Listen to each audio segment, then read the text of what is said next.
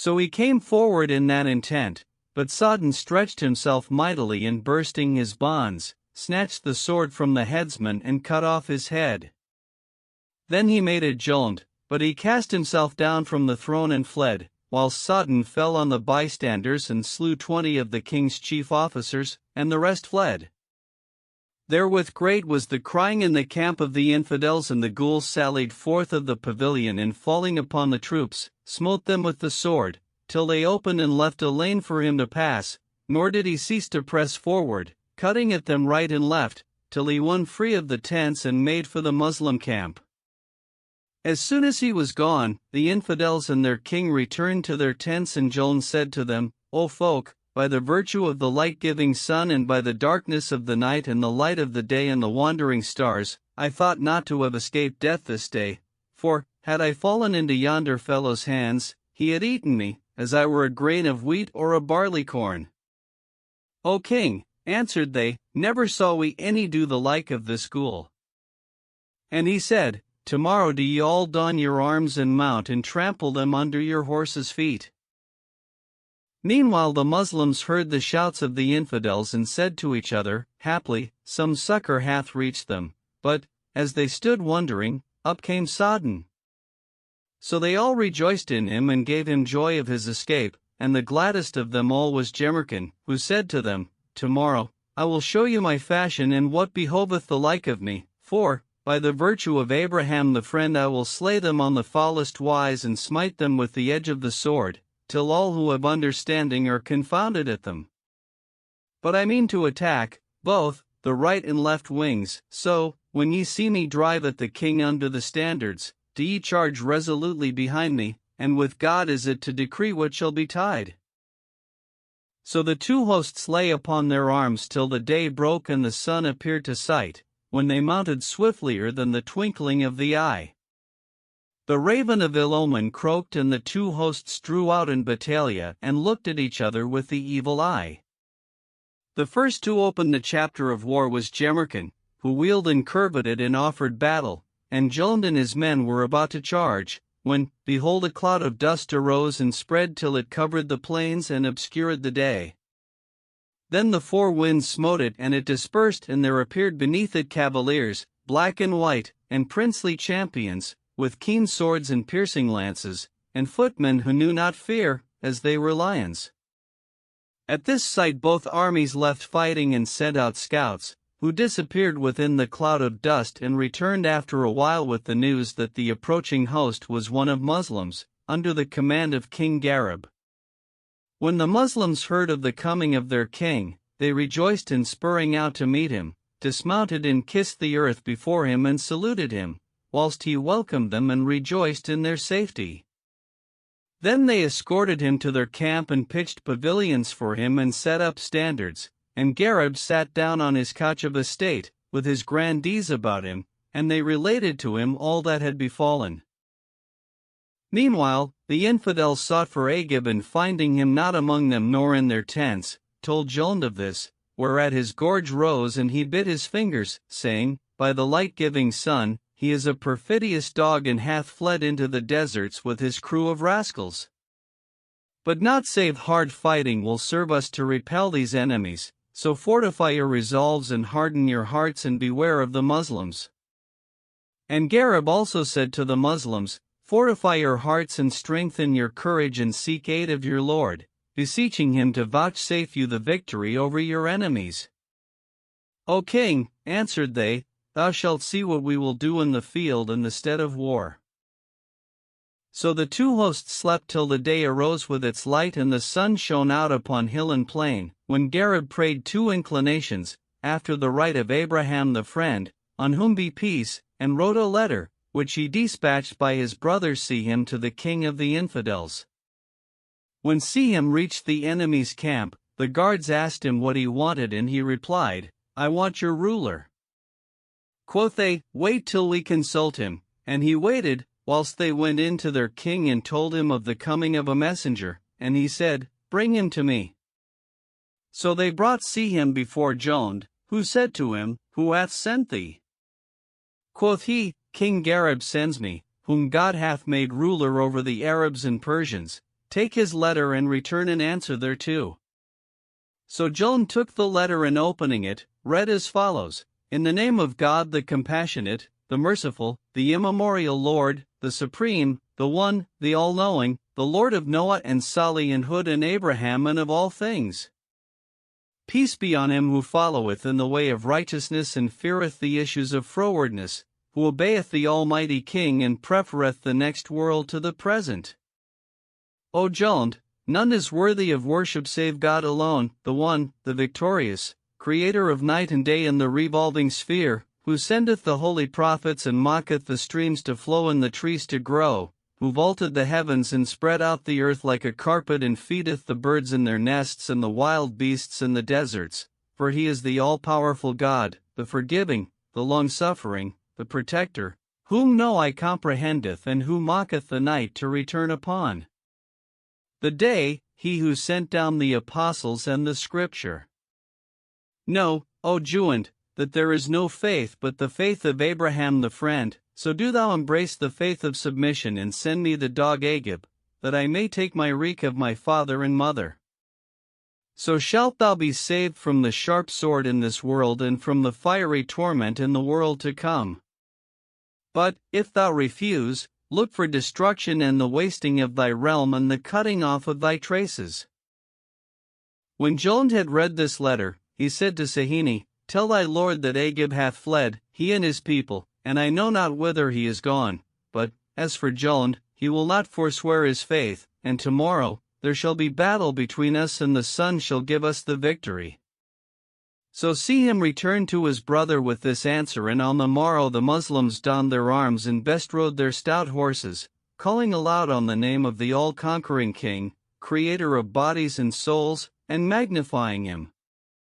The drums beat to battle, till the earth trembled, and all the lordly warriors and doughty champions sought the field. The first to open the chapter of battle was Jemerkin, who spurred his charger into the midfield and played with sword and javelin, till the understanding were amazed, after which he cried out, saying, Who is for jousting, who is for fighting? Let no sluggard nor weakling come out to me today. I am he who slew Korjan ben Jolnd, who will come forth to avenge him? When Jolnd heard the name of his son, he cried out to his men, saying, O sons of whores, bring me yonder horseman who slew my son, that I may eat his flesh and drink his blood. So 100 fighting men ran at Jemerkin, but he slew the most part of them and put their chief to flight, which when Jolnd saw, he cried out to his men, saying, Charge upon him, all at once. So the two hosts drove at one another and met in the midfield, like two seas clashing together. The yeoman's sword and spear wrought havoc, and breasts and bellies were cloven, whilst the two armies saw the angel of death face to face, and the dust of the battle rose up to the confines of the sky. Ears were deaf and tongues mute, and death came on from every side, whilst the valiant stood fast and the faint heart turned to flee, and they ceased not from the battle till ended day, when the drums beat the retreat and the two hosts drew apart and returned, each to its tent.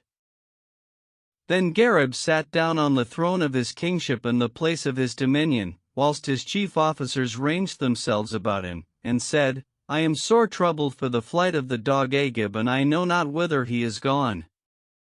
Except I overtake him and take my wreak of him, I shall die of despite. Whereupon Sihim came forward and kissing the earth before him, said, O king, I will go to the army of the infidels and find out what is come of the perfidious dog Agib. Go, answered Gareb, and learn the truth regarding the hog. So Sihim disguised himself in the habit of the infidels and became as he were of them. Then, making for the enemy's camp, he found them all asleep, drunken with war and battle, and only the guards awake. Presently he came to the king's pavilion, where he found Jolnd asleep and unattended, so he made him smelt a powdered henbane, and he became as one dead. Then Sihim went out and took a mule, and wrapping the king in the coverlet of his bed, laid him on her back, after which he threw a mat over him and led the mule to the Muslim camp. When he came to Gareb's pavilion and would have entered, the guards knew him not and forbade him entrance, saying, Who art thou? He laughed and uncovered his face, and they knew him and admitted him. When Gareb saw him, he said, "What hast thou there, O see him?" "O king," answered he, "this is Jolnd ben Kirker." Then he uncovered him, and Gareb knew him and said, "Arouse him, O see him." So he made him smell to vinegar and frankincense, and he cast the henbane from his nostrils, and opening his eyes, found himself among the Muslims, whereupon, "What is this foul dream?" quoth he, and closing his eyes again, would have slept, but Sehem dealt him a buffet, saying, "Open thine eyes, O accursed one." So he opened them and said, "Where am I?" Quoth Sehem, "Thou art in the presence of Gareb ben Kundamir, king of Iraq." When Jolnd heard this, he said, "O king, I am at thy mercy. Know that I am not at fault, but that he who made us come forth to fight thee was thy brother, who embroiled us with thee and fled." "Knowest thou whither he is gone?" asked Gareb. "No, by the light-giving sun," replied Jolnd, "I know not." Then Gareb bade lay him in bonds and set guards over him, whilst each captain returned to his own tent, and amongst the rest Jemerkin, who said to his men, "O sons of my uncle, I purpose this night to do a deed wherewith I may whiten my face with King Gareb." "Do what pleases thee," answered they, "we hearken and obey thy commandment." Quoth he, "Arm yourselves and disperse about the infidels' camp, muffling your steps, so that the very ants shall not beware of you, and when you hear me magnify God, do ye the like and cry out, saying, God is most great, and hold back and make for the gate of the city, and we seek aid from God the Most High." So the folk armed themselves cap a pie and waited till midnight, when they dispersed about the enemy's camp and waited till Jemerkin smote his target with his sword and shouted, "God is most great." Whereupon they all cried out the like, till valley and mountain and hill and sands and ruins rang again with the noise. The infidels awoke in dismay and tell upon one another, and the sword went round amongst them, but the Muslims held aloof and made for the gate of the city, where they slew the warders and entering, made themselves masters of the town, with all that was therein of treasure and women and children. Meanwhile, Gareb, hearing the noise and clamor of God is most great, mounted with all his troops and sent Sehem on in advance. When the latter came near the field of battle, he saw that Jemerkin had fallen upon the infidels with the Banu Amir by night and made them drink the cup of death. So he returned and told his brother, who called down blessings on Jemerkin. And the infidels ceased not to smite each other mightily with the sharp sword, till the day rose and lighted up the land, when Gareb cried out to his men, saying, Charge, O ye noble, and win the favor of the all-knowing king.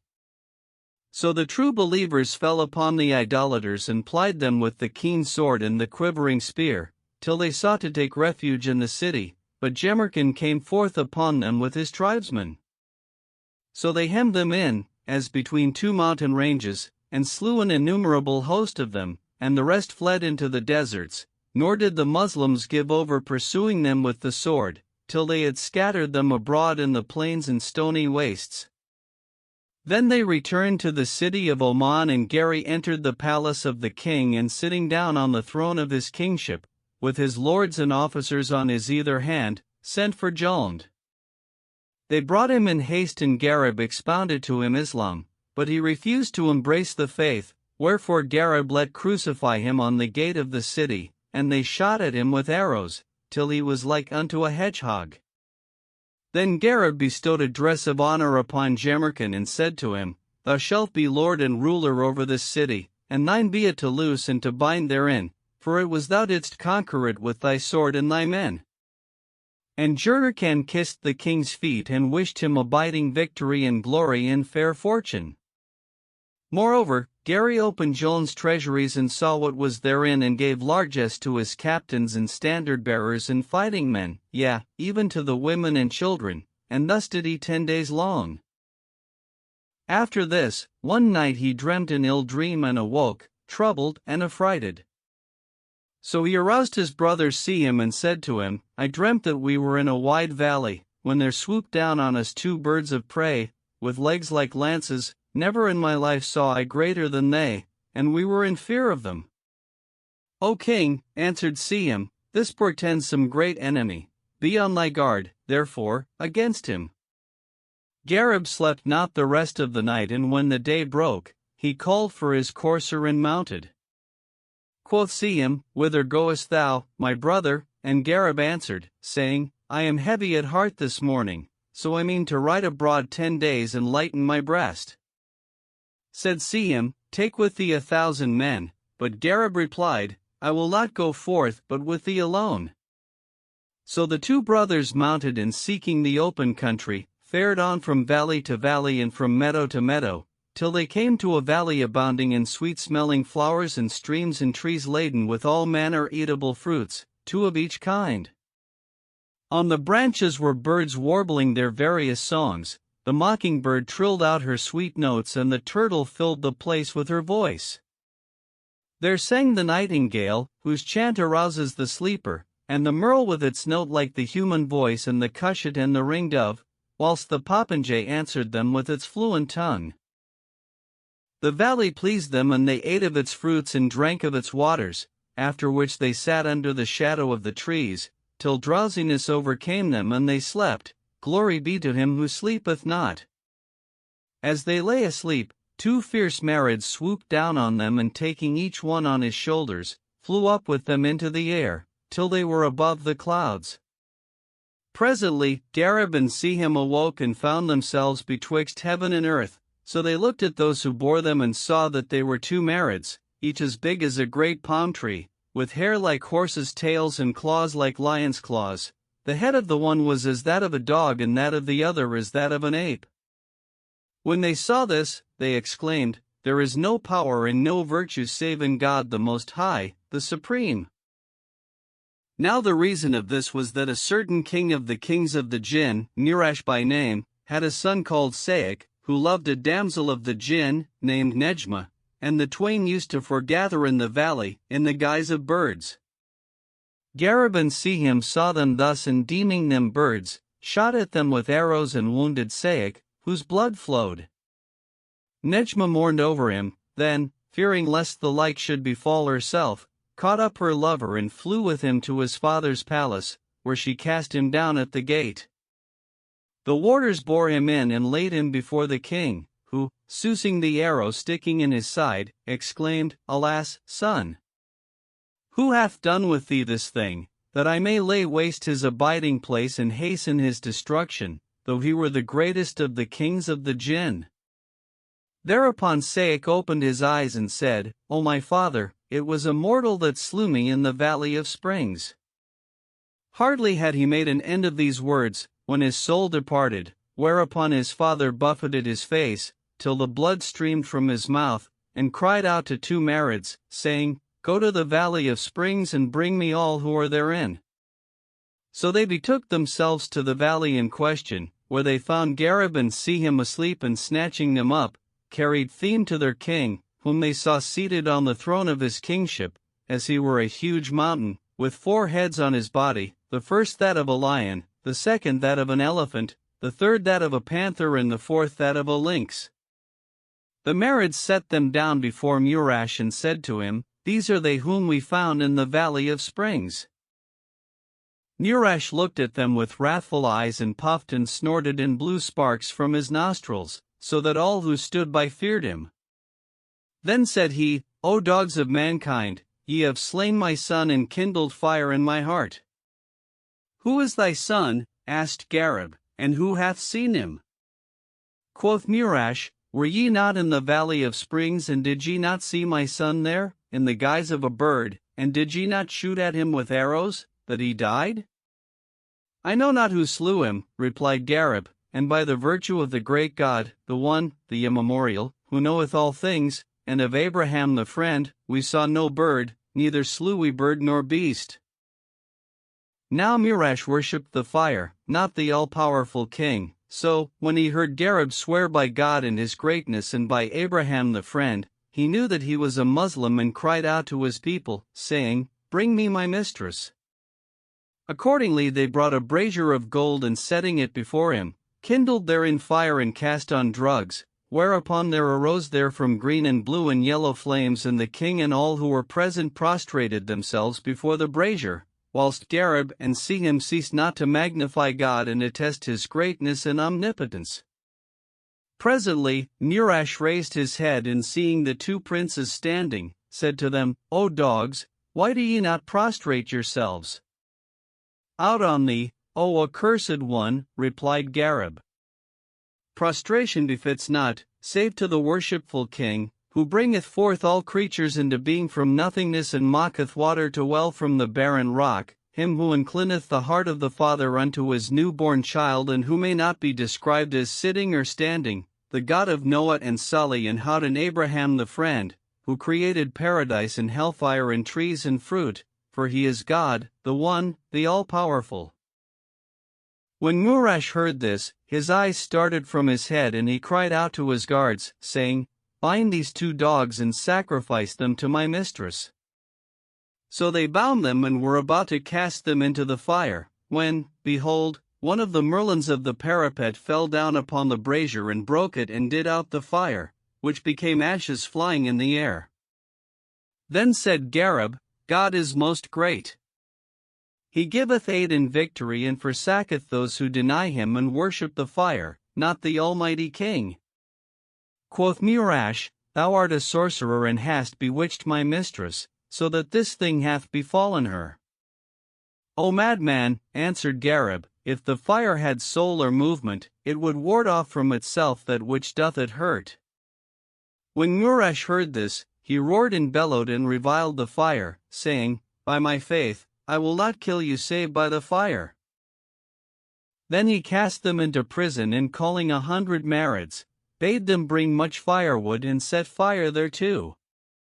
So they brought great plenty of wood and made a huge fire, which flamed up mightily till the morning, when Murash mounted an elephant, bearing on its back a throne of gold set with jewels, and the tribes of the jinn gathered about him, in their various kinds. Then they brought in Gareb and Sihim, who, seeing the flaming of the fire, sought help of the one God, the all-conquering creator of night and day, him who is mickle of might, whom no sight comprehendeth, but who comprehendeth all sights, for he is the subtle, the all-knowing, and they ceased not to solicit him, till, behold, a cloud arose from west to east, and pouring down showers of rain, like the swollen sea, quenched the fire. When the king saw this, he was affrighted, he and his troops, and entered the palace, where he turned to his vizier and grandees and said to them, How say ye of these two men? O king, answered they, were they not in the right, this thing had not befallen the fire, wherefore we say that they speak sooth.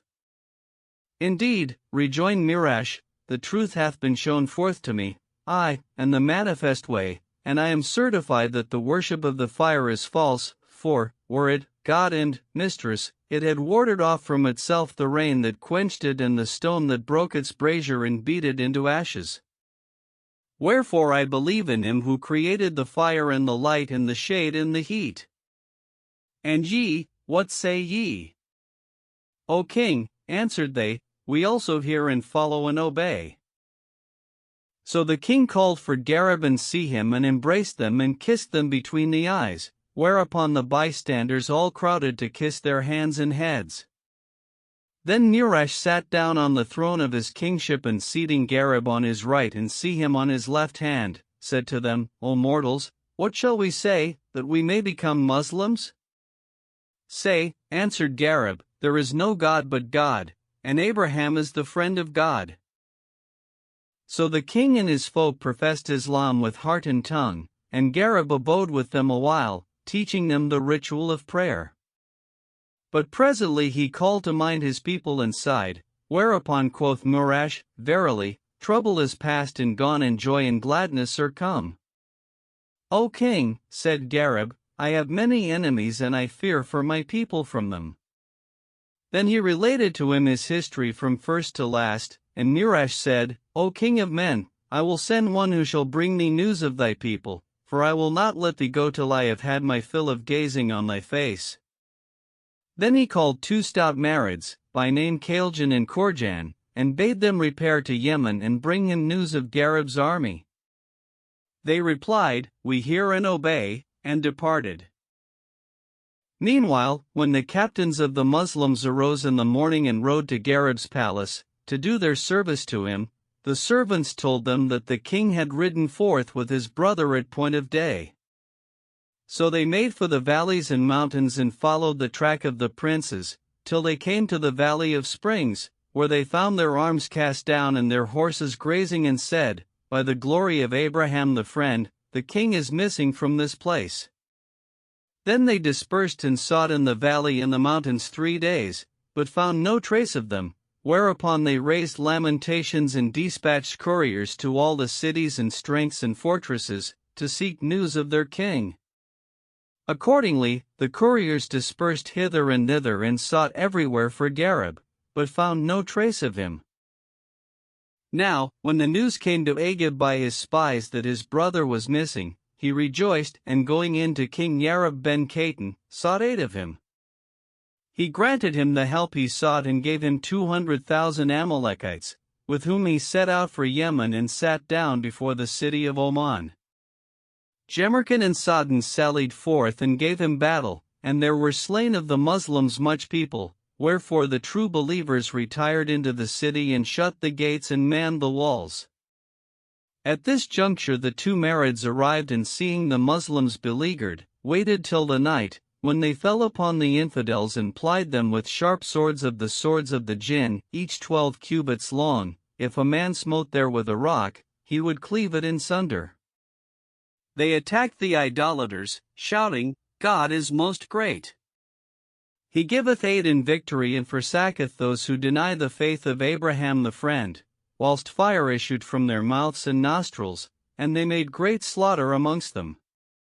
Thereupon the infidels ran out of their tents, and seeing these strange things, were confounded, and their flesh shuddered and their reason fled. So they snatched up their arms and fell on each other, whilst the Marids shore off their heads, as a reaper cuts grain, crying, "God is most great. We are the henchmen of King Garib, the friend of Murash, king of the jinn."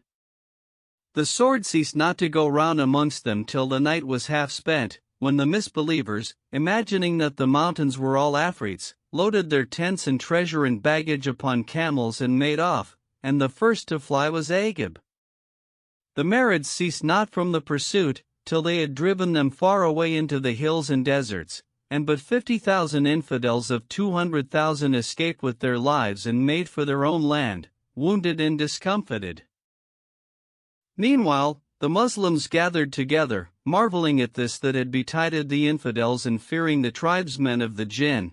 But presently the latter returned and said to them, "O host of the Muslims, your lord King Garib and his brothers see him salute you. They are the guests of Murash, king of the jinn, and will be with you anon." When Garib's men knew that he was safe and well, they rejoiced greatly and said to the Marids, "May God rejoice you with good news, O noble spirits." So Korjan and Kailjan returned to Murash and Garib and acquainted them with that which had happened, whereat Garib's heart was set at ease, and he said, "May God abundantly requite you." Then said King Murash, "O my brother, I have a mind to show thee our country and the city of Japhet son of Noah, on whom be peace." "O king," replied Garib, "do what seemeth good to thee." So he called for horses, and mounting, he and Garib and Sihim, set out with 1,000 Marids, as they were a piece of a mountain cut endlong. They fared on, diverting themselves with the sight of valleys and mountains, till they came to the city of Japhet son of Noah, on whom be peace, where the townsfolk all, great and small, came forth to meet King Murash and brought them into the city in great state. Then Murash went up to the palace of Japhet son of Noah and sat down on the throne of his kingship, which was of alabaster, 10 stages high, hung with all manner colored silks and trellised with wands of gold. The people of the city stood before him, and he said to them, "O descendants of Japhet, what did your fathers and grandfathers worship?" Quoth they, "We found them worshipping the fire and followed their example, as thou well knowest." "O folk," rejoined Murash, "it hath been manifested to us that the fire is but one of the creatures of God the Most High, creator of all things, and when we knew this, we submitted ourselves to God, the One, the all-powerful maker of night and day and the revolving sphere, whom no sight comprehendeth, but who comprehendeth all sights, for he is the subtle, the all-wise. So do ye likewise, and ye shall be saved from the wrath of the Almighty and from the fiery torment in the world to come. And they embraced Islam with heart and tongue. Then Murash took Garib by the hand and showed him the palace and its ordnance and all the marvels it contained, till they came to the armory, wherein were the arms of Japhet son of Noah. Here Garib saw a sword hanging to a peg of gold and said, O king, whose sword is that? Quoth Murash, It is the sword of Japhet son of Noah, wherewith he was wont to do battle against men and jinn. The sage Jordan forged it and graved on its back names of might. It is named El-Mahik, for that it never descends upon a man, but it annihilates him, nor upon a genie, but it crushes him, and it one smote there with a mountain, it would overthrow it. When Garib heard tell of the virtues of the sword, he said, I desire to look on this sword, and Murash said, As thou wilt. So Garib put out his hand and taking the sword, drew it from its sheath, whereupon it flashed and death crept and glittered on its edge, and it was 12 spans long and 3 broad. Now Garib wished to take it, and Murash said, If thou canst wield it, take it. It is well, answered Garib, and took it up, and it was in his hand as a staff, wherefore all who were present, men and jinn, marveled and said, Well done, O Prince of Cavaliers. Then said Murash, Lay thy hand on this treasure, that the kings of the earth sigh for in vain, and mount, that I may show thee the city. Then they took horse and rode forth the palace, with jinn and men attending them on foot, and passed through the streets and thoroughfares of the town, threading their way through ranks of palaces and deserted mansions and gilded doorways, till they issued from the gates and entered gardens full of fruit-laden trees and running waters and birds speaking and celebrating the praises of him to whom belong power and eternity. Nor did they cease to take their pleasance in the land till nightfall. When they returned to the palace of Japhet son of Noah, and they brought them the table of food. So they ate, and Garib turned to the king of the jinn and said to him, O king, I would fain return to my people and my troops, for I know not their plight after me. By Allah, O my brother, answered Murash, I will not part with thee for a full month, till I have had my fill of thy sight. Garib could not say him nay, so he abode with him in the city of Japhet, eating and drinking and making merry, till the month was up, when Murash clad him and see him in dresses of honor of golden woven silk and set on Garib's head a crown jeweled with pearls and diamonds of inestimable value. Moreover, he gave him great store of presents of emeralds and balas, rubies and diamonds and other jewels and ingots of gold and silver and ambergris and musk and brocaded silks and other rarities and things of price. All these he made up into loads for him, and calling 500 Marids, said to them, Make ready to set out on the morrow, that we may bring King Garib and see him back to their own country. And they answered, saying, We hear and obey. So they passed the night in the city, purposing to depart on the morrow, but, next morning, as they were about to set forth, they espied a great host advancing upon the city, with horses neighing and drums beating and trumpets sounding, to the number of 70,000 Marids, flying and diving, under a king called Burkan, and the earth was filled with them. Now this Burkan was lord of the city of Cornelian and the castle of gold, and under his rule were 5 strongholds, in each 500,000 Marids, and he and his people worshipped the fire, not the omnipotent king. He was the son of Murash's father's brother, and the cause of his coming was on this wise. It chanced that there was among the subjects of King Murash a misbelieving Marid, who professed Islam hypocritically, and he stole away from his people and made for the valley of Cornelian, where he went in to King Burkan, and kissing the earth before him, wished him abiding glory and fair fortune. Then he told him of Murash's conversion to Islam, and Burkan said, How came he to forsake his faith? So the rebel told him what had passed, and Burkan snorted and puffed and railed at the sun and the moon and the sparkling fire, saying, By the virtue of my faith, I will surely slay my cousin and his people and this mortal, nor will I leave one of them on life. Then he cried out to the tribes of the Jinn, and choosing of them 70,000 Marids, set out and fared on till he came to the city of Japhet and encamped before its gates. When Murash saw this, he dispatched a Marid to learn what the stranger host wanted, bidding him return in haste.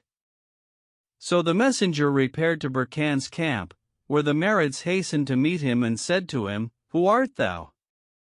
Quoth he, "I bear a message from King Murash," whereupon they carried him into Burkan, before whom he prostrated himself, saying, "O my lord, my master hath sent me to thee, to know what brings thee hither."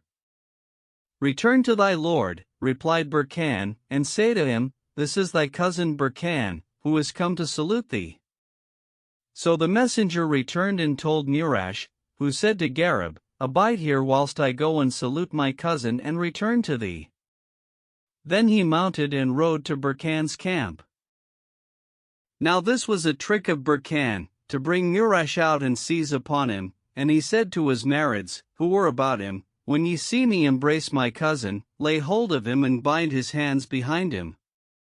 And they answered, saying, "We hear and obey." So, when Murash came up and entered Burkan's pavilion, the latter rose to him and embraced him, whereupon the Jinn fell upon Murash and seized him and bound him. He looked at Burkan and said, "What manner of thing is this?" Quoth Burkan, "O dog of the Jinn, wilt thou leave the faith of thy fathers and grandfathers and enter a faith thou knowest not?" "O son of my uncle," rejoined Murash, "indeed I have found the faith of Abraham the friend to be the true faith and all other than it vain." "And who told thee of this?" asked Burkan. "Gareb, king of Iraq," answered Murash, "whom I hold in the highest honor."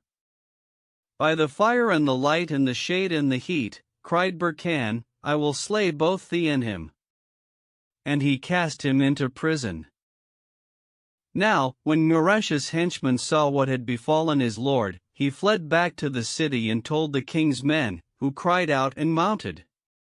Quoth Gareb, "What is to do?" And they told him what had passed, whereupon he cried out to see him, saying, "Saddle me one of the chargers that King Murash gave me." "O my brother," said Sihim, "wilt thou do battle with the Jinn?" "Yes," answered Gareb, "I will fight them with the sword of Japhet son of Noah, seeking help of the God of Abraham the friend, on whom be peace, for he is Lord and Creator of all things." So Sihim saddled him a sorrel horse of the horses of the Jinn, as he were a castle, and he armed and mounting, rode out with the tribes of the Jinn, aimed Kapapai. Then Burkan and his host mounted also, and the two hosts drew cut in battalia in face of one another. The first to open the chapter of war was Gareb, who spurred his charger into the midfield and drew the enchanted sword, whence issued a glittering light, that dazzled the eyes of all the Jinn and struck terror to their heart. Then he played with the sword, till their wits were amazed, and cried out, saying, "God is most great! I am Gareb, king of Iraq. There is no faith save the faith of Abraham the friend." When Burkan heard Gareb's words, he said, "This is he who seduced my cousin from his faith, so, by the virtue of my faith, I will not sit down on my throne till I have cut off the head of this Gary and made an end of his life and forced my cousin and his people back to their faith, and whoso balketh me, I will destroy him." Then he mounted a paper-white elephant, as he were a tower plastered with gypsum, and goaded him with a pike of steel, whereupon the elephant trumpeted and made for the middle of the field. When Burkan drew near Gary, he cried out to him, saying, "O dog of mankind, what made thee come into our land, to debauch my cousin and his people and pervert them from one faith to another? Know that this day is the last of thy worldly days." And Gareb answered, saying, "Avaunt, O vilest of the Jinn." Therewith Barine drew a javelin and poising it in his hand, cast it at Gareb, but it missed him. So he threw a second javelin at him, but Gareb caught it in mid-air and hurled it at the elephant.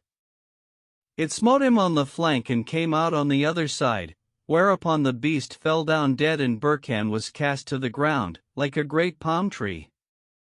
Before he could stir, Gareb smote him with the sword of Japhet flatlings on the nape of the neck, and he fell down in a swoon, whereupon the Marids swooped down on him and bound him. When Burkan's people saw their king a prisoner, they drove at the others, seeking to rescue him, but Gareb and the true-believing jinn fell upon them, and bravo for Gareb. Indeed that day he pleased God who answereth prayer, and slaked his vengeance with the enchanted sword.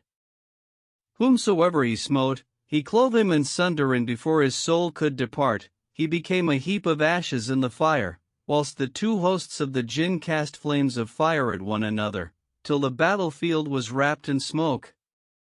And Gareb tourneyed right and left among the infidels, and they gave way before him, till he came to King Burkan's pavilion, with Kailjan and Korjan on his either hand, and cried out to them, saying, Loose your lord.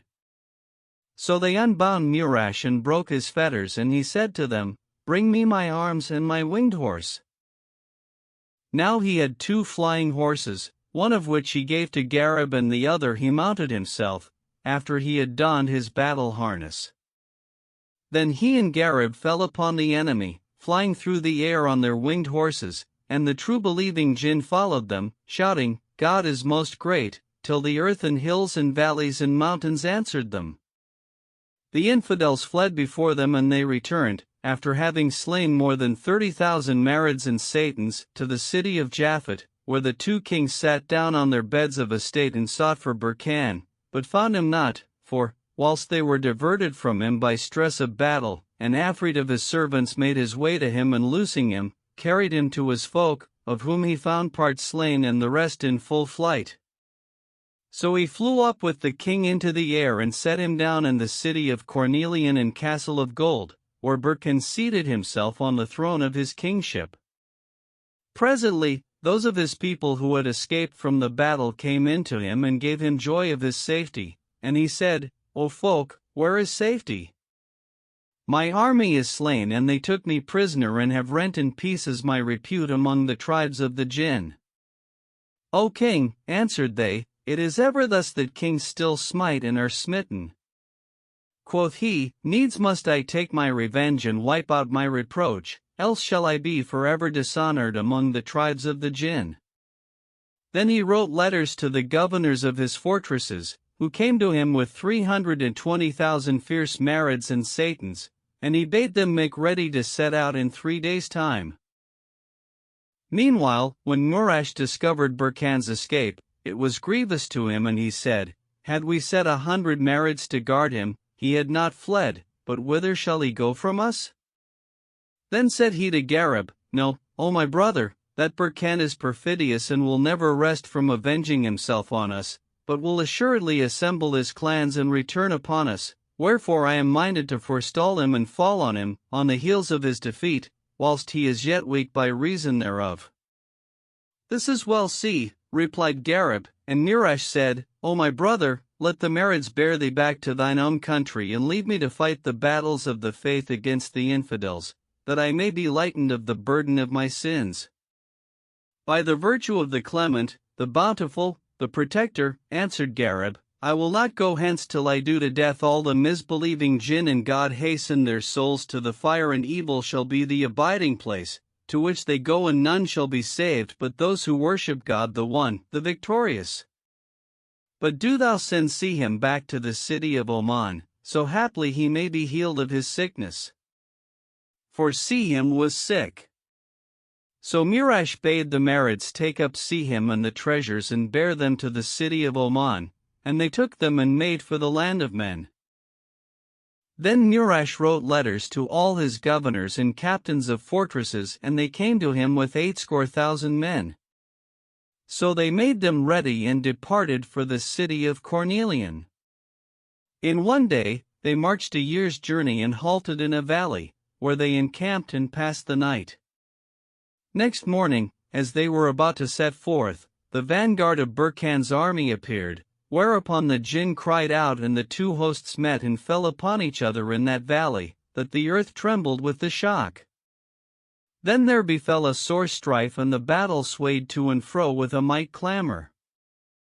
Jest gave place to earnest, and there was an end of parley, whilst long lives were cut short, and trouble and confusion befell the unbelievers, for Darab charged them, proclaiming the unity of God, the worshipful, the exalted, and shore through necks and made heads roll in the dust, nor did the dark betide before nigh 70,000 of the infidels were slain, and of the true believers over 10,000 Marids had fallen. Then the drums beat the retreat, and the two hosts drew apart. So Gareb and Murash returned to their tents, after they had wiped their arms, and the evening meal being set before them, they ate and gave each other joy of their safety. As for Burkan, he returned to his tent, grieving for the slaughter of his champions, and said to his officers, "If we abide here and do battle thus with them, we shall be cut off to the last man in 3 days' time." Quoth they, "And how shall we do, O king?" "We will fall upon them under cover of the night," said Burkan, "whilst they sleep, and not one of them shall be left to tell the tale. So take your arms, and when I give the word of command, fall on your enemies as one man." Now there was amongst them a Marid named Jendel, whose heart inclined to Islam, so, when he heard the invidious plot, he stole away from them, and going in to King Murash and King Gareb, told them what Burkan had devised, whereupon Murash turned to Gareb and said to him, "O my brother, what shall we do?" Quoth Gareb, "Tonight we will fall upon the infidels and chase them into the mountains and deserts, if it be the will of the omnipotent king." Then he summoned the captains of the jinn and said to them, "Arm yourselves, you and your men, and as soon as it is dark, steal out of your tents on foot and hide among the mountains, and when ye see the enemy engaged among the tents, do ye fall upon them from all quarters? Strengthen your hearts and put your faith in your Lord, and ye shall conquer, and behold, I am with you." So, as soon as it was dark, the infidels attacked the camp, invoking the aid of the light and the fire, but, when they came among the tents, the Muslims fell upon them, calling for help on the Lord of the worlds and saying, "O most merciful of those that show mercy, O Creator of all created things," till they left them like mown grass, cut down and dead.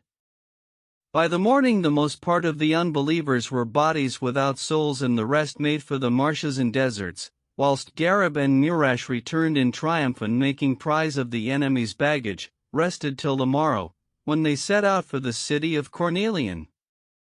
As for Burkan, when he saw that the battle had turned against him and that the most part of his men were slain, he fled with the remnant of his folk to his capital city, where he entered his palace, and assembling his tribes, said to them, "O folk, whoso hath aught of price, let him take it and follow me to the mountain Caf, to the Blue King, lord of the party-colored palace, for he it is who shall avenge us." So they took their women and children and goods and made for the mountain Caf.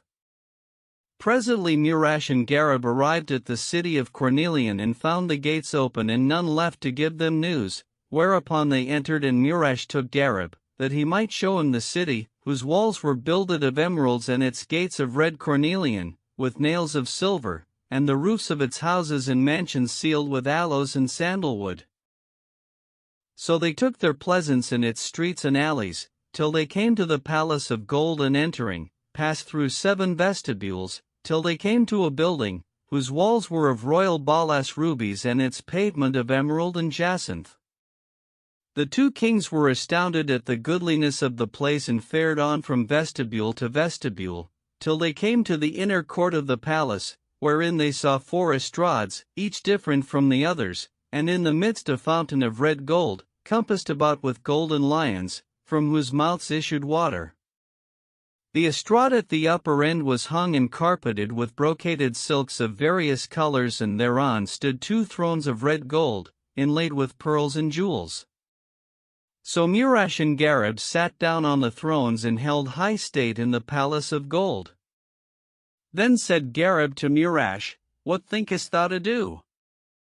And Murash answered, saying, "O king of men, I have dispatched 100 horse to learn where Burkan is, that we may pursue him."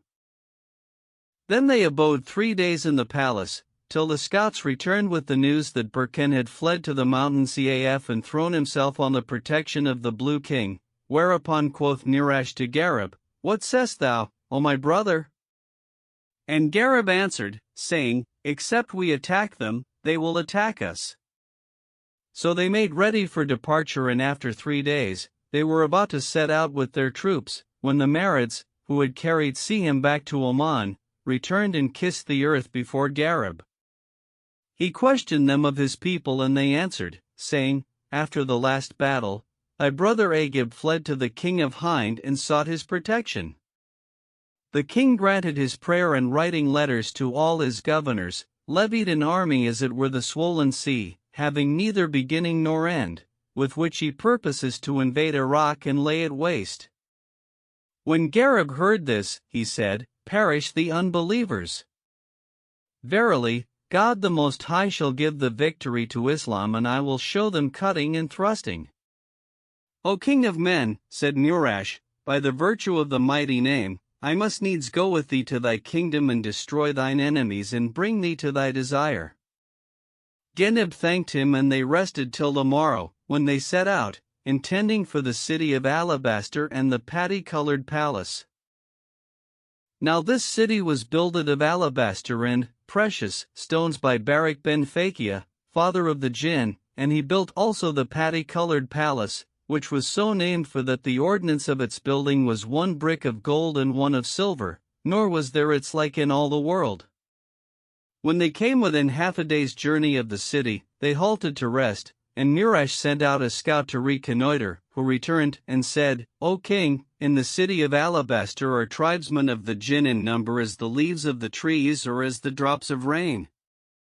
So Murach said to Gareb, How shall we do, O king of men? O king, answered he, divide your men into 4 bodies and encompass the camp of the infidels with them. Then, in the middle of the night, let them cry out, saying, God is most great, and hold aloof and watch what happens among the tribes of the Jinn. So Murach did as Gareb counseled, and the troops waited till midnight, when they cried out, saying, God is most great. Ho for the faith of Abraham the friend, on whom be peace. The unbelievers awoke in a fright, and snatching up their arms, fell upon each other till the morning, when the most part of them were dead men and but few remained. Then Gareb cried out to the true believers, saying, Up and at the remnant of the infidels. Behold, I am with you, and God is your helper. So the Muslims drove at the enemy, and Gareb drew his sword El-Mahik and fell upon the foe, cutting off noses and sending heads flying. Presently he came up with Burkan and smote him and bereft him of life, and he fell down, drenched in his blood. All likewise he did with the Blue King, and by the forenoon not one of the infidels was left alive to tell the tale. Then Gareb and Murach entered the paddy-colored palace and found its walls builded of alternate courses of gold and silver, with sills of crystal and keystones of emerald. In its midst was a fountain adorned with bells and pendants and figures of birds and beasts vomiting forth water, and thereby an estrade furnished with gold-brocaded silks, with borders of gold embroidered with jewels, and they found the treasures of the palace past count or description. Then they entered the inner court, where they found a magnificent seraglio, and Gareb saw, among the Blue King's women, a girl clad in a dress worth 1,000 dinars, never had he beheld a goodlier. About her were 100 slave girls, holding up her skirts with hooks of gold, and she was in their midst as the moon among stars. When he saw her, his reason was confounded, and he said to one of the waiting women, Who is yonder damsel? Quoth they, This is the Blue King's daughter, Morning Star. Then Gareb turned to Murach and said to him, O king of the Jinn, I have a mind to take yonder damsel to wife. Quoth Murach, The palace and all that therein is are the prize of thy right hand, for, hadst thou not devised a stratagem to destroy the Blue King and Burkan, they had cut us off to the last man, wherefore the treasure is thy treasure and the people thy slaves. Gareb thanked him for his fair speech, and going up to the girl, gazed steadfastly upon her and loved her with an exceeding love, forgetting Fakrtaj and Mediyet. Now her mother was the king's daughter of China, whom the Blue King had carried off from her palace and deflowered, and she conceived by him and bore this girl, whom he named Morning Star, by reason of her beauty and grace, for she was the princess of the fair. Her mother died when she was a babe of 40 days, and the nurses and eunuchs reared her, till she reached the age of 17, but she hated her father and rejoiced in his death. So Gareb put his hand in hers and went into her that night and found her a virgin. Then he pulled down the party-colored palace and divided the spoil with the true-believing jinn, and there fell to his share 120,000 bricks of gold and silver and money and treasure beyond count. Then Murash took Gareb and showed him the mountain Caf and all its marvels, after which they returned to Burkan's fortress and dismantled it and shared the spoil thereof. Then they returned to Murash's capital, where they abode 5 days, at the end of which time Gareb sought to go to his own country, and Murash said, O king of men, I will ride at thy stirrup and bring thee to thine own land. Nay, by the virtue of Abraham the friend, answered Gareb, I will not suffer thee to weary thyself thus, nor will I take any of the jinn save Pigeon and Korjan. Quoth the king, Take with thee 10,000 horsemen of the jinn, to serve thee. But Gareb said, I will take only as I said to thee. So Murash bade 1,000 Marids take him up and carry him to his native land, with his share of the spoil, and he commanded Pigeon and Korjan to follow him and obey him, and they answered, We hear and obey. Then said Gareb to the Marids, Do ye carry the treasure in Morning Star? For he himself thought to ride his flying charger.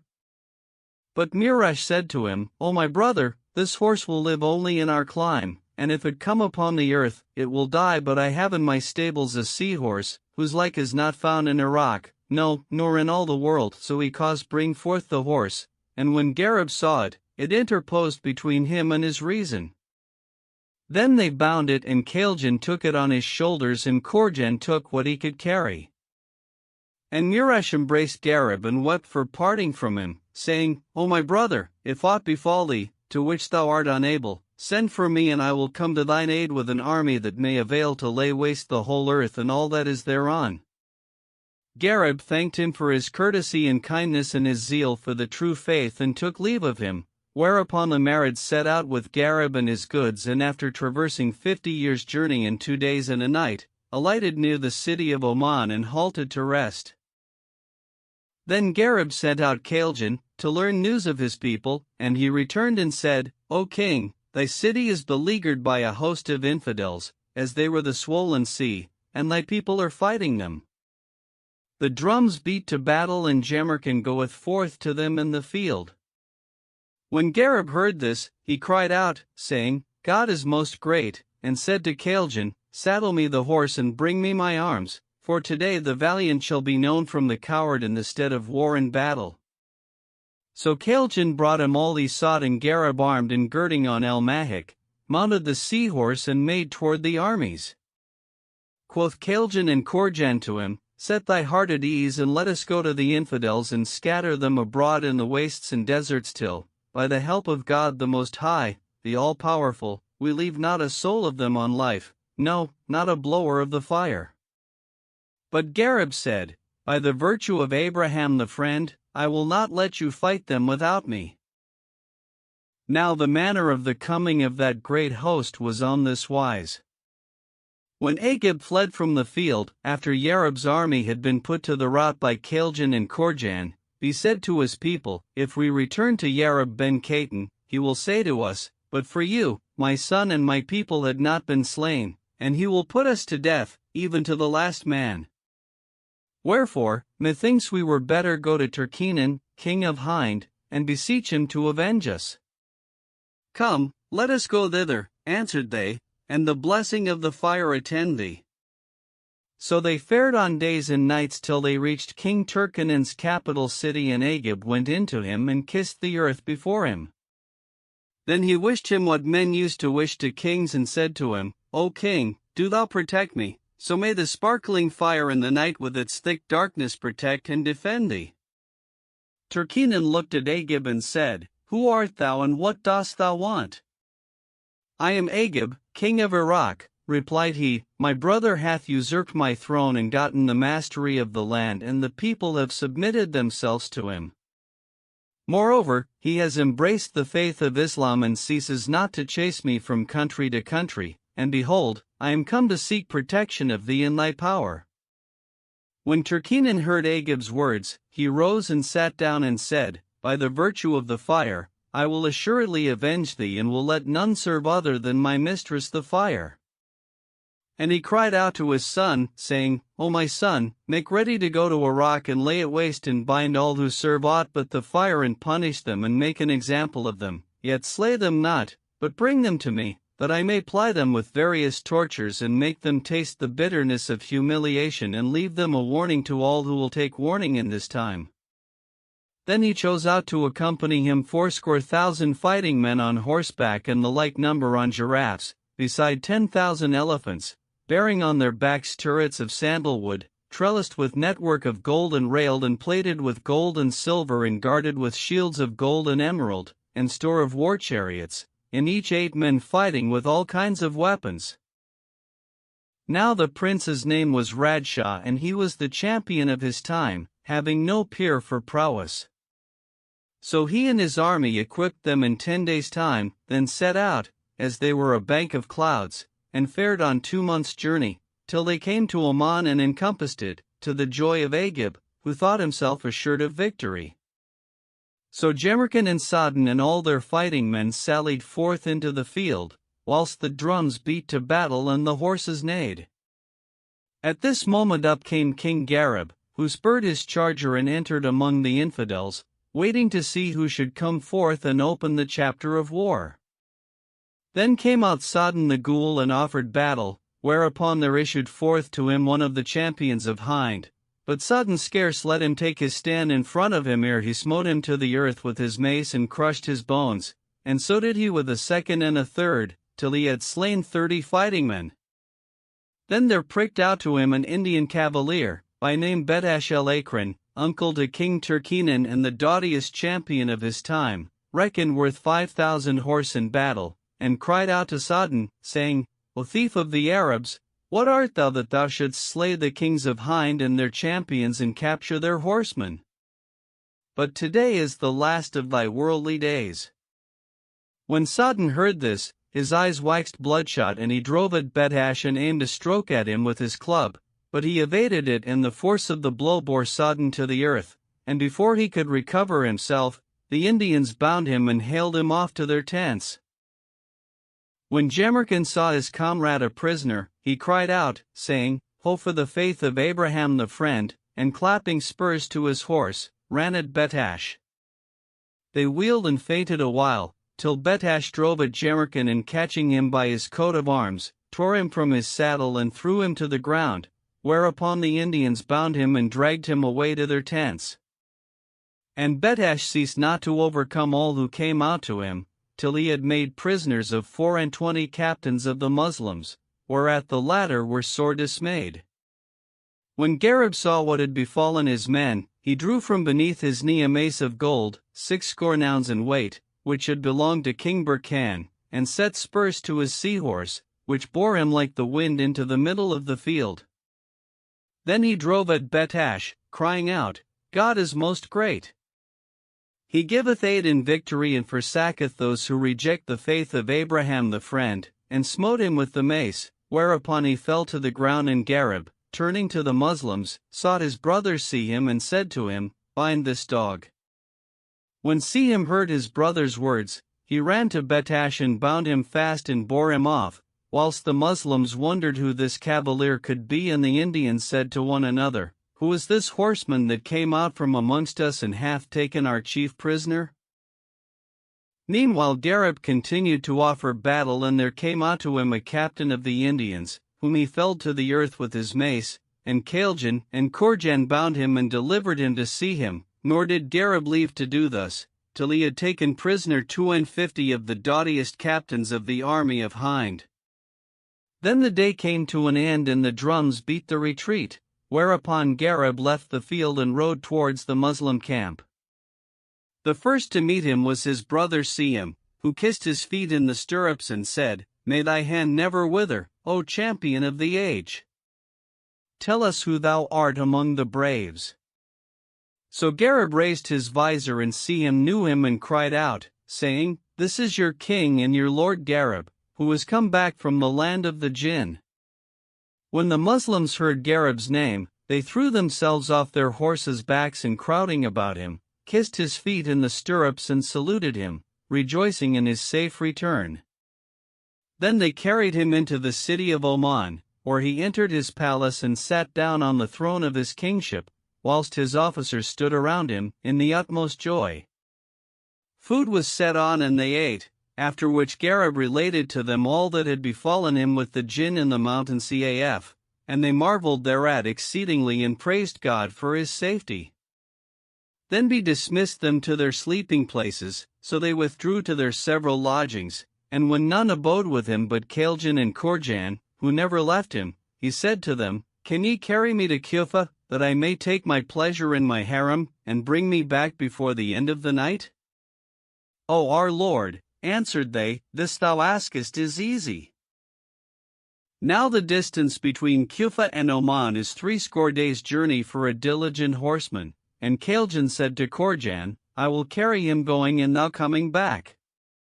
So he took up Gareb and flew off with him, in company with Korjan, nor was an hour passed before they set him down at the gate of his palace in Kufa. He went in to his uncle Damai, who rose to him and saluted him, after which quoth Gareb, How is it with my wives Morning Star and Mediyat? And Damai answered, saying, They are both well and in good case. Then the eunuch went in and acquainted the women of the harem with Gareb's coming, whereat they rejoiced and raised cries of joy and gave him the reward for good news. Presently in came Gareb, and they rose and saluting him, conversed with him, till Damai entered, when Gareb related to them all that had befallen him in the land of the Jinn, whereat they all marveled. Then he lay with Morning Star till near daybreak, when he took leave of his uncle and wives and mounted Kurjan's back, nor was the darkness dispelled before the two Marids set him down in the city of Oman. Then he and his men armed and he bade open the gates, when, behold, up came a horseman from the host of the Indians, with Jamrkan and Sa'dan and the rest of the captives, whom he had delivered, and committed them to Gareb. The Muslims rejoiced in their safety and the drums beat a point of war, whilst the two hosts drew out in battle array. The first to open the chapter of war was Gareb, who drove his charger between the two ranks and drawing his sword al-Mahik, cried out, saying, Whoso knoweth me hath enough of my prowess and whoso knoweth me not, I will make myself known to him. I am Gareb, king of Iraq and Yemen, brother of Agib. When Radshah heard this, he cried out to his guards, saying, Bring me Agib. So they brought him and Radshah said to him, Thou knowest that this quarrel is thy quarrel and thou art the cause of all this slaughter. Now yonder stands thy brother Gareb amiddleward the field, go thou out to him and bring him to me prisoner, that I may set him on a camel, face to tail, and make a show of him and carry him to the land of Hind. O king, answered Agib, send out to him other than I, for I am in ill case this morning. But Radshah puffed and snorted and said, By the virtue of the sparkling fire and the light and shade and heat, except thou go out to thy brother and bring him to me in haste, I will cut off thy head and make an end of thee. So Agib took courage and spurring his horse up to his brother in midfield, said to him, O dog of the Arabs and vilest of all who smite upon tent pegs, wilt thou contend with kings? Take what cometh to thee and receive the tidings of thy death. When Gareb heard this, he said to him, Who art thou among the kings? And Agib answered, saying, I am thy brother, and today is the last of thy worldly days. When Gareb was assured that he was indeed his brother Agib, he cried out and said, Ho, to avenge my father and mother. Then giving his sword to Kaljan, he drove at Agib and smote him with his mace a swashing blow, that all but beat in his ribs, and seizing him by the neck rings, tore him from the saddle and cast him to the ground, whereupon the Marids fell on him and binding him fast, dragged him off, abject and humiliated, whilst Gareb rejoiced in the capture of his enemy and repeated the following verses of the poet. I have won to my wish and the end of a phrase, unto thee, O my Lord, be the thanks and the praise. I grew up, uncared for and abject and poor, but God hath vouchsafed me the aim of my ways. I have conquered the lands, I have mastered the folk, but for thee, I were nothing, O Ancient of Days. When Radshah saw how Agib fared with his brother, he called for his charger and donning his harness and coat of arms, mounted and pricked out into the field. As soon as he drew near Gareb, he cried out to him, saying, O vilest of Bedouin faggot-bearers, who art thou, that thou shouldst capture kings and warriors? Dismount and put thy hands behind thy back and kiss my feet and set my warriors free and go with me in chains to my kingdom, that I may pardon thee and make thee an elder in our country, so mayst thou eat a morsel of bread there. When Gareb heard this, he laughed till he fell backward and answered, saying, O raging dog and scurvy wolf, thou shalt soon see against whom the shifts of fate will turn. Then he cried out to see him to bring him the prisoners, so he brought them, and Gareb smote off their heads, whereupon Radshah drove at him, with the onslaught of a lordly champion and a fierce warrior, and they wheeled and feinted and hewed at each other till nightfall, when the drums beat the retreat and the two kings returned, each to his own place, where his people gave him joy of his safety. And the Muslims said to Gareb, O king, it is not of thy wont to prolong a fight. O folk, answered he, I have done battle with many kings and champions, but never saw I a sturdier swordsman than this one. Had I chosen to draw El-Mahik upon him, I had crushed his bones and made an end of his days, but I went about with him, thinking to take him prisoner and give him part in Islam. Meanwhile, Radshah returned to his pavilion, where his chiefs came in to him and asked him of his adversary, and he said, By the sparkling fire, never in my life saw I the like of yonder warrior. But tomorrow I will take him prisoner and lead him away, abject and humbled. Then they slept till daybreak, when the drums beat to battle and the fighting men girt on their scimitars and mounting their stout horses, raised their war cries and drew out into the field, filling all the hills and plains and wide places.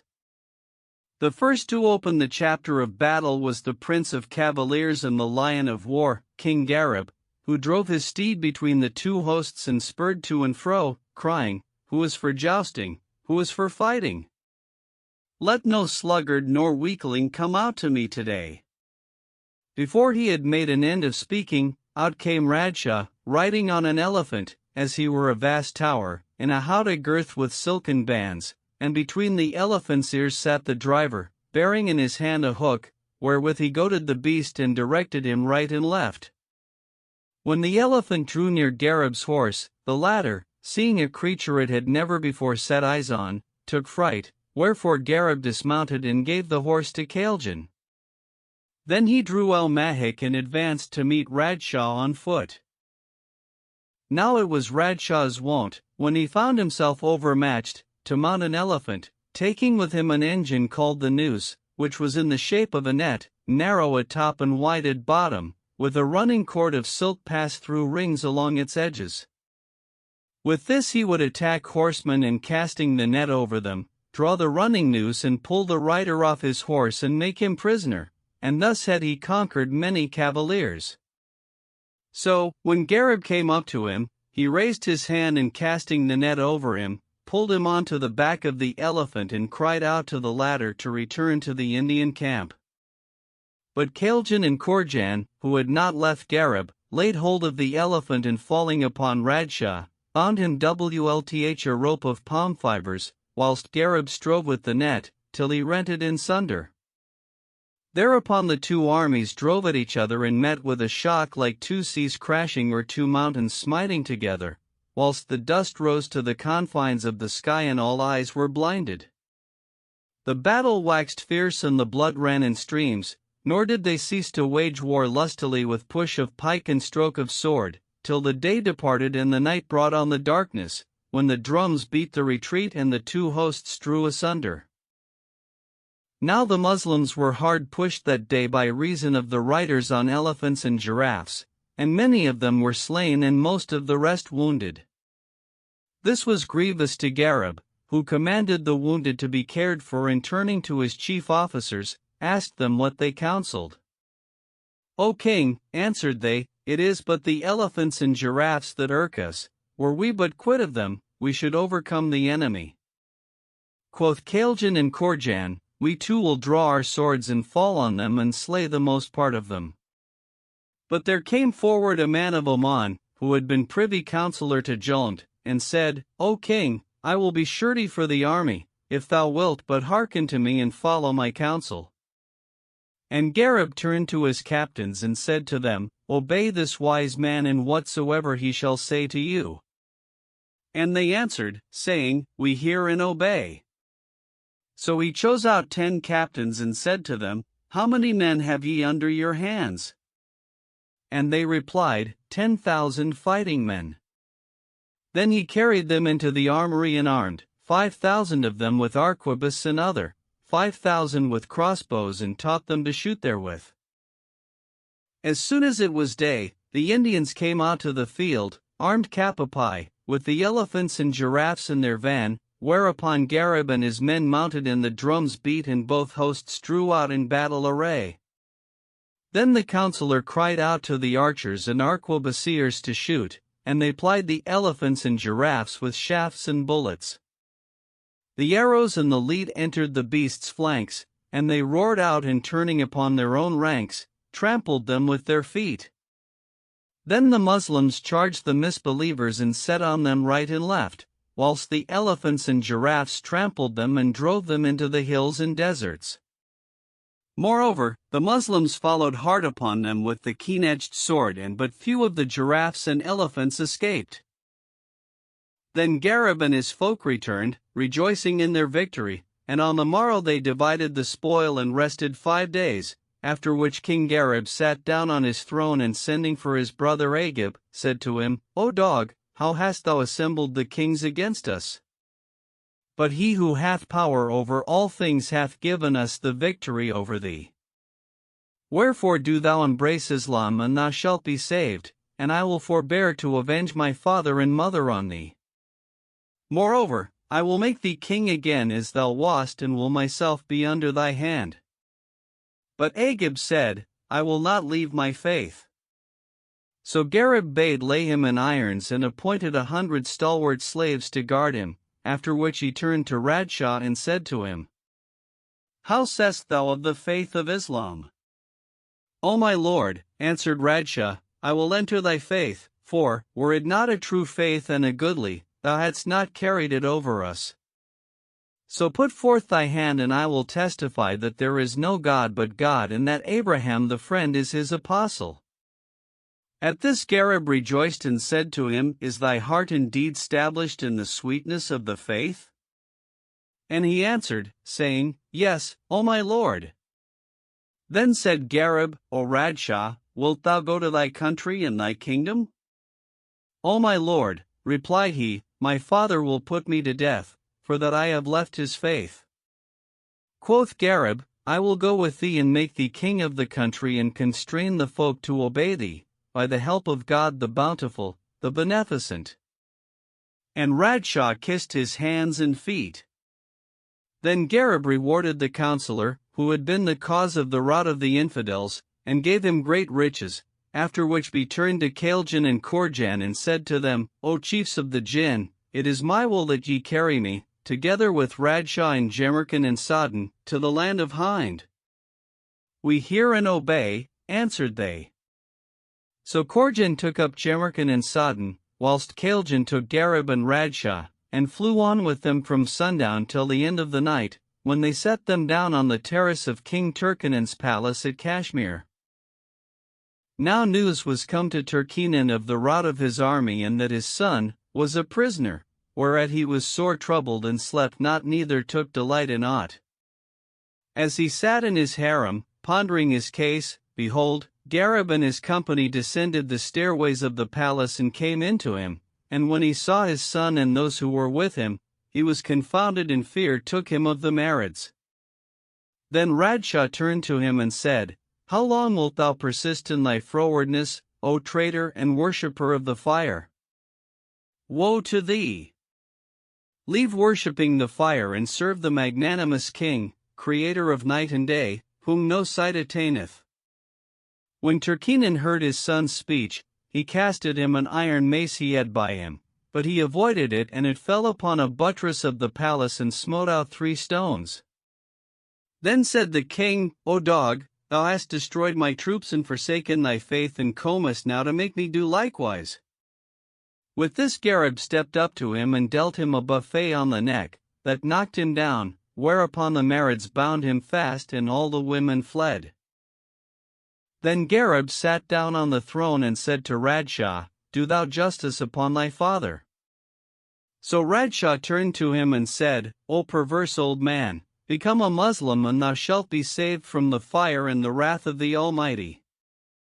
And Turkinen said, "I will die in my own faith."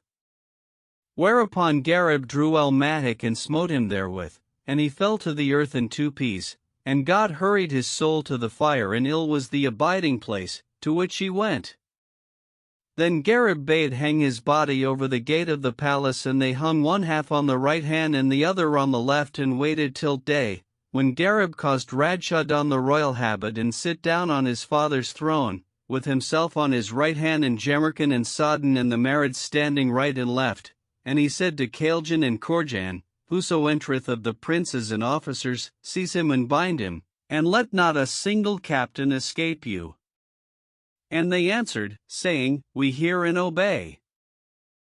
Presently, the officers made for the palace, to do their service to the king, and the first to appear was the chief captain, who, seeing Turkinen's dead body cut in half and banging on either side the gate, was seized with horror and amazement. Then Kailjan laid hold of him by the collar and dragged him into the palace and bound him, and before sunrise they had bound 350 captains and set them before Gareb, who said to them, "Have you seen your king hanging at the palace gate?" Quoth they, "Who hath done this thing?" And he answered, "I did it, by the help of God the Most High, and whoso gainsayeth me, I will do with him likewise." Then said they, "What is thy will with us?" "I am Gareb, king of Iraq," answered he who slew your warriors, and now Radshaw has embraced the faith of submission and is become a mighty king and ruler over you. So do ye become true believers, and all shall be well with you, but, if you refuse, you shall repent it. So they pronounced the profession of the faith and were numbered of the people of felicity. Then said Gareb, "Are your hearts indeed stablished in the sweetness of the faith?"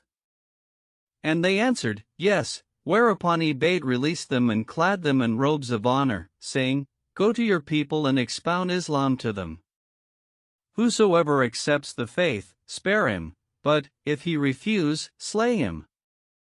So they went out and assembling the men under their command, expounded Islam to them, and they all professed, except a few, whom they put to death, after which they returned and told Gareb, who praised God the Most High and glorified him, saying, "Praised be God who hath made this thing easy to us without strife." Then he abode in Kashmir 40 days, till he had ordered the affairs of the country and cast down the shrines and temples of the fire and built mosques and places of worship in their stead, whilst Radshaw made ready for him gifts and treasures beyond count and dispatched them to Iraq in ships. Then Gareb mounted on Kailjan's back and Jemerkin and Sodden on that of Korjan, after they had taken leave of Radshaw, and before daybreak they were in Oman, where their troops met them and saluted them and rejoiced in them. Then they set out for Kufa, where Gareb called for his brother Agib and commanded to crucify him on the city gate and shoot at him with arrows. So Sihim brought hooks of iron and driving them into the tendons of Agib's heels, hung him over the gate, and they riddled him with arrows, till he was like a porcupine. Then Gareb entered his palace and sitting down on the throne of his kingship, passed the day in ordering the affairs of the state. At nightfall he went into his harem, where Morning Star came to meet him and embraced him and gave him joy, she and her women, of his safety. He lay the night with her, and on the morrow, after he had washed and prayed the morning prayer, he sat down on his throne and commanded preparation to be made for his marriage with Medea. So they slaughtered 3,000 head of sheep and 2,000 oxen and 1,000 goats and 500 camels and the like number of horses, beside 4,000 fowls and great store of geese. Never was such a wedding in Islam to that day. Then he went in to Medea and did away her maidenhead and abode with her 10 days, after which he committed the kingdom to his uncle Damai, charging him to rule the people justly, and journeyed with his women and warriors, till he came to the ships laden with presents, which Radshah had sent him, and divided the treasure among his troops. Then they fared on till they reached the city of Babel, where he bestowed on him a dress of honor and appointed him sultan of the city. He abode with him 10 days, at the end of which time he set out again and journeyed till he reached the castle of Sodden the Ghul, where they rested 5 days. Then said Gareb to Caljan and Korjan, Go ye to Asbanir el Medine, to the palace of Khosroes, and find what is come of Fekertaj and bring me one of the king's kinsmen, who shall acquaint me with what is past. We hear and obey, answered they, and set out forthright for Asbanir. As they flew between heaven and earth, they caught sight of a mighty army, as it were the swollen sea, and Caljan said to Korjan, Let us descend and see what is this army. So they alighted, and walking among the troops, found them Persians, and questioned the soldiers whose men they were and whither they were bound, to which they made answer, saying, We are bound for Iraq, to kill Gareb and all who are with him. When the Marids heard this, they repaired to the pavilion of the Persian general, whose name was Rustum, and waited till the soldiers slept, when they took up Rustum, bed and all, and made for Gareb's camp. They arrived there by midnight, and going to the door of the king's pavilion, said, Permission, which when the latter heard, he sat up and said, Enter. So they entered and set down the couch with Rustum asleep thereon. Quoth Gareb, Who is this? And they answered, This is a Persian prince, whom we met coming with a great host, thinking to slay thee and thine, and we have brought him to thee, that he may tell thee what thou hast a mind to know. Fetch me 100 men, said Gareb, and they fetched them, whereupon he made them draw their swords and stand at Rustum's head. Then they awoke him, and he opened his eyes, and finding a vault of steel over his head, shut them again, saying, What is this foul dream? But Caljan pricked him with his sword point, and he sat up and said, Where am I? Quoth Sihim, Thou art in the presence of King Gareb, son-in-law of the king of the Persians. What is thy name, and whither goest thou? When Rustum heard Gareb's name, he bethought himself and said, Am I asleep or on wake? Whereupon Sihim dealt him a buffet, saving, Why dost thou not answer? And he raised his head and said, Who brought me from my tent out of the midst of my men? Quoth Gareb, These 2 Marids brought thee. So he looked at them and voided in his hose, for affright. Then the Marids fell upon him, bearing their tusks and brandishing their swords, and said to him, Wilt thou not rise and kiss the earth before King Gareb? And he trembled at them and was assured that he was not asleep, so he stood up and kissed the earth before Gareb, saying, The blessing of the fire be on thee, O king, and long be thy life. O dog of the Persians, answered Gareb, Fire is not worshipful, for that it is harmful and profiteth not save for cooking food. Who then is worshipful? Asked Rustum, and Gareb replied, saying, God alone is worship-worth, who made thee and formed thee and created the heavens and the earth. Quoth the Persian, What shall I say, that I may become of the party of this Lord and enter thy faith?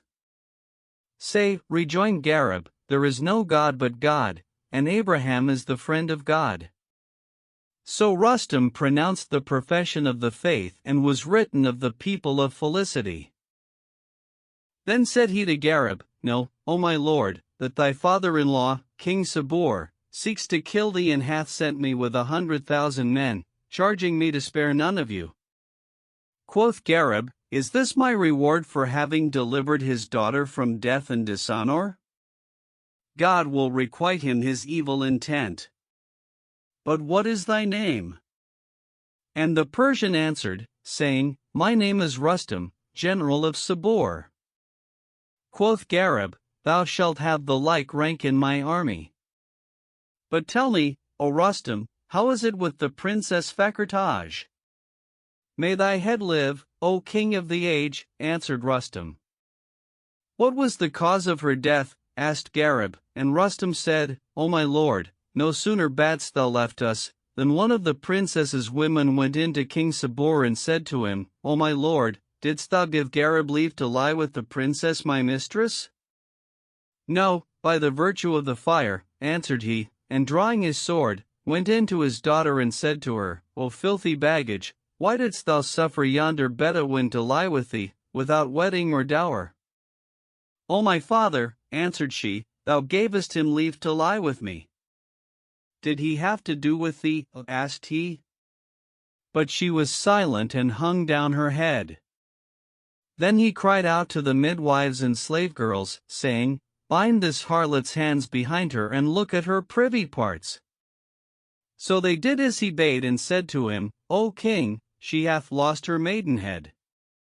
Whereupon he ran at her and would have slain her, but her mother threw herself between them, saying, "O king, slay her not, lest thou be forever dishonored, but shut her in a cell till she die." So he cast her into prison till nightfall, when he called 2 of his officers and said to them, "Carry her afar off and cast her into the river Gion and tell none." They did his commandment, and indeed her memory is forgotten and her time is past. When Gareb heard this, he said, "By the virtue of Abraham the friend, I will assuredly go to yonder dog and destroy him and lay waste his kingdom." Then he sent letters to Jemercan and to the governors of Mosul and Myapharicon, and turning to Rustum, said to him, "How many men hadst thou in thine army?" 100,000 Persian horse, answered he.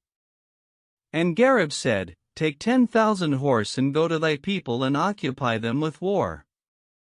So Rustum took 10,000 Arab horse and departed, saying in himself, "I will do a thing that shall whiten my face with King Gareb." So he fared on 7 days, till there remained but half a day's journey between him and the Persian camp, when he divided his men into 4 troops and bade them attack the Persians from different sides and fall on them with the sword. So they rode on from eventide till midnight, when they came to the camp of the Persians, who were asleep in security, and fell upon them, shouting, "God is most great." Whereupon the Persians started up from sleep and their feet slipped and the saber went round amongst them, for the all-knowing king was wroth with them, and Rustum wrought amongst them as fire and dry firewood, till, by the end of the night, the whole of the Persian host was slain or wounded or fled, and the Muslims made prize of their tents and baggage and horses and camels and treasure chests. Then they alighted and rested in the tents of the beaten army, till Gareb came up and seeing what Rustum had done, invested him with a dress of honor and said to him, "O Rustum, it was thou didst put the Persians to the rout, wherefore all the spoil is thine." So he kissed Gareb's hand and thanked him, and they rested till the end of the day, when they set out for King Sabor's capital. Meanwhile, the survivors of the defeated army reached Isbanir and went into Sabor, crying out and saying, "Alas, and ruin, and woe worth the day!" Quoth he, "What hath befallen you, and who hath smitten you with his mischief?" So they told him all that had passed, and how his general Rustum had embraced Islam and fallen upon them in the darkness of the night and routed them. When the king heard this, he cast his crown to the ground and said, "There is no worth left to us." Then he turned to his son Werd Shah and said to him, "O my son, there is none for this affair but thou." "By thy life, O my father," answered Werd Shah, "I will assuredly bring Gareb and his chiefs of the people in chains and slay all who are with him." Then he numbered his army and found it 11,000 men. So they slept, intending to set forth on the morrow, but, next morning, as they were about to depart, a cloud of dust arose and spread till it covered the lands and baffled the sharpest sight. Now Sabor had mounted to take leave of his son, and when he saw this great dust, he dispatched a runner to discover the cause thereof, who went and returned, saying, O my lord, Gareb and his men are upon you, whereupon they unloaded their beasts and drew out in order of battle. When Gareb came up and saw the Persians drawn out in battalion, he cried out to his men, saying, Charge, and the blessing of God be upon you. So they waved the standards, and the Arabs and the Persians drove at each other, and people fell upon people. The blood ran in streams, and all souls saw death face to face. The brave advanced and pressed forward, and the coward turned and fled, and they ceased not from the battle till ended day, when the drums beat the retreat and the two hosts drew apart.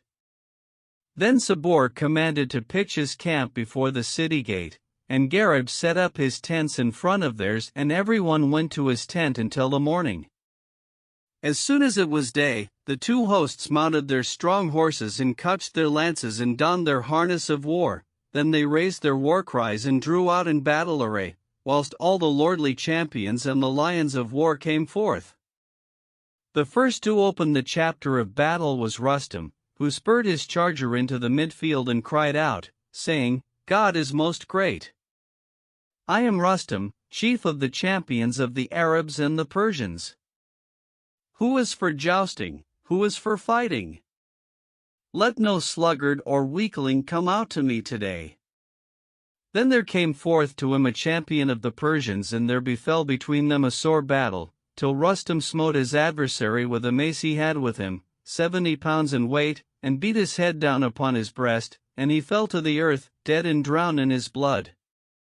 This was grievous to Sabor, and he commanded his men to charge, so they drove at the Muslims, invoking the aid of the light-giving sun, whilst the Muslims called for help upon the magnanimous king. But the infidels outnumbered the true believers and made them drink the cup of death, which when Gareb saw, he drew his sword El-Molaik, and crying out, his war cry, fell upon the Persian, with Pigeon and Korjan at his either stirrup, nor did he leave tourneying amongst them with the sword till he hewed his way to the standard-bearer and smote him on the head with the flat of his sword, whereupon he fell down in a swoon, and the two Marids carried him off to their camp. When the Persians saw the standard fallen, they turned and fled towards the gates of the city, but the Muslims followed them with the sword, and they crowded together to enter the city, so that they could not shut the gates, and there died of them much people. Then Rustum and Sa'dan and Jamrkan and Sihim and Pigeon and Korjan and all the Muslim braves and the champions of the faith of unity fell upon the misbelieving Persians in the gates, and the blood of the infidels ran in the streets like a tide, till they threw down their arms and harness and called out for quarter, whereupon the Muslims stayed their hands from the slaughter and drove them to their tents, as one drives a flock of sheep. Meanwhile, Gareb returned to his pavilion, where he did off his harness and washed himself of the blood of the infidels, after which he donned his royal robes and sat down on his chair of estate. Then he called for the king of the Persians and said to him, O dog of the Persian, what moved thee to deal thus with thy daughter? How sayest thou me unworthy to be her husband? And Sabor answered, saying, O king, be not wroth with me for that which I did, for I repent me and came out to thee in battle, but in my fear of thee. When Gareb heard this, he bade throw him down and beat him. So they beat him, till he could no longer groan, and cast him among the prisoners. Then Gareb expounded Islam to the Persians, and 60,000 of them embraced he faith, and the rest he put to the sword. Moreover, all the townsfolk professed Islam, and Gareb mounted and entered the city in great state. Then he went into the king's palace, and sitting down on his throne, gave gifts and largesse and distributed the booty and treasure among the Arabs and Persians, wherefore they loved him and wished him power and victory and length of days. But Fakhrtajah's mother remembered her daughter and raised the voice of mourning for her, and the palace was filled with crying and lamentation.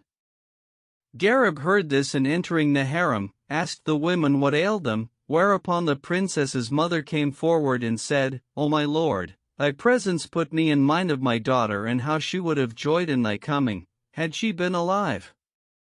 Gareb wept for her, and sitting down on his throne, called for Sabor, and they brought him, stumbling in his shackles.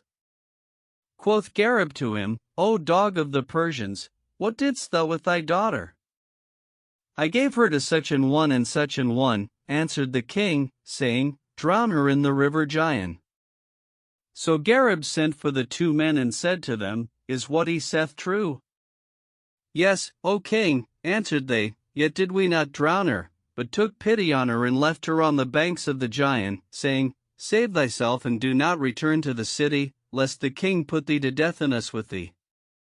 This is all we know of her.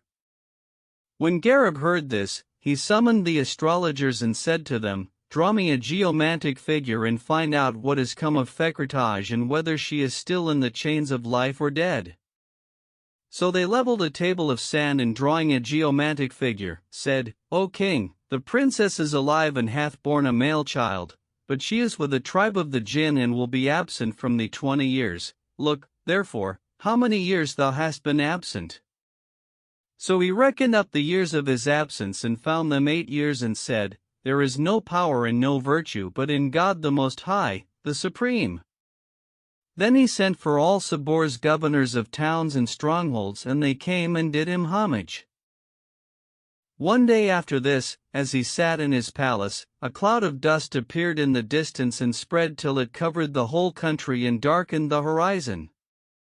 So he despatched the two Marids to reconnoiter, and they went forth and snatching up a horseman of the advancing army, returned and set him down before Gareb, saying, Ask this fellow, for he is of the army. Quoth Gareb, Whose army is this?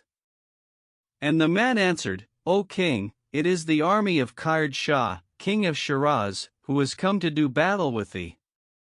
Now the manner of Khard Shah's coming was on this wise. When Gareb defeated Sabor's army, as hath been related, and took the king himself, the latter's son fled, with a handful of his father's men, to Shiraz, where he went in to King Khard Shah and kissed the earth before him, whilst the tears ran down his cheeks. When the king saw him in this case, he said to him, Lift thy head, O youth, and tell me what makes thee weep. O king, answered the prince, a king of the Arabs, by name Gareb, hath fallen on us and taken the king my father prisoner and slain the Persians and made them drink the cup of death. And he told him all that had befallen. Quoth Khard Shah, Is my wife well? And the prince answered, saying, Gareb hath taken her. As my head liveth, cried the king, I will not leave a Bedouin or a Muslim on the face of the earth. So he wrote letters to his governors, who levied their troops and joined him with an army of 75,000 men. Then he opened his armories and distributed arms and armor to the troops, after which he set out with them and journeyed till he came to Isbanir and encamped before the city gate. With this Khaljan and Khorjan came in to Gareb and kissing his knee, said to him, O king, heal our hearts and give us this army to our share. And he said, Up and at them.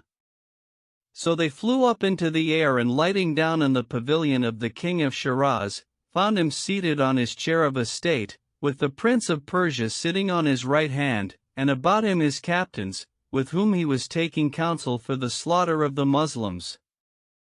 Khaljan caught up the prince and Khorjan the king and flew back with them to Gareb, who caused beat them, till they fainted.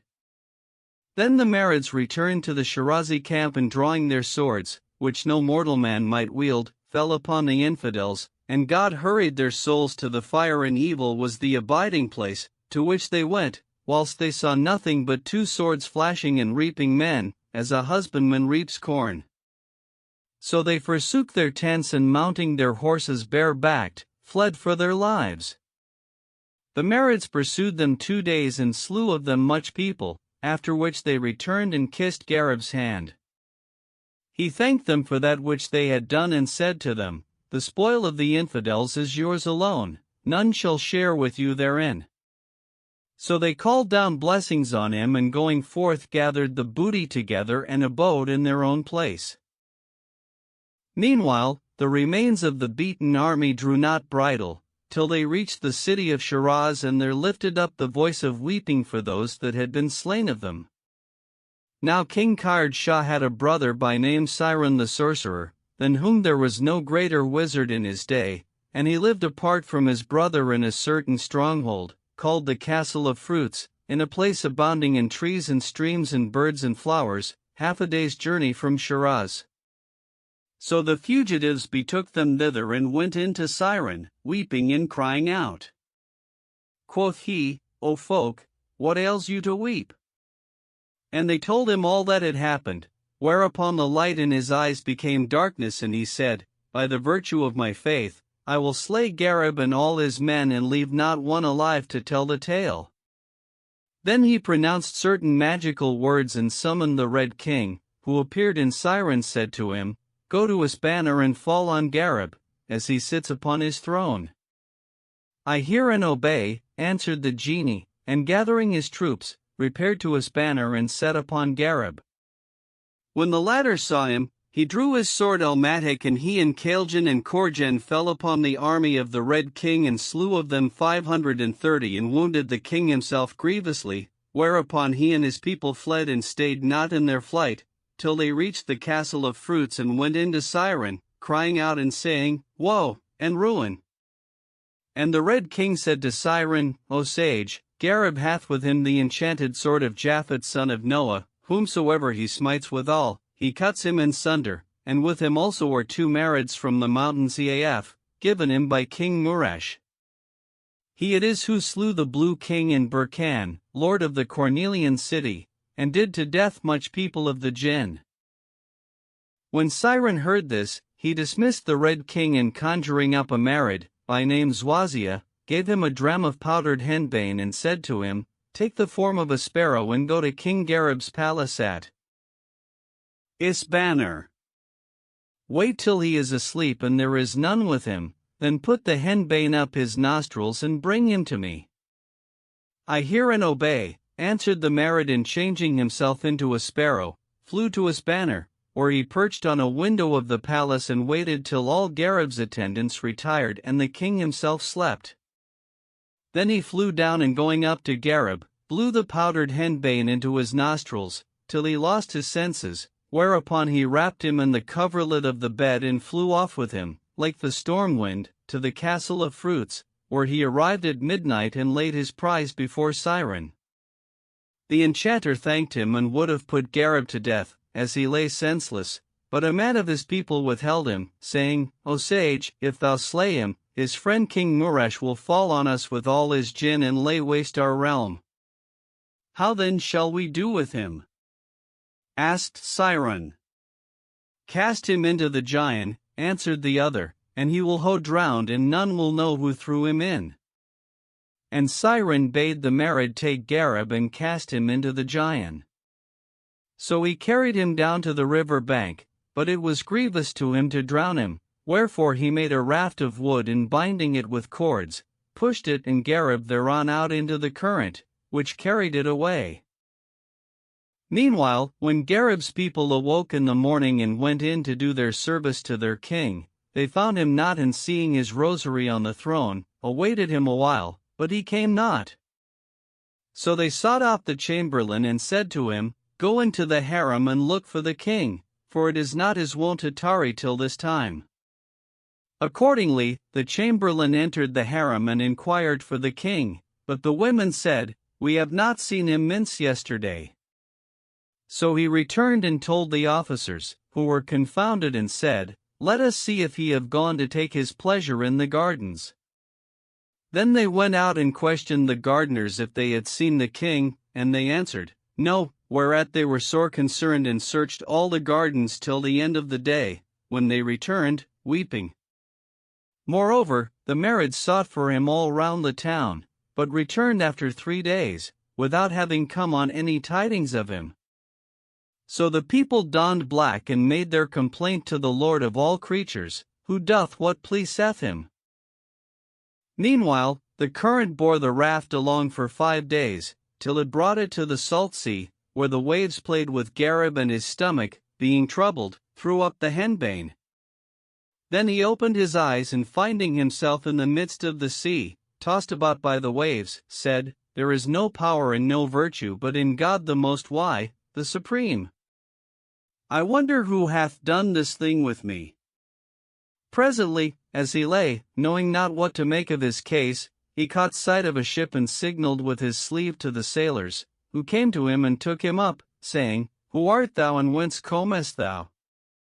Quoth he, Do feed me and give me to drink, till I recover myself, and after I will tell you who I am. So they brought him water and victual, and he ate and drank, and God restored his reason to him. Then said he to them, O folk, what countrymen are ye, and what is your faith? We are from Carriage, answered they, and worship an idol called Ninkash. Perdition to you and your idol, cried Gareb. O dogs, none is worthy of worship save God who created all things, who saith to a thing be, and it is. When they heard this, they fell upon him in great wrath and would have seized him. Now he was unarmed, but whomsoever he struck, he smote down and deprived of life, till he had felled 40 men, after which they overcame him by force of numbers and bound him fast, saying, We will not put him to death save in our own country, that we may, first, show him to our king.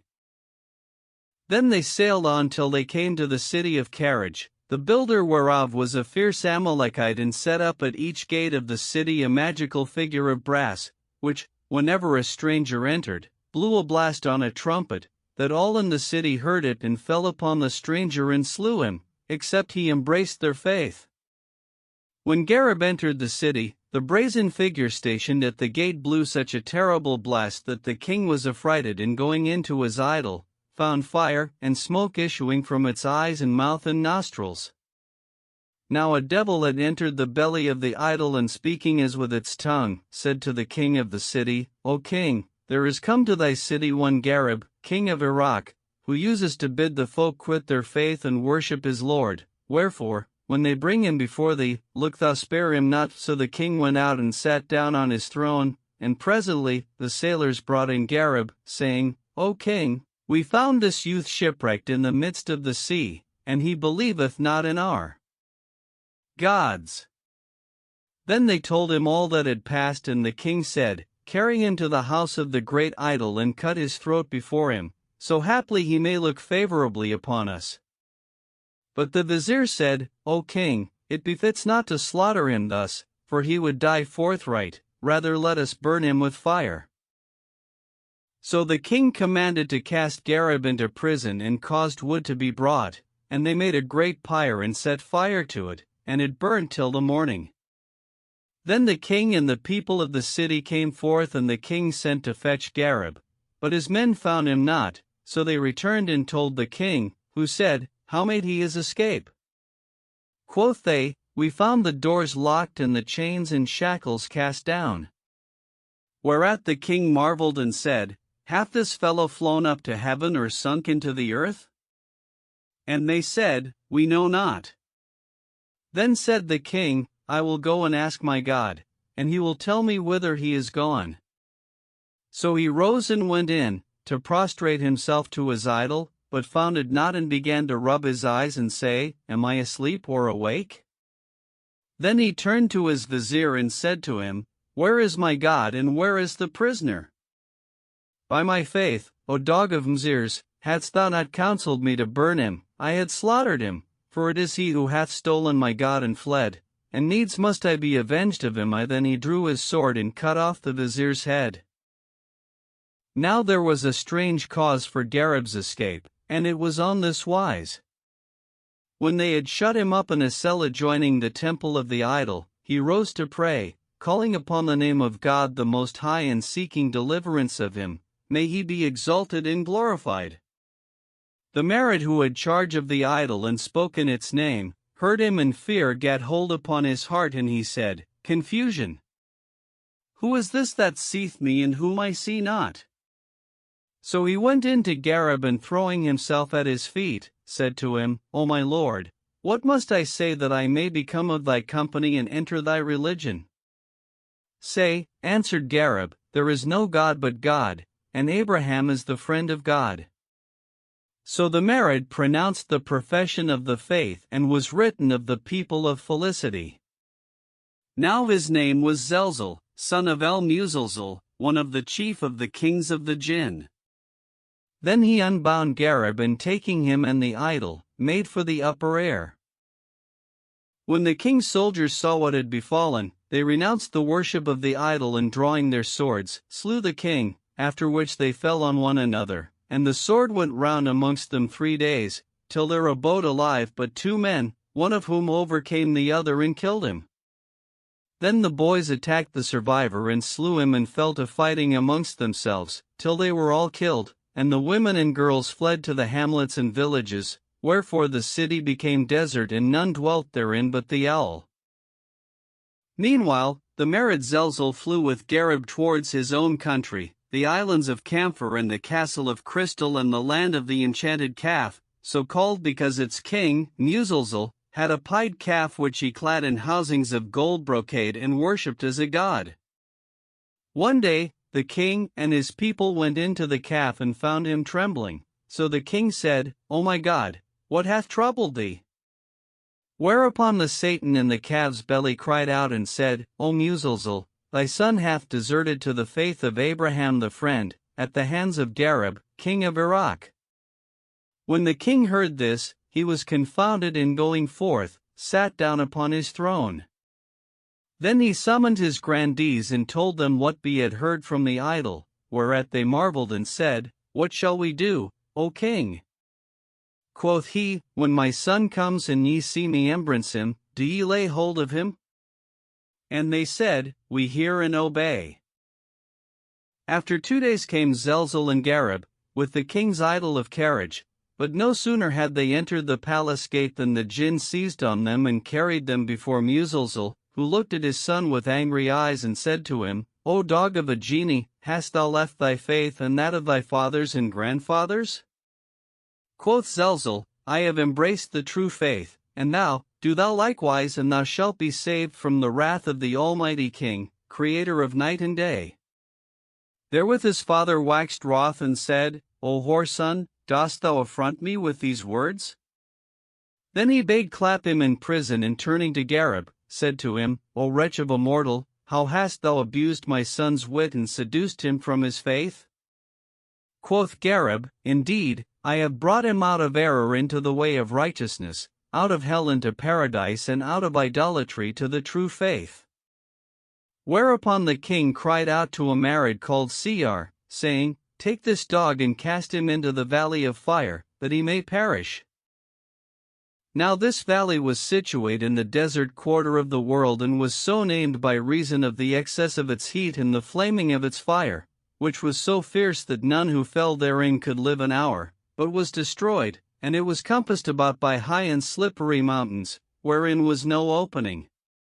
So Seir took up Gareb and flew with him towards the valley of fire, till he came within an hour's journey thereof, when, being aweary, he alighted in a valley full of trees and streams and fruits, and setting down Gareb, chained as he was, fell asleep for weariness. When Gareb saw that he slept and heard him snore, he strove with his bonds till he burst them, then, taking up a heavy stone, he cast it down on the Marid's head and crushed his bones, so that he died forthright. Then he fared on into the valley and found himself in a great island in mid-ocean, full of all fruits that lips and tongue could desire. So he abode alone on the island, drinking of its waters and eating of its fruits and of fish that he caught, and days and years passed over him, till he had sojourned there 7 years. One day, as he sat, there came down on him from the air 2 Marids, each carrying a man, and they said to him, Who art thou, O fellow, and of which of the tribes art thou? Now they took him for a genie, because his hair was grown long, and he replied, saying, I am no genie, and told them all that had befallen him, whereupon they grieved for him and said, Abide here till we carry these 2 lambs to our king, that he may make the morning meal of the one and sup on the other, and after we will come back and carry thee to thine own country. He thanked them and said, Where are the lambs? Quoth they, These 2 mortals are the lambs. And Gareb said, I crave the protection of the God of Abraham the friend, the Lord of all creatures, who hath power over everything. Then the Marids flew away, and Gareb abode awaiting them 2 days. When one of them returned, bringing with him a suit of clothes, in which he clad him. Then he took him up and flew with him out of sight of earth, till Gareb heard the angels glorifying God in heaven, and a flaming arrow issued from amongst them and made for the Merid, who fled from it towards the earth. The arrow pursued him, till he came within a spear's cast of the earth, when Gareb leapt from his back, and the fiery shaft overtook the Merid, who became a heap of ashes. As for Gareb, he fell into the sea and sank 2 fathoms deep, after which he came to the surface and swam for 2 days and 2 nights, till his strength failed him and he despaired of life. But, on the 3rd day, he caught sight of a steep and mountainous island, so he made for it and landing, walked on inland, where he rested a day and a night, feeding on the fruits of the earth. Then he climbed to the mountain top and descending the opposite slope, fared on 2 days till he came in sight of a walled and fortified city, abounding in trees and streams. So he made for it, but, when he reached the gate, the warders seized on him and carried him to their queen, whose name was Janshah. Now she was 500 years old, and every man who entered the city, they brought to her and she lay with him. Then, when he had done his work, she put him to death, and so had she slain many men. When she saw Gareb, he pleased her and she said to him, "What is thy name and faith, and whence comest thou?" Quoth he, "My name is Gareb, king of Iraq, and I am a Muslim." "Leave this faith," said she, "and enter mine, and I will marry thee and make thee king." But he looked at her with angry eyes and said, "Thy faith perish with thee." Quoth she, "Dost thou blaspheme my idol, the which is of red cornelian, set with pearls and jewels?" And she cried out to her men, saying, "Imprison him in the house of the idol, peradventure it will soften his heart." So they shut him up in the temple and locking the doors upon him, went their way. As soon as they were gone, Gareb went up to the idol, which was of red cornelian, with collars of pearls and precious stones about its neck, and lifting it up, dashed it on the ground and broke it in pieces, after which he lay down and slept till daybreak. Next morning, the queen sat down on her bed of estate and said to her men, "Bring me the prisoner." So they opened the temple doors and entering, found the idol broken in pieces, whereupon they buffeted their faces, till the blood ran from the corners of their eyes. Then they made at Gareb, to seize him, but he smote one of them with his fist and killed him, and so did he with another and another, till he had slain 25 of them, and the rest fled to Queen Janshah, crying out. Quoth she, "What is the matter?" And they said, "The prisoner hath broken thine idol and slain thy men," and told her all that had passed. When she heard this, she cast her crown to the ground and said, "There is no worth left in idols." Then she mounted with 1,000 fighting men and rode to the temple, where she found Gareb had gotten him a sword and come forth and was slaying men and overthrowing warriors. When she saw his prowess, her heart was drowned in the love of him, and she said in herself, "I have no need of the idol and care for naught but this Gareb, that he may lie in my bosom the rest of my life." Then she bade her men hold aloof from Gareb, and going up to him, muttered certain magical words, whereupon his arm became benumbed and the sword dropped from his grasp. So they seized him and bound him, as he stood confounded and stupefied. Then the queen returned to her palace and seating herself on her throne, bade her people withdraw and leave Gareb with her. When they were alone, she said to him, "O dog of the Arabs, wilt thou break my idol and slay my men?" "O accursed woman," answered he, "had he been a god, he had defended himself." Quoth she, "Lie with me and I will forgive thee that which thou hast done." But he replied, saying, "I will do naught of this." And she said, "By the virtue of my faith, I will punish thee grievously." So she took water and conjuring over it, sprinkled it upon him, and he became an ape. And she used to feed and keep him in a closet, appointing one to care for him, and in this plight he abode 2 years. Then she called him to her one day and said to him, "Wilt thou hearken to me?" And he signed to her with his head, as who should say, yes. So she rejoiced and freed him from the enchantment. Then she brought him food and he ate and toyed with her and kissed her, so that she trusted in him. When it was night, she lay down and said to him, "Come, do thy business." "It is well," answered he, and mounting on her breast, seized her by the neck and broke it, nor did he arise from her till life had left her.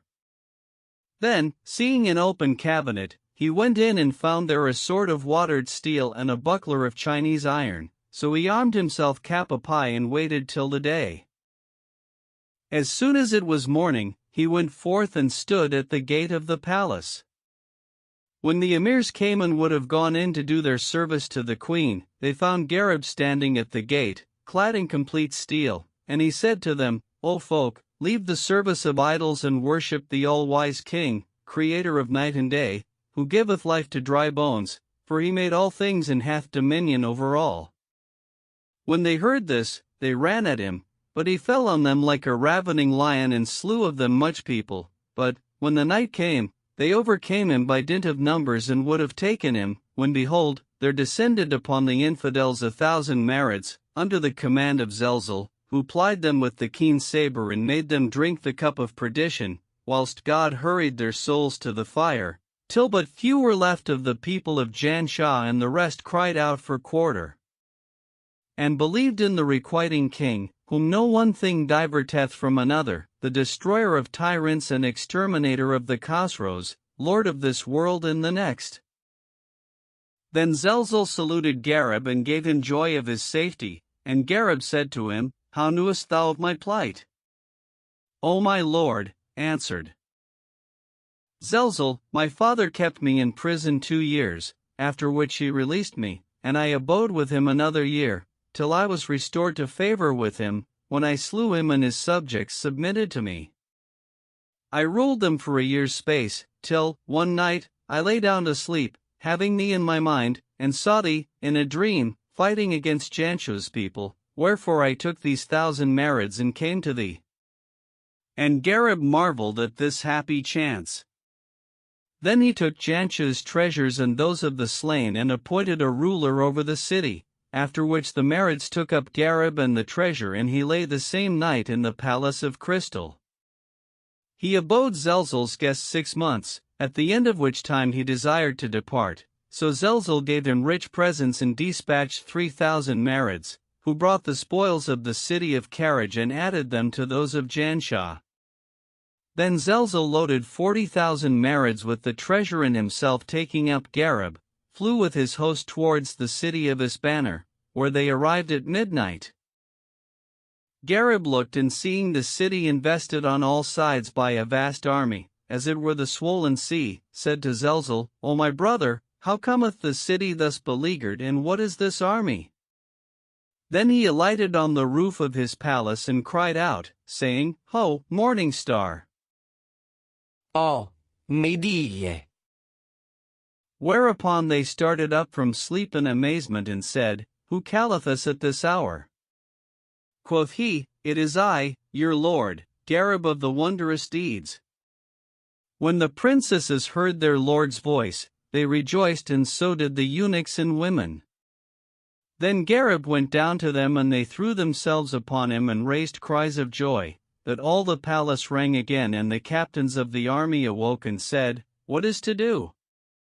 So they made for the palace and said to the eunuchs, "Hath one of the king's women given birth to a child?" "No," answered they, "but rejoice, for King Gareb hath returned to you." So they rejoiced, and Gareb came forth to his comrades, who threw themselves upon him and kissed his hands and feet, returning thanks to God the Most High. Then he sat down on his throne, with his officers about him, and questioned them of the beleaguering army. "O king," answered they sat down before the city 3 days ago, and we know not what they want, for we have had with them neither battle nor speech. Now the name of the commander of the besieging army was Murad Shah, and he had with him 100,000 horse and 3,000 foot, besides 200 tribesmen of the Jinn, and the manner of his coming was on this wise.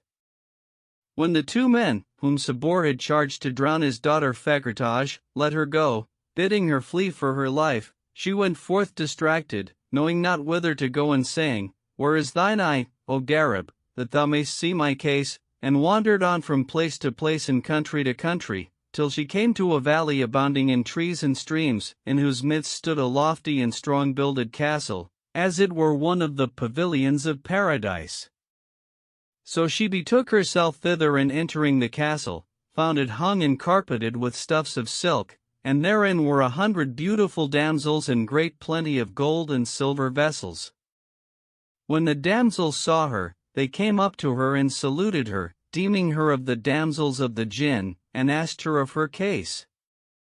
Quoth she, I am the king's daughter of the Persians, and told them all that had befallen her, which when they heard, they wept over her and condoled with her, saying, Take comfort and be of good cheer, for here shalt thou have meat and drink and raiment, and we all are thy handmaids. She called down blessings on them, and they brought her food, of which she ate till she was satisfied. Then said she to them, Who is the owner of this palace and lord over you? Quoth they, King Selsel, son of Del, is our master. He passes a night here once in every month and departs in the morning to rule over the tribes of the jinn. So Fakrtaj took up her abode with them, and after 5 days she gave birth to a male child, as he were the moon. They cut the cord of his navel, and anointing his eyes with kohl, named him Murad Shah, and he grew up in his mother's lap.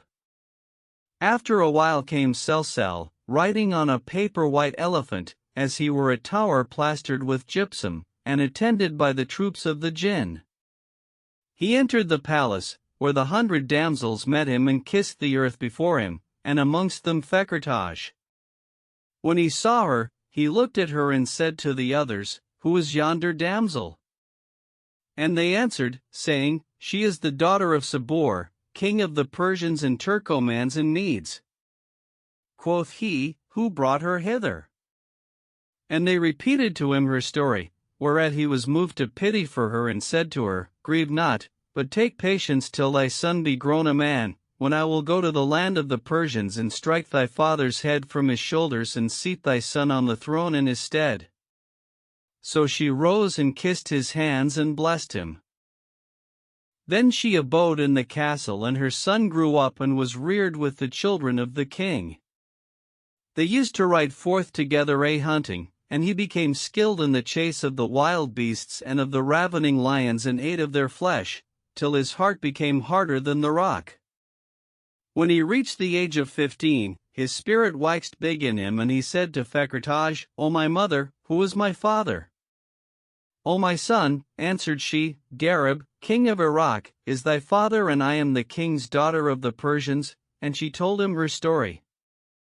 Quoth he, Did my grandfather indeed give orders to slay thee and my father Garib? And she answered, Yes.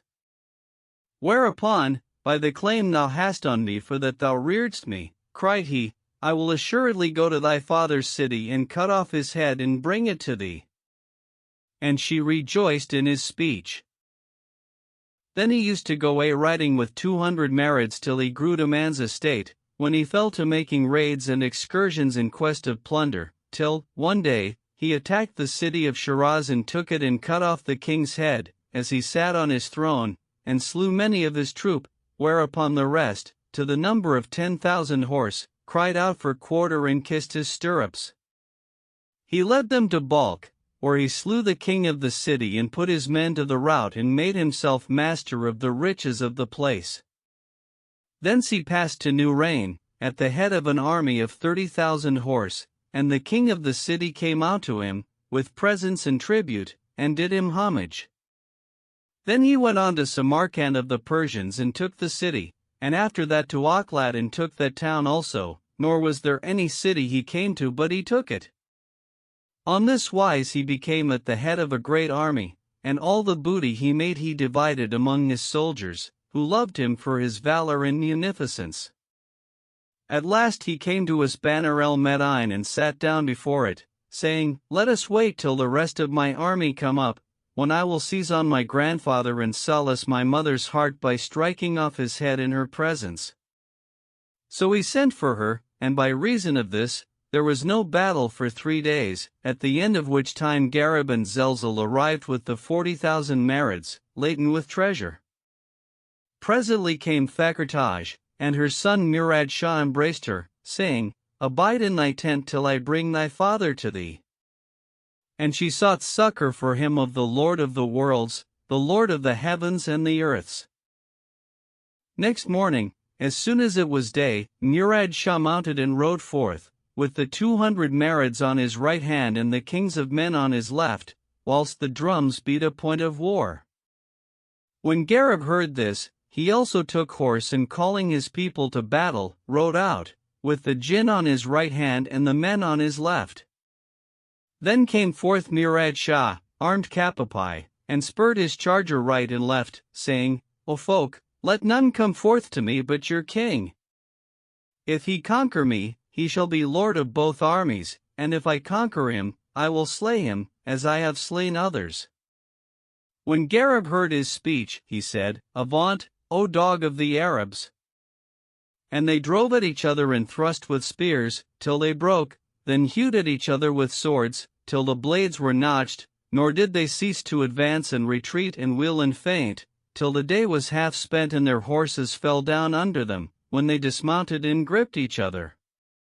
Then Murad Shah lifted Gareb up and strove to dash him to the ground, but Gareb seized him by the ears and pulled him with his might, till it seemed to him as if the heavens were falling on the earth, and he cried out, with his heart in his mouth, saying, I yield myself to thy mercy, O champion of the age. So Gareb bound him, and the marids his comrades would have charged and rescued him, but Gareb fell on them with 1,000 marids and was about to smite them down, when they cried out for quarter and threw down their arms.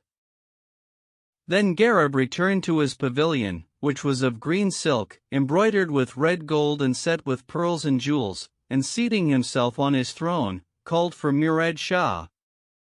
So they brought him, shuffling in his fetters, and Gareb said to him, O dog of the Arabs, who art thou that thou shouldst ride forth and measure thyself against kings? O my lord, replied Murad Shah, reproach me not, for indeed I have excuse. Quoth Gareb, What is thine excuse? And he answered, saying, Know, O my lord, that I came out to avenge my mother and my father on Sabor, king of the Persians, for he would have slain them, but my mother escaped, and I know not whether he killed my father or not. By Allah! Rejoined Gareb, Thou art indeed excusable. But who were thy father and mother, and what are their names? Quoth Murad Shah, My father was Gareb, king of Iraq, and my mother Fakhrtaj, daughter of King Sabor of Persia.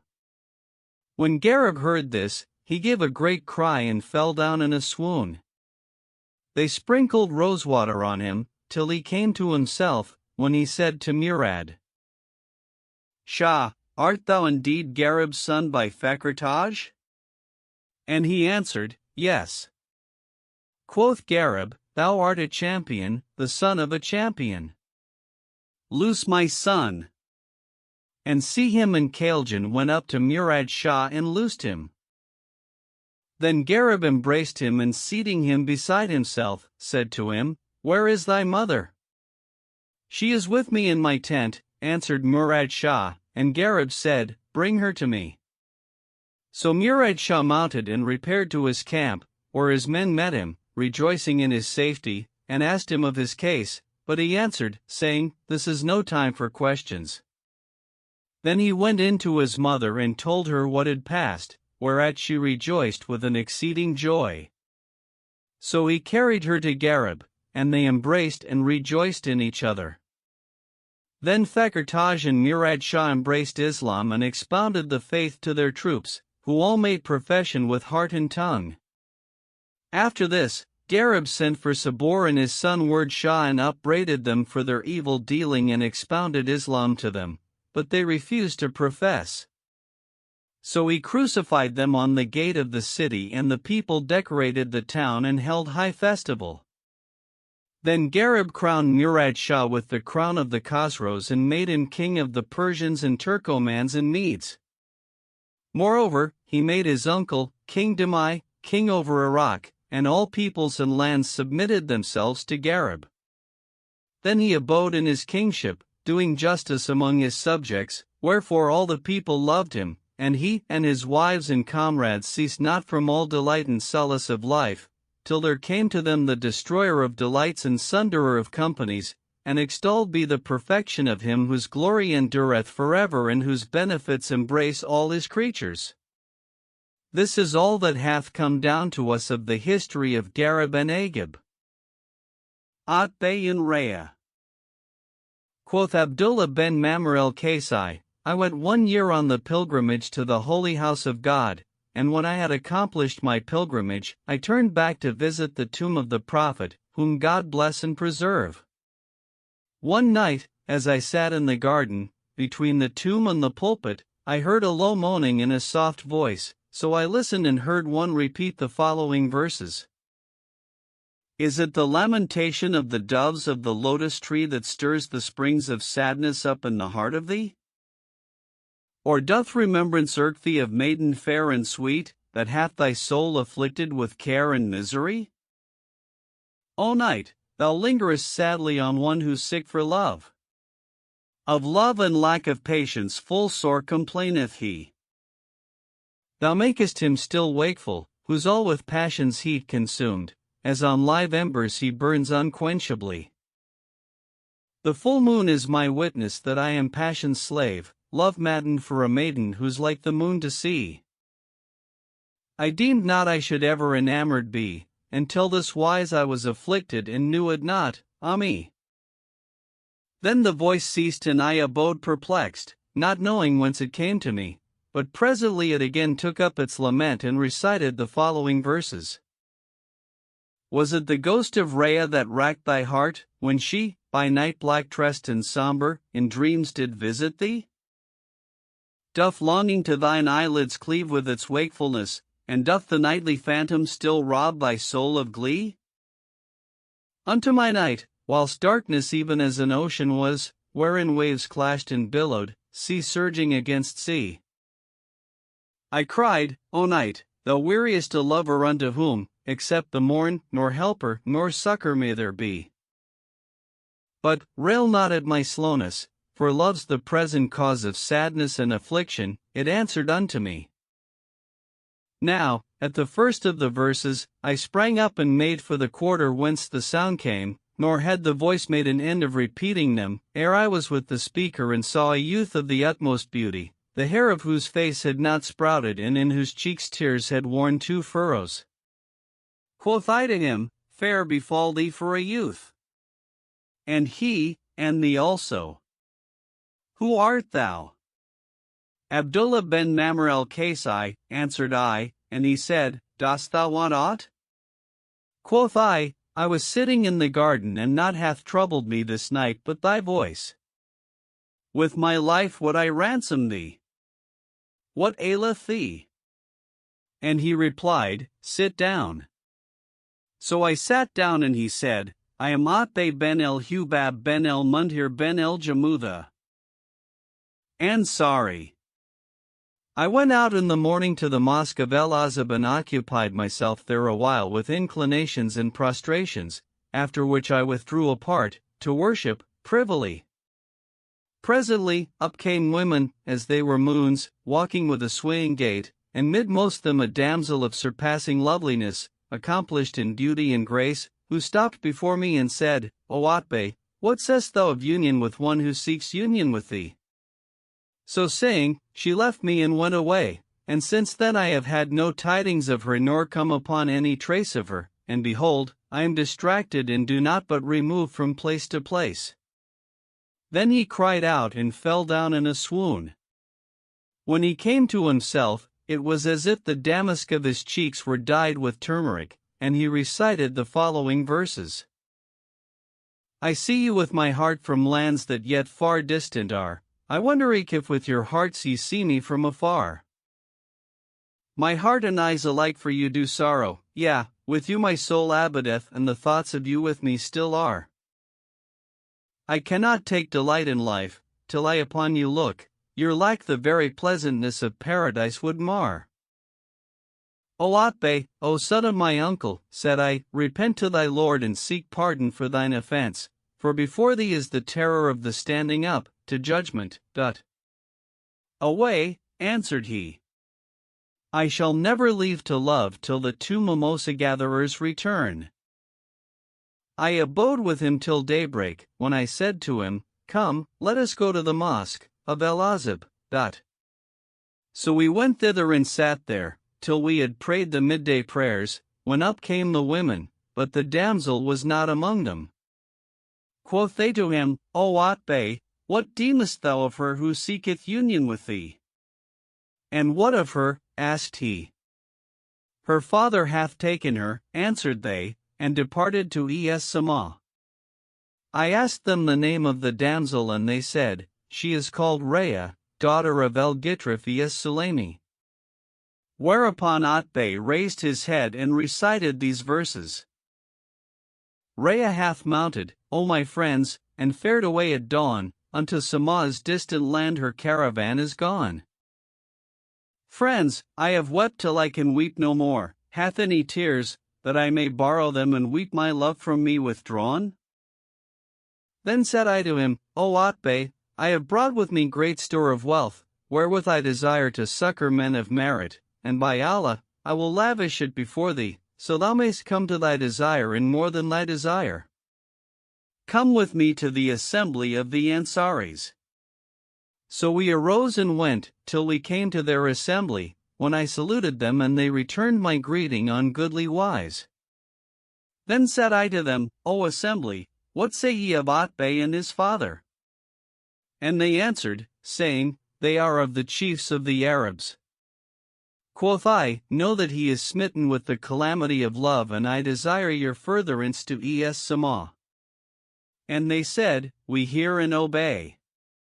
So they mounted with us, and we rode till we drew near the place of the Banu Sulaim. When Gitrif heard of our coming, he hastened forth to meet us, saying, Long life to you, O nobles! And to thee also, answered we. Behold, we are thy guests. Quoth he, Ye have lighted down at a most hospitable and well-furnished abode. So saying, he alighted, and cried out, Ho, all ye serving folk, come down. So the slaves came down and spread rugs and cushions and slaughtered sheep and cattle, but we said, We will not taste of thy victual, till thou have accomplished our need. And what is your need? Asked he. Quoth we demand thy noble daughter in marriage for the illustrious and well-born Atbe ben Hubab ben Mundhir. O my brethren, said he, she whom you demand is her own mistress, and I will go in to her and tell her? So he arose in anger and went in to Rhea, who said to him, O my father, why do I see anger apparent on thee? And he answered, saying, Certain of the Ansaris have come to demand thy hand of me in marriage. Quoth she, They are noble chiefs, the Prophet, on whom be the most excellent of blessings and peace, intercedeth for them, with God. For whom among them do they ask me in marriage? For a youth known as Atbe ben el-Hubab, answered he, and she said, I have heard of this Atbe that he performs what he promises and attains what he seeks. Quoth Gitrif, I swear that I will never marry thee to him, for there hath been reported to me somewhat of thy converse with him. What was that? Said she. But in any case, I swear that the Ansaris shall not be uncivilly rejected, wherefore do thou make them a fair answer. How so? Asked he, and she, Make the dowry heavy to them and they will desist. Quoth he, Thou sayest well, and going out in haste, said to the Ansaris, The girl consents, but she requires a dowry worthy herself. Who, then, engageth for this? I, answered I.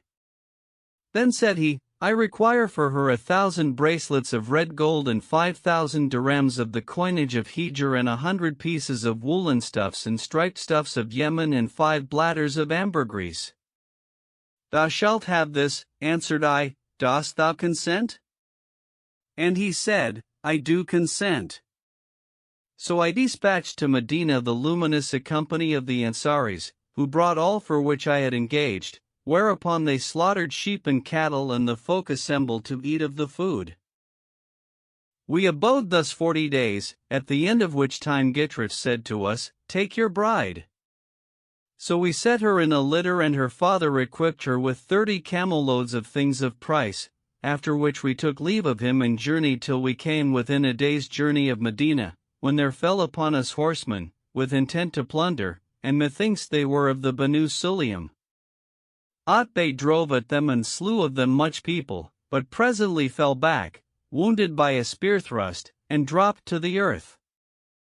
Then there came to us a succor of the country people, who drove away the highwaymen, but Otbay's days were ended. So we said, "Alas for Otbay!" Which when the damsel heard, she cast herself down from the camel, and throwing herself upon him, cried out grievously and recited the following verses. Patience I feign, yet natheless am not patient, verily, I soothe my soul but with the thought that I shall follow thee. Had my soul dealt but righteously by me, it would indeed have gone to death before thyself, forestalling all that be. None, when as thou and I are gone away, unto a friend will just and righteous be, I trow, nor soul with soul agree. Then she sobbed once and gave up the ghost. We dug one grave for them and laid them in the earth, and I returned to the dwellings of my people, where I abode 7 years.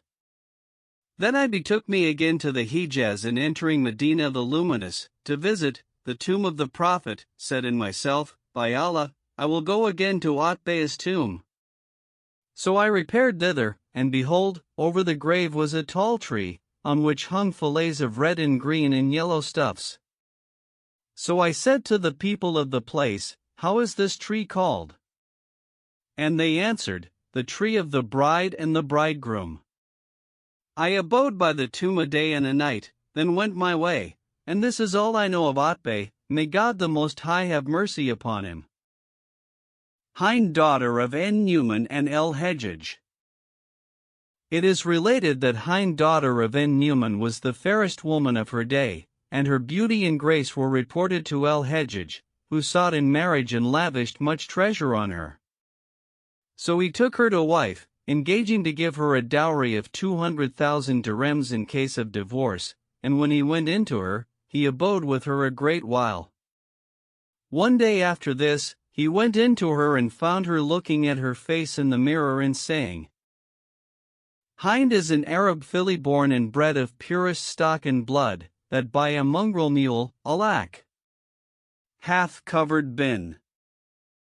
So, if she bear a stallion colt, God-gifted sure is she, but if a mule she bear, the mule must bear the blame, I ween. When he heard this, he turned back and went his way unseen of Hind. Then, being minded to put her away, he sent Abdullah ben Tahir to her, to divorce her. So Abdullah went in to her and said to her, El-Hejjaj Abu Muhammad saith to thee, Here be the 200,000 dirhams of thy contingent dowry, and he hath deputed me to divorce thee. O Ibn Tahir, replied she, I consent gladly, for know that I never for one day took pleasure in him, so, if we separate, by Allah, I shall never regret him, and the 200,000 dirhams I give to thee as a reward for the glad tidings thou bringest me of my release from yonder dog of a Thaqafi. After this, the commander of the faithful Abdulmalik ben Marwan heard of her beauty and symmetry and the amorous grace of her glances, and sent to her, to demand her in marriage, and she wrote him in reply a letter, in which, after the customary glorification of God and benediction of his prophet, she said, Know, O commander of the faithful, that the dog hath lapped in the vase. When the caliph read her answer, he laughed and wrote to her, citing the prophet, saying, If a dog lap in the vessel of one of you, let him wash it 7 times, once thereof with earth, and adding, Wash the affront from the place of usance. With this, she could not gainsay him, so she replied to him, saying, O commander of the faithful, I will not consent save on condition that El-Hejjaj lead my camel to thine abiding place, barefoot and clad as he is. When the caliph read her letter, he laughed long and loudly and wrote to El-Hejjaj, bidding him do as she wished. The latter dared not disobey, So he submitted to the Caliph's commandment and sent to Hind, bidding her make ready for the journey.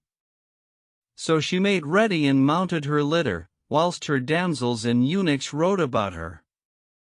Then came El-Hejjaj with his suite, and dismounting at Hind's door, took the halter of her camel and led it along, barefooted, whilst she and her damsels and tirewomen laughed and jeered at him and made mock of him.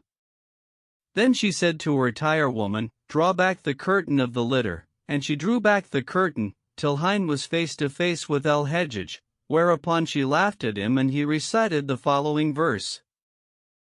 O Hind, for all thy jeering, how many and many a night of yore I've left thee wakeful, lamenting for despite. And she answered him with these. We reck not, so that our life be safe and free our soul, of what we lose of goods and gear, it worketh us no dole.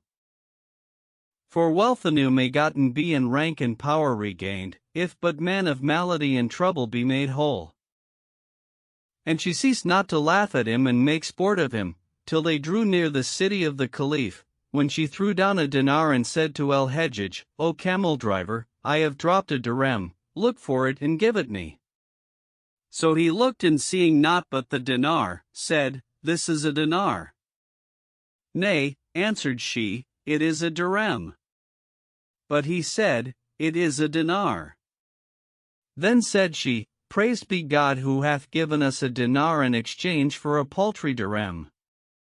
Give it us. And he was abashed at this. Then he carried her to the palace of the commander of the faithful, and she went in to him and became his favorite. Khuzaimah ben Bishr and Ikrimah el-Fayez. There lived once, in the days of the Caliph Sulayman ben Abdulmalik, a man of the Banu Azd, by name Khuzaimah ben Bishr, who was notorious for benevolence and excellence and abounding generosity and righteous dealing with his brethren. After a while, times grew strait with him, and he became in need of the aid of those on whom he had lavished favor and kindness.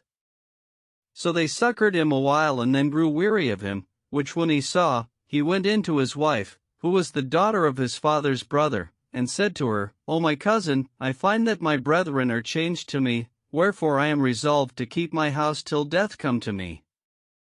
So he shut his doors and abode in his house, living on that which he had by him, till it was spent and he knew not what to do. Now Ikrimah Ribai, surnamed El-Fayez, governor of Mesopotamia, had known him, and one day, as he sat in his audience chamber, mention was made of Khuzaimah, whereupon quoth Ikrimah, How is it with him? And they answered, saying, He is in a plight past telling, and hath shut his door and keeps the house. Quoth Ikrimah, This comes but of his excessive generosity, but how is it that Khuzaimah ben Bishr finds none to succor him or requite him his benefits?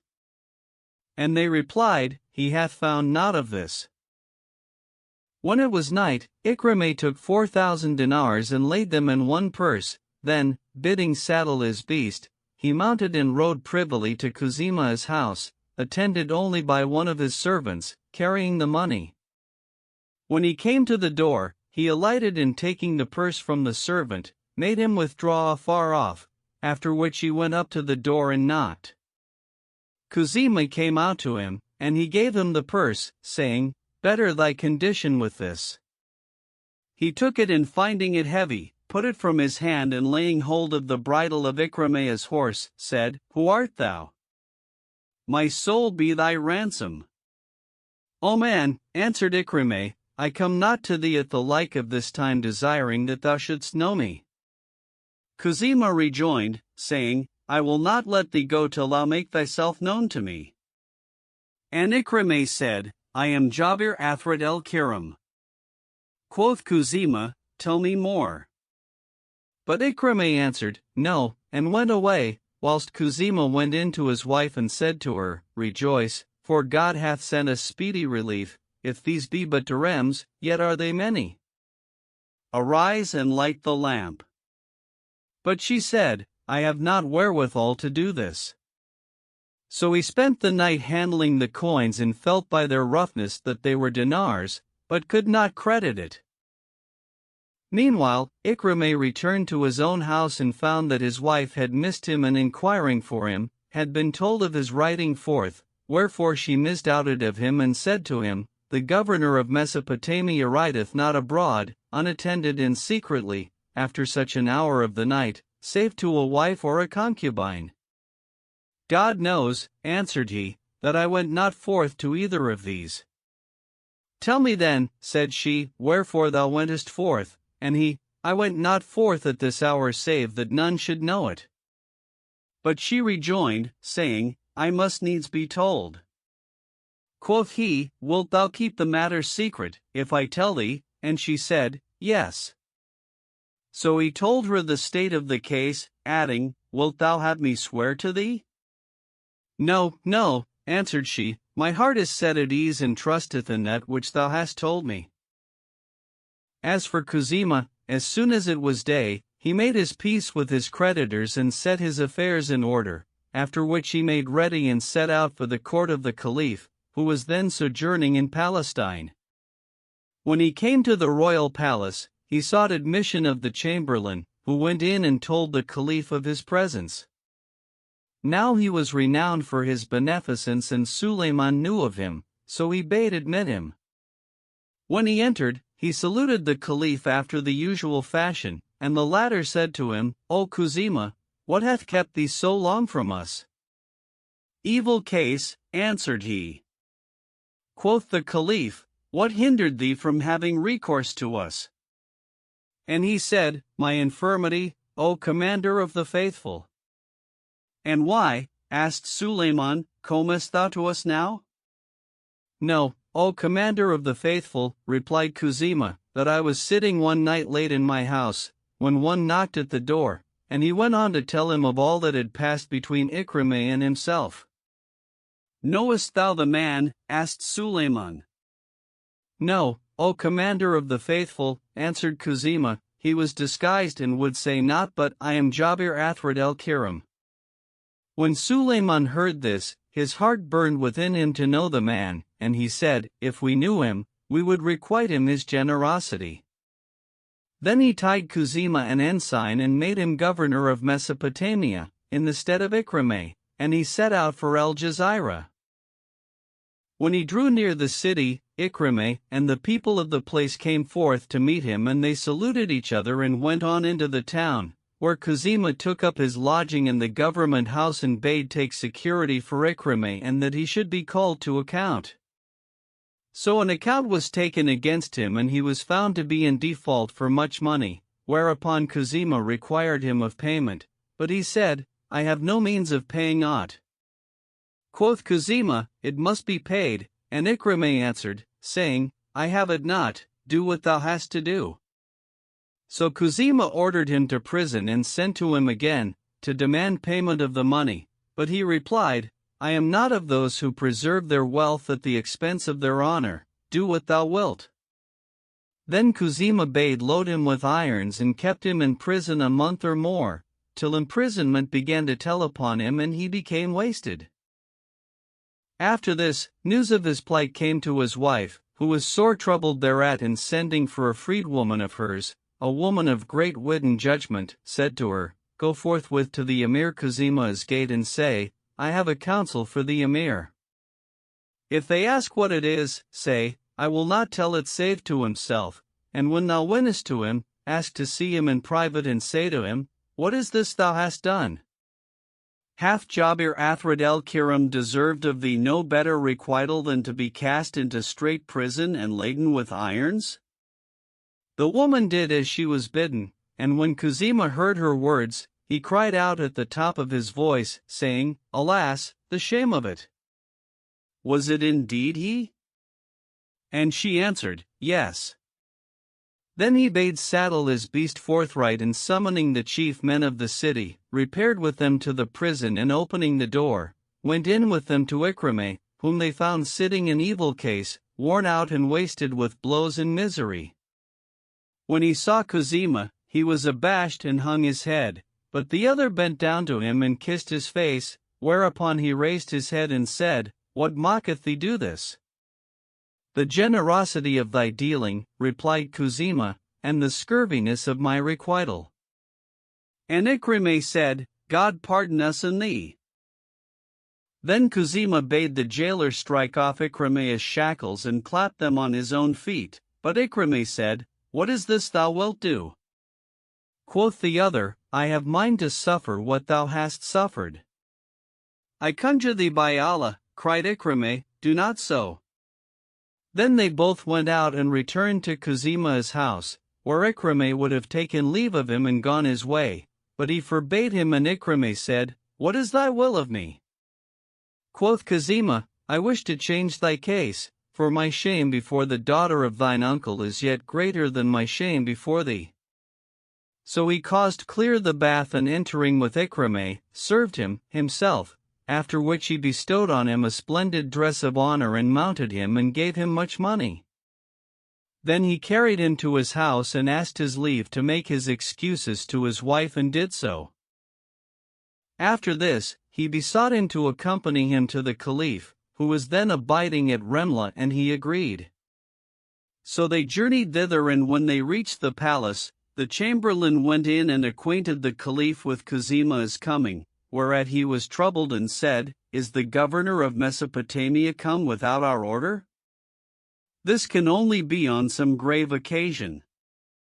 Then he bade admit him and said to him, before he could salute him, What is behind thee, O Kuzima? Good, O commander of the faithful, answered he. What bringeth thee? Asked Suleiman, and he answered, saying, I have discovered Jabir el-Athrid el-Kiram and thought to gladden thee with him, knowing thine excessive desire for his acquaintance and thy longing to see him. Who is he? Asked the Caliph, and Kuzima said, He is Ikrimah el-Fayaz. So Suleiman called for Ikrimah, who approached and saluted him as Caliph, and the prince bade him welcome, and making him draw near to his sitting place, said to him, O Ikrimah, thy good deed to him hath brought thee naught but trouble. But now write in a scroll all thy needs and that which thou desirest.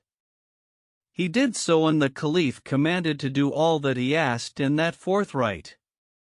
Moreover, he gave him 10,000 dinars and 20 chests of clothes over and above that he sought, and calling for a spear, tied him an ensign, and made him governor over Armenia and Azerbaijan and Mesopotamia, saying, Kuzima's case is in thy hands. If thou wilt, continue him in his office, and if thou wilt, depose him.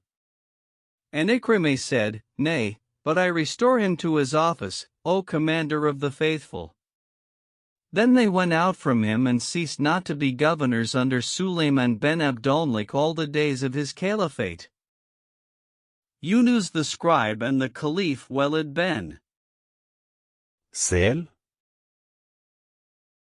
There lived in the reign of the Caliph Hisham a noted man of letters, called Yunus the scribe, and he set out one day on a journey to Damascus, having with him a slave girl of surpassing beauty and grace, whom he had taught all that was needful to her, and whose price was 100,000 dirhams.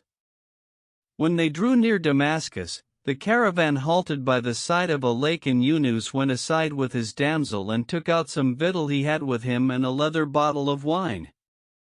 As he sat at meat, there came up a young man of goodly presence and dignified aspect, mounted on a sorrel horse and followed by 2 servants, and said to him, Wilt thou accept me to guest? Yes, answered Yunus. So the stranger alighted and said, Give me to drink of thy wine. Yunus gave him to drink, and he said, If it please thee, sing us a song. So Yunus sang this verse. Charms, never in one mortal yet combined compasseth she, and tears and wakefulness are sweet, for love of her, to me. At which the stranger rejoiced exceedingly, and Yunus gave him to drink again and again, till drunkenness got the better of him, and he said, Bid thy slave girl sing. So she sang this verse. A hurry, by whose charms my heart confounded is, Ami. Nor wan nor sun nor moon, indeed, may even with her be. The stranger was much pleased with this, and they sat drinking till nightfall, when they prayed the evening prayer, and the youth said to Yunus, What brings thee hither? He answered, I come in quest of wherewithal to discharge my debts and better my case. Quoth the stranger, Wilt thou sell me this thy slave girl for 30,000 dirhams? I must have more than that, answered Yunus. Will 40,000 content thee? Asked the other, but Yunus said, That would only pay my debts, and I should remain empty-handed. Quoth the stranger, I will take her of thee at 50,000 dirhams and give thee a suit of clothes to boot and the expenses of thy journey and make thee a sharer in my estate, as long as thou livest. I sell her to thee on these terms, answered Yunus. Then said the young man, Wilt thou let me take her with me and trust me to bring thee the money tomorrow, or shall she abide with thee till I bring thee her price? And the fumes of the wine and shamefastness and awe of the stranger led Yunus to reply, I will trust thee, take her and may God bless thee in her. Whereupon the stranger bade one of his servants take her up before him on his beast, and mounting his own horse, took leave of Yunus and rode away. Hardly had he left him, when Yunus bethought himself and knew that he had erred in selling her, and said in himself, What have I done? I have delivered my slave girl to a man with whom I am unacquainted, neither know I who he is, and grant that I did know him, how am I to get at him? So he abode absorbed in anxious thought, till the morning, when he prayed the appointed prayers, and his companions entered Damascus, whilst he sat, perplexed, and knowing not what to do, till the sun scorched him, and he misliked to abide there and thought to enter the city, but said in himself, If I enter Damascus, I cannot be sure but that the messenger will come and find me not, in which case I shall have sinned against myself a second time. So he sat down in the shade of a wall that was there, and towards end of day, up came one of the servants whom he had seen with the young man, at sight of whom great joy possessed Yunus, and he said in himself, I know not that aught hath ever given me more delight than the sight of this servant. When the man reached him, he said to him, O my lord, we have kept thee long waiting. But Yunus said nothing to him of the anxiety he had suffered. Then said the servant, Knowest thou the man who bought the girl of thee? No, answered Yunus, and the servant said, It was Walid ben Sel the heir apparent. And Yunus was silent. Then the other made him mount a horse he had with him, and they rode till they came to a house, where they dismounted and entered. Here Yunus found the damsel, who sprang up at his sight and saluted him. He asked her how she had fared with him who had bought her, and she said, He lodged me in this apartment and ordered me all I wanted. Then he sat with her a while, till one of the servants of the master of the house came in and bade him rise and follow him. So he followed the servant into the presence of his yesternight's guest, whom he found seated on his couch, and who said to him, Who art thou? I am Yunus the scribe, answered the other. Welcome to thee, O Yunus, rejoined the prince. By Allah, I have long wished to look on thee, for I have heard of thy report. How didst thou pass the night? Well, answered Yunus, may God the Most High advance thee. Peradventure, said the prince, thou repentedst thee of that thou didst yesterday, and saidst in thyself, I have delivered my slave girl to a man whom I know not, neither know I his name nor whence he cometh? God forbid, O Amir, replied Yunus, that I should repent over her. Had I made gift of her to the prince, she were the least of the gifts that are given unto him, for indeed she is not worthy of his rank. By Allah, rejoined Walid, but I repented me of having taken her from thee, and said in myself, This man is a stranger and knows me not, and I have taken him by surprise and acted inconsiderately by him, in my haste to take the damsel. Dost thou recall what passed between us? Yes, answered Yunus. Quoth Walid, Dost thou sell her to me for 50,000 dirhams? And Yunus said, I do. Then the prince called to one of his servants, to bring him 50,000 dirhams and 1,500 dinars to boot, and gave them all to Yunus, saying, The 1,000 dinars are for thy fair thought of us, and the 500 for the expenses of thy journey and what thou shalt buy for thy people. Art thou content? I am content, answered Yunus and kissed his hands, saying, By Allah, thou hast filled my eyes and my hands and my heart. Quoth Walid, By Allah, I have as yet had no privacy of her nor have I taken my fill of her singing. Bring her to me. So she came and he bade her sit, then said to her, Sing. And she sang these verses. Thou that comprisest all charms of every kind, O sweet of nature and great of amorous grace. In Turks and Arabs are beauties all, but none like thee, my loveling, doth all in all embrace. O bless thy lover, my fair, with thy promised sight, though but in visions of dreams, that flit apace. Sweet are the sleepless nights, for thy sake, to me and goodly even abasement and disgrace. I'm not the first one distraught for thee, ere me, how many a mortal thou'st slain with that fair face. Thou, as my portion O.Th. world, wouldst me content, to me thou art dearer than life and goods and place. When he heard this, he was greatly delighted and praised Yunus's excellent teaching of her and the fair education he had given her. Then he bade his servants bring him a hackney, with its trappings and furniture, for his riding, and a mule to carry his gear, and said to him, O Yunus, when thou hearest that the caliphate has fallen to me, come thou to me, and by Allah, I will fill thy hands with good and advance thee to honor and make thee rich as long as thou livest.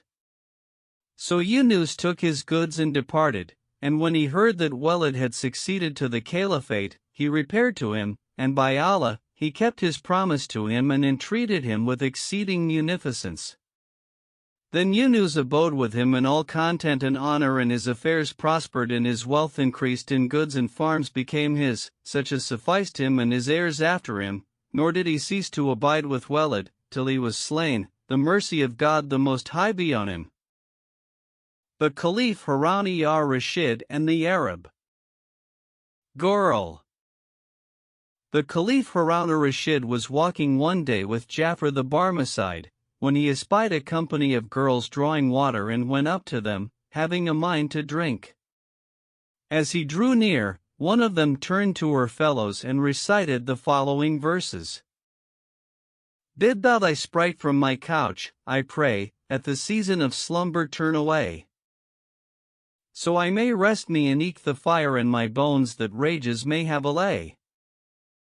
For me, the lovelorn, whom passion's hands turn on the carpet of sickness I. Thou knowest well how it is with me, doth thy favor last for a single day? The Caliph marveled at her beauty and eloquence and said to her, O daughter of nobles, are these verses thine own or a quotation? They are my own, answered she. If thou say sooth, rejoined the Caliph, keep the sense and change the rhyme. So she said, Bid thou thy phantom forswear my stead at the season of sleep and drowsyhead. So I may rest me and eke the fire be quenched in my body that rages red. For me, a sick one, whom passion's hands turn on affliction's unrestful bed. Thou knowest well how it is with me, can aught of thy favors stand instead? Quoth the Caliph, This also is stolen. Nay, replied she, it is my own. If it be indeed thine own, said Rashid, change the rhyme again and keep the sense. So she recited the following. Bid thine image hold off from my place of repose, what time in slumber men's eyes do close. So I may rest me and eke the fire be quenched in mine entrails that ever glows. For me, a sick one, whom passion's hands turn on the carpet of wake and woes. Thou knowest well how it is with me, are thy favors bought with a price, who knows? Quoth Rashid, this too is stolen. Not so, said she, it is mine.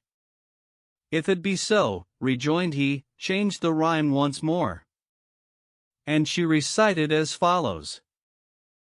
Bid thou thine image no more molest my couch at the season of sleep and rest. So I may ease me and eke the fire be quenched that flames in my tortured breast. For me, a sick one, whom passion's hands on the couch of weeping turn east and west. My plight thou know'st, will thy favor ne'er come back, relenting, to make me blessed? Then said the Caliph, Of what part of this encampment art thou? And she answered, Of its midmost indwelling and of its highest intent pole. Wherefore he knew that she was the chief's daughter of the tribe. And thou, asked she, of what art thou among the guardians of the horses? Quoth he, of the highest in tree and of the ripest in fruit. God protect thee, O commander of the faithful, said she, and called down blessings on him. Then she went away with the maidens of the Arabs, and the Caliph said to Ja'far, Needs must I take her to wife. So Ja'far repaired to her father and said to him, The commander of the faithful hath a mind to thy daughter. With all my heart, replied he, she is a gift as a handmaid to His Highness our Lord the commander of the faithful. So he equipped her and carried her to the Caliph, who took her to wife and went into her, and she became of the dearest of his women to him. Moreover, he bestowed on her father largesse such as succored him among the Arabs, till he was transported to the mercy of God the Most High. The Caliph, hearing of his death, went into her, troubled, and when she saw him thus, she entered her chamber and putting off all that was upon her of rich apparel, donned mourning raiment and raised lament for her father. It was said to her, What is the reason of this? And she answered, saying, My father is dead. So they went in to the Caliph and told him, and he rose and going in to her, asked her who had given her to know of her father's death, and she answered, It was thy face, O commander of the faithful. How so? Asked he, and she said, Since I have been with thee, I never saw thee thus till now, and there was none for whom I feared save my father, by reason of his great age, but may thy head live, O commander of the faithful.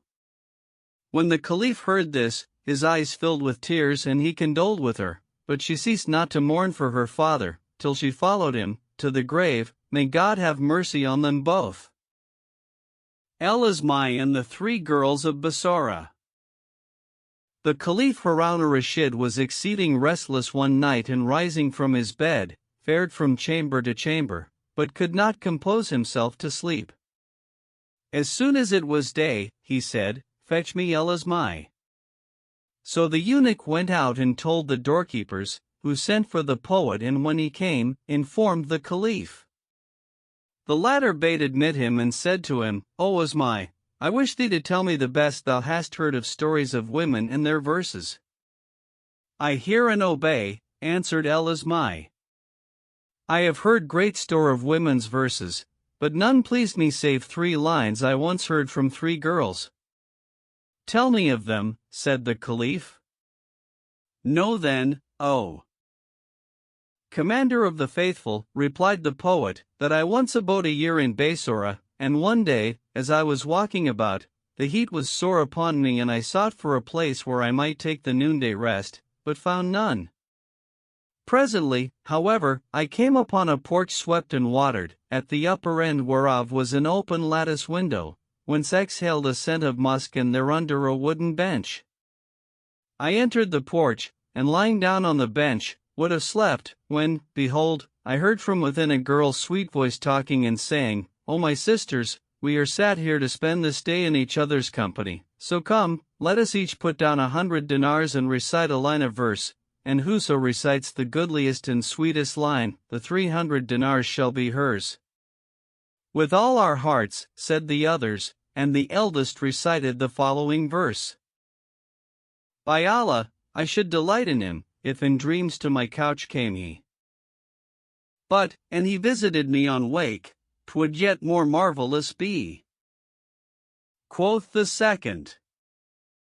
Only his image, in very deed, in slumber visited me, and welcome, straightway I said to him, O welcome fair and free.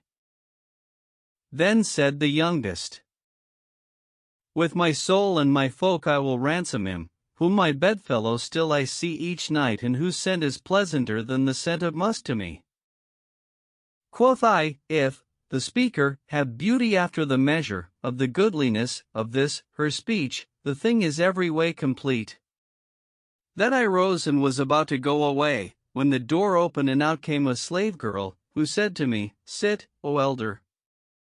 So I sat down again, and she gave me a scroll, wherein was written, in characters of the utmost beauty, with straight olives, big-bellied has in rounded vowels, the following: "We would have the sheik, whose days God prolong, to know that we are 3 maidens, sisters, sitting in friendly converse, who have laid down each 100 dinars, on condition that whoso recites the best and most agreeable line of verse shall have the whole 300 dinars, and we appoint thee judge between us, so decide as thou sayest best, and peace be on thee." Quoth I to the girl, "Bring me inkhorn and paper." So she went in, and returning after a little, brought me a silvered inkhorn and gilded pens, with which I wrote the following verses. I've heard of young beauties once that sat in converse frank and free, and talked the talk of a man who's seen and proved all things that be. 3 like the dawnings of newborn day, they ravished every heart, yea, tormentful to the yearner's soul were they, these maidens 3. They'd cloistered them, where no vision lewd their modesty might affront, the eyes of the spy were shut in sleep and none was there to see. So they discovered the secret thoughts in their breasts that hidden lay, and then to making a verse they fell, for pastime, in their glee. Quoth one of them thus, "A loveling rare, fulfilled of amorous grace, her teeth for the sweet of her speech did smile at every word spake she. By Allah, I should delight in him, if in dreams to my couch came he. But, and he visited me on wake, 'twould yet more marvelous be." And when she had ended that which she gilt with smiles, the second sighed and warbled these words with a trilling note, like a bird upon a tree. "Only his image, in very deed, in slumber visited me, and, welcome, straightway quoth I to him, a welcome fair and free." But the third did better than th other twain, for, answering, thus said she, with a word of her own that was sweeter still and goodlier, "Purty, with my soul and my folk I will ransom him, whom my bedfellow still I see each night, and whose scent is pleasanter than the scent of musk to me." So, when I considered that which they said in sentence passed thereon, I judged not so as to give the wits a cause for mockery. Nay, judgment I gave for the youngest maid, and deemed her verse the best, for that I judged the words she spake and nearest the truth to be. Then I gave the scroll to the girl, who went in with it, and presently I heard a noise of dancing and clapping of hands and tumult. Quoth I to myself, "It is time for me to go." So I rose from the bench and was about to go away, when the damsel cried out to me, saying, "Sit down, O Asmai." "Who gave thee to know that I was El Asmai?" asked I, and she, "If thy name be unknown to us, thy poetry is not."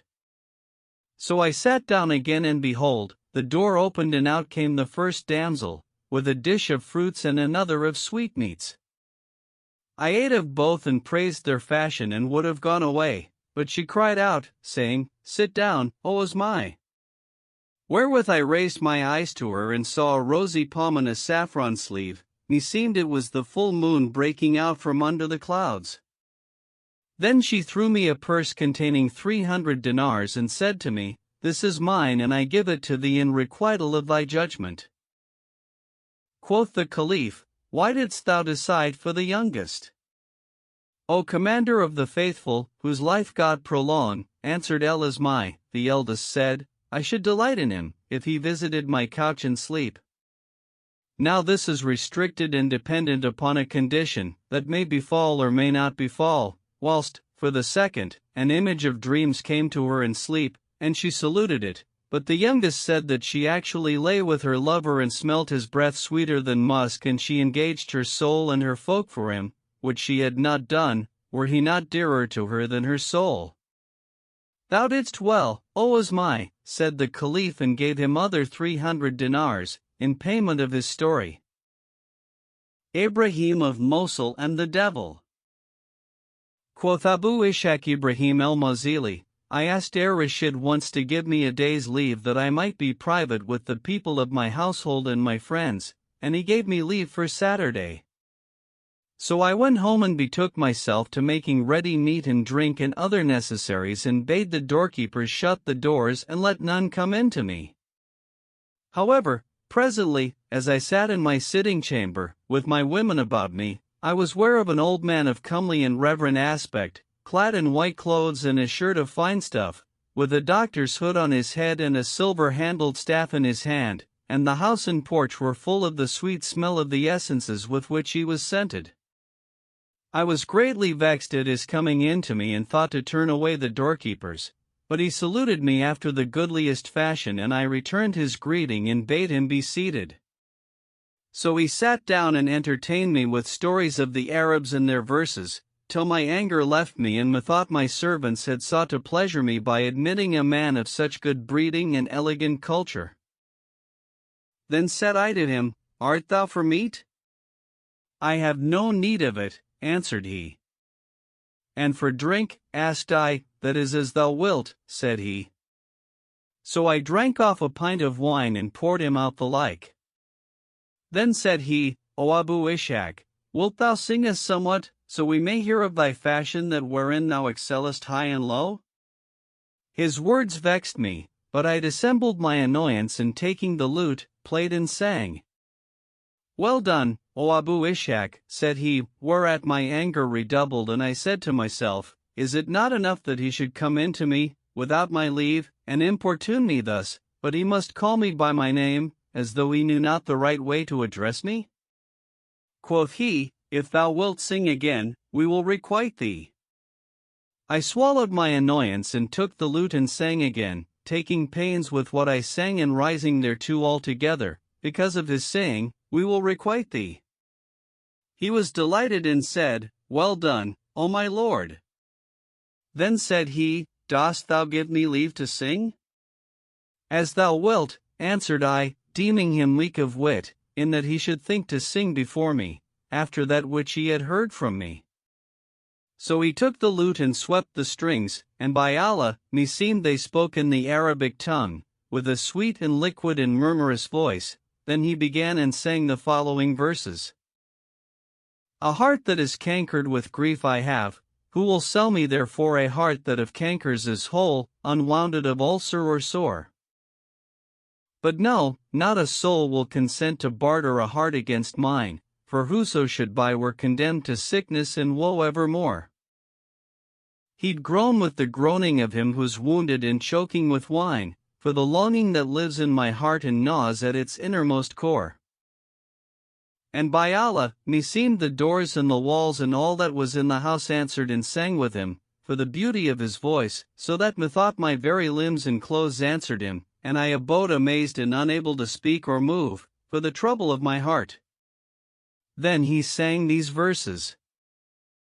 Hark ye, O doves of Liwa, come back unto your nest, with longing for your voices my bosom is oppressed. Back to the copse they winged it, and me well nigh did slay, well nigh to them my secrets I had made manifest. They call on one departed, with cooing, as it were they drunk in wine and madness did sojourn in their breast. Ne'er saw mine eyes, I swear it, the like of them for doves. They weep, yet not a teardrop is from their eyes expressed. And also these. O wind of Nade, when thou blow'st from Nade far and wide, I waft sad longing unto that for which long time I've sighed. Lo, in the freshness of the morn, from out the trellised boughs of laurel and of cassia, to me a turtle cried. She moaned, as moans the youth for love, and eke discovered thus the secret of my yearning pain, that yet I fain would hide.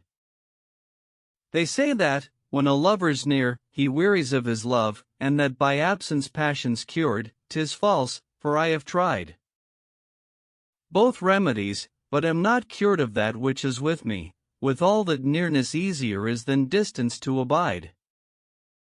Yet nearness of abode, forsooth, may nowise profit thee, and if the grace of her thou lovest be unto thee denied. Then said he, O Ibrahim, sing this song after me, and do after the fashion thereof in thy singing, and teach it to thy slave girls. Quoth I, Repeat it to me. But he answered, There needs no repetition, thou hast it by heart, and vanished from my sight. At this I was amazed, and running to my sword, drew it and made for the door of the harem, but found it closed, and said to the women, What have ye heard? Quoth they, We have heard the sweetest and goodliest of singing. Then I went forth, in amazement, to the door of the house, and finding it locked, questioned the doorkeepers of the old man. What old man? Said they. By Allah, no one hath gone in to thee this day. So I returned, pondering the matter, when, behold, he cried out from one of the corners of the house, though I saw none, saying, Fear not, O Abu Ishaq, no harm shall befall thee. It is I, Abu Murrah, who have been thy boon companion this day. Then I mounted and rode to Rashid, to whom I told what had passed, and he said, Repeat to me the airs thou heardest from him. So I took the lute and played and sang them to him, for, behold, they were rooted in my heart.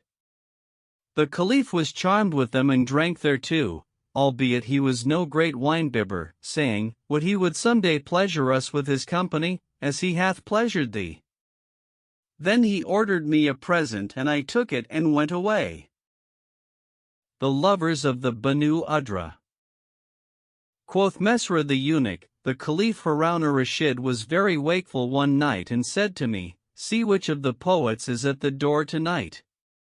So I went out, and finding Jemal ben Mamre el-Udri in the ante-chamber, said to him, The commander of the faithful calls for thee. Quoth he, I hear and obey, and going in with me, saluted the Caliph, who returned his greeting and bade him sit down. Then he said to him, O Jemal, hast thou any new stories to tell us? Yes, O commander of the faithful, answered he. Whether wouldst thou liefer hear, that which I have seen with mine eyes, or that which I have, but, heard tell? Tell me something thou hast actually seen, said the Caliph. Quoth Jemal, It is well, O commander of the faithful, incline thy heart to me and lend me thine ears. The Caliph took a cushion of red brocade, embroidered with gold and stuffed with ostrich feathers, and laying it under his thighs, propped up his elbows thereon. Then he said to Jemal, Now for thy tale, O Jemal. Know, O commander of the faithful, answered he, that I was once desperately enamored of a certain girl, and used to pay her frequent visits, for that she was my desire and delight of all the things of this world. After a while, her people removed with her, by reason of scarcity of pasture, and I abode some time without seeing her, till I grew restless for desire and longed for her sight, and my soul urged me to journey to her. One night, I could hold out no longer, so I rose, and saddling my she-camel, bound on my turban and donned my oldest clothes. Then I girt myself with my sword, and slinging my spear behind me, mounted and rode forth in quest of her. I fared on diligently till, one night, it was pitch dark and exceeding black, and I heard on all sides the roaring of lions and howling of wolves and the cries of the wild beasts, whereat my reason was troubled and my heart sank within me, but for all that I ceased not to press on, descending into valleys and climbing mountains, whilst my tongue ceased not to call on the name of God the Most High. As I went along thus, sleep overtook me, and the camel carried me aside out of my road, till, presently, something smote me on the head, and I woke, startled and alarmed, and found myself in a meadow, full of interlacing trees and streams and birds on the branches, warbling their various notes.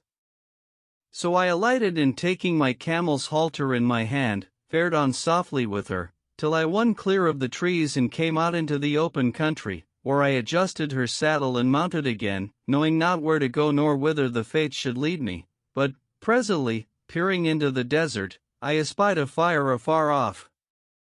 So I smote my camel and made toward the fire.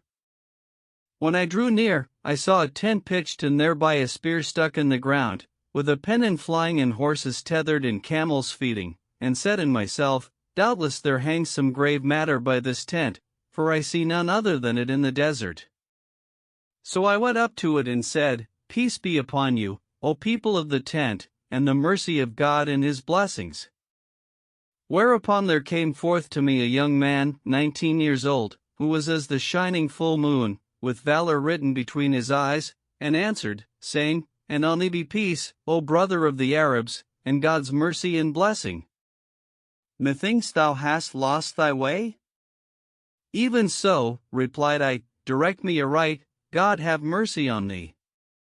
O brother of the Arabs, rejoined he, of a truth this our land is infested with lions and the night is exceeding dark and cold and dreary, and I fear lest the wild beasts tear thee in pieces, wherefore do thou alight and abide with me this night in ease and comfort, and tomorrow I will put thee in the right way. Accordingly, I alighted and hobbled my camel with the end of her halter, then I put off my heavy upper clothes and sat down.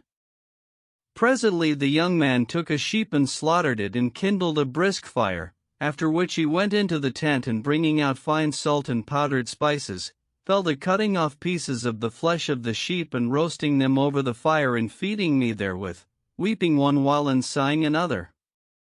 Then he groaned heavily and wept sore and recited the following verses. Nothing is left him but a fluttering sprite, aye, and an eye bereaved of its light. Nor in his members is a single joint, but sickness there is constant day and night. His tears flow ever and his heart burns aye, yet for all this still silent is the white. His foes weep, pitying him, alas for those who pity and exult and foe excite. By this I knew that the youth was a distracted lover, for none knoweth passion save he who hath tasted the savour thereof, and said to myself, Shall I ask him?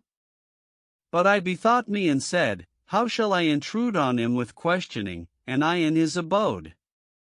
So I restrained myself and ate my sufficiency of the meat. When we had made an end of eating, the young man arose and entering the tent, brought out an elegant basin and ewer and a silken napkin, fringed with broidery of red gold, and a casting bottle full of rosewater, mingled with musk. I marveled at his elegance and the daintiness of his fashion and said in myself, Never knew I of elegance in the desert. Then we washed our hands and talked a while, after which he went into the tent and making a partition between himself and me with a piece of red brocade, said to me, Enter, O chief of the Arabs, and take thy rest, for thou hast suffered toil and travel galore this night and in this thy journey. So I entered and finding a bed of green brocade, pulled off my clothes and passed a night such as I had never passed in my life.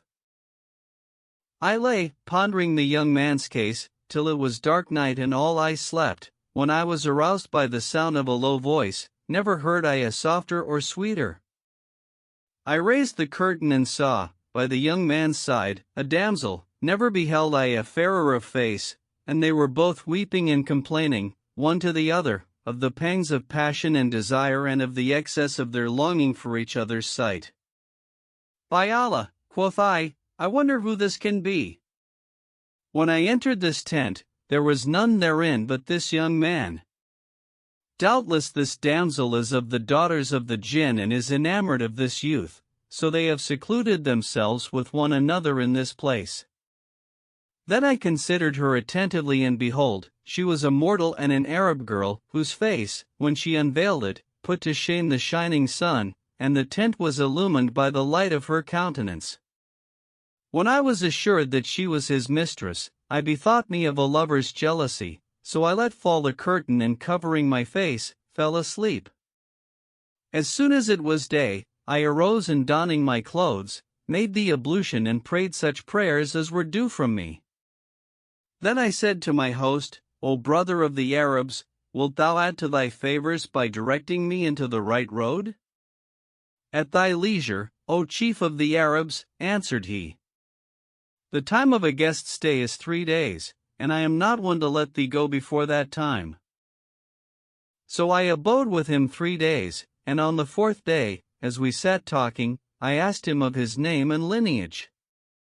Quoth he, As for my lineage, I am of the Banu Udra, my name is such an one, son of such an one, and my father's brother is called such an one. And behold, O commander of the faithful, he was the son of my father's brother and of the noblest house of the Banu Udra. O my cousin, said I, what moved thee to leave thy fair estate and that of thy fathers and thy slaves and handmaids and seclude thyself alone in this desert?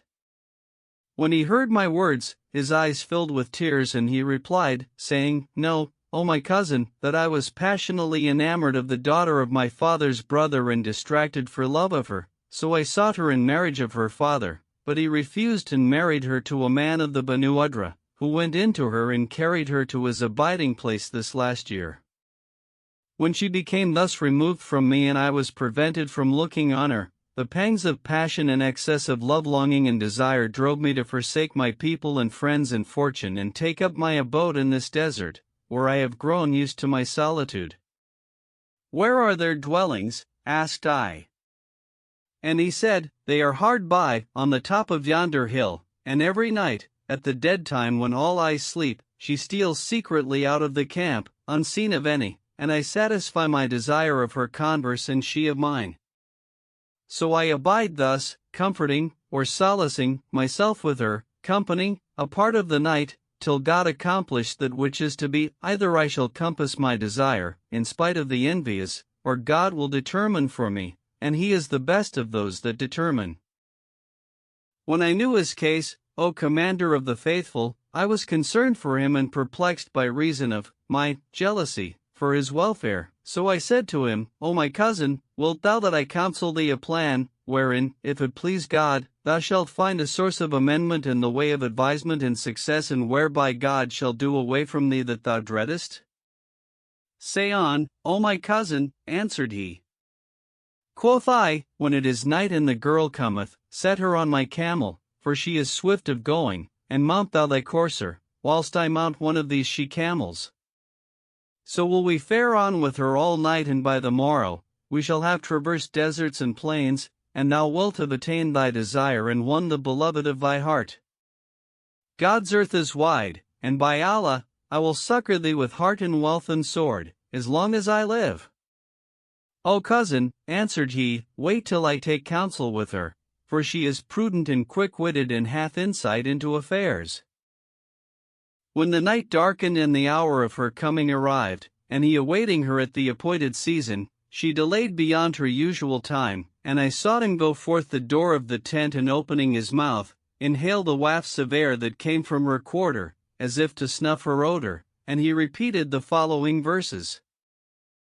Wind of the east, thou waftest a gentle air to me, from out the loved one's country, the place where sojourns she. O wind, thou bear'st a token from her I hold so dear, canst thou not give me tidings when will her coming be? Then he entered the tent and sat a while, weeping, after which he said to me, O my cousin, some mischance must have betided the daughter of my uncle, to hinder her from coming to me this night. But abide where thou art, till I bring thee news. And he took his sword and buckler and was absent a while of the night, after which he returned, carrying something, and called to me. So I hastened to him, and he said, O my cousin, knowst thou what hath happened?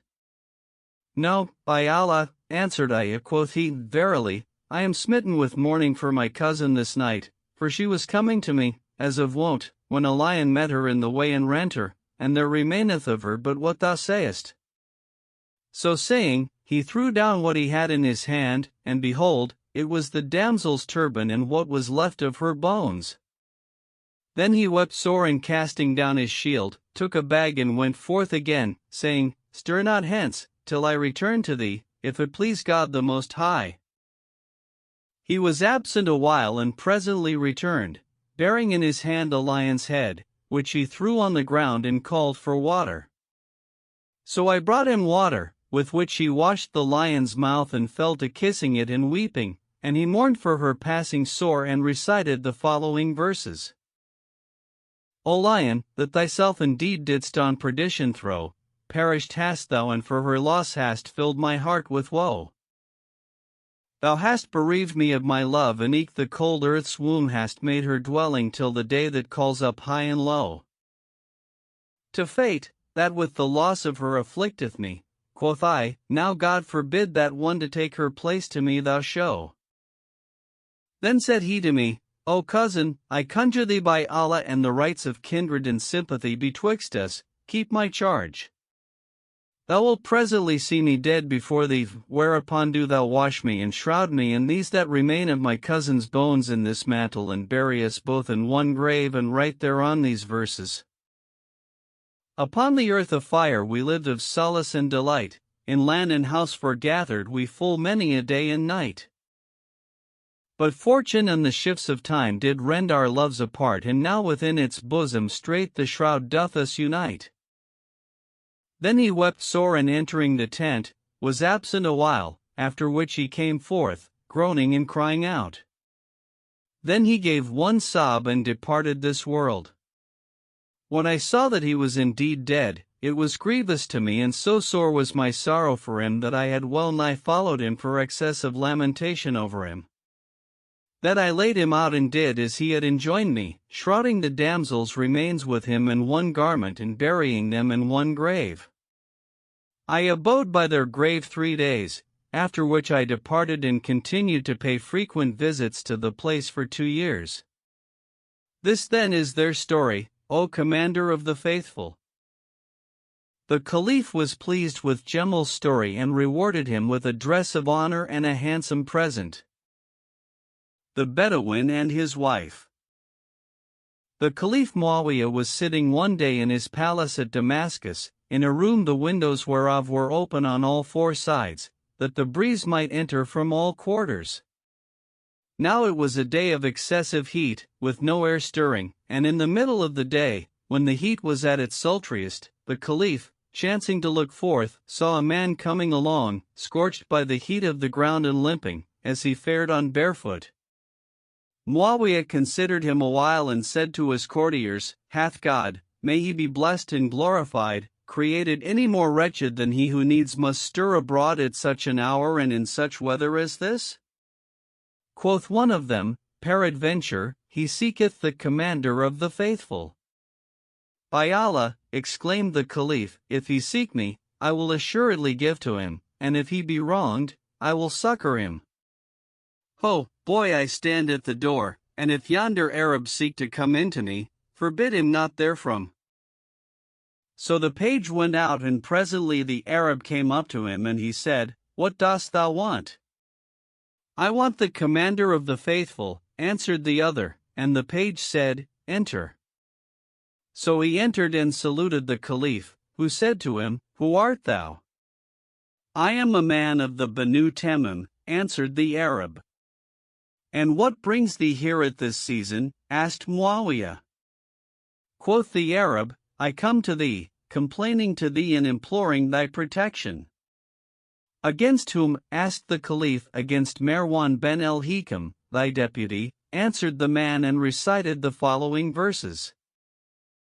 Muawiyah, pitiful, munificent and kind, thou in whom righteousness and grace and wisdom are combined. I come to thee for that my way on earth is straight on me, O help! Nor cut thou off my hope, but justice let me find. Vouchsafe thou me redress gainst him, the tyrant who hath wrought me such unright as death itself were lighter to my mind. Unjustly hath he dealt by me, and tyrant-wise bereft me of my wife, of Suad, dear to me o'er all her kind.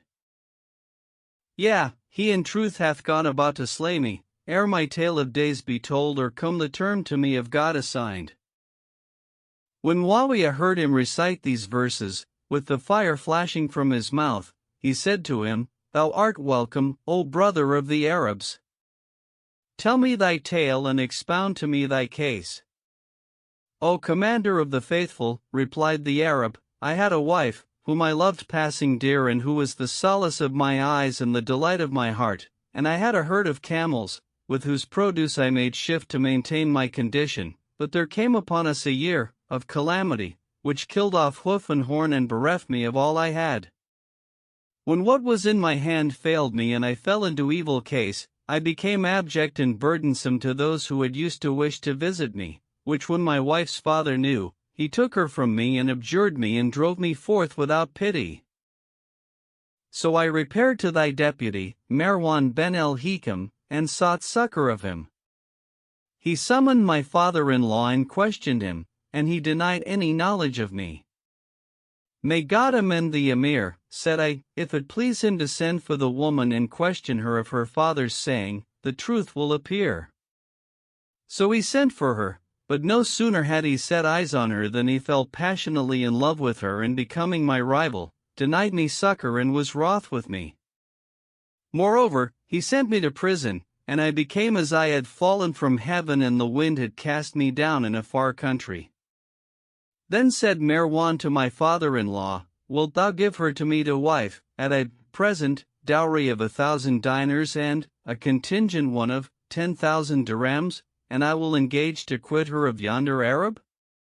Her father was seduced by the bribe and agreed to the bargain, whereupon Marwan sent for me and looking at me like an angry lion, said to me, O Arab, put away Suad. I will not put her away, answered I, but he set on me a company of his servants, who tortured me with all manner tortures, till I found no help for it but to do as he bade. So I divorced her and he sent me back to prison, where I abode till the days of her purification were accomplished, when he married her and set me free. So now I come to thee, hoping in thee, and imploring thy succor and throwing myself on thy protection. And he recited the following verses. A fire is in the heart of me, that flammeth still unquenchably. My body's sick and leeches all are baffled by my malady. Yea, and live coals, that cast forth sparks, forever in mine entrails be. Mine eyes rain tears without relent that down my cheeks in torrents flee, nor have I hope of help except in God my Lord and eke in thee. Then he was convulsed, and his teeth chattered, and he fell down in a fit, writhing like a slain snake. When Muawiyah heard his story, he said, Verily, Marwan ben el-Hikam hath transgressed against the laws of the faith and hath done oppression and violated the harem of a true believer. O Arab, thou comest to me with a story, the like whereof I never heard. Then he called for inkhorn and paper and wrote to Marwan as follows, It hath reached me that thou transgressest the laws of the faith with regard to thy subjects. Now it behoves him who is a governor to keep his eyes from their lusts and restrain his soul from its delights. And after he wrote many words, which, quoth he who tells the tale, I omit, for brevity's sake, and amongst them these verses. Thou wast invested with a rule whereto thou art unapt, ask pardon, out on thee, of God for thine adulterous deed. Lo, the unhappy man to us complaining came of thee, of severance he made his moan and for redress did plead. Hark ye, I've ta'en an oath to God, I'll not be false unto, nay, I will quit me of what's due unto my faith and creed. And if thou cross me in this thing I write to thee, I swear, vultures and eagles presently upon thy flesh shall feed. Divorce Suad and by Qumite and Nesr ben Diban unto my presence all equipped, dispatch her with all speed. Then he folded the letter and sealing it with his seal, delivered it to El-Qumite and Nesr ben Diban, whom it was his wont to employ on matters of weight, because of their trustiness, who took the letter and carried it to Medina, where they went in to Marwan and saluting him, delivered to him the letter and told him how the case stood. He read the letter and fell a-weeping, but it was not in his power to refuse obedience to the Caliph, so he went in to Suad and acquainting her with the case, divorced her in the presence of Qumite and Nesr, after which he equipped her and delivered her to them, together with a letter to the Caliph, under his own hand and seal, to the following purport. Prince of the faithful, hasten not, with a good grace thy vow I will accomplish, nor constraint to force me dost thou need. Why still'st thou me adulterer and traitor? If she pleased my fancy, 'twas in me no sin, as eke thou wilt concede. For lo, there comes to thee a son, amongst all folk that be, mortals or jinn, there's none may match with her in very deed. So the messengers returned with Suad to Damascus and delivered to Muawiyah the letter, which when he had read, he said, Verily, he hath obeyed handsomely, but he is extravagant in his praise of the woman. Then he called for her and found her such a beauty as he had never seen, for grace and elegance and symmetry. Moreover, he talked with her and found her fluent of speech and happy in diction and expression. Quoth he, Bring me the Arab. So they fetched the man, who came, sore disordered for the evil dealing of fortune, and Muawiyah said to him, O Arab, if thou wilt give her up to me, I will give thee in her stead 3 slave girls, high-bosomed maids like moons, and 1,000 dinars with each. Moreover, I will assign thee on the treasury such an annual sum as shall content and enrich thee. When the Arab heard this, he gave a groan, and swooned away, so that Muawiyah thought he was dead. When he revived, the Caliph said to him, What ails thee? And the Arab answered, With heavy heart and in sore need, I appeal to thee from the injustice of Marwan ben al-Hikam, but to whom shall I appeal from thine injustice? And he recited the following verses. God save the Caliph. Make me not, as one, I prithee, who for succor from the burning sands unto the fire doth sue. Su'ad restore to one distraught, afflicted, morn and eve in memory who passeth still in anguish ever new. Loose thou my bonds and give her back, nor grudge her unto me. Thou wilt find me no ungrateful one, if thus with me thou do. Then said he, O Commander of the Faithful, wert thou to give me all the riches of the Caliphate, yet would I not take them without Su'ad.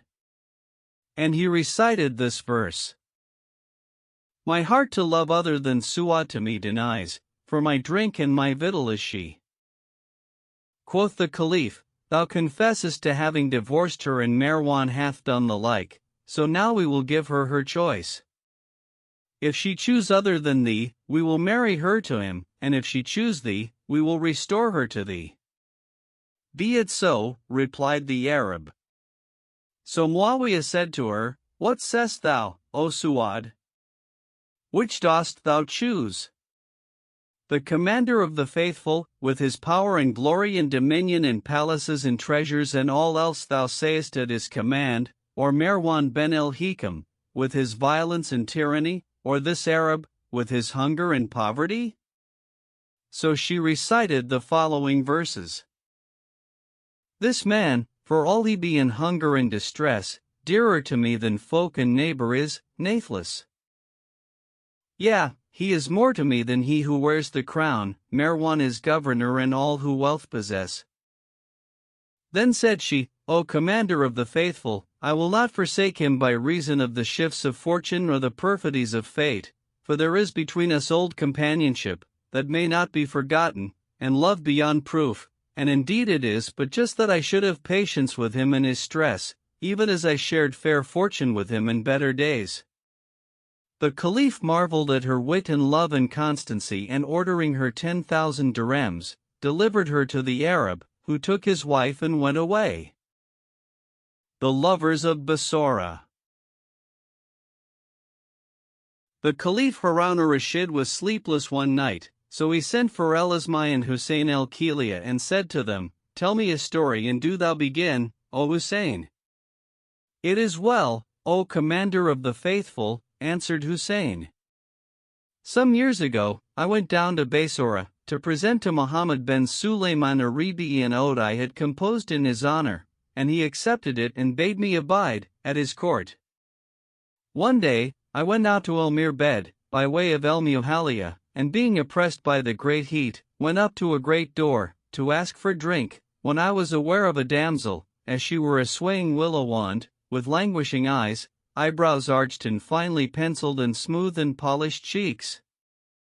She was clad in a shift the color of a pomegranate flower, and a vest of Sina work, but the whiteness of her body overcame the redness of her shift, through which glittered 2 breasts like twin pomegranates and a belly, as it were a roll of fine Egyptian linen, with creases like scrolls of pure white paper, filled with musk.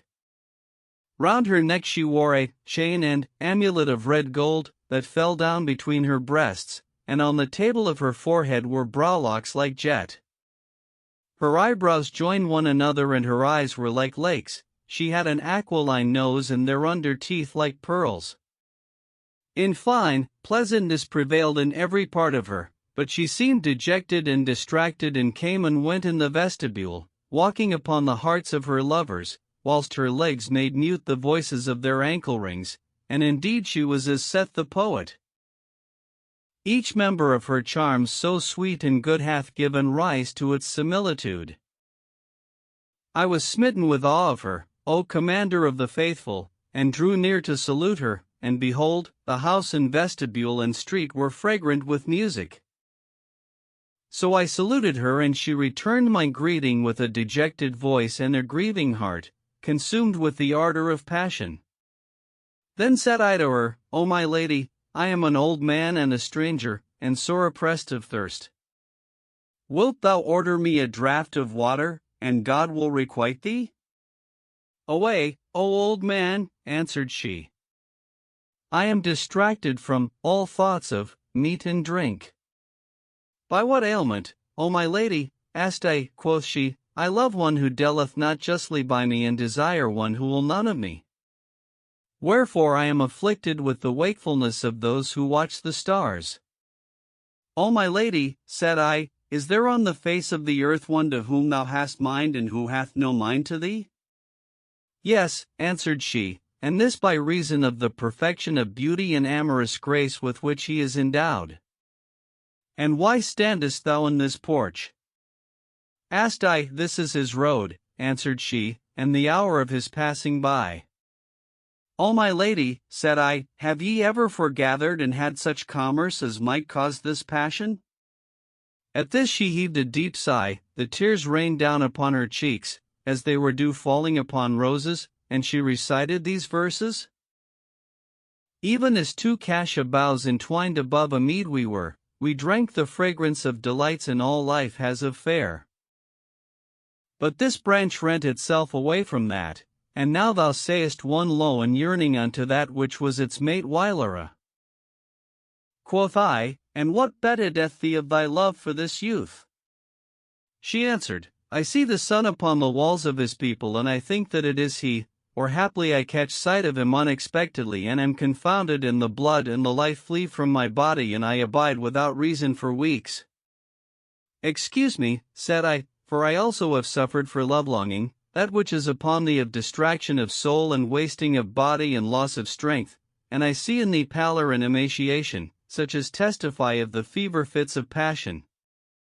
But how shouldst thou be unsmitten of passion, and how a sojourner in the land of Basora?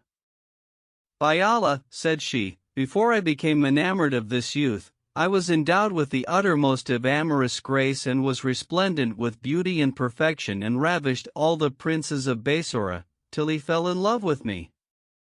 And who parted you? Asked I. The vicissitudes of fortune, answered she, but the manner of our separation was a strange one, and it was on this wise. One New Year's Day I had invited the damsels of Basora and amongst them a girl belonging to Siren, who had bought her out of Oman for 80,000 dirhams. She was madly in love with me and when she entered, she threw herself upon me and well-nigh tore me in pieces with bites and pinches.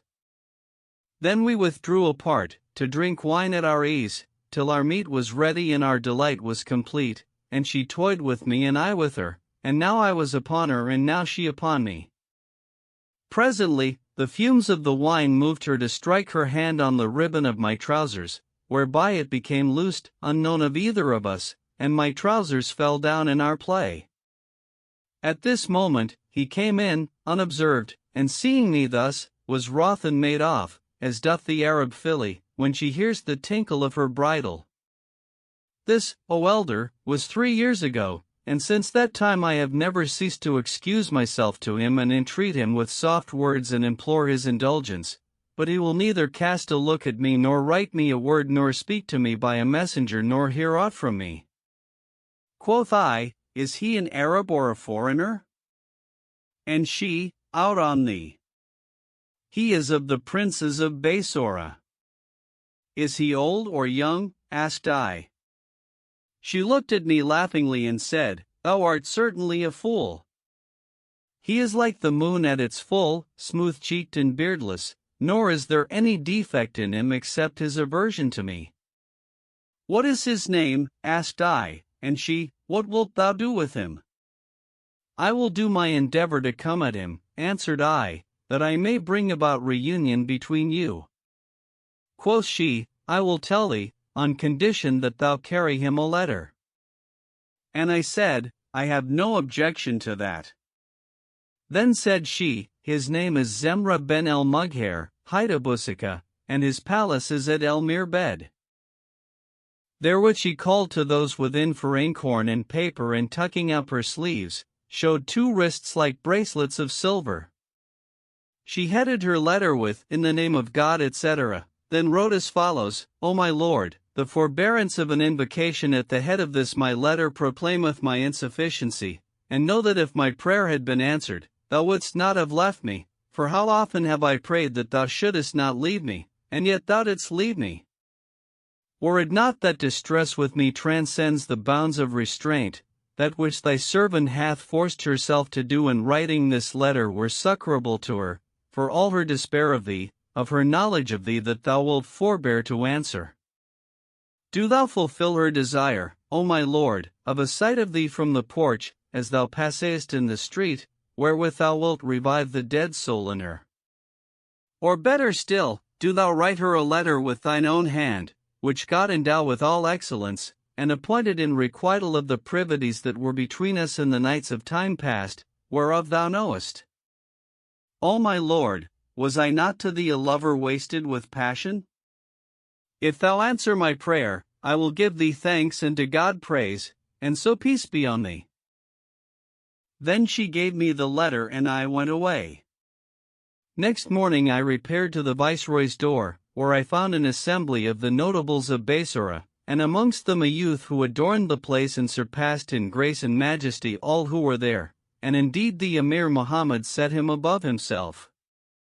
I asked who he was, and behold, it was Zemra himself, so I said to myself, Verily, there hath betided yonder unhappy one that which hath betided her. Then I betook myself to El Mirbed and waited at the door of his house, till he came riding up in state, when I accosted him and invoking lavish blessings on him, gave him the letter. When he read it, he said to me, O old man, we have taken another in her stead. Wilt thou see the substitute? And I answered, Yes. Whereupon he called out a woman's name, and there came forth a damsel who put to shame the sun and moon, swelling-breasted, walking the gait of one who hastens without fear, to whom he gave the letter, saying, Do thou answer it. When she read it, she turned pale and said to me, O old man, ask pardon of God for this that thou hast brought. So I went out, dragging my feet, and returned to her. When she saw me, she said, What is behind thee? I answered, Evil and despair. And she said, Have thou no concern of him? Where are God and providence? Then she ordered me 500 dinars, and I took them and went away. Some days after I passed by the place and saw there horsemen and footmen. So I went in, and lo, these were the companions of Zemra, who were begging her to return to him, but she said, No, by Allah, I will not look him in the face. And she prostrated herself in gratitude to God and exultation over Zemra. Then I drew near her, and she pulled out to me a letter, wherein was written, after the invocation of the deity, the following, O my lady, but for my forbearance towards thee, may God prolong thy life. I would relate somewhat of what betided from thee and set out my excuse, in that thou transgressedst against me, when as thou wast manifestly a sinner against thyself and me in breach of vows and lack of faith and preference of another to me, for, by Allah, on whom we call for help against that which was of thy free will, thou didst transgress against the love of me, and so peace be on thee. Then she showed me the presents and things of price he had sent her, which were of the value of 30,000 dinars. I saw her again after this, and Zemra had married her. Quoth Rashid, had not Zemra been beforehand with us, I had certainly had to do with her myself. Isaac of Mosul and his mistress and the devil.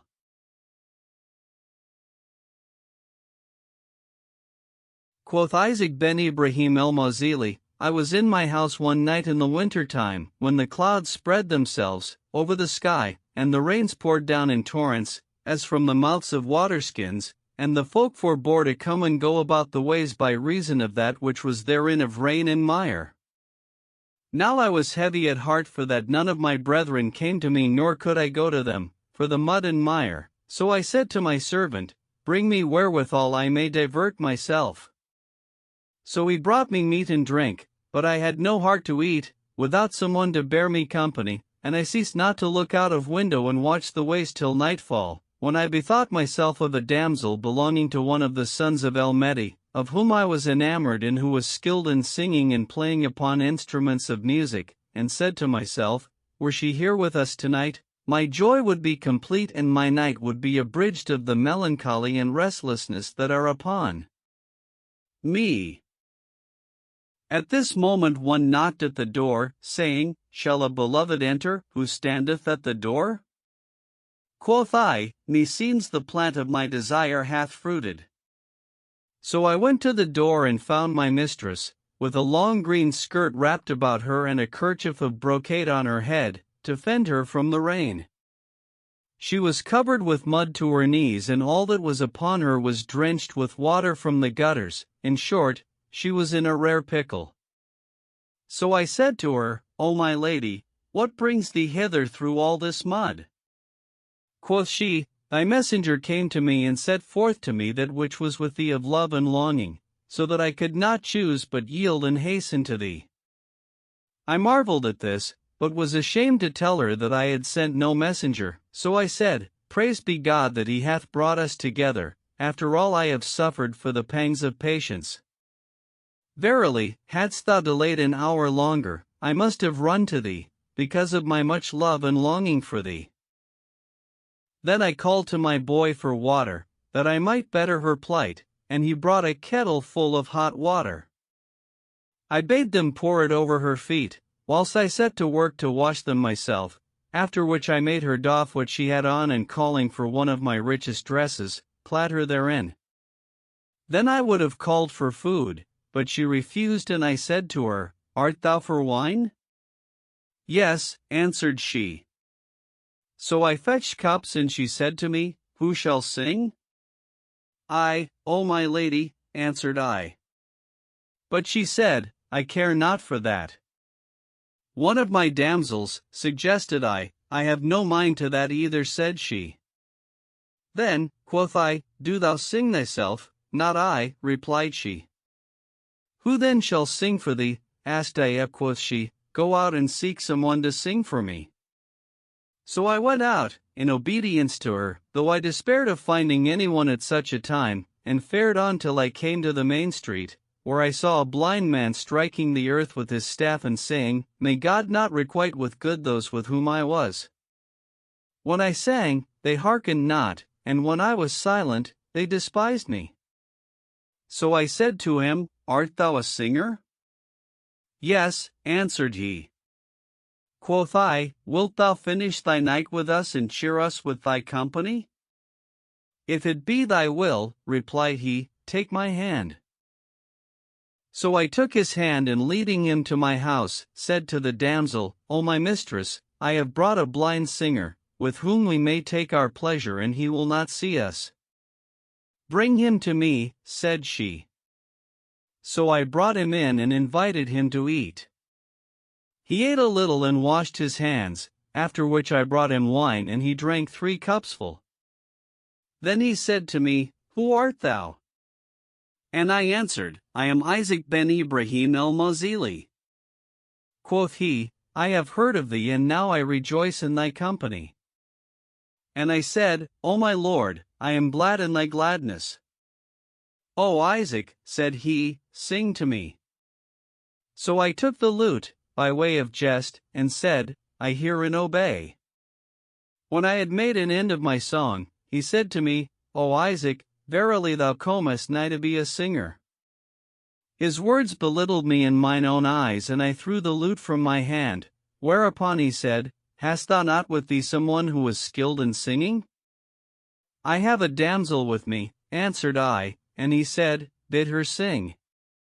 Quoth I, Wilt thou sing, when thou hast had enough of her singing? Yes, answered he. So she sang, and he said, Nay, thou hast achieved naught. Whereupon she threw the lute from her hand in anger and said, We have done our best, if thou have aught, favor us with it. Quoth he, Bring me a lute which no hand has touched. So I bade the servant bring him a new lute, and he tuned it, and preluding in a mode I knew not, sang the following verses. Across the middle dusk of night a maid fares swift and straight, who knows the visitation tides, to where her love doth wait. 'Twas but her greeting startled us, and eke her voice that said, Shall a beloved enter in who standeth at the gate? When she heard this, she looked at me askance and said, Could not thy breast hold the secret that was between us an hour, but thou must discover it to this man? But I swore to her that I had not told him, and excused myself to her, and fell to kissing her hands and tickling her breasts and biting her cheeks, till she laughed, and turning to the blind man, said to him, Sing, O my lord.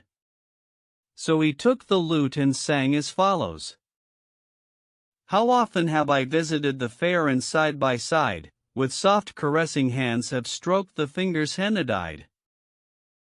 How often have I handled eke the breast's pomegranates ripe, and the plump apples of the cheeks with bites and kisses plied.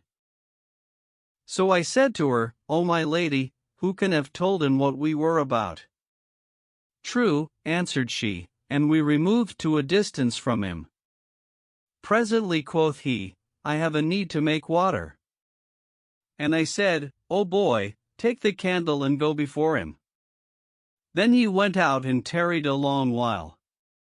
So we went in search of him, but could not find him, and behold, the doors were locked and the keys in the closet, and we knew not whether he had flown up to heaven or sunk into the earth.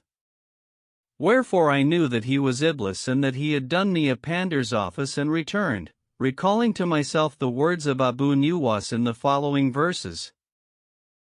I marvel at Iblis no less for his pride than the lewdness and meanness that mark his intent. To Adam himself he refused to prostrate, yet his lineage to serve as a pimp is content. The lovers of Medina. Quoth Ibrahim Abu Ishaq, I was once in my house, when one knocked at the door, so my servant went out and returned, saying, A comely youth is at the door, seeking admission. I bade admit him, and there came in to me a young man, on whom were traces of sickness, and he said, I have long wished to meet thee, for I have an occasion to thee. What is it? Asked I, whereupon he pulled out 300 dinars, and laying them before me, said, I beseech thee to accept these and compose me an air to 2 lines of verse I have made. Repeat them to me, said I. And he recited the following lines. By Allah, O mine eyes that sin against my heart of yore, quench with your tears the fire of woe that burneth ever sore. Fate is of those that chided me for her, my heart's abode, whom, though in grave clothes I be lapped, I never shall see more.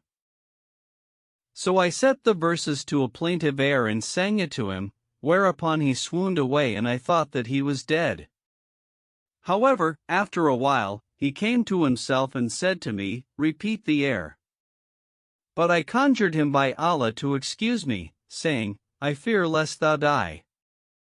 Would it might be so, replied he, and ceased not to importune me, till I had pity on him and repeated it, whereupon he cried out grievously and fell into a worse swoon than before, and I doubted not but that he was dead, but, after I had sprinkled rosewater on him a while, he revived and sat up. I praised God for his recovery, and laying the dinars before him, said to him, Take thy money and depart from me. Quoth he, I have no need of the money, and thou shalt have the like of it, if thou wilt repeat the air. My heart rejoiced in the money, and I said, I will repeat it, but on 3 conditions. The first, that thou abide with me and eat of my victual, till thou regain strength. The second, that thou drink wine enough to cheer thy heart, and the third, that thou tell me thy story. He agreed to this and ate and drank, after which she said, I am of the people of Medina, and I went forth one day a pleasuring with my friends, and following the road to El-Akik, saw a company of girls, and amongst them a damsel as she were a branch pearled with dew, with eyes whose glances stole away his soul who looked on them. They rested in the shade till the end of the day, when they went away, leaving in my heart wounds slow to heal. I returned, next day, to seek news of her, but found none who could tell me of her, so I sought her in the streets and markets, but could come on no trace of her, wherefore I fell ill of grief and told my case to one of my kinsmen, who said to me, No harm shall befall thee, the days of spring are not yet past, and by it will rain, whereupon she will go forth, and I will go out with thee, and do thou thy will. His words comforted my heart, and I waited till El-Akik ran with water, when I went forth with my friends and kinsmen and sat in the same place as before. We had not sat long before up came the women, like horses running for a wager, and I said to a girl of my kindred, Say to yonder damsel, quoth yonder man to thee, he did well who said. She shot a shaft at me that pierced my bosom through and through, then turned away, and by that act did wound and scars renew. So she went to her and repeated my words, to which she replied, saying, Tell him that he said well who answered thus.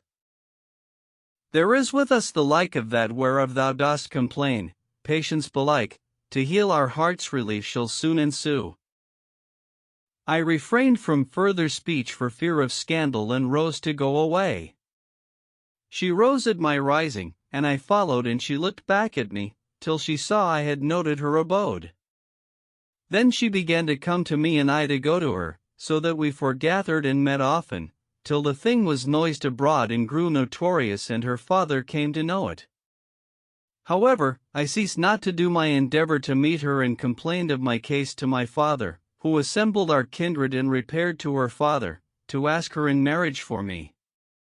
But her father said, Had this been proposed to me before he dishonored her, I would have consented, but now the thing is notorious, and I am loath to verify the saying of the folk.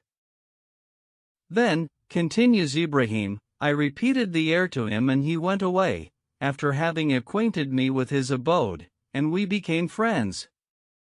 Now I was devoted to the Barmecides, so next time Ja'far ben Yahya sat, to receive visits, I attended, as of my wont, and sang to him the young man's verses.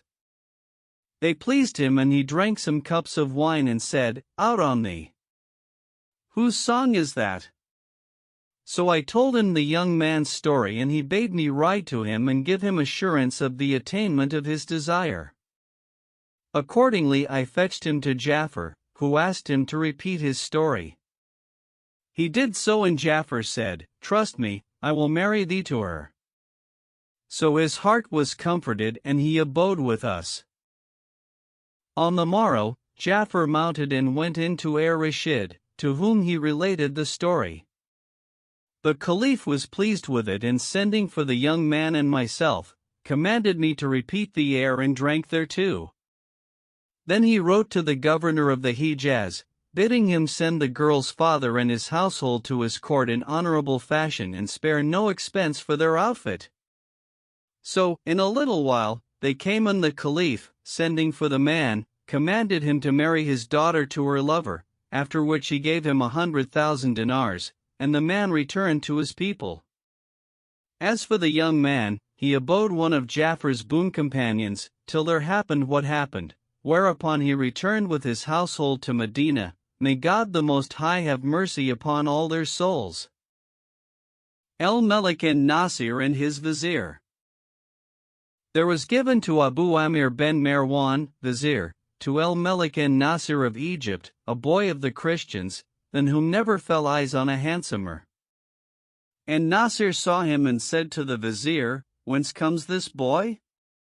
From God, answered Abu Amir, whereupon, Wilt thou fright us with stars, quoth the king, and captive us with moons? Abu Amir excused himself to him, and making up a present, sent it to him with the boy, to whom he said, Be thou part of the present, were it not of necessity, my soul had not consented to give thee away. And he wrote with him these verses. Behold the full moon, O my lord, that cometh to thy sky, for none, that heaven than earth of moons is worthier, may deny. My soul, to pleasure thee, I give, nor ever yet of one, his soul to pleasure one who gave, before myself, heard I. The thing pleased Nasir, and he requited him with much treasure, and the vizier became high in favor with him. After this, a slave girl, one of the loveliest women in the world, was presented to the vizier, and he feared lest this should come to the king's ears and he desire her, and the like should happen as with the boy. So he made up a present still costlier than the first and sent it with her to the king, together with these verses. My lord, the very sun is this, the moon thou hadst before, so now these planets twain shall meet and glitter side by side. A combination presaging fair fortune to my life. Do thou with them in all delight of paradise abide. For they, by Allah, have no third in beauty, nor hast thou a second dominion in all the world so wide. Wherefore his credit redoubled within Nasir, but after a while, one of his enemies maligned him to the king, alleging that there still lurked in him desire for the boy, and that he ceased not to lust after him, whenever the north wind moved him, and to gnash his teeth for that he had given him away. Quoth the king, Wag not thou thy tongue at him, or I will cut off thy head. However, he wrote Abu Amir a letter, as from the boy, to the following effect: O my lord, thou knowest that thou wast all in one to me, and that I never ceased from delight with thee. Albeit I am with the Sultan, yet would I choose rather solitude with thee, but that I fear the king's mischief, wherefore contrive thou to demand me of him. This letter he sent to Abu Amir by a little page, whom he enjoined to say, This is from such an one, the king never speaks to him. When the vizier read the letter and heard the cheating message, he smelt a rat and wrote on the back of the scroll the following lines. After experience's laws, doth it become a man of sense unto the lion's lair his steps full wise to bend? I'm none of those whose reason love and passion overcrow, nor am I ignorant of that the envious do pretend. Wert thou my soul, I gave thee up obediently, and now shall soul, from body sundered, back again thereunto wend? When Nasir knew of this answer, he marveled at the vizier's quickness of wit and would never again lend ear to any insinuation against him. Then said he to him, How didst thou escape falling into the snare?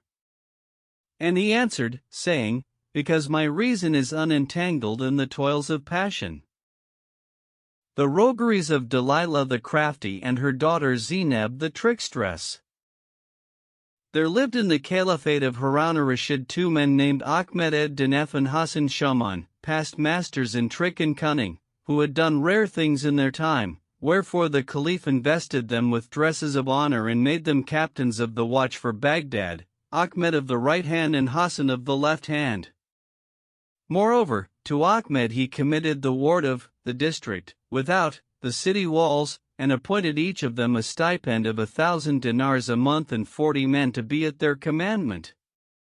So Ahmed and Hassan went forth in company of the Emir Khalid, the master of police, attended each by his 40 followers on horseback and preceded by the crier, proclaiming aloud and saying, By order of the Caliph, none is captain of the watch of the right hand but Ahmed ed-Dinef, and none is captain of the watch of the left hand but Hassan Shoman, and it behoveth all to give ear to their word and pay them respect.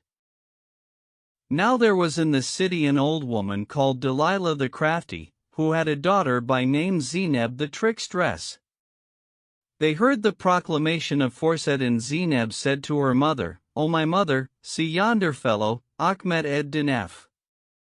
He came hither from Cairo, a fugitive, and played the double dealer in Baghdad till he foisted himself into the Caliph's favor and is now become captain of the watch of the right hand, whilst that mangy knave Hassan Shoman is captain of the left hand, and each has a monthly wage of 1,000 dinars and a table spread morning and evening, whilst we abide unemployed and neglected in this house, without estate and without honor, and have none to ask of us.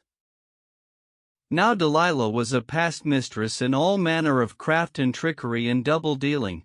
She could wall the very serpents out of their holes, and Iblis himself might have learnt deceit of her. Her father had been governor of the carrier pigeons to the Caliph and used to rear them to carry letters and messages, wherefore each bird in time of need was dearer to the Caliph than one of his sons, and in this capacity he had a stipend of 1,000 dinars a month. Moreover, her husband had been town captain of Baghdad and had a monthly wage from the Caliph of 1,000 dinars, but he died, leaving 2 daughters, one of whom was married and had a son, by name Ahmed el-Leket, and the other, Zainab, unmarried. So Zainab said to her mother, "Up and play off some trick that may make us notorious in Baghdad, so haply we may get our father's stipends for ourselves." "As thy head liveth, O my daughter," answered the old woman, "I will play off such rogueries in Baghdad as never did Ahmed ed-Dinef nor Hassan Shoman." So saying, she rose and bound her face with the chin veil and donned clothes such as the Sufi fakirs wear, trousers of white wool falling over her heels, and a gown of the like stuff and a broad girdle. Moreover, she took an ewer and filled it to the neck with water, after which she set 3 dinars in the mouth and stopped it up with palm fiber. Then she threw round her neck a rosary as big as a load of firewood, and taking in her hand a flag, made of party-colored rags, red and yellow and green, went out, saying, "Allah! Allah," with tongues celebrating the praises of God, whilst her heart galloped in the racecourse of abominations, seeking how she might play some sharping trick in the town. She fared on from street to street, till she came to an alley swept and watered and paved with marble, where she saw a vaulted gateway, with a threshold of alabaster, and a Moorish porter standing at the door, which was of sandalwood, plated with brass and furnished with a ring of silver. Now this house belonged to the chief of the Caliph's ushers, a man of great wealth and lands and houses and stipends, and he was called the Emir Hassan Shariti Tariq, for that his blow forewent his word. He was married to a handsome girl, whom he loved and who had made him swear, on the night of his going into her, that he would take none other to wife nor lie abroad from her a night. One day, he went to the divan and saw that each emir had with him a son or 2. Then he entered the bath and, looking at his face in the mirror, saw that the white hairs in his beard outnumbered the black, and said in himself, "Will not he who took thy father vouchsafe thee a son?" So he went in to his wife, in an angry mood, and she said to him, "Good even to thee." "Away from my sight," answered he. "From the day I saw thee I have seen nothing of good." "How so?" asked she. Quoth he, "On the night of my going in to thee, thou madest me swear to take no other wife than thee, and today I have seen each emir with a son and some with 2. So I bethought me of death and called to mind that I had been blessed with neither son nor daughter, and that he who leaves no male child is not remembered. This, then, is the reason of my anger, for thou art barren and conceivest not by me." "The name of God be upon thee," answered she. "Indeed, I have worn out the mortars with beating wool and pounding drugs, and I am not to blame. The fault of my barrenness is with thee, for that thou art a snub-nosed mule, and thy sperm is thin and impregnateth not, neither getteth children." Quoth he, "When I return from my journey, I will take another wife." And she said, "My portion is with God." Then he went out from her, and each of them repented of the sharp words spoken to the other.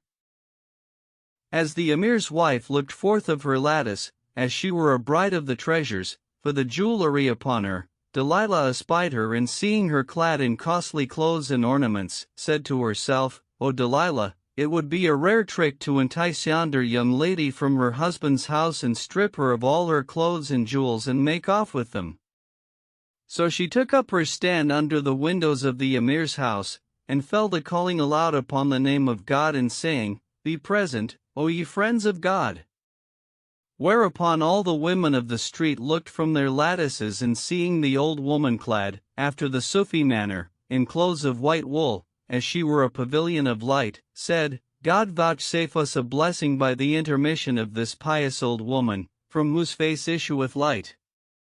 And Kataun, the wife of the Emir Hassan, wept and said to her maid, "Go down and kiss the hand of Sheikh Abu Ali, the porter, and say to him, let yonder pious old woman enter, so haply we may get a blessing of her."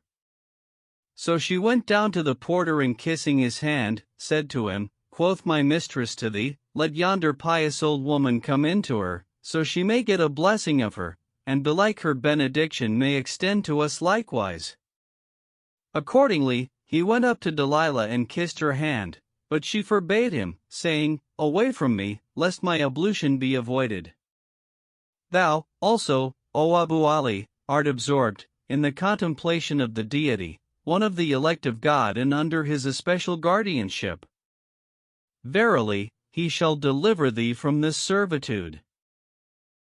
Now the emir owed the porter 3 months' wage, and he was straitened for want thereof, but knew not how to recover it from him. So he said to the old woman, "O my mother, give me to drink from thy pitcher, so I may have a blessing through thee."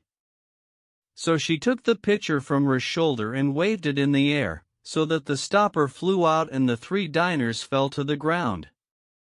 The porter saw them and picked them up, saying in himself, "Glory to God! This old woman is one of the saints that have hidden treasures at their commandment. It hath been revealed to her that I am in want of money, so she hath conjured me these 3 diners out of the air." Then said he to her, "O my aunt, take these 3 diners that fell from thy pitcher." "Away with them from me," answered she. "I am of the folk that occupy not themselves with the things of the world. Take them and use them for thine own benefit, in lieu of those the emir owes thee." Quoth he, "Glory to Allah for succor." This is of the chapter of Revelation. Then the maid accosted her and kissing her hands, carried her up to her mistress, whom she found as she were a treasure, whose guardian spells had been done away, and Katan bade her welcome and kissed her hand. "O my daughter," said Delilah, "I come not to thee but by God's especial advertisement." Then Katan set food before her, but she said, "O my daughter, I eat but of the food of paradise and fast continually, breaking my fast but 5 days in the year. But I see thee troubled and desire that thou tell me the cause of thy trouble." "O my mother," answered Katan, "I made my husband swear, on my wedding night, that he would take none other than me to wife, and he saw others with children and longed for them and said to me, Thou art barren. And I answered, Thou art a mule that begetteth not. Whereupon he left me in anger, saying, When I come back from my journey, I will take another wife. So, O my mother, I fear lest he put me away and take another wife, for he hath houses and lands and stipends galore, and if he have children by another, they will possess the property from me." "O my daughter," said Delilah, "knowest thou not of my master, the Sheikh Abu Hamlat, whom if a debtor visit, God quitteth him his debt, and if a barren woman, she conceiveth?" "O my mother," answered Katan, "since the day of my wedding, I have not gone forth the house, no, not even to pay visits of congratulation or condolence." Quoth the old woman, "I will carry thee to him, and do thou cast thy burden on him and make a vow to him, so peradventure, when thy husband returns from his journey, he will lie with thee and thou shalt conceive by him and bear a girl or a boy, but, be it male or female, it shall be a dervish of the Sheikh Abul Hamlat." So Katan rose and arraying herself in her richest clothes, donned all her jewelry and said to her maid, "Keep thou an eye on the house." And she said, "I hear and obey, O my lady." Then she went down and the porter met her and said to her, "Whither away, O my lady?" "I go to visit the Sheikh Abul Hamlat," answered she, and he said, "Be a year's fast incumbent on me." Verily yon old woman is of the saints of God and full of holiness. Moreover, O my lady, she hath hidden treasure at her commandment, for she gave me 3 diners of red gold and divined my case, without my asking her, and knew that I was needy.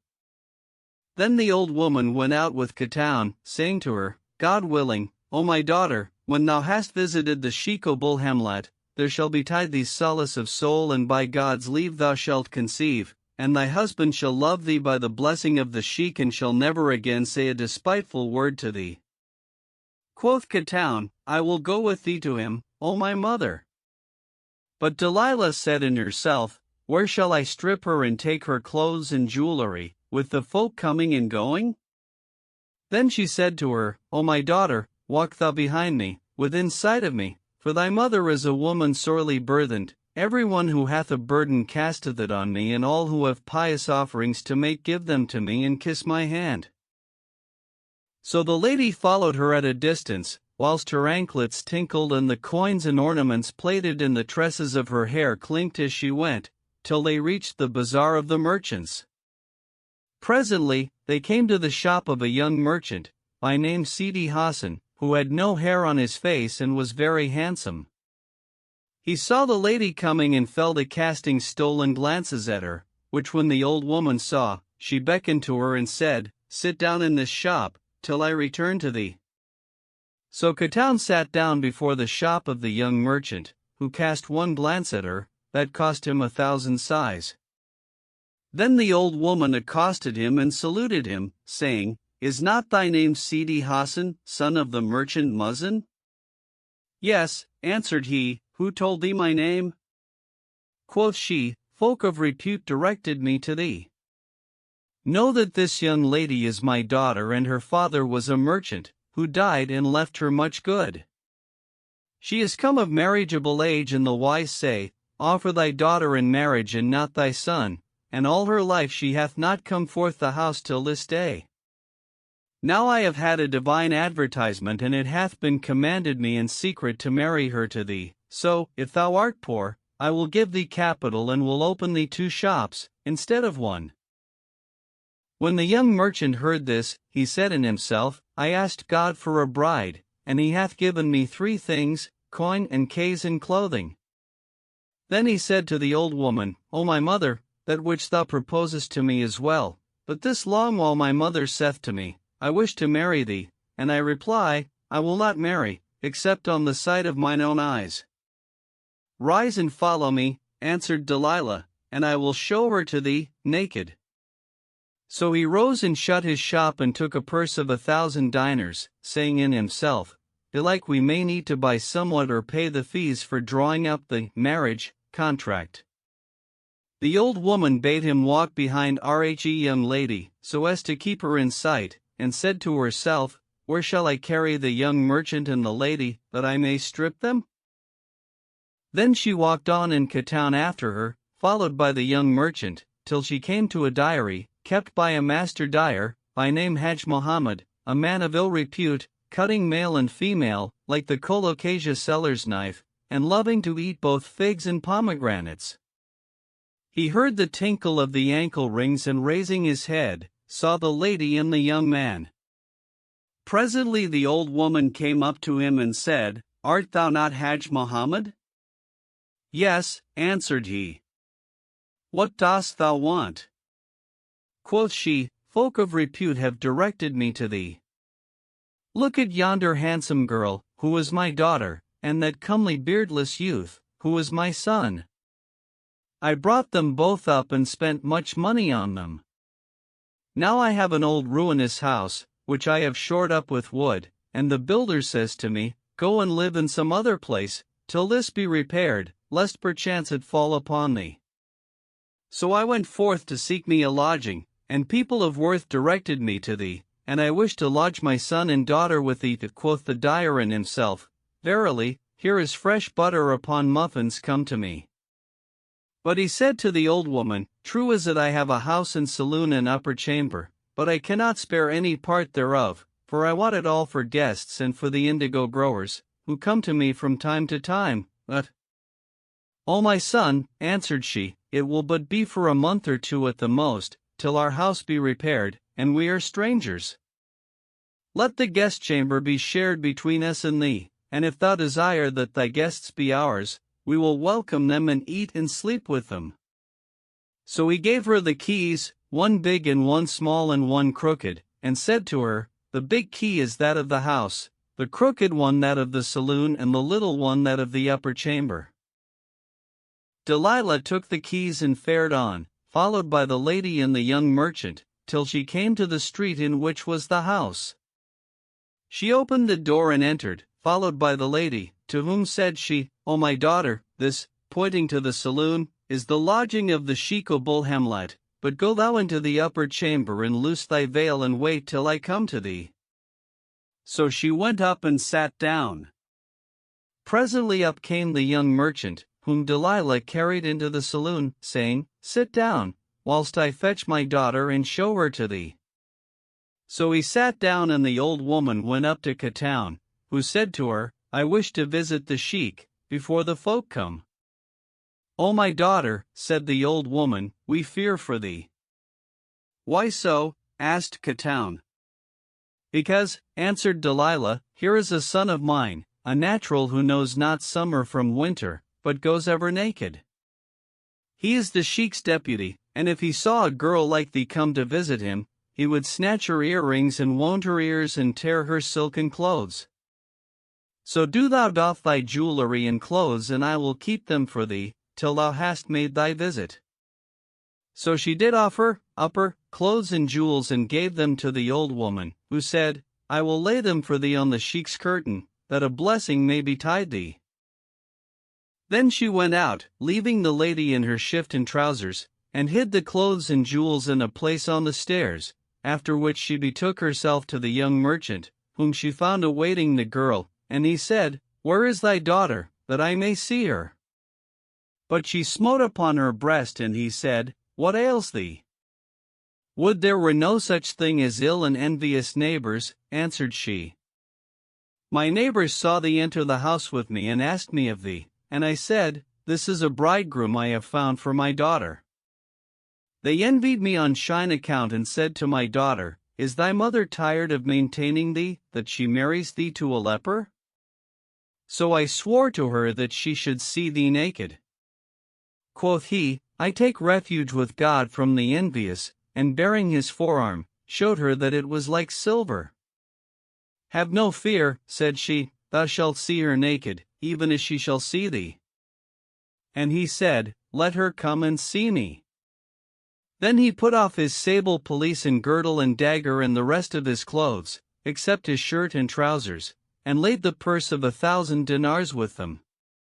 Quoth Delilah, Give them to me, that I may take care of them.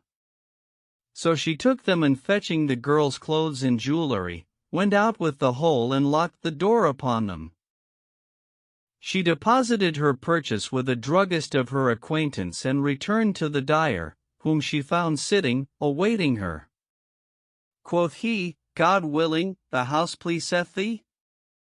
There is a blessing in it, answered she, and I go now to fetch porters to carry our goods and bedding thither. But my children would have me bring them meat patties, so do thou take this dinar and buy the patties and go and eat the morning meal with them. Who shall guard the dyery meanwhile and the people's goods that are therein? Asked the dyer. Thy boy, answered the old woman. So be it, rejoined he, and taking a covered dish, went out to do her bidding.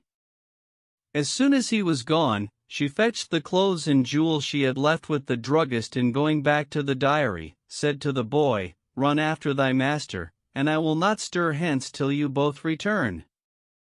I hear and obey, answered he, and went away.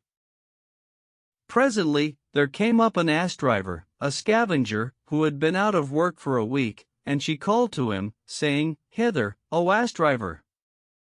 So he came to her, and she said, Knowest thou my son the dyer? Yes, answered he, I know him. And she said, The poor fellow is insolvent and loaded with debts, and as often as he is put in prison, I set him free. Now they are about to declare him bankrupt, and I am going to return the goods to their owners, so do thou lend me thine ass for that purpose, and take this dinar to his hire. When I am gone, take the handsaw and empty out the vats and jars and break them, that, if there come an officer from the Cadi's court, he may find nothing in the dyery. Quoth he, I owe the Hajj kindness, and will do somewhat for the love of God. So she laid the things on the ass and made for her own house, and God, the Protector, protected her, so that she arrived there in safety and went in to her daughter Zeineb, who said to her, O my mother, my heart has been with thee. What hast thou done by way of roguery? I have played off 4 tricks on 4 people, answered Delilah, the wife of the chief usher, a young merchant, a dyer and an ass driver, and have brought thee all their spoil on the latter's ass. O my mother, said Zeineb, thou wilt never more be able to go about the town, for fear of the chief usher, whose wife's clothes and jewelry thou hast taken, and the merchant whom thou hast stripped, and the dyer whose customers' goods thou hast stolen, and the owner of the ass. Pshaw, my daughter, rejoined the old woman, I reck not of them, save the ass driver, who knows me. Meanwhile, the dyer bought the meat patties and set out for the house, followed by his servant, bearing the food on his head. On his way thither, he passed his shop, where he found the ass-man breaking the vats and jars, and saw that there was neither stuff nor liquor left in them, and that the shop was in ruins. So he said to him, Hold thy hand, O ass-driver. Whereupon the latter desisted and said, Praised be God for thy safety, O Hajj. Indeed, my heart was with thee. Why so? Asked the dyer. Thou art become bankrupt, and they have filed a docket of thine insolvency. Who told thee this? Asked the dyer. Thy mother told me, answered the other, and bade me break the jars and empty the vats, that the apparitors might find nothing in the shop, if they should come. God confound thee, cried the dyer. My mother died long ago. And he beat his breast, saying, Alas for the loss of my goods and those of the folk. The ass-man also wept and said, Alas, for the loss of my ass. And he said to the dyer, Give me back my ass, that thy mother stole from me. The dyer laid hold of him by the throat and fell to pummeling him, saying, Bring me the old woman, whilst the other pummeled him back, saying, Give me back my ass. So they beat and cursed each other, till the folk collected round them, and one of them said, What is the matter, O Hajj Muhammad? Quoth the ass-driver, I will tell thee the case, and related to them his story, saying, I thought I was doing the dyer a good turn, but, when he saw me, he said, My mother is dead, and beat his breast. And now I require my ass of him, for that it is he who hath put this trick on me, that he might make me lose my beast. Then said the folk to the dyer, O Hajj Muhammad, cost thou know this old woman, that thou didst trust her with the diary, and what was therein? And he answered, saying, I know her not, but she took lodgings with me today, she and her son and daughter. Quoth one, In my judgment, the dyer is bound to indemnify the ass-driver. Why so? Asked another. Because, replied the first, he trusted not the old woman nor gave her his ass, but because he saw that the dyer had entrusted her with the diary and its contents. And a third said, O Hajj, since thou hast lodged her with thee, it behoves thee to get the man back his ass. Then they made for the house, and the tale will come round to them again. Meanwhile, the young merchant abode awaiting the old woman's coming with her daughter, but she came not, whilst the lady in like manner sat expecting her return with leave from her son, the possessed, the sheik's deputy, to go in to him. When she was weary of waiting, she rose to visit the sheik by herself, and went down into the saloon, where she found the young merchant, who said to her, Come, where is thy mother, who brought me hither to marry thee? My mother is dead, answered she. Art thou the old woman's son, the ecstatic, the deputy of the Sheik Abul Hamlat? Quoth he, The swindling old beldam is no mother of mine, she hath cheated me and taken my clothes and 1,000 dinars. And me also hath she swindled, said Katown, for she brought me to see the Sheik Abul Hamlat and stripped me. Quoth he, I look to thee for my clothes and my 1,000 dinars. And I, answered she, look to thee to make good my clothes and jewelry. At this moment in came the dyer, and seeing them both stripped of their clothes, said to them, Tell me where your mother is. So they told him their several cases, and he exclaimed, Alas, for the loss of my goods and those of the folk. And the ass driver said, Alas for my ass! Give me my ass, O dyer. Then said the dyer, This old woman is a sharper. Come forth, that I may lock the door. Quoth the young merchant, It were a disgrace to thee that we should enter thy house, clothed, and leave it, naked. So the dyer clad him and the damsel and sent her back to her house.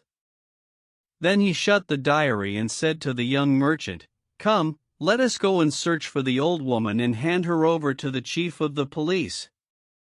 So they and the ass man repaired to the house of the master of police and made their complaint to him. Quoth he, How many old women are there not in the town? Go and seek for her and lay hands on her and bring her to me, and I will torture her for you and make her confess. So they went out and sought for her all round the town, and so we will leave them for the present. Presently, Delilah said to her daughter, I have a mind to play off another trick. O my mother, answered Zeneb, I fear for thee, but the old woman said, I am like bean husks, proof against fire and water. So she rose and donning a handmaid's habit, of such as serve people of condition, went out to look for someone to swindle. Presently she came to a by-street, spread with carpets and lighted with hanging lamps, and heard a noise of singing women and beating of tambourines. Here she saw a slave girl, bearing on her shoulder a boy, clad in trousers embroidered with silver and velvet jacket, with a pearl-embroidered cap on his head and a collar of gold set with jewels about his neck. Now the house belonged to the provost of the merchants of Baghdad, and the boy was his son. Moreover, he had a virgin daughter, to boot, who was promised in marriage, and it was her betrothal they were celebrating that day. There was with her mother a company of ladies and singing women, and whenever she went up or down, the boy clung to her. So she called the slave girl and said to her, Take thy young master and play with him, till the company break up. Said Delilah to the maid, What festivities are these in your mistress's house? She celebrates her daughter's betrothal today, answered the girl, and she hath singing women with her. Quoth the old woman to herself, O Delilah, the thing to do is to spirit away the boy from the maid. And she cried out, saying, O disgrace! O ill luck! Then, pulling out a brass token, resembling a dinar, she said to the maid, who was a simpleton, Take this dinar and go in to thy mistress and say to her, Amalcare rejoices with thee and is beholden to thee for thy favors, and she and her daughters will visit thee on the day of the assembly and hansel the tiring women. O my mother, said the girl, my young master here catches hold of his mother, whenever he sees her. Give him to me, answered the old woman, whilst thou goest in and comest back. So she gave her the child and taking the token, went in, whereupon Delilah made off with the boy to a by-lane, where she stripped him of his clothes and jewels, saying to herself, O Delilah, it would indeed be a fine trick, even as thou hast cheated the maid and taken the boy from her, so now to pawn him for 1,000 dinars worth. So she repaired to the jewel bazaar, where she saw a Jew goldsmith seated, with a tray full of jewelry before him, and said to herself, It would be a rare trick to get 1,000 dinars worth of jewelry from this Jew and leave the boy in pledge with him for it. Presently the Jew looked at them and seeing the boy, knew him for the son of the provost of the merchants. Now he was a man of great wealth, but would envy his neighbor if he sold and he himself did not, so, when he saw Delilah, he said to her, What seekest thou, O my mistress? Art thou Master Azariah the Jew? Asked she, having first inquired his name, and he answered, Yes. Quoth she, This boy's sister, the provost's daughter of the merchants, is a promised bride, and today they celebrate her betrothal, and she hath need of jewelry. So give me 2 pairs of gold ankle rings and a pair of gold bracelets and a girdle and pearl eardrops and a poignard and seal ring. Accordingly, he brought out to her what she sought and she took of him 1,000 dinars worth of jewelry, saying, I will take these on approval, and what pleases them, they will keep, and I will bring thee the price and leave the boy with thee till then. Be it as thou wilt, answered he. So she took the jewelry and made off to her own house, where her daughter asked her how she had sped. She told her all she had done, and Zeinab said, Thou wilt never be able to walk abroad again in the town. Meanwhile, the maid went in to her mistress and said to her, O my lady, Amalcare salutes thee and rejoices with thee, and will come, she and her daughters, on the day of the assembly and give the customary presents. Quoth her mistress, Where is thy young master? I left him with her, answered the maid, lest he should cling to thee, and she gave me this, as largesse for the singing women. So the lady said to the chief of the singers, Take thy money, and she took it and found it a brass token, whereupon quoth the lady to the maid, O baggage, go down and look to thy young master. Accordingly, she went down, and finding neither boy nor old woman, shrieked aloud and fell on her face, and their joy was changed into mourning. When the provost came in, his wife told him what had befallen, and he went out in quest of the child, whilst the other merchants also went forth and sought, each his own road.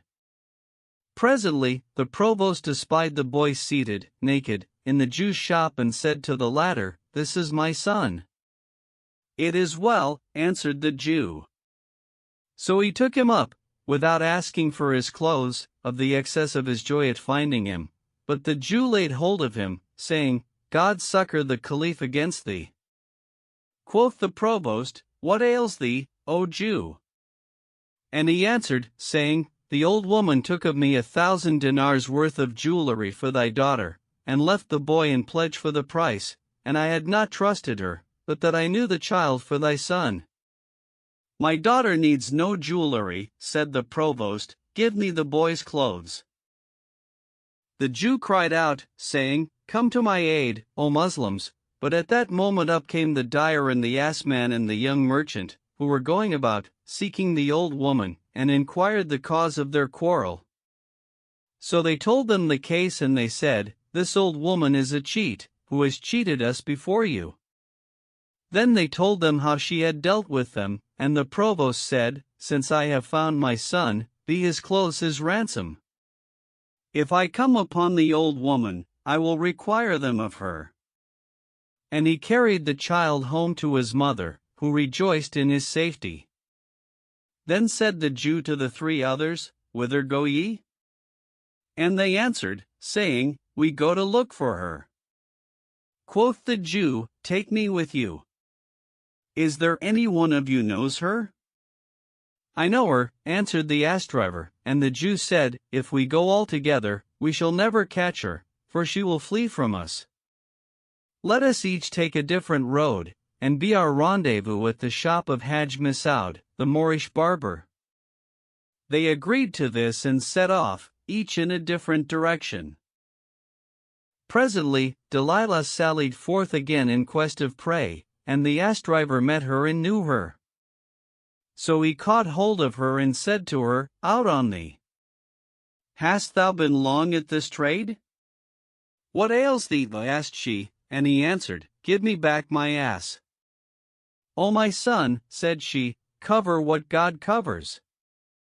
Dost thou seek thine ass and the people's things? Quoth he, I want my ass, that's all. And she said, I saw that thou wast poor, so I deposited thine ass for thee with the Moorish barber. Stand off, whilst I speak him fair, that he may give thee the beast. So she went up to the barber and kissed his hand and wept. He asked her what ailed her, and she said, O my son, look at my son who stands yonder. He was ill and exposed himself to the air, which corrupted his wit. He used to buy asses, and now, whether he sit or stand or walk, he saith nothing but my ass.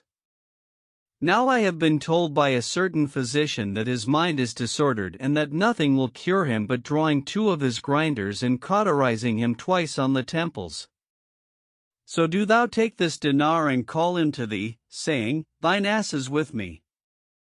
May I fast for a year, said the barber, if I do not give him his ass and his fist.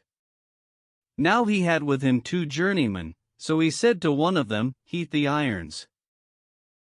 Then the old woman went her way, and the barber called to the ass driver, saying, Harkee, good fellow, thine ass is with me, come and take him, and as thou livest, I will give him into thy hand.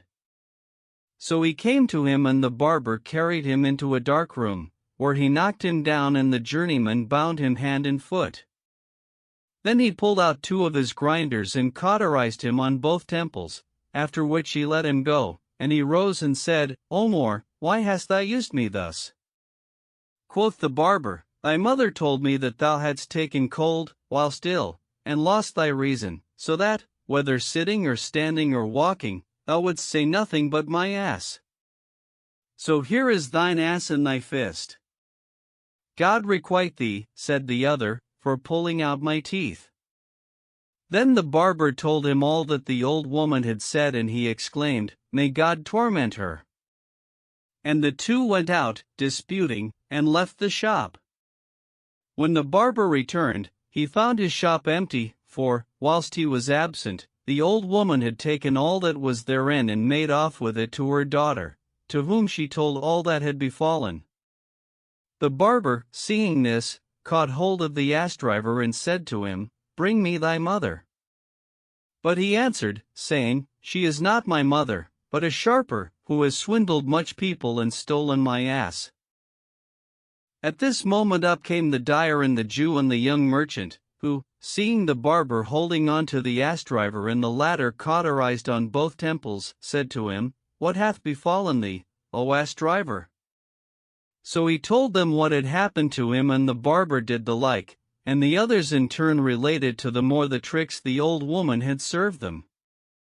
Then he shut up his shop and went with them to the master of police, to whom they said, We look to thee for compensation. Quoth he, How many old women are there not in Baghdad? Doth any of you know her? I do, answered the ass man, Give me 10 of thine officers. So he gave them 50 men, and they all 5 went out, followed by the sergeants, and patrolled the city, till they met the old woman, when they laid hands on her, and carrying her to the house of the master of police, stood waiting without, till he should come forth. Presently the officers fell asleep, for excess of watching with their chief, and Delilah feigned to follow their example, till the ass man and his fellows slept also, when she stole away from them, and going into the harem of the master of police, kissed the hand of the mistress of the house, and said to her, Where is the chief of the police? He is asleep, answered the lady. What wouldst thou with him? Quoth Delilah, My husband is a slave merchant, and gave me 5 slaves to sell, whilst he went on a journey. The master of police met me and bought them of me for 1,000 dinars and 200 for myself, saying, Bring them to my house. So I have brought them. Now the master of police had given his wife 1,000 dinars, saying, Keep them by thee, that we may buy male slaves with them. So she believed the old woman's story, and said to her, Where are the slaves? They are asleep under the window, replied Delilah. Whereupon the lady looked out, and seeing the barber clad in a Levantine habit, and the young merchant as he were a drunken white slave, and the Jew and the dyer and the ass driver as they were shaven white slaves, said in herself, Each of these is worth more than 1,000 dinars. So she opened a chest and gave the old woman the 1,000 dinars, saying, Come back anon, and when my husband wakes, I will get thee the other 200 from him. O my lady, answered the old woman, 100 of them are thine, under the sherbet gugglet whereof thou drinkest, and the other 100 do thou keep for me till I come back. Now let me out by the private door. So she let her out, and, God, the protector, protected her, and she made her way home to her daughter, to whom she related all that had passed, saying, The one that troubles me most is the ass driver, for he knows me. O my mother, said Zainab, abide quiet a while, and let what thou hast done suffice thee, for not always comes the pitcher off unbroken. When the chief of the police awoke, his wife said to him, I give thee joy of the 5 slaves thou hast bought of the old woman. What slaves? Asked he. Why dost thou mock me? Answered she. God willing, they shall become people of condition like unto thee. As my head liveth, rejoined he, I have bought no slaves. Who saith this? The old woman, the brokeress, replied she, from whom thou boughtest them, and thou didst promise her 1,000 dinars for them and 200 for herself. Quoth he, Didst thou give her the money? Yes, answered she, for I saw the slaves with my own eyes, and on each is a suit of clothes worth 1,000 dinars, so I send out to bid the sergeants have an eye to them. So he went out and said to the officers, Where are the 5 slaves we bought for 1,000 dinars of the old woman? There are no slaves here, answered they, only these 5 men, who found the old woman and brought her hither. We fell asleep, whilst waiting for thee, and she stole away and entered the harem. Presently out came a maid and said to us, Are the 5 with you with whom the old woman came? And we answered, Yes. By Allah, cried the master of police, this is a rare great swindle. And the 5 men said, We look to thee for our goods. Quoth the master of police, The old woman, your mistress, sold you to me for 1,000 dinars. That were not allowed of God, answered they, we are freeborn men and may not be sold, and we appeal from thee to the Caliph. None showed her the way to the house save you, rejoined the master of police, and I will sell you to the galleys for 200 dinars apiece. Just then, up came the Emir Hassan Sharadi Tariq, who, on his return from his journey, had found his wife stripped of her clothes and jewelry and heard from her all that had passed, whereupon quoth he, The master of police shall answer me this, and repairing to him, said, Dost thou suffer old women to go round about the town and cozen folk of their goods? This is thy business, and I look to thee for my wife's property. Then said he to the 5 men, What is to do with you? So they told him their stories, and he said, Ye are oppressed, and turning to the master of police, said to him, Why dost thou detain them? It was they who brought her to my house, answered he, so that she took 1,000 dinars of my money and sold them to my women. O Emir Hassan, cried the 5 men, be thou our advocate in this affair. Then said the master of police to the Emir, Thy wife's goods are at my charge, and I will be surety for the old woman. But which of you knows her? We all know her, answered they. Send 10 men with us, and we will take her. So he gave them 10 men, and the ass driver said to them, Follow me, for I should know her with blue eyes. Then they went out, and presently they met the old woman coming out of a by-street, so they laid hands on her and brought her to the master of the police, who said to her, Where are the people's goods? And she answered, saying, I have neither taken them nor seen them. Then said he to the jailer, Take her and clap her into prison till the morning. But he said, I will not take her, lest she play a trick on me and I be answerable for her. So the master of police took horse and rode out with Delilah and the rest to the bank of the Tigris, where he bade the executioner crucify her by her hair. So he bound her on the cross and drew her up by the pulley, after which the master of police set 10 men to guard her and went home. Presently, the night fell down and sleep overcame the watchman.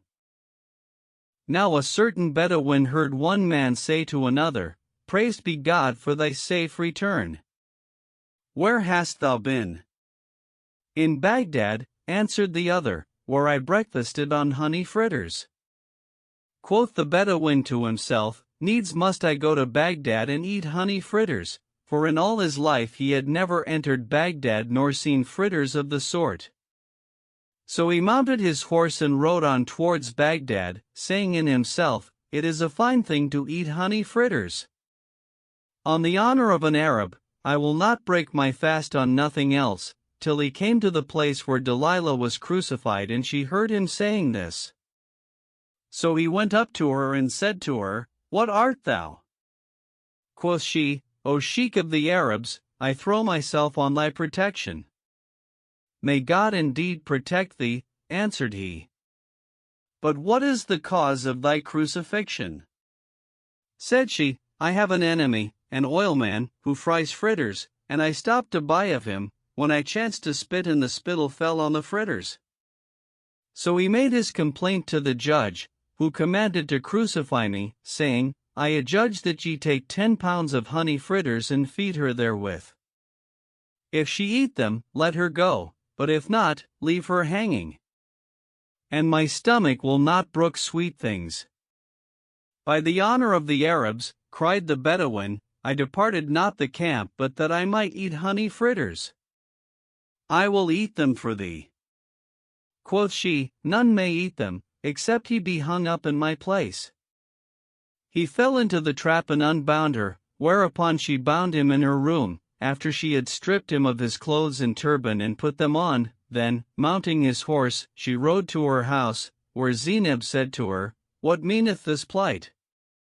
And she answered, saying, "They crucified me," and told her all that had befallen her.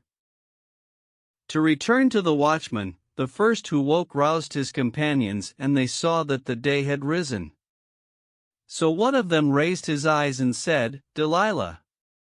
"By Allah," answered the Bedouin, "I have not eaten all night. Have ye brought the honey fritters?" And they said, "This is a man and a Bedouin." Then said one of them to him, "O Bedouin, where is Delilah, and who loosed her?" "It was I," answered he, "she shall not eat the honey fritters against her will, for her soul abhorreth them." So they knew that he was a man ignorant of her case, whom she had cozened, and said to one another, "Shall we flee or abide the accomplishment of that which God hath decreed to us?"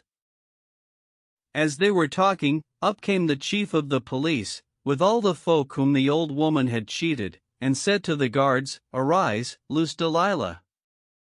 Quoth the Bedouin, "We have not eaten tonight. Hast thou brought the honey fritters?" Whereupon the master of police raised his eyes, and seeing the Bedouin strung up in place of the old woman, said to the watchman, "What is this?" "Pardon, O our lord," cried they, and he said, "Tell me what has happened." "We were weary with watching with thee on guard," answered they, and said, "Delilah is crucified." So we fell asleep, and when we awoke, we found the Bedouin strung up in her stead, and we are at thy mercy." "God's pardon be upon you," answered the master of police. "She is indeed a clever cheat." Then they unbound the Bedouin, who laid hold of the master of police, saying, "God succor the Caliph against thee. I look to none but thee for my horse and clothes." So the chief of the police questioned him, and he told him what had passed between Delilah and himself.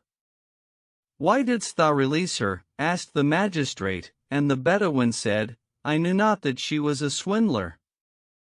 Then said the others, "O chief of the police, we look to thee for our goods, for we delivered the old woman into thy hands, and she was in thy guard, and we cite thee before the divan of the Caliph." Now the Emir Hassan had gone up to the divan, when in came the master of police with the Bedouin and the 5 others, saying, "We are wronged men." "Who hath wronged you?" asked the Caliph. So each came forward in turn and told his story, after which said the master of police, "O commander of the faithful, the old woman cheated me also and sold me these 5 men as slaves for 1,000 dinars, albeit they are freeborn." Quoth Rashid, "I take upon myself all that you have lost." Then he said to the master of police, "I charge thee with the old woman." But he shook his collar, saying, "O commander of the faithful, I will not answer for her, for, after I had strung her up on the cross, she tricked this Bedouin and tied him up in her room and made off with his clothes and horse." Quoth the Caliph, "Whom but thee shall I charge with her?" "Charge Ahmed ed-Dinaf," answered the master of police, "for he has 1,000 dinars a month and 140 followers, at a monthly wage of 100 dinars each." So the Caliph said, "Harkee, Captain Ahmed." "At thy service, O Commander of the Faithful," answered he, and the Caliph said, "I charge thee to bring the old woman before me." "I will answer for her," replied Ahmed. Then the Caliph kept the Bedouin and the 5 complainants with him, whilst Ahmed and his men went down to their hall, saying to one another, "How shall we lay hands on her, seeing that there are many old women in the town?" And Arn said to Hassan Shoman, "What counselest thou?" Whereupon quoth one of them, "I name Ali Kifel Gemel, to Ed Dinef, of what dost thou take counsel with Hassan Shoman? Is he any great matter?" "O Ali," said Hassan, "why dost thou disparage me? By the mighty name, I will not company with thee at this time." And he rose and went out in anger. Then said Ahmed, "O lads, let each sergeant take 10 men and search for Delilah, each in his own quarter." And they agreed to rendezvous in such a place. It was noised abroad in the city that Ahmed ed Dinef had undertaken to lay hands on Delilah the crafty, and Zainab said to her mother, "O my mother, if thou be indeed a trickstress, do thou befool Ahmed ed Dinef and his company." "I fear none but Hassan Shoman," answered Delilah, and Zainab said, "By my browlock, I will get thee the clothes of all the 41. Then she dressed and veiled herself, and going to a druggist, who had a saloon with 2 doors, gave him a dinar and said to him, "Let me thy saloon till the end of the day and take this dinar to its hire." So he gave her the keys, and she fetched carpets and so forth on the stolen ass, and furnishing the place, set in each estrade a table of meat and wine. Then she went out and stood at the door, with her face uncovered. Presently, up came Ali Kitf and his men, and she kissed his hand. He fell in love with her, seeing her to be a handsome girl, and said to her, "What dost thou want?" Quoth she, "Art thou Captain Ahmed ed Dinef?" "No," answered he, "but I am of his company, and my name is Ali Kitf el Gemel." "Whither go you?" asked she, and he said, "We go in quest of a sharkish old woman, who has stolen the people's goods, and we mean to lay hands on her." "But who art thou, and what is thy business?" Quoth she, "My father was a vintner at Mosul, and he died and left me much money. So I came hither, for fear of the judges, and asked the people who would protect me, to which they replied, 'None but Ahmed ed Dinef from this day forth.' Said the men, 'Thou art under his protection,' and she said, 'Favor me by eating a morsel and drinking a draught.' They consented, and entering, ate and drank till they were drunken, when she drugged them with henbane and stripped them of their clothes and arms, and on like wise she did with the 3 other companies. Presently, Ahmed ed Dinef went out to look for Delilah, but found her not, neither set eyes on any of his followers, and went on till he came to the door where Zainab was standing. She kissed his hand, and he looked on her and fell in love with her. Quoth she, "Art thou Captain Ahmed ed Dinef?" "Yes," answered he. "Who art thou?" And she said, "I am a stranger. My father was a vintner at Mosul, and he died and left me much wealth, with which I came to this city, for fear of the judges, and opened this wine shop. The master of police hath imposed a tax on me, but it is my desire to put myself under thy protection and pay thee what the police would take of me, for thou hast the better right to it." Quoth he, "Thou shalt have my protection and welcome, do not pay him aught." Then said she, "Heal my heart and eat of my victual." So he entered and ate and drank, till he could not sit upright, when she drugged him and took his clothes and arms. Then she loaded her purchase on the ass and the Bedouin's horse and made off with it, after she had aroused Ali Kitf. The latter awoke and found himself naked, and saw Ahmed and his men drugged and stripped.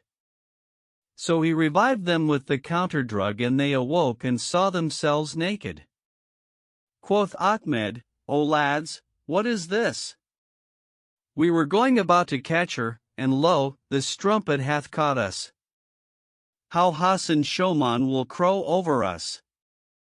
But we will wait till it is dark and then go away. Meanwhile Hassan Shoman said to the hallkeeper, Where are the men? As he spoke, up they came, naked, and he recited the following verses. Men in their purpose are alike in what they hope and fear, 'tis in the issues, twixt the folk, that difference doth appear.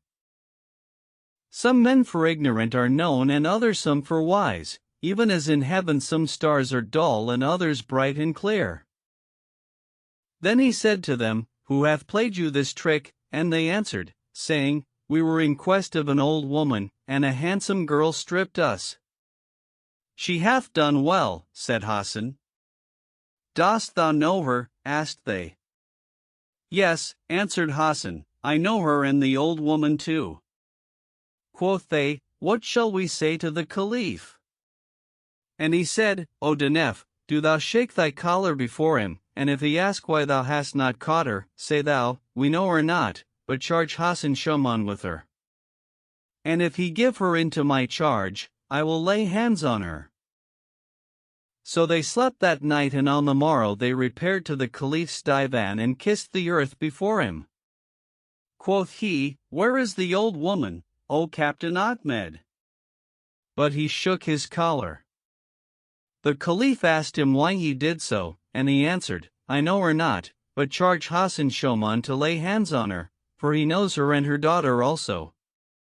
Then Hassan interceded for her with the Caliph, saying, Indeed, she hath played off these tricks, not because she coveted the folk's goods, but to show her address and that of her daughter, to the intent that thou shouldst continue to her husband's stipend and that of her father to her daughter. So, if thou wilt spare her life, I will fetch her to thee. By the life of my ancestors, said Rashid, if she restore the people's goods, I will pardon her, on thine intercession. And he gave him the handkerchief of pardon. So Hassan repaired to Delilah's house and called to her. Her daughter Zainab answered him, and he said to her, Where is thy mother? Upstairs, answered she, and he said, Bid her take the people's goods and come with me to the Caliph, for I have brought her the handkerchief of pardon, and if she will not come with a good grace, let her blame none but herself. So Delilah tied the kerchief of truce about her neck and coming down, gave him the people's goods on the ass and the Bedouin's horse. Quoth he, There remain the clothes of my chief and his men. By the most great name, replied she, it was not I who stripped them. Thou sayest sooth, rejoined Hassan, it was thy daughter Zainab's doing, and this was a good turn she did thee. Then he carried her to the divan and laid the people's goods before the Caliph, who, as soon as he saw the old woman, commanded to throw her down on the carpet of blood. Quoth she, I cast myself on thy protection, O Shaman. So he rose and kissing the Caliph's hands, said, Pardon, O Commander of the Faithful. Indeed, thou gavest me the handkerchief of pardon. I pardon her for thy sake, said Rashid. Come hither, O old woman, what is thy name? My name is Delilah, answered she, and the Caliph said, Thou art indeed crafty and full of artifice. Whence she was dubbed Delilah the Crafty. Then said he, Why hast thou played all these tricks on the folk and wearied our hearts? Quoth she, I did it not of desire for their goods, but because I had heard of the tricks which Ahmed ed Denef and Hassan Shoman played in Baghdad, and said in myself, I will do the like. And behold, I have returned the folk their goods. But the ass-driver rose and said, I invoke the law of God between her and me, for it sufficed her not to take my ass, but she must needs egg on the barber to pull out my teeth and cauterize me on both temples. The Caliph bade give him 100 dinars and ordered the dyer the like, saying, Go, set up thy diary again. So they called down blessings on his head and went away. The Bedouin also took his clothes and horse and departed, saying, It is forbidden to me to enter Baghdad and eat honey fritters. And the others took their goods and went away. Then said the Caliph, "Ask a boon of me, O Delilah." And she said, "My father was governor of the carrier pigeons to thee, and I know how to rear them, and my husband was town captain of Baghdad. Now I wish to have the reversion of my husband, and my daughter wishes to have that of her father." The Caliph granted their requests, and she said, "I ask of thee that I may be portress of thy khan."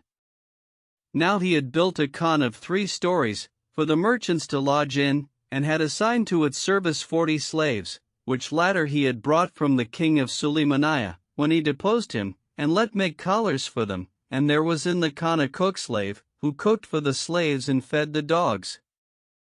"O Delilah," said the Caliph, "I will write thee a patent of guardianship of the khan, and if aught be lost therefrom, thou shalt be answerable for it." "It is well," replied she, "but do thou lodge my daughter in the pavilion at the door of the khan, for it hath terraced roofs, and carrier pigeons may not be reared to advantage save in an open space." The Caliph granted her this also, and she and her daughter removed to the pavilion in question, where Zainab hung up the 41 dresses of Ahmed ed-Din and his company.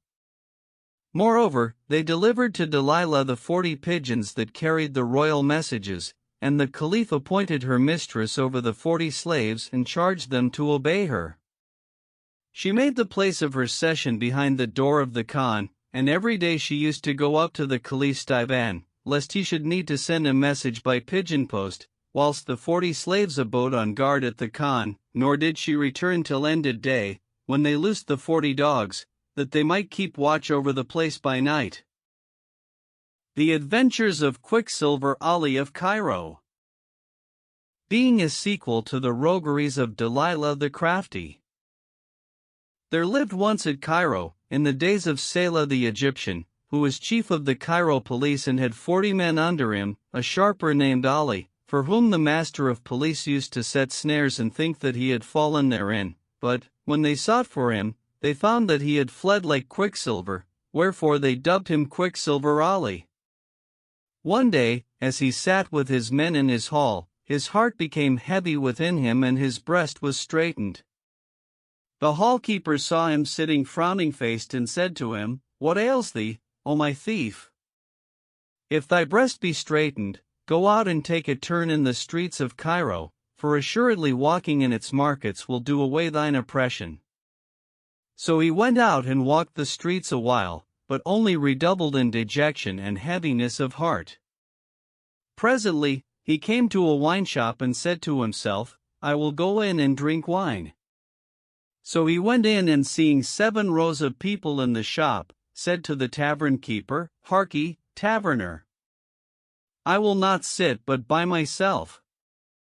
Accordingly, the vintner seated him in a chamber by himself and set wine before him, of which he drank till he lost his senses.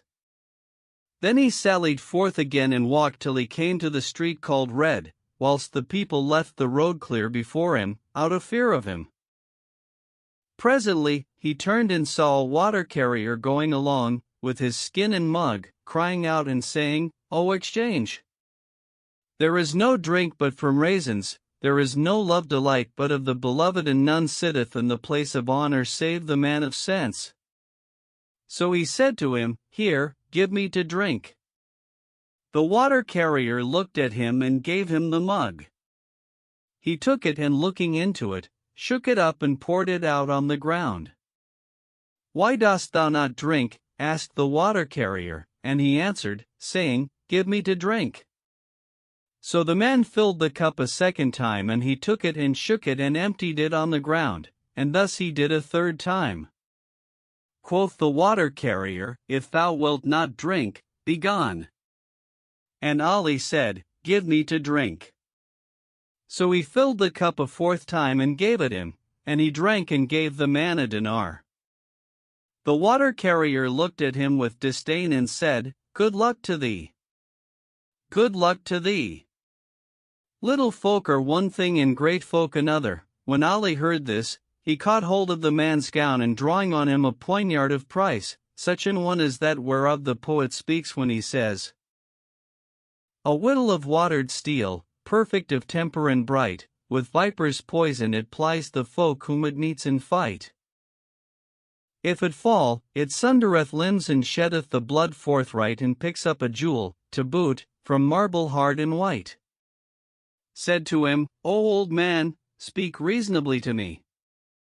Thy waterskin is at the utmost worth 3 dirhams, and the cups I emptied on the ground held a pint or so of water.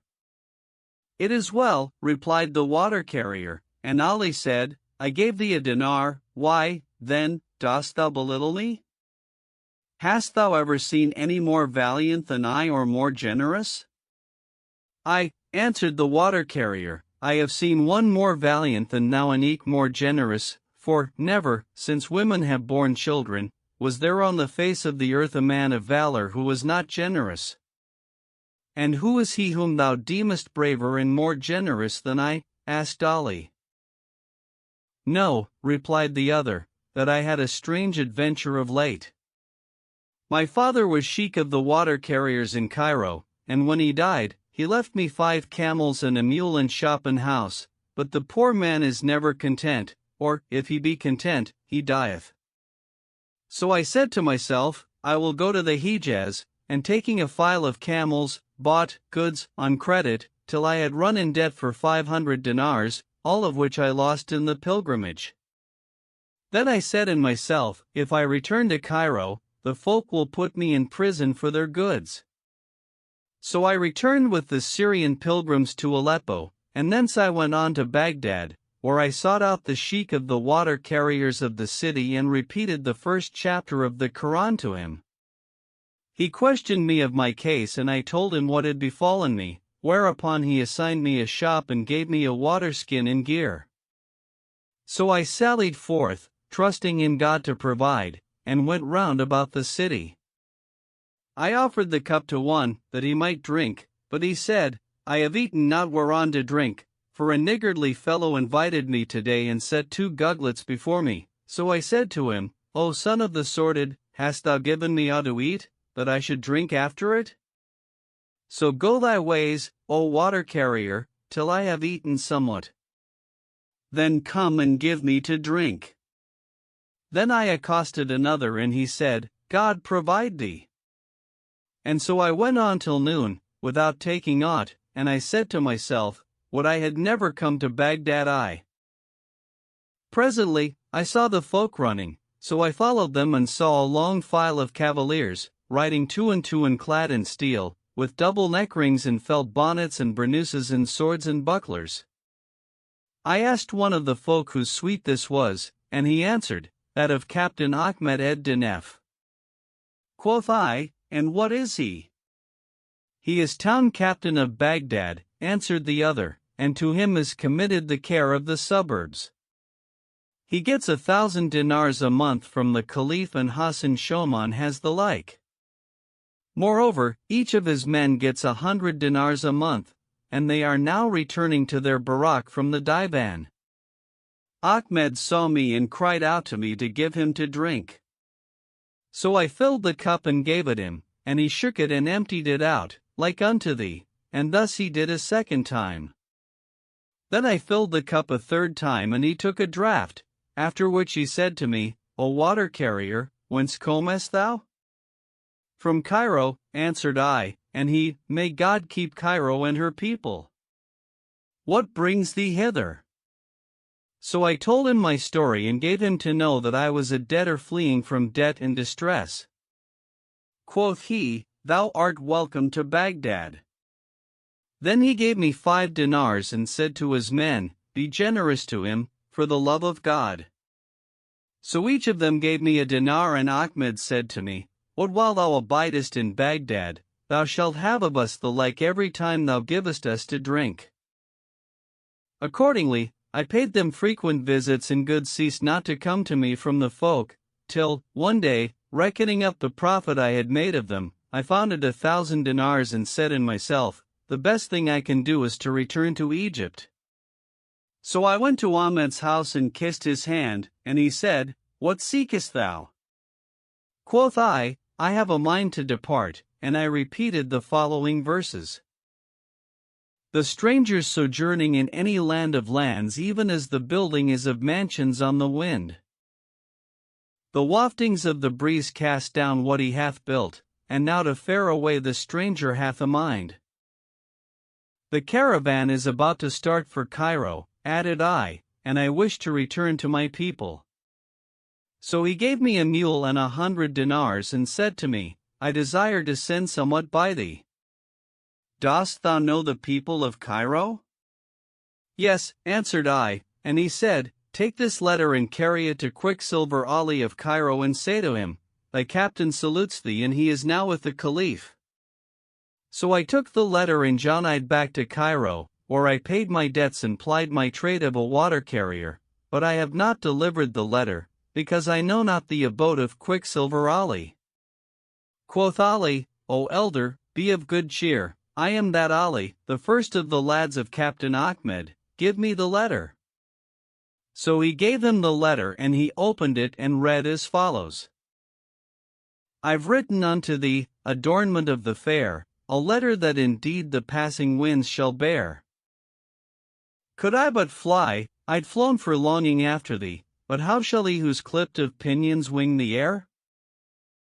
From Captain Ahmed ed Dinef to the eldest of his sons, Quicksilver Ali of Cairo, greeting.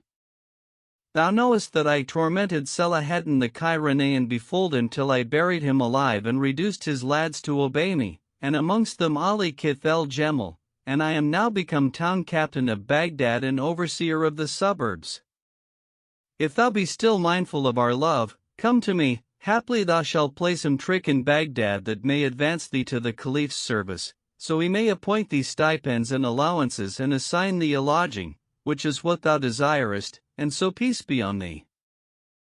When Ali read this letter, he kissed it and laying it on his head, gave the water carrier 10 dinars, after which he returned to his lodging and told his comrades and commended them to one another.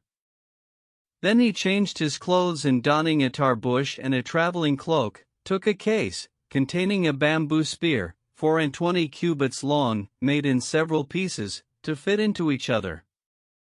Quoth his lieutenant, Wilt thou go a journey, whenas the treasury is empty? When I reach Damascus, answered Ali, I will send you what shall suffice you. Then he set out and fared on, till he overtook a caravan about to start, whereof were the provost of the merchants and 40 other merchants.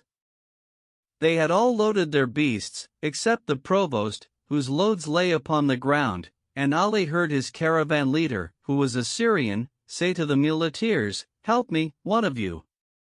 But they mocked him and reviled him. Quoth Ali in himself, None will suit me so well to travel withal as this leader. Now Ali was beardless and well-favored, so he went up to the leader and saluted him. The latter welcomed him and said, What seekest thou? O my uncle, replied Ali, I see thee alone with 40 mule loads of goods, but why hast thou not brought men to help thee? O my son, rejoined the other, I hired 2 lads and clothed them and put in each one's pocket 200 dinars, and they helped me till we came to the dervishes' convent, when they ran away. Quoth all, Whither are you bound? To Aleppo, answered the Syrian, and Ali said, I will help thee. So they loaded the beasts and the provost mounted his mule and they set out.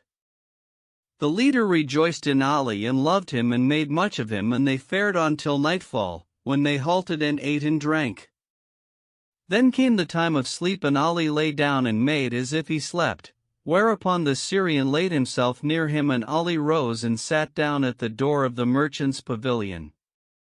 Presently, the Syrian turned over and would have taken Ali in his arms, but found him not and said in himself, It would seem as though he had promised another and he hath taken him, but I have the first right and another night I will keep him.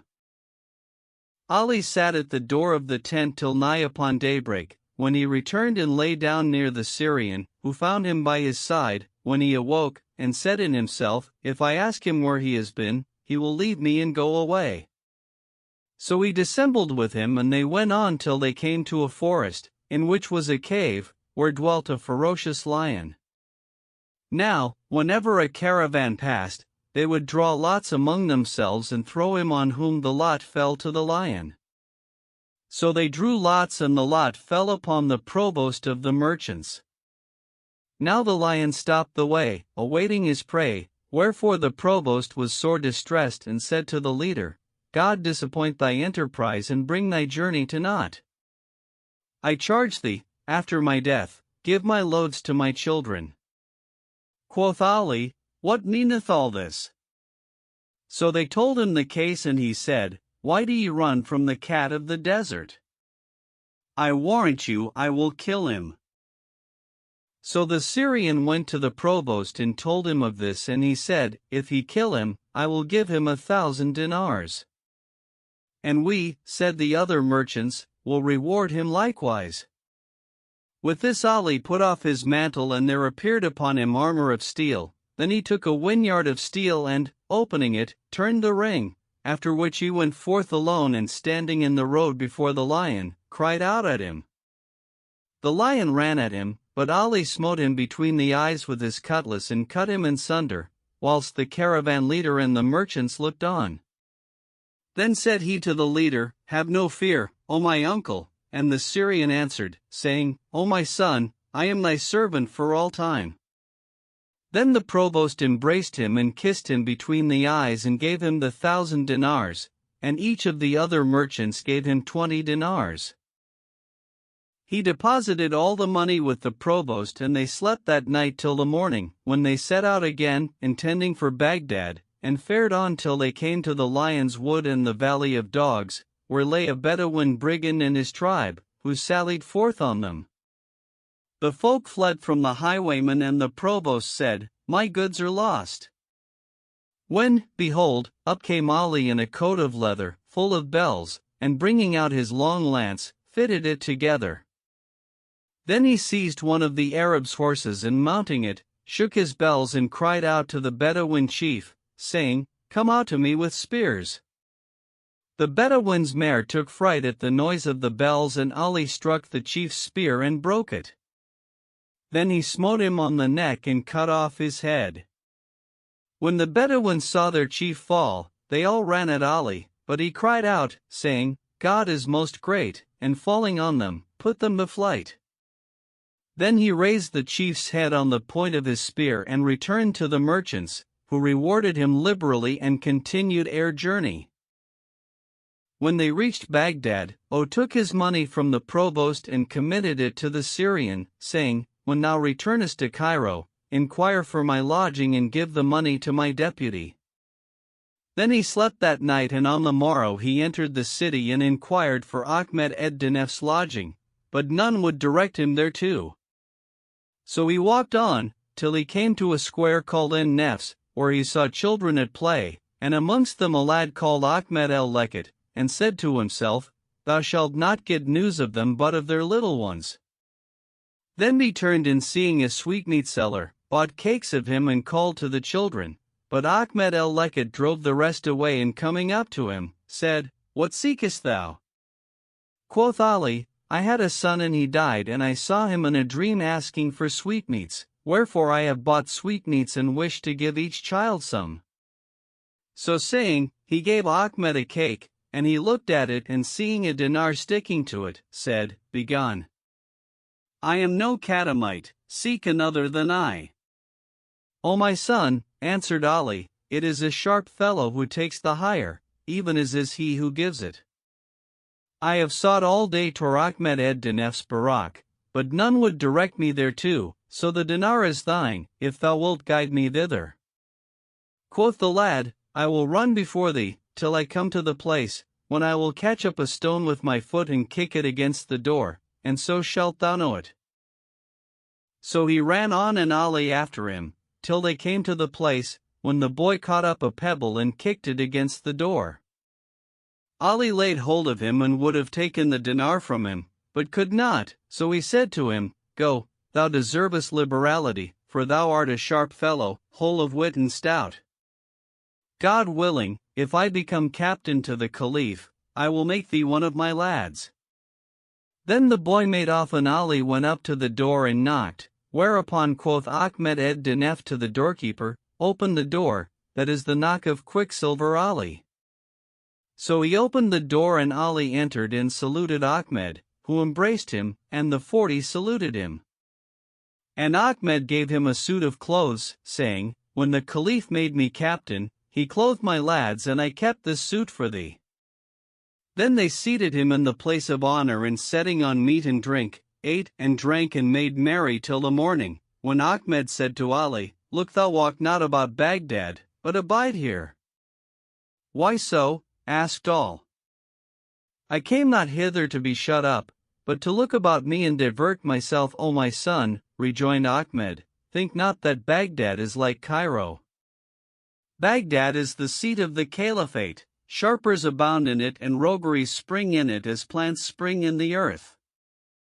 So Ali abode in the Barak 3 days, at the end of which time Ahmed said to him, "I wish to present thee to the Caliph, that he may assign thee an allowance."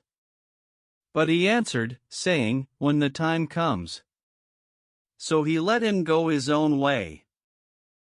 One day, as Ali sat in the Barak, his breast became straitened and his soul troubled, and he said to himself, "Come, let us walk a while in Baghdad and lighten my heart." So he went out and walked from street to street, till he came to the bazaar, where he entered a cookshop and ate the morning meal, after which he went out to wash his hands. Presently, he saw 40 slaves, with bonnets of felt and cutlasses of steel, come walking, 2 by 2, and last of all came Delilah the crafty, riding on a mule and clad in a coat of mail, with a gilded helmet on her head. Now she was returning from the divan to the khan of which she was portress, and when she espied Ali, she looked at him fixedly and saw that he resembled Ahmed ed Dinef in height and breadth. Moreover, he was clad in a striped cloak and a burnous, with a steel cutlass by his side, and valor shone from his eyes, testifying for him and not against him. So she returned to the khan and going in to her daughter, fetched a table of sand, which she leveled and drew a geomantic figure, by which she discovered that the stranger's name was Ali of Cairo and that his fortune overrode her own and that of her daughter. "O my mother," said Zainab, "what has befallen thee, that thou hast recourse to the table of sand?" "O my daughter," answered Delilah, "I have seen this day a young man who resembles Ahmed ed Dinef, and I fear lest he come to hear how thou didst strip Ahmed and his men and enter the khan and play us a trick, in revenge for what we did with his chief and the 40, for methinks he hath taken up his lodging with ed Dinef." "What is this?" rejoined Zainab. "Methinks thou bast taken his measure." Then she donned her finest clothes and went out into the town. When the people saw her, they all made love to her, and she promised and retracted and listened and coquette and passed from market to market, till she saw Ali coming, when she went up to him and rubbed her shoulder against him. Then she turned and said, "God preserve folk of discrimination." Quoth he, "How goodly is thy fashion? To whom dost thou belong?" "To the gallant like thee," answered she, and he said, "Art thou married or single?" "Married," replied she. "Shall it be in my lodging or thine?" asked Ali, and she said, "I am a merchant's daughter and a merchant's wife, and in all my life I have never been out of doors till today, when I made ready food and thought to eat, but found I had no mind thereto, without company. When I saw thee, love of thee entered my heart, so wilt thou solace my soul and eat a mouthful with me?" Quoth he, "Whoso is invited, let him accept." So she went on and he followed her from street to street, but presently he bethought himself and said, "What wilt thou do when thou a stranger? Verily it is said, Whoso doth whoredom in his strangerhood, God will send him back disappointed. But I will put her off with fair words." So he said to her, "Take this dinar and appoint me a day other than this." "By the mighty name," answered she, "it may not be, but thou shalt go home with me this very day and I will take thee to friend." So he followed her till she came to a house with a lofty porch and a padlock on the door and said to him, "Open this lock." "Where is the key?" asked he. And she answered, It is lost. Quoth he, He who opens a lock without a key is a knave, whom it behoves the judge to punish, and I know not how to open doors without keys. With this she raised her veil and showed him her face, at which he took one look that cost him 1,000 sighs. Then she let fall her veil on the lock, and repeating over it the names of the mother of Moses, opened it without a key and entered. He followed her and saw swords and armor of steel hanging up, and she put off her veil and sat down with him. Quoth he to himself, Needs must thou accomplish what God hath decreed to thee, and bent to her, to take a kiss of her cheek, but she covered it with her hand, saying, This beseemeth not but by night. Then she brought a tray of food and wine, and they ate and drank, after which she rose and drawing water from the well, poured from the ewer over his bands, whilst he washed them.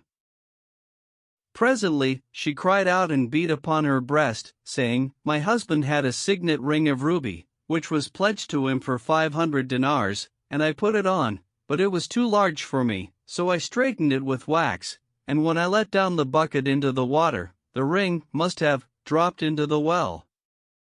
So turn thy face to the door, whilst I put off my clothes and go down into the well and fetch it.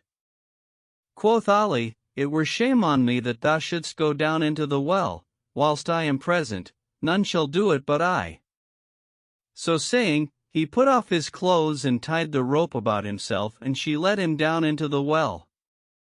Now there was much water therein, and she said to him, The rope is too short, loose thyself and drop down. So he did himself loose from the rope and dropped into the water, in which he sank fathoms deep, without touching the bottom of the well. Lilith she veiled herself, and taking his clothes, returned to her mother, to whom said she, I have stripped Ali the Egyptian and cast him into the Emir Hassan's well, from which there is no chance of his escaping. Presently, the Emir Hassan, the master of the house, who had been absent at the divan, came home, and finding the door open, said to his groom, Why didst thou not lock the door? O my lord, answered the groom, Indeed I locked it with my own hand. Quoth the Emir, As my head liveth, some thief hath entered my house. Then he went in and searched right and left, but found none, and said to the groom, Fill the ewer, that I may make the ablution.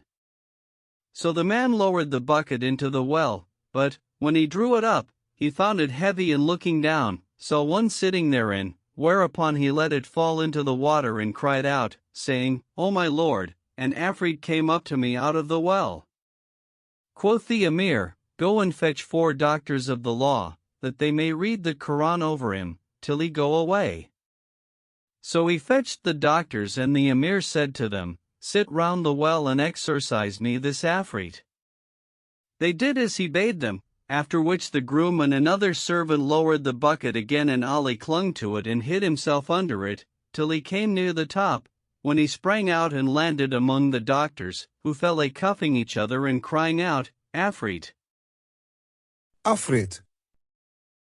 The Emir looked at Ali, and seeing him a young man, said to him, Art thou a thief? No, answered Ali. Then what dost thou in the well? Asked the Emir, and Ali said, I was asleep and dreamed a dream of dalliance, so I went down to the Tigris to wash myself and dived, whereupon the current carried me under the earth, and I came up in this well. Tell the truth, said the Emir. So Ali told him all that had befallen him, and the Emir gave him an old gown and let him go. He returned to Ahmed ed-Dinef's lodging and told him all that had passed. Quoth Ahmed, Did I not tell thee that Baghdad is full of women who play tricks upon men? And Ali Kitfel Gemal said, I conjure thee by the mighty name, tell me how it is that thou art the chief of the lads of Cairo, and yet hast been stripped by a girl? This was grievous to Ali, and he repented him of not having followed Ahmed's advice. Then Ed-Dinef gave him another suit of clothes, and Hassan Shoman said to him, Dost thou know the girl? No, answered Ali, and Hassan said, It was Zineb, the daughter of Delilah the crafty, the portress of the Caliph's Khan, and hast thou fallen into her toils, O Ali? Yes, replied he, and Hassan said, O Ali, it was she who took thy chief's clothes and those of all his men. Quoth Ali, this is a disgrace to you all. Then said Hassan, and what thinkest thou to do? And he answered, I purpose to marry her. Put away that thought from thee, rejoined the other, and console thy heart of her. Quoth Ali, O Hassan, do thou counsel me how I shall do to marry her. With all my heart, replied his comrade. If thou wilt drink from my hand and march under my banner, I will bring thee to thy will of her. And Ali answered, saying, I will well. So Hassan made him put off his clothes, and taking a saucepan, heated therein somewhat as it were pitch, with which he anointed him, and he became like unto a black slave. Moreover, he anointed his lips and smeared his eyes with red kohl. Then he clad him in a slave's habit, and giving him a tray of kebabs and wine, said to him, There is a black cook in the Khan, and thou art now become his like, so go thou to him and accost him in friendly fashion, and speak to him in the black's lingo, saying, It is long since we foregathered in the beer shop. He will answer thee, I have been too busy for this, for I have on my hands 40 slaves, for whom I cook the morning and the evening meals, besides making ready a tray for Delilah and the like for her daughter Zeneb and the dog's food. And do thou say to him, Come, let us eat kebabs and drink wine. Then go in with him into the saloon and make him drunk, and question him of his service, how many and what dishes he has to cook, and ask him of the dog's food and the keys of the kitchen and the larder, and he will tell thee, for a man, when he is drunk, tells all that he would conceal, were he sober.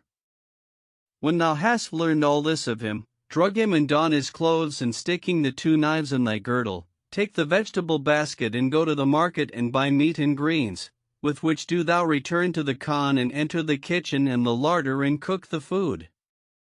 Dish it up and put henbane in it, so as to drug the dogs and the slaves and Delilah and Zeneb. Then serve up, and when they are all asleep, go up into the upper chamber and bring away all the clothes thou wilt find hanging there. And if thou have a mind to marry Zeneb, bring also the 40 carrier pigeons. So Ali went to the Khan, and going in to the cook, saluted him and said, It is long since I have foregathered with thee in the beer shop. Quoth the cook, I have been busy cooking for the slaves and the dogs. Then he took him, and making him drunk, questioned him of his duties. Said the cook, Every day I cook 5 dishes for the morning and the like for the evening meal, and yesterday they sought of me a 6th dish, rice dressed with honey and saffron, and a 7th, a mass of cooked pomegranate seed. And what is the order of thy service? Asked Ali. First, answered the cook, I serve up Zeneb's tray, then that of Delilah, then I serve the slaves and give the dogs their sufficiency of meat, and the least that satisfies them is a pound each. But, as fate would have it, he forgot to ask him of the keys. Then he drugged him and donned his clothes, after which he took the basket and went to the market. There he bought meat and greens, and returning to the Khan, with the 2 knives stuck in his girdle, saw Delilah seated at the gate, watching those that went in and out, and the 40 slaves with her, armed.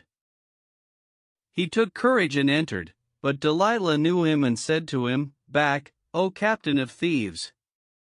Wilt thou play a trick on me in the Khan? When he heard this, he turned and said to her, What sayest thou, O portress? What hast thou done with the cook? Asked she. What cook? Answered he. Is there here another cook than I? Thou least, rejoined she, thou art Quicksilver Ali the Kyrene. And he said to her, in slave's lingo, O portress, are Karines black or white? I have always been a servant. Then said the slaves to him, What is the matter, cousin?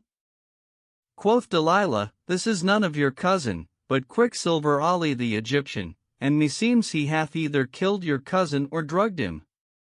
But they said, Indeed this is our cousin, Sadullah the cook. Not so, answered she, it is Quicksilver Ali, and he hath dyed his skin. Quoth the sharper, and who is Ali? I am Sadullah. Then she fetched ointment of proof, with which she anointed Ali's forearm and rubbed it, but the black did not come off, whereupon quoth the slaves, let him go and dress us the morning meal. If he be indeed your cousin, said Delilah, he knows what you sought of him yesternight and how many dishes he cooks every day. So they asked him of this, and he said, every day I cook you 5 dishes for the morning and the like for the evening meal, lentils and rice and broth and fricassee and sherbet of roses, and, yesternight ye sought of me, a 6th dish and a 7th, to wit, rice dressed with honey and saffron and cooked pomegranate seed. And the slaves said, right. Then said Delilah, take him in, and if he knows the kitchen and the larder, he is indeed your cousin, but, if not, kill him. Now the cook had a cat, which he had brought up, and whenever he entered, it would stand at the door of the kitchen and spring on his shoulders, as soon as he went in. So, when Ali entered, the cat saw him and jumped on his shoulders, but he threw it off and it ran before him to the door of the kitchen and stopped there. He guessed that this was the kitchen door, so he took the keys and seeing one with traces of feathers thereon, knew it for the key of the kitchen and opened the door therewith. Then he entered and setting down the greens, went out again, guided by the cat, which ran before him and stopped at another door. He guessed that this was the larder and seeing one of the keys with marks of grease thereon, knew it for the key and opened the door therewith, whereupon quoth the slaves, O Delilah, were he a stranger, he had not known the kitchen and the larder, nor had he been able to distinguish the keys thereof from the rest, verily, he is our cousin Sadullah.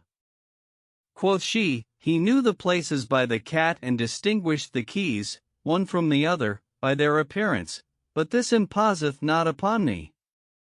Then he returned to the kitchen, where he cooked the morning meal and carrying Zeinab's tray up to her apartment, saw all the stolen clothes hanging up, after which he went down and carried Delilah her tray and gave the slaves and the dogs their ration. The like he did at sundown and drugged Delilah's food and that of Zeinab and the slaves. Now the doors of the khan were open and shut with the sun, so he went forth and cried out, saying, O dwellers in the khan, the watch is set and we have loosed the dogs, so whoso stirs out after this hath but himself to blame. Now he had delayed the dogs' supper and put poison therein, so, when he set it before them, they ate of it and died. Then he went up and took all the clothes and the carrier pigeons and opening the gate, made off to the barack of the 40, where he found Hassan Shoman, who asked him how he had fared. So he told him what had passed and he praised him. Then he caused him put off his clothes and made a decoction of herbs, with which he washed him, and his skin became white as before, after which he donned his own clothes and going back to the khan, clad the cook in the clothes he had taken from him and made him smell to the counterdrug, whereupon he awoke and going forth to the greengrocer's, bought vegetables, and returned to the khan. When the day broke, one of the lodgers in the khan came out of his chamber and seeing the gate open and the slaves drugged and the dogs dead, went in to Delilah, whom he found lying drugged, with a scroll on her neck and at her head a sponge steeped in the counterdrug. He set the sponge to her nostrils and she awoke and said, Where am I? Quoth he, When I came down from my chamber, I saw the gate of the khan open and the dogs dead and found the slaves and thee drugged. So she took up the scroll and read therein these words, None did this thing save Ali the Egyptian. Then she awoke the slaves and Zeinab by making them smell to the counterdrug and said to them, Did I not tell you that this was Ali of Cairo? But do ye conceal the matter? Then she said to her daughter, How often have I told thee that Ali would not forego his revenge? He hath done this in requital of that which thou didst with him, and he bade it in his power to do with thee other than this, but he refrained therefrom out of courtesy and a desire that there should be friendship between us. So saying, she put off her man's clothes and donned woman's attire, and tying the kerchief of truce about her neck, repaired to Ahmed ed Dinef's lodging. Now when Ali entered with the clothes and the carrier pigeons, Hasan Shoman gave the hallkeeper the price of 40 pigeons, and he bought them and cooked them before the men. Presently there came a knock at the door, and Ahmed ed Dinef said to the hallkeeper, "That is Delilah's knock, rise and open to her." So he admitted her, and Hasan said to her, "What brings thee hither, O ill-omened old woman?" "Verily, thou and thy brother Zuriach the fishmonger are of a piece." "O captain," answered she, "I am in the wrong, and my neck is at your mercy, but tell me which of you it was that played me this trick?" Quoth Ahmed, "It was the first of my lads." "For God's sake," rejoined Delilah, "intercede with him to give me back the carrier pigeons and what not, and thou wilt lay me under great obligation." When Hasan heard this, he said to Ali, "God requite thee, O Ali. Why didst thou cook the pigeons?" And Ali answered, "I knew not that they were carrier pigeons." Then said Ahmed to the hallkeeper, "Bring us the cooked pigeons." So he brought them, and Delilah took a piece, and tasting it, said, "This is none of the carrier pigeons' flesh, for I fed them on grains of musk, and their flesh is become even as musk." Quoth Hasan, "And thou wilt have the carrier pigeons, comply with Ali's desire." "What is that?" asked she, and Hasan answered, saying, "He would have thee marry him to thy daughter Zainab." "I have no power over her except of affection," said she, and Hasan said to Ali, "Give her the pigeons." So he gave them to her, and she took them and rejoiced in them. Then said Hasan to her, "Needs must thou give us a sufficient answer." "If it be indeed his wish to marry her," replied Delilah, "it availed nothing to play this trick upon us. It behoveth him rather to demand her in marriage of her uncle Captain Zuriach, him who cries out, saying, 'A pound of fish for 2 farthings, and hangs up in his shop a nurse containing 2,000 dinars, for he is her guardian.'"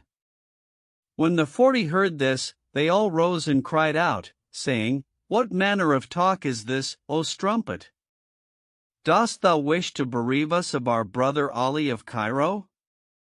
Then she returned to the Khan and said to her daughter, "Ali the Egyptian seeks thee in marriage." Whereat Zainab rejoiced, for she loved him because of his forbearance towards her, and asked her mother what had passed.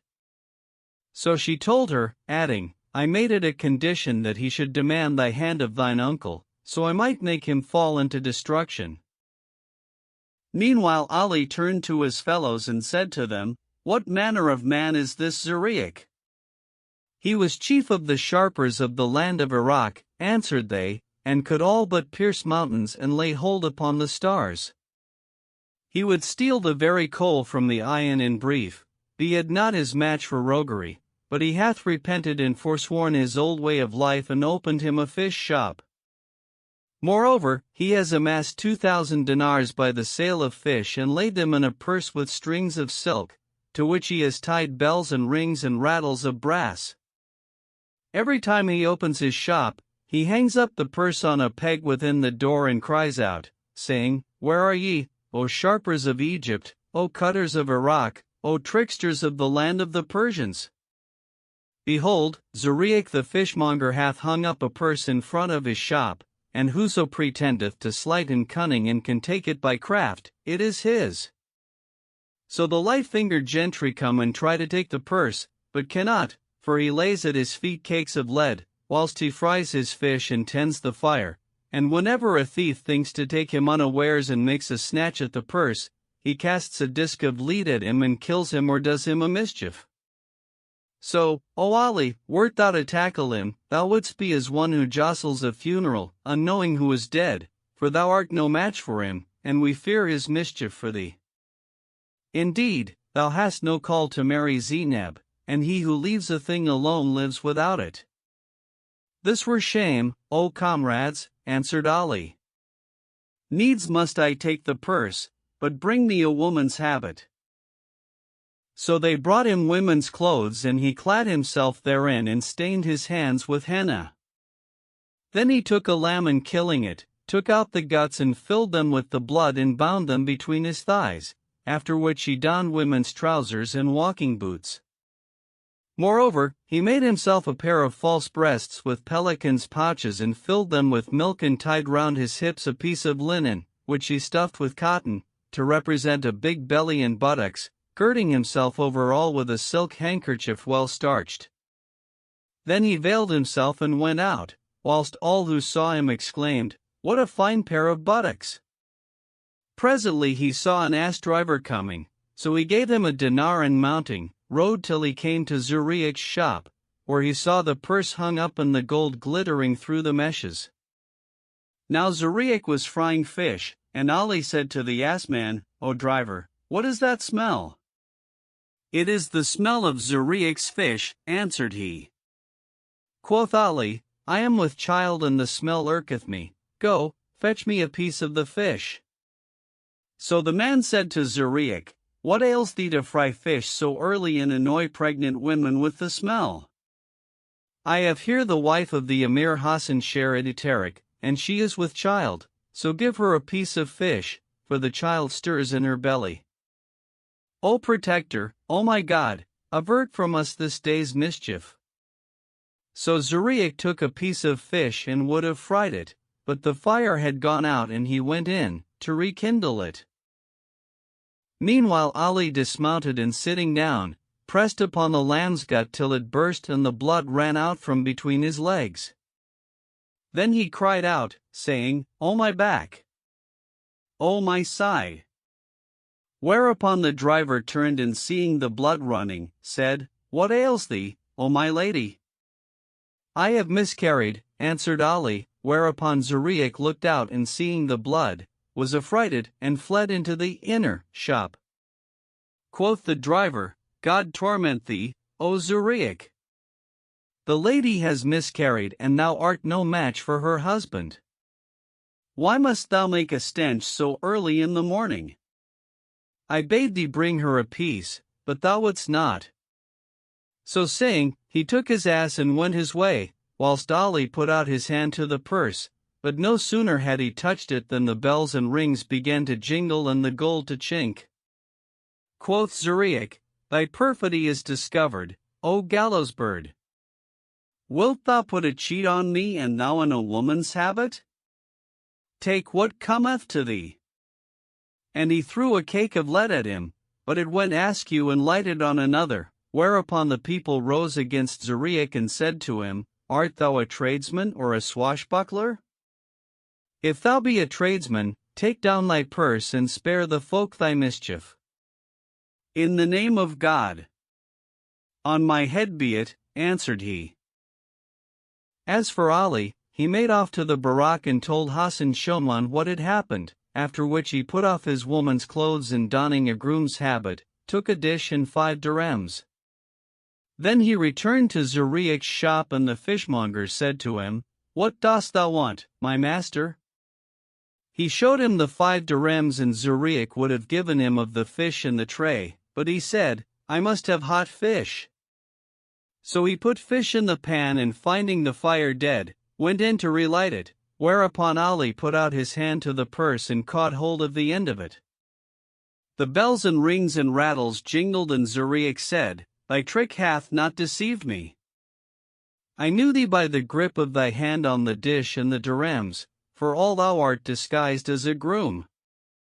So saying, he threw the lead at him, but he avoided it and it fell into the pan full of hot fish and broke it and overturned it, fat and all, upon the shoulders of the Cadi, who was passing. The fat ran down inside his clothes to his privy parts and he cried out, saying, "O my privities! What a pickle you are in! Alas, unhappy that I am! Who hath played me this trick?" "O my lord," answered the people, "it was some boy that threw a stone into the pan, but for God's protection, it had been worse." Then they turned and seeing the piece of lead and that it was Zurich who had thrown it, said to him, "O Zurich, this is not allowed of God. Take down the purse, or it will be the worse for thee." "If it please God," answered he, "I will take it down." Meanwhile, Ali returned to the barack and told his comrades what had passed and they said, "Thou hast exhausted 2/3 of his sharpness." Then he changed his groom's dress for that of a merchant, and going out, met a snake charmer, with a bag of serpents and another of gear, to whom said he, O charmer, come and amuse my lads, and thou shalt have largesse. So he accompanied him to the barack, where he fed him and drugging him, took his clothes and put them on. Then he took the baggie and repairing to Zuriach's shop, began to play the flute. Quoth Zuriach, God provide thee. But Ali took out the serpents and cast them down before him, whereat the fish seller, who was afraid of snakes, fled from them into the inner shop. Then Ali picked up the snakes and thrusting them back into the bag, put out his heart and caught hold of the end of the purse. The bells rang and the rings and rattles jangled, and Zuriach said, Wilt thou never cease to play me tricks? Now thou feignest thyself a serpent charmer. So saying, he took up a piece of lead and hurled it at Ali, but he avoided it, and it fell on the head of a groom, who was passing by, in attendance upon his master, a trooper, and knocked him down. Quoth the soldier, Who did that? And the folk said, It was a stone fell from the roof.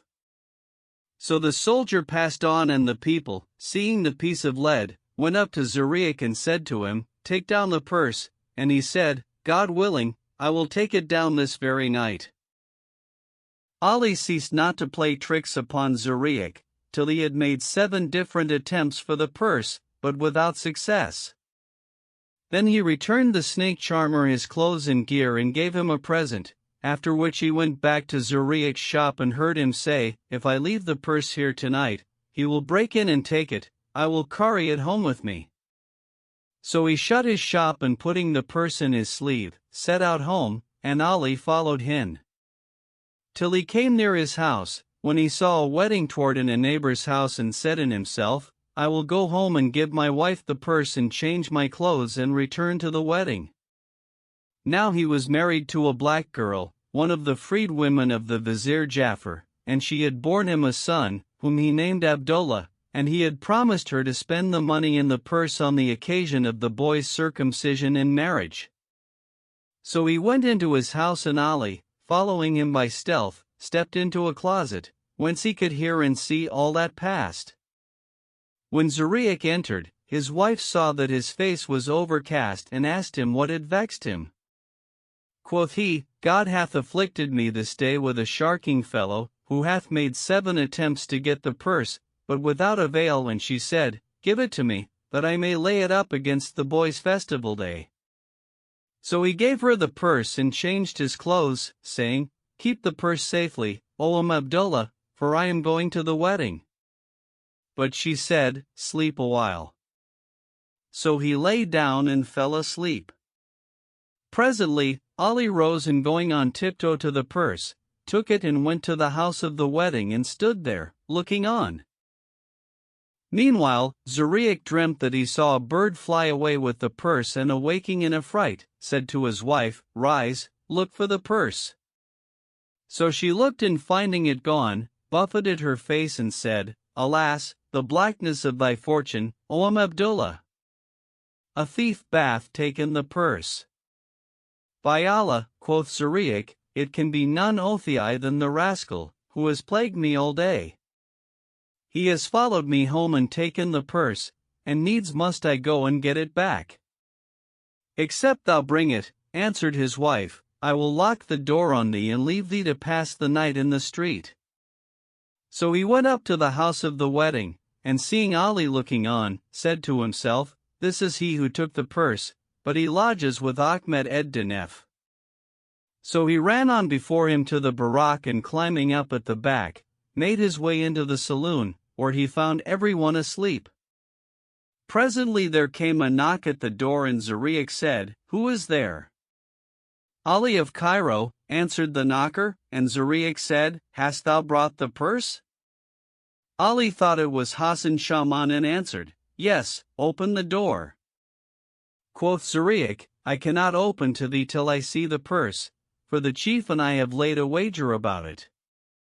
Put out thy hand, said Ali. So he put out his hand through the hole of the door, and Ali laid the purse in it, whereupon Zuriach took it and going forth, as he had come in, returned to the wedding. Ali stood a while at the door, but none opened to him, and at last he gave a thundering knock that awoke all the men, and they said, "That was Ali of Cairo's knock." So the halekeeper opened to him, and Hassan Shoman said to him, "Hast thou brought the purse?" "Enough of jesting, O Shaman," replied all. "Didst thou not swear that thou wouldst not open to me till I showed thee the purse, and did I not give it thee through the hole of the door?" "By Allah," said Hassan, "it was not I who took it, but Zuriach." Quoth all, "Needs must I get it again," and repaired to the house of the wedding, where he heard the buffoon say, "Largesse, O Abu Abdullah, I good luck to thee with thy son." Quoth Ali, "My luck is in the ascendant," and going to the fishmonger's house, climbed over the back wall and found his wife asleep. So he drugged her and clad himself in her clothes. Then he took the child in his arms and went round, searching, till he found a basket containing gimlet cakes, which Zuriach, of his niggardliness, had kept from the feast of the new moon. Presently, the fishmonger returned and knocked at the door, whereupon Ali imitated his wife's voice and said, "Who is at the door?" "Abu Abdullah," answered Zuriach, and Ali said, "I swore that I would not open the door to thee, except thou broughtest back the purse." Quoth the fishmonger, "I have brought it." "Then give it into my band," said Ali, "before I open the door," and Zuriach answered, saying, "Let down the basket and take it therein." So Ali let down the basket and the other put the purse therein, whereupon Ali took it and drugged the child. Then he aroused the woman, and making off by the back way as he had entered, returned with the child and the purse and the basket of cakes to the barak and showed them all to the 40, who praised his dexterity. Then he gave them the cakes, which they ate, and delivered the boy to Hassan Shoman, saying, "This is Zuriach's child, hide it."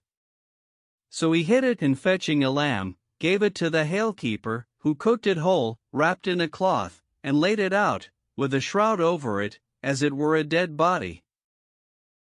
Meanwhile Zuriach stood a while, waiting at the door, then gave a thundering knock, and his wife said to him, "Hast thou brought the purse? Didst thou not take it up in the basket but now?" answered he, and she said, "I let no basket down to thee, nor have I set eyes on the purse." "By Allah," quoth he, "the sharper hath been beforehand with me and hath taken the purse again."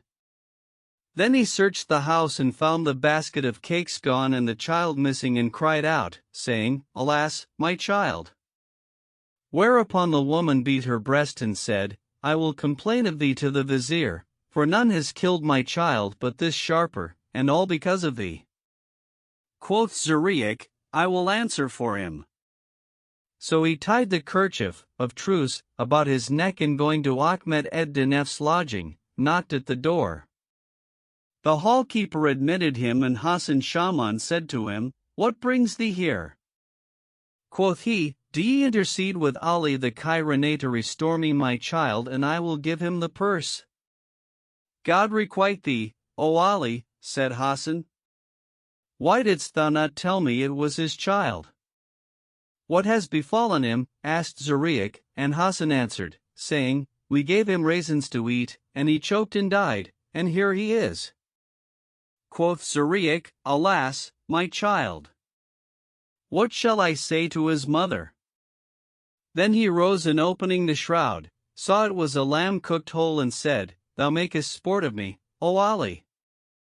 Then they gave him the child, and Ahmed ed Dinef said to him, "Thou didst hang up the purse, proclaiming that it should be the property of any sharper who should avail to take it, and Ali has taken it, so it is his." Quoth Zuriach, "I make him a present of it." But Ali said to him, "Do thou accept it on account of thy niece Zineb?" And Zuriach replied, "I accept it." Then said the 40, "We demand of thee Zineb in marriage for Ali of Cairo." But he answered, saying, "I have no control over her but of courtesy." Quoth Hassan, "Dost thou grant our suit?" "Yes," replied he, I will grant her in marriage to him who can avail to her dowry. And what is her dowry? Asked Hassan. Quoth Zuriach, she hath sworn that none shall mount her breast except he bring her the robe of Kemer, daughter of Azariah the Jew, and her crown and girdle and pantable of gold. If I do not bring her the robe this very night, said Ali, I renounce my claim to her. Ali, rejoined Zuriach, if thou play any tricks on Kemer, thou art a dead man. Why so? Asked Ali, and the other said, her father Azariah is a skillful magician, wily and perfidious, and has the jinn at his service. He has without the city a palace, the walls whereof are one brick of gold and one of silver, and which is only visible to the folk whilst he is therein, but, when he goes forth, it disappears. He brought his daughter this robe I speak of from an enchanted treasure, and every day he lays it in a dish of gold, and opening the windows of the palace, cries out, saying, where are the sharpers of Cairo, the cutters of Iraq, the master thieves of the land of the Persians? Whoso availeth to take this robe, it is his. So all the light-fingered gentry essayed the adventure, but availed not to take it, and he turned them into apes and asses. But Ali said, I will assuredly take it, and Zainab shall be displayed therein. So he went to the shop of the Jew and found him a man of stern and forbidding aspect, seated with scales and weights and gold and silver and nests of drawers and so forth before him, and a mule tethered hard by.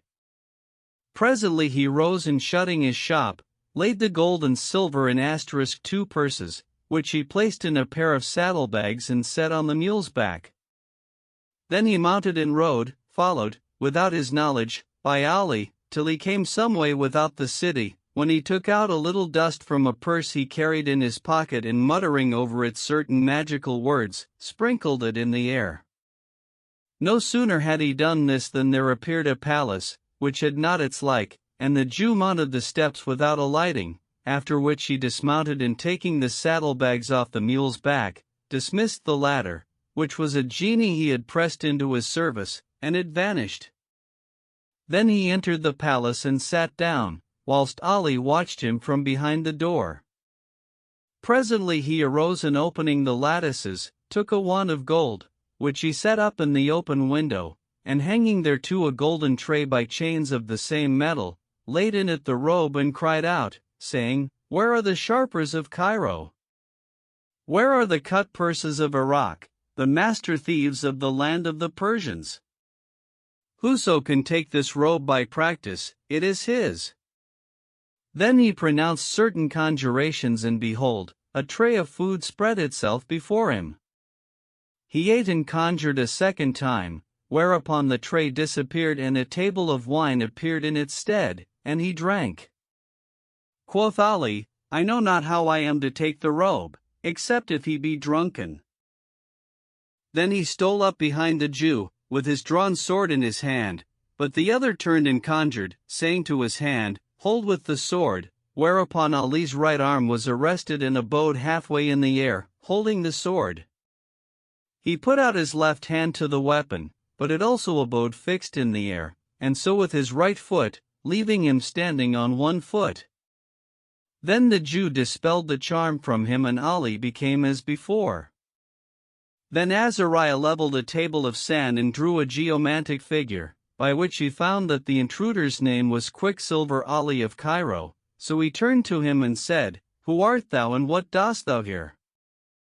I am Ali of Cairo, answered the sharper, of the band of Ahmed ed-Dinef. I sought the hand of Zainab, daughter of Delilah the crafty, and she demanded thy daughter's robe to her dowry. Give it to me and become a Muslim, if thou wouldst save thy life. After thy death, answered the Jew. Many have gone about to steal the robe, but could not avail thereto, so, if thou wilt take good advice, thou wilt be gone and save thyself, for they only seek the robe of thee, that thou mayst fall into destruction, and indeed, had I not found by geomancy that thy fortune over it doth my own, I had cut off thy head. Ali rejoiced to hear that his luck overrode that of the Jew, and said to him, there is no help for it but I must have the robe and thou must become a true believer.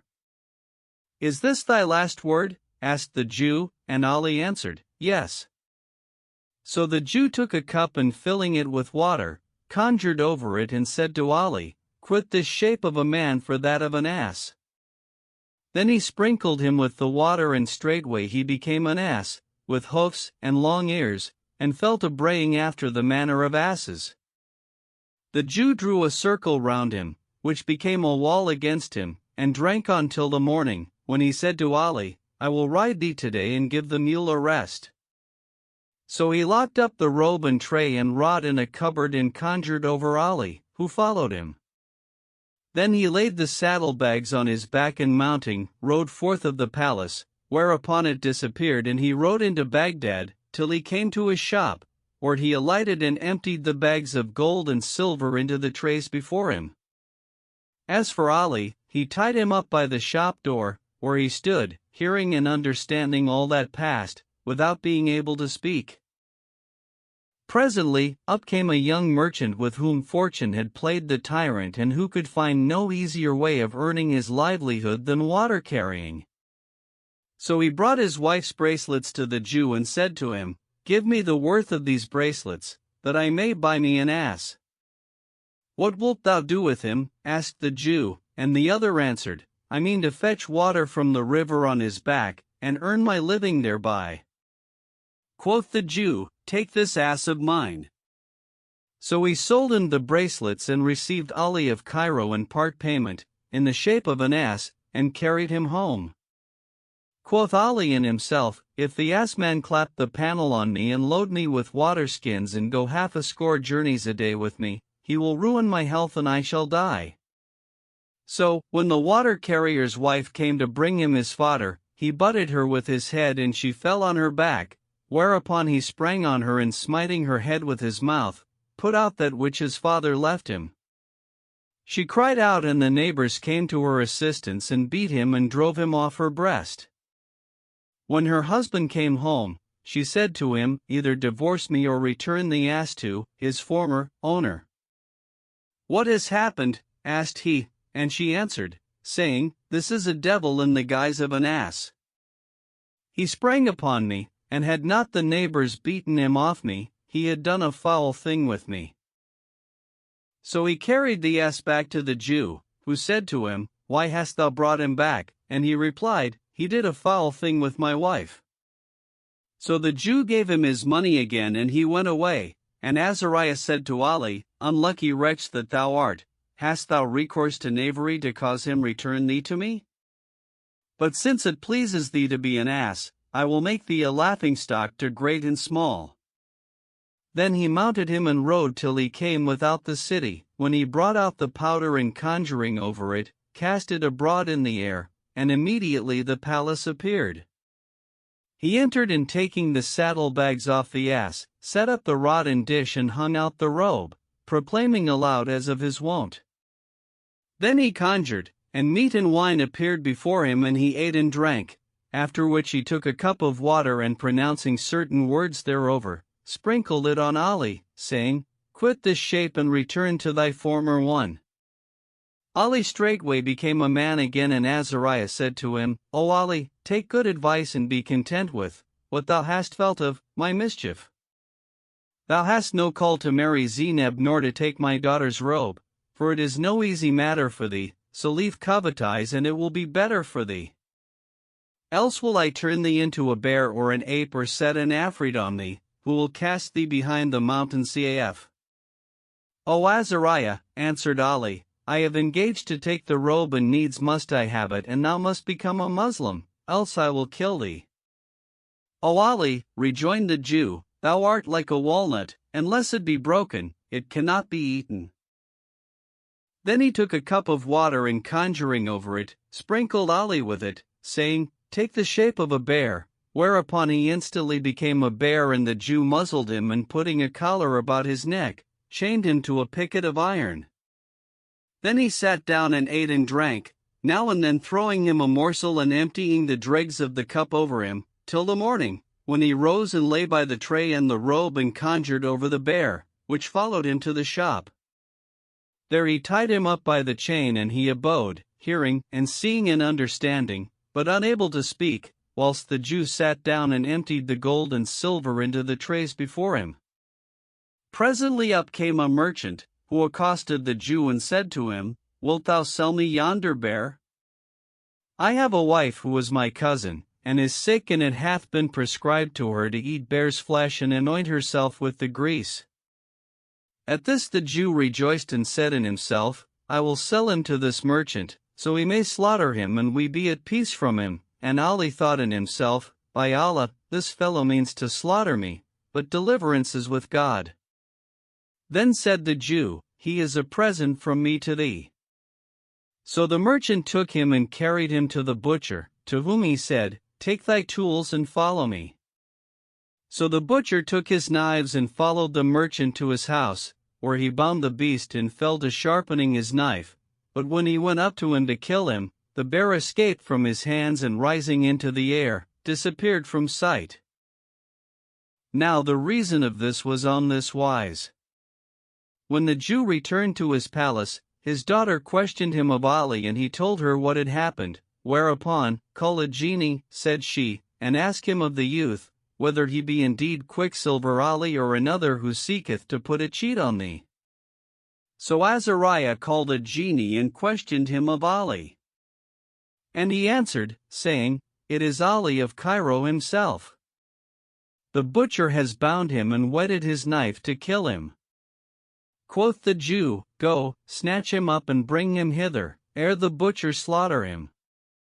So the genie flew off, and snatching Ali out of the butcher's hands, carried him to the palace and set him down before the Jew, who took a cup of water and conjuring over it, sprinkled him therewith, saying, Return to thine own shape.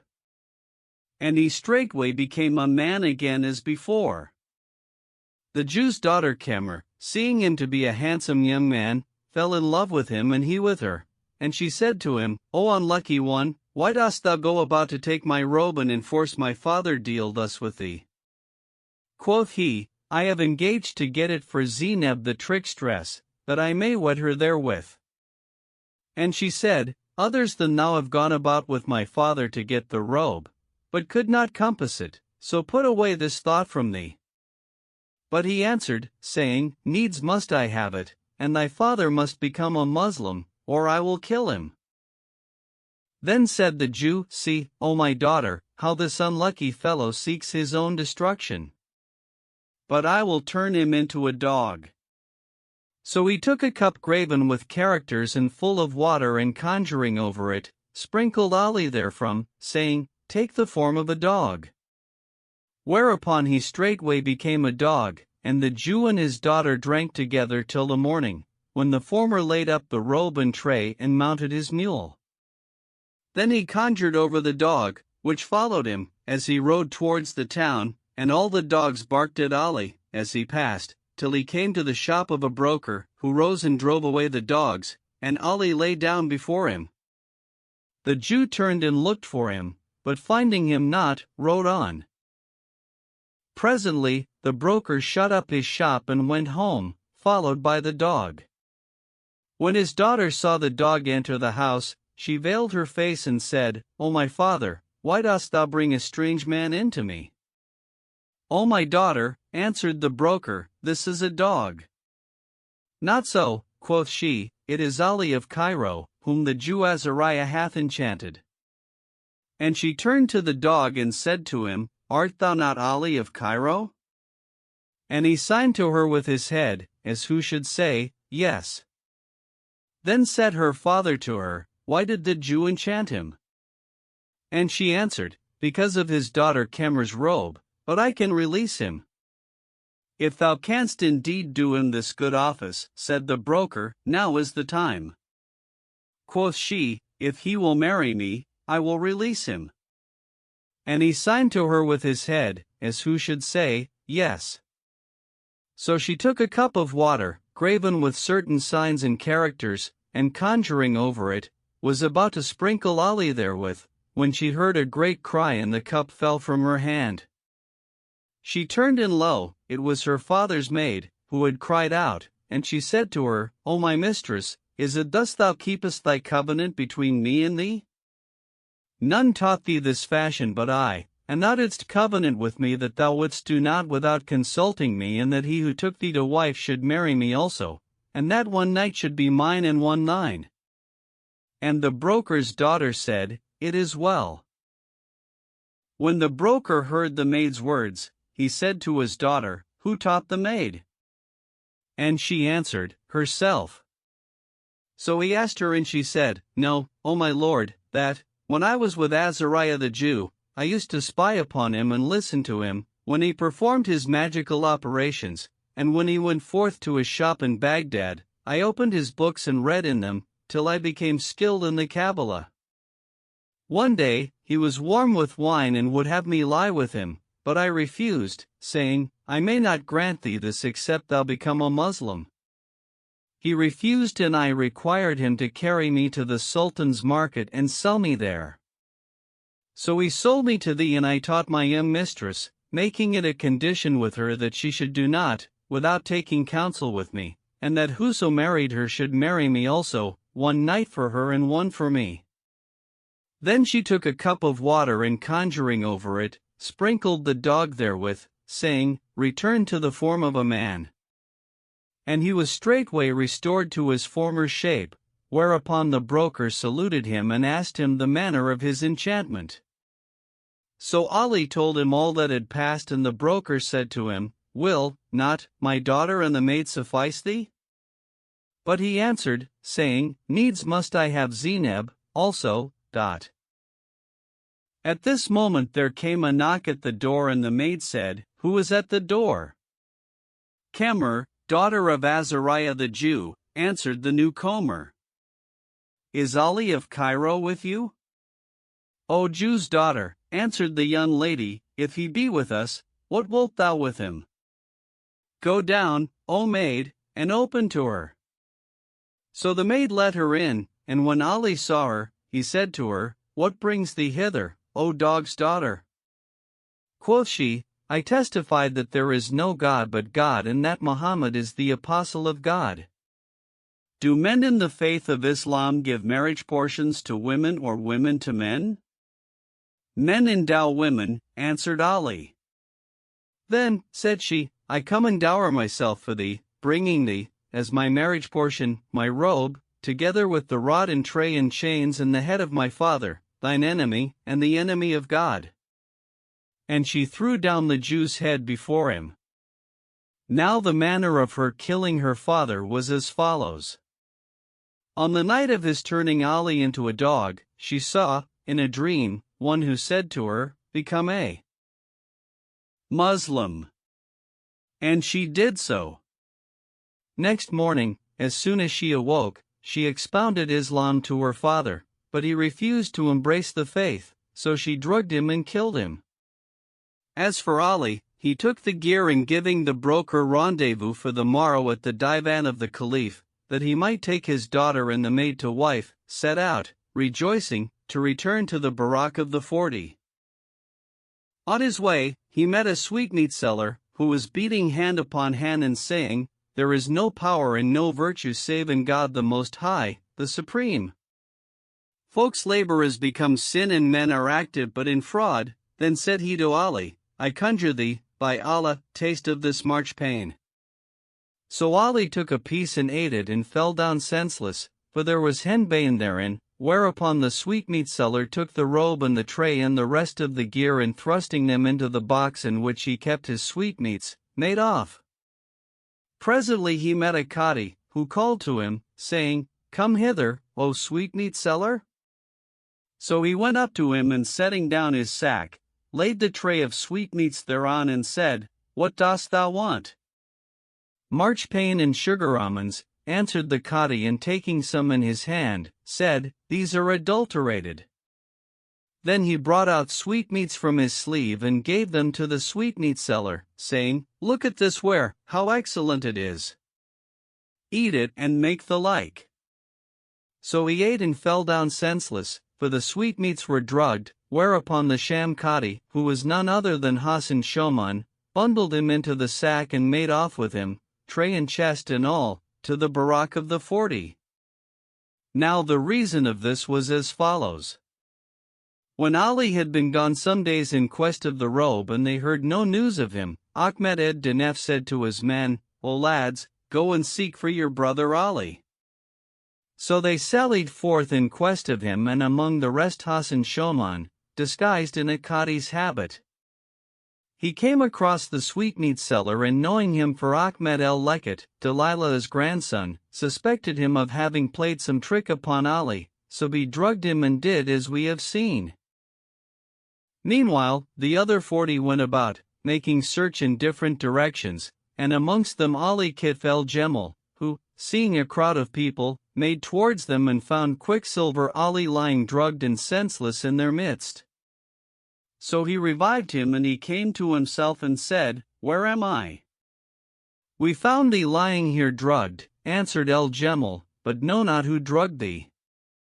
Quoth Ali, "It was a certain sweetmeat seller who drugged me and took the gear from me, but where is he gone?" "We have seen nothing of him," replied his comrades, "but come, rise and go home with us." So they returned to the Barak, where they found Ahmed ed Dinef, who greeted Ali and inquired if he had brought the robe. Quoth he, "I was coming hither with it and the Jew's head and what not else, when a sweetmeat seller met me and drugged me and took them from me, but, if I come across him again, I will requite him." Presently Hassan Shoman came out of a closet and said to him, "O Ali, hast thou gotten the gear?" So he told him what had befallen him and added, "If I knew where to find the knave, I would pay him out." "Knowest thou whither he went?" "Yes," answered Hassan, "I know where he is," and opening the door of the closet, showed him the sweetmeat seller within, drugged and senseless. Then he aroused him and he opened his eyes, and finding himself in presence of Quicksilver Ali and Ahmed ed Dinef and the 40, started up and said, "Where am I and who has laid hands on me?" "It was I laid hands on thee," answered Hassan, and Ali said, "O perfidious wretch, wilt thou play thy tricks on me?" And he would have slain him, but Hassan said to him, "Hold thy hand, for this fellow is become thy kinsman." "How so?" asked Ali, and Hassan said, "This is Ahmed el-Leket, Zainab's sister's son." Then said Ali to the prisoner, "Why didst thou thus, O Leket?" And he answered, saying, "My grandmother, Delilah the crafty, bade me do it, because Zuriach the fishmonger forgathered with her and said, Quicksilver Ali is a sharper and a past master in craft and knavery, and he will certainly kill the Jew and bring back the robe. So she sent for me and said to me, O Ahmed, dost thou know Ali of Cairo?" "Yes," answered I, "it was I who directed him to Ahmed ed Dinef's lodging, when he first came to Baghdad." Quoth she, "Go and set thy snares for him, and if he have brought back the gear, put a cheat on him and take it from him." So I went round about the city, till I met a sweetmeat seller, and buying his clothes and stock in trade and gear for 10 dinars, did with thee as thou knowest. Quoth all, "Go back to thy grandmother in Zuriach and tell them that I have brought the gear and the Jew's head, and bid them meet me tomorrow at the Caliph's divan, to receive Zainab's dowry." And Ahmed ed Dinef rejoiced in this and said to Ali, "Thou hast not disappointed our pains in rearing thee, O Ali." Next morning, Ali took the robe and tray and the rod and chains of gold, together with the Jew's head on a pike, and went up, accompanied by Ahmed ed Dinef and the 40, to the divan, where they kissed the ground before the Caliph, who turned and seeing a youth of the most valiant aspect, inquired of Ahmed ed Dinef concerning him. "O Commander of the Faithful," answered Ahmed, "this is Quicksilver Ali the Egyptian, captain of the brave boys of Cairo, and he is the first of my lads." And the Caliph loved him for the valor that shone from between his eyes, testifying for him and not against him. Then Ali rose and cast the Jew's head down before him, saying, "May all thine enemies be like this one, O Commander of the Faithful." Quoth Rashid, "Whose head is this?" And Ali answered, "It is the head of Azariah the Jew." "Who slew him?" asked the Caliph. So Ali related to him all that had passed, from first to last, and the Caliph said, I had not thought thou wouldst kill him, for that he was a sorcerer. O commander of the faithful, rejoined Ali, my lord made me able to his slaughter. Then the Caliph sent the chief of the police to the Jew's palace, where he found him lying headless, so he laid the body on a bier, and carried it to Rashid, who commanded to burn it.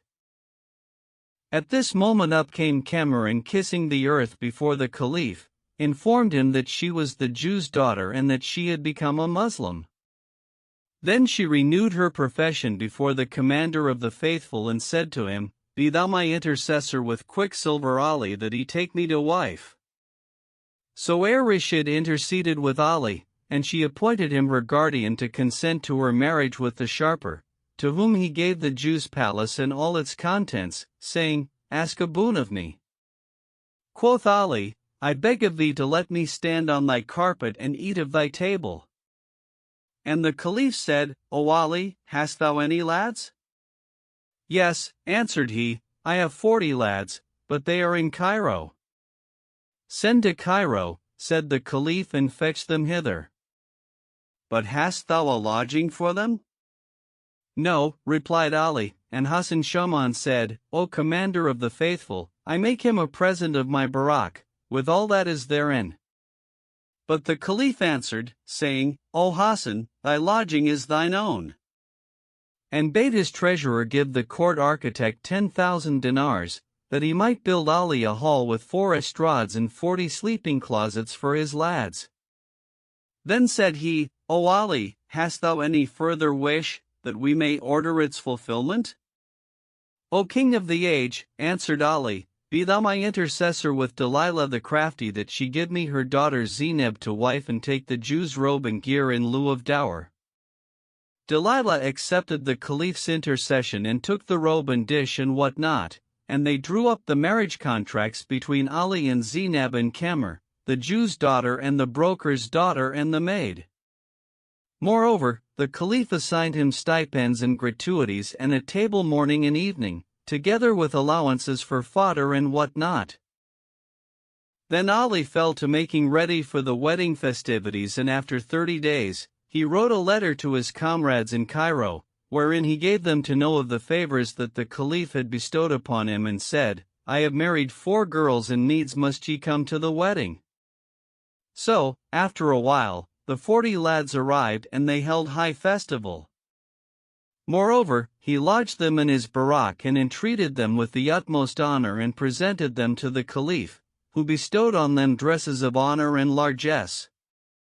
Then the tiring women displayed Zainab before Ali in the robe of the Jew's daughter, and he went into her and found her an unpierced pearl and a filly that none but he had ridden. Then he went in to the 3 other girls and found them accomplished in beauty and grace.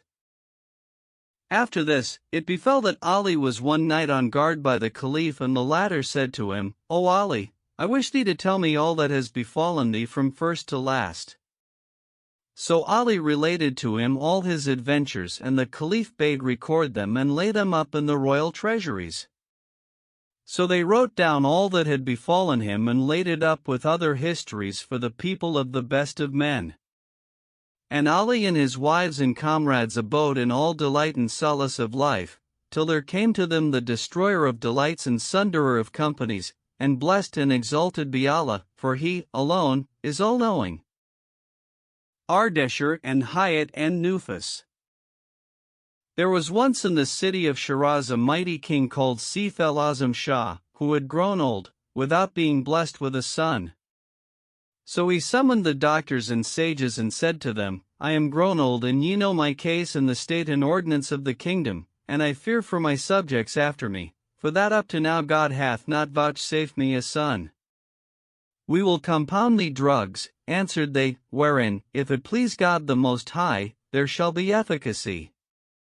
So they mixed him drugs, which he used in lay with his wife, and she conceived by leave of God the Most High, who saith to a thing, Be, and it is.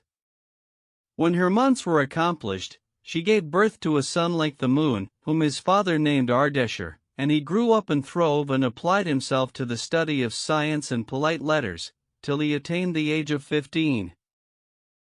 Now there was in Iraq a king called Abdulkader, who had a daughter, by name Hayat en Nufus, and she was like the rising full moon, but she had an aversion to men and the folk scarce dared name them in her presence. The kings of the Khosrows had sought her in marriage of her father, but, when he spoke with her thereof, she said, Never will I do this thing, and if thou force me, I will slay myself. Ardeshir heard of her and fell in love with her and told his father, who, seeing his case, took pity on him and promised him that he should marry her. So he dispatched his vizier to demand her in marriage of King Abdulkader, but he refused, and when the vizier returned to King Seif al-Azam and acquainted him with the failure of his mission, he was exceeding wroth and said, Shall the like of me send to one of the kings on an occasion and he accomplish it not? Then he let make proclamation to his troops, bidding them get out the tents and equip them for war with all diligence, though they should borrow money for the necessary expenses, and he said, I will not turn back, till I have laid waste King Abdulkader's dominions and slain his men and plundered his treasures and blotted out his traces. When the report of this reached Ardeshir, he rose from his bed and going in to his father, kissed the earth before him and said, O mighty king, burden not thyself with this thing and levy not thy troops neither spend thy money. Thou art stronger than King Abdulkader, and if thou loose upon him this thy host, thou wilt lay waste his dominions and spoil his good and slay his men and himself. But, when his daughter comes to know what hath befallen her father and his people on her account, she will kill herself, and I shall die for love of her, for I can never live after her. And what then thinkest thou to do, O my son? Asked the king. I will don a merchant's habit and cast about how I may win to the princess and compass my desire of her. Quoth Seif al-Azam, Art thou determined upon this? And the prince said, Yes, O my father, whereupon the king called his vizier and said to him, Do thou journey with my son, the darling of my heart, and help him to his desire and watch over him and guide him with thy sound judgment and stand to him in my stead. I hear and obey, answered the vizier, and the king gave his son 300,000 dinars in gold and great store of jewels and precious stones and goldsmiths' ware and stuffs and other things of price. Then Ardeshir went in to his mother and kissed her hands and asked her blessing. She blessed him and opening her treasuries, brought out to him necklaces and trinkets and apparel and all manner of other precious things laid up from the time of the bygone kings, whose price might not be even with money. Moreover, he took with him of his servants and slaves and cattle all that he needed for the road and clad himself and the vizier and their company in merchants' habits. Then he bade his parents and kinsfolk and friends farewell and setting out, fared on over deserts and wastes all tides of the day and watches of the night, and when as the way was long with him, he recited the following verses. Passion and longing and unease are heavy on my sprite, nor is there one to succor me gainst destiny's unright. Arcturus and the Pleiades I watch, as 'twere for love a servant of the stars I'd grown, yea, all the tides of night. Still for the morning star I look, till, when at last it comes, I'm yearning, maddened and my pain redouble for its sight.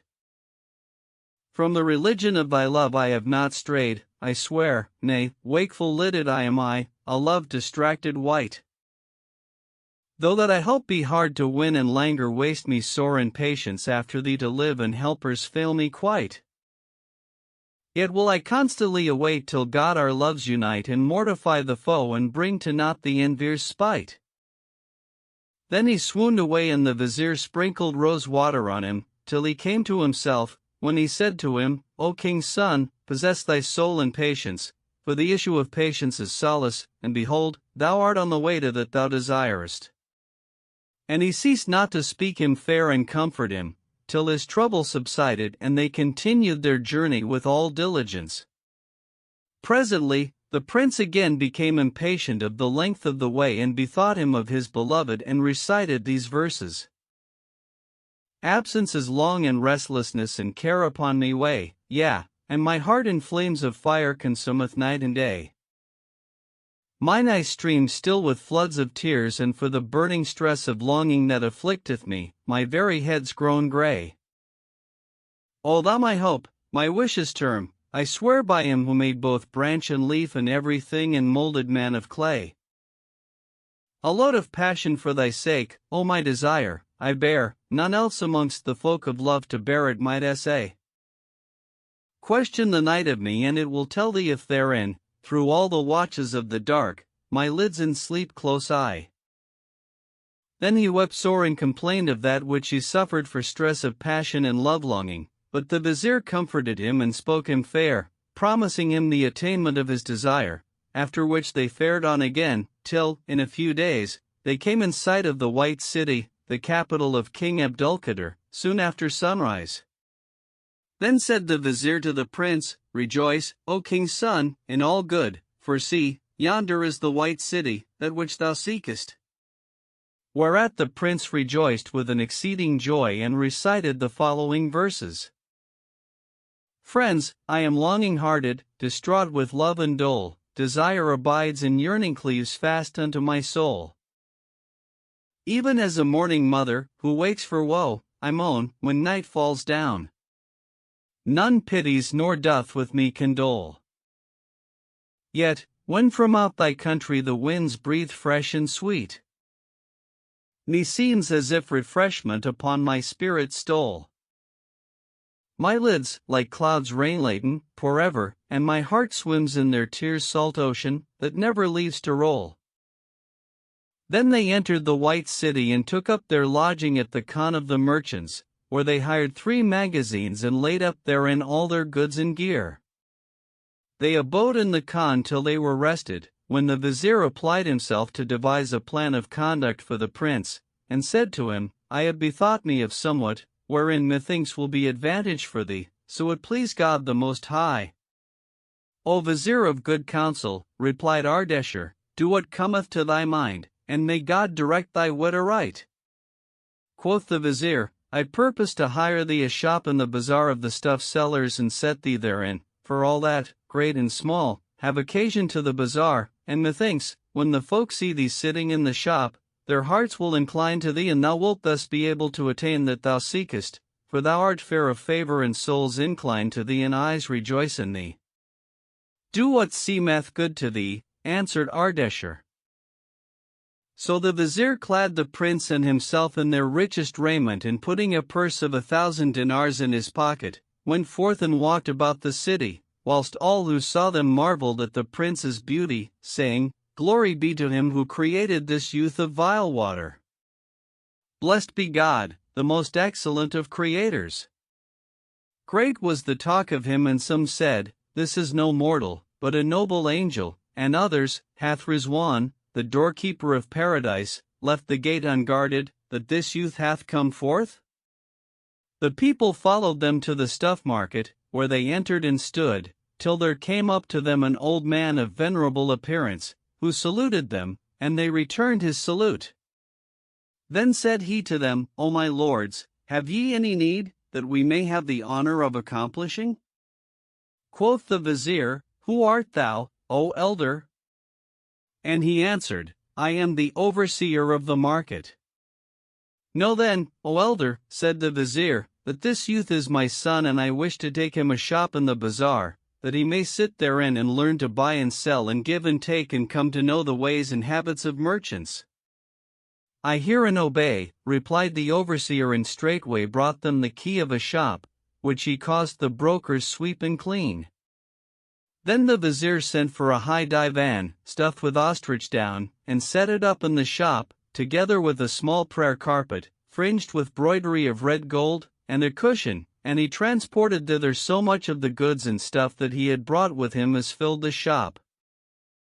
Next morning, the prince came and opening the shop, seated himself on the divan, and stationed 2 white slaves, clad in the richest of raiment, before him and 2 black slaves of the goodliest of the Abyssinians without the shop. The vizier enjoined him to keep his secret from the folk, so thereby he might find assistance in the accomplishment of his wishes. Then, charging him to acquaint him with what befell him in the shop, day by day, he left him and returned to the Khan. The prince sat in the shop all day, as he were the moon at its full, whilst the folk, hearing tell of his beauty, flocked to the place, without errant, to gaze on his beauty and grace and symmetry and glorify God who created and shaped him, till none could pass through the bazaar for the crowding of the folk about him. Ardeshir turned right and left, abashed at the throng of people that stared at him, hoping to make acquaintance with someone about the court, of whom he might get news of the princess, but found no way to this, wherefore his breast was straitened. On this wise the case abode some time, whilst the vizier daily promised him the attainment of his desire, till, one day, as he sat in the shop, there came up an old woman of venerable and respectable appearance, clad in raiment of white wool, such as is worn of devotees, and followed by 2 slave girls like moons. She stopped before the shop and considered the prince a while, after which, "Glory be to God," said she, "who fashioned that face and wrought that handiwork to perfection." Then she saluted him, and he returned her greeting and seated her by his side. Quoth she, "Whence comest thou, O fair of face?" "From the parts of Hind, O my mother," answered he, "and I have come to his city to see the world and look about me." "Honor to thee for a visitor," rejoined she. "What goods and stuffs hast thou? Show me something handsome, fit for kings." Quoth he, "If thou wish for handsome stuffs, I will show them to thee, for I have wares that beseem persons of every condition." "O my son," answered he, "I want somewhat costly and fair of fashion, brief, the best thou hast." Said he, "Thou must needs tell me for whom thou seekest it, that I may show thee goods according to the rank of the person in question." "Thou sayst sooth, O my son," replied she. "I want somewhat for my mistress Hayat and Nufus, daughter of Abdulkader, lord of this land and king of this country." When Ardeshir heard his mistress's name, his reason fled for joy and his heart fluttered, and he gave no order to slave or servant, but, putting his hand behind him, pulled out a purse of 100 dinars and gave it to the old woman, saying, "This is for the washing of thy clothes." Then he brought out of a wrapper a dress worth 10,000 dinars or more and said to her, "This is of that which I have brought hither." When the old woman saw it, it pleased her, and she said, "What is the price of this dress, O perfect in beauty?" "I will take no price for it," answered he, whereupon she thanked him and repeated her question, but he said, "By Allah, I will take no price for it. If the princess will not accept it, I make thee a present of it, and it is a guest gift from me to thee. Praised be God who hath brought us together, so that, if one day I have a want, I shall find thee a helper to me in its accomplishment." She marveled at the goodliness of his speech and the excess of his generosity and courtesy, and said to him, "What is thy name, O my lord?" "My name is Ardeshir," answered he, and she said, "By Allah, this is a rare name. Therewith are kings' sons named, and thou art in the guise of the sons of the merchants." Quoth he, "Of the love my father bore me, he gave me this name, but a name signifies nothing." And she wondered at him and said, "O my son, take the price of thy goods." But he swore that he would take nothing. Then said she to him, "O my son, truth is the greatest of all things, and thou hadst not dealt thus generously by me but for a special reason, so tell me thy case and thy secret thought, belike thou hast some need to the accomplishment of which I may help thee." Thereupon he laid his hand in hers and, swearing her to secrecy, told her the whole story of his passion for the princess and his sufferings by reason thereof. The old woman shook her head and said, "True, O my son, but the wise say, in the current adage, if thou wouldst be obeyed, abstain from ordering that which may not be, and thou, my son, thy name is merchant, and though thou hadst the keys of the hidden treasures, yet wouldst thou be called not but merchant. If thou have a find to advance thyself in rank according to thy station, seek the hand of a Qadi's daughter or an emir's, but why, O my son, aspirest thou to none but the daughter of the king of the age and the time, and she a clean maid, who knows not of the things of the world and has never in her life seen aught but her palace in which she dwells? Yet, for all her tender age, she is intelligent, shrewd, vivacious and quick-witted, well advised and prudent in action. Her father hath no other child than her, and she is dearer to him than his life. Every morning he comes to her and gives her good morrow, and all who dwell in the palace stand in awe of her. Think not, O my son, that any dare bespeak her with aught of these words. As for me, there is no way for me thereto. By Allah, O my son, my heart and bowels love thee, and were it in my power to give thee access to her, I would assuredly do it. But I will tell thee somewhat, wherein Allah may haply appoint the healing of thy heart, and will venture my life and my goods for thee, till I accomplish thy desire for thee. And what is that, O my mother? Asked he. Seek of me the daughter of a vizier or an emir, answered she, and I will grant thy request, but it may not be that one should mount from earth to heaven at one bound. When the prince heard this, he replied to her with courtesy and reasonableness, saying, O my mother, thou art a woman of sense and knowest how things go. Doth a man, when his head irketh him, bind up his hand? No, by Allah, O my son, said she. Even so, rejoined he, my heart seeketh none but her, and not slayeth me but the love of her. By Allah, I am a lost man, and I find not one to counsel me aright and succor me. God on thee, O my mother, have pity on my strangerhood and the streaming of my tears. By Allah, O my son, answered the old woman, thy words rend my heart, but I know not how to help thee.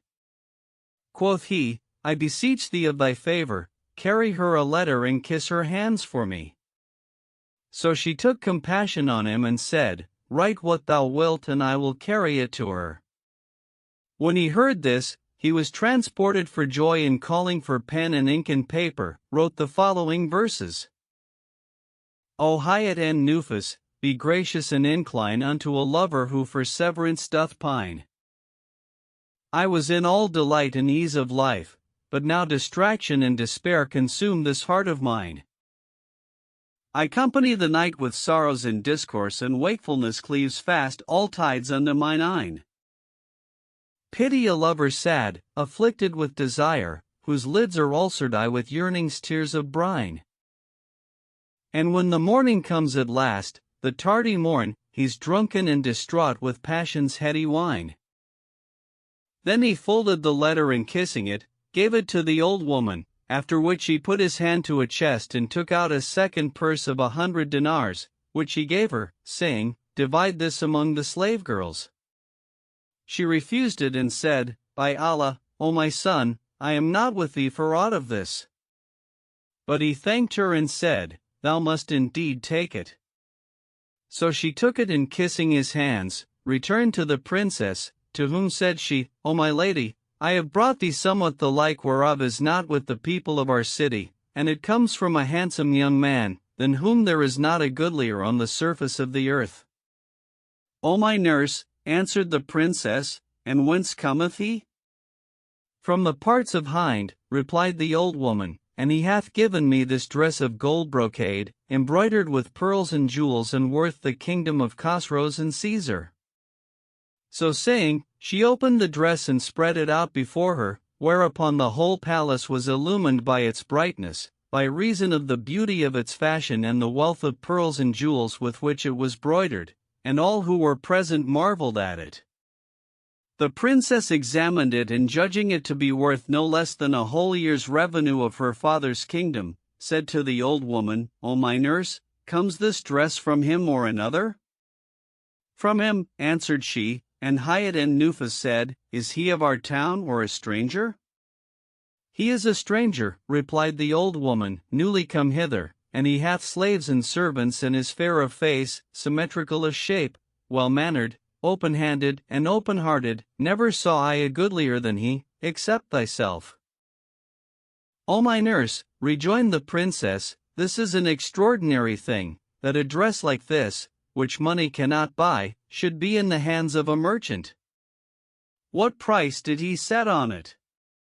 He would set no price on it, answered the old woman, but gave me back the money thou sentest by me, and swore that he would take naught thereof, saying, It is a gift from me to the king's daughter, for it beseemeth none but her, and if she will not accept it, I make thee a present of it.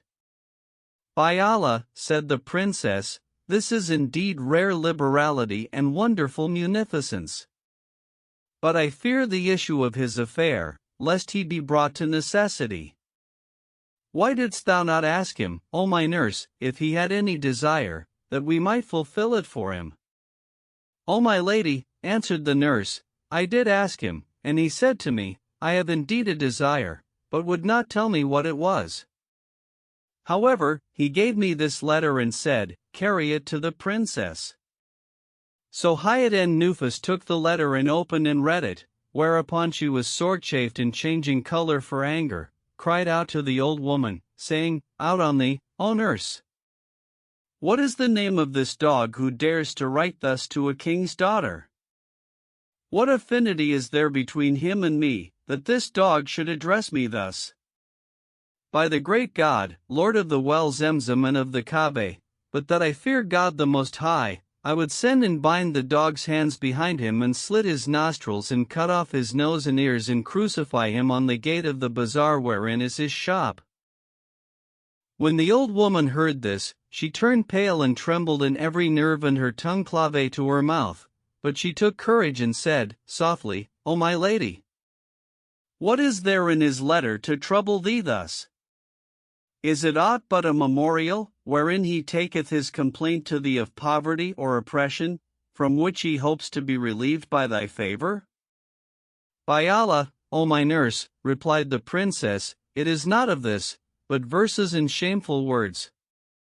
Needs must the dog be in one of three cases, either he is mad and hath no wit or he seeks his own slaughter, or else he is assisted to his wish of me by someone of exceeding puissance and a mighty sultan. Or hath he heard that I am one of the light old loves of the city, who lie a night or two with whosoever seeketh them, that he writeth me shameful verses to debauch my reason withal?" "By Allah, O my lady," rejoined the old woman, "thou sayest sooth. But reck not thou of yonder ignorant dog, for thou art seated in thy high-builded and unapproachable palace, to which the very birds cannot soar neither the wind pass over it, and he is distracted.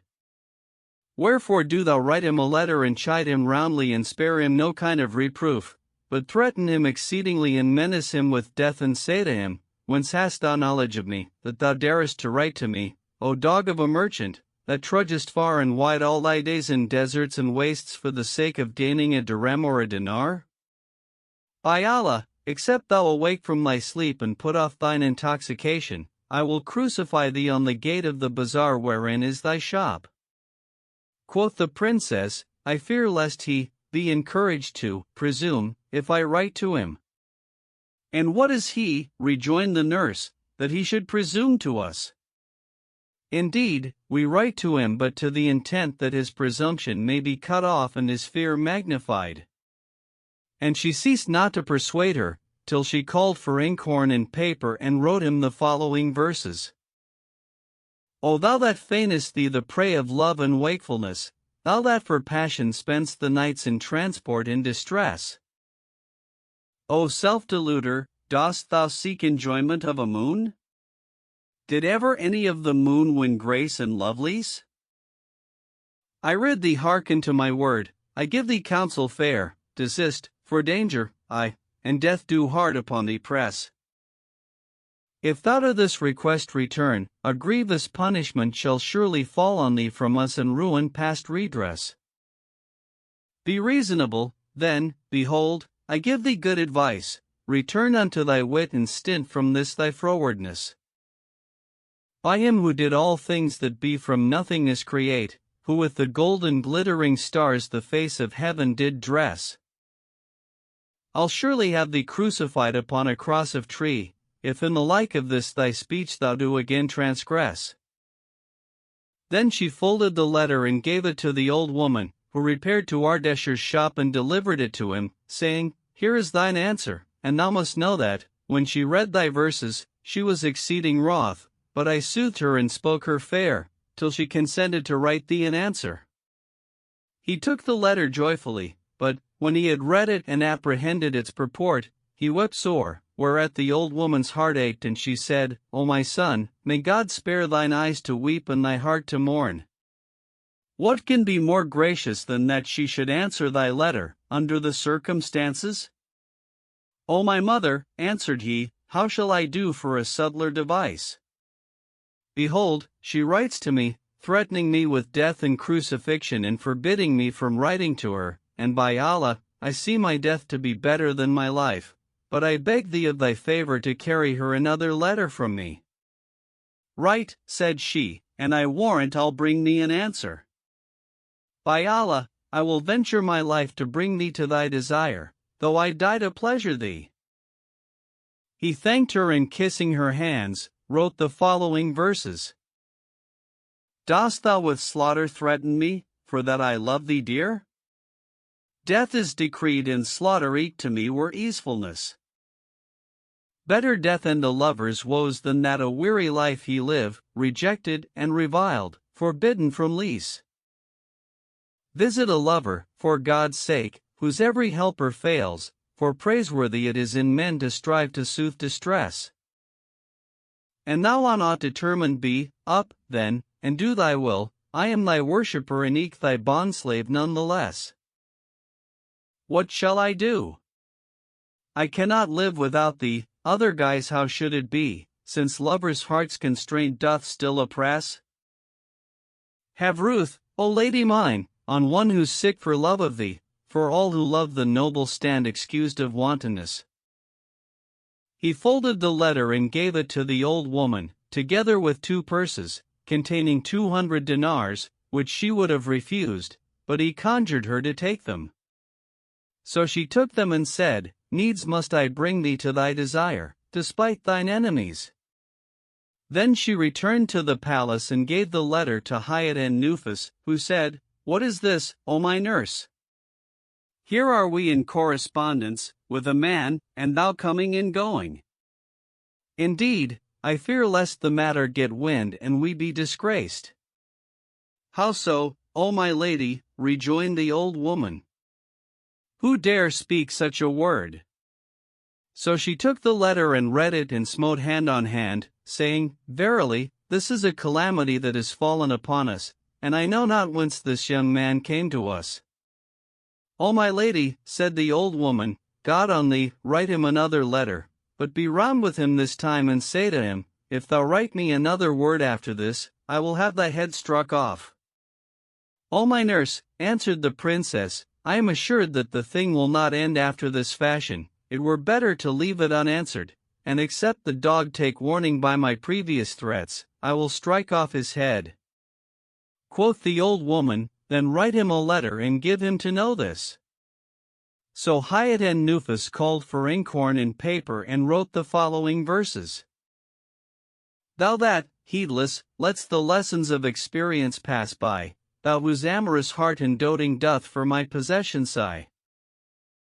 Hopest thou, O self-deluder, to the heavens to attain? Dost thou think the moon to come at, shining in the distant sky? With a fire whose flames are quenchless I will surely burn thee up, and one day with swords destroying slain and slaughtered shalt thou lie. Yea, before thee the extremest of affliction hidden lies, such as e'en the parting places shall with white for terror die. Wherefore take a friendly warning and from love-liking abstain, nor to that which is not seemly evermore thyself apply. Then she folded the letter and gave it to the old woman, who carried it to Ardeshir, leaving the princess sore incensed by reason of this affair. The prince read the letter and bowed his head to the earth, making as if he wrote with his fingers and speaking not. Quoth the old woman, O my son, what ails thee that thou sayest not? O my mother, answered he, what shall I say, seeing that she doth but threaten me and redoubleth in hard-heartedness and aversion? Write her a letter of what thou wilt, rejoined the nurse. I will protect thee, and let not thy heart be cast down, for needs must I bring you together. He thanked her for her kindness and kissing her hand, wrote the following verses. A heart that unto him who loves no prayers may mollify, yea, and a lover for his love's possession who doth sigh. And lids that ever ulcered are with burning tears, what time the shrouding blackness of the dark falls on them from the sky. Be charitable, then, have ruth on one with passion worn, a lover parted from his love, that may not come renigh. Drowned in the sea of tears and burnt with longing, knowing not slumber nor peace, the whole night long unresting doth he lie. Cut thou not off my heart's desire, for 'tis afflicted sore, wasted in palpitating eye, for passion like to die. Then he folded the letter and gave it to the old woman, together with 300 dinars, saying, This is for the washing of thy hands. She thanked him and kissed his hands, after which she returned to the palace and gave the letter to the princess, who read it and throwing it from her hand, sprang to her feet, whilst the vein of anger started out between her eyes.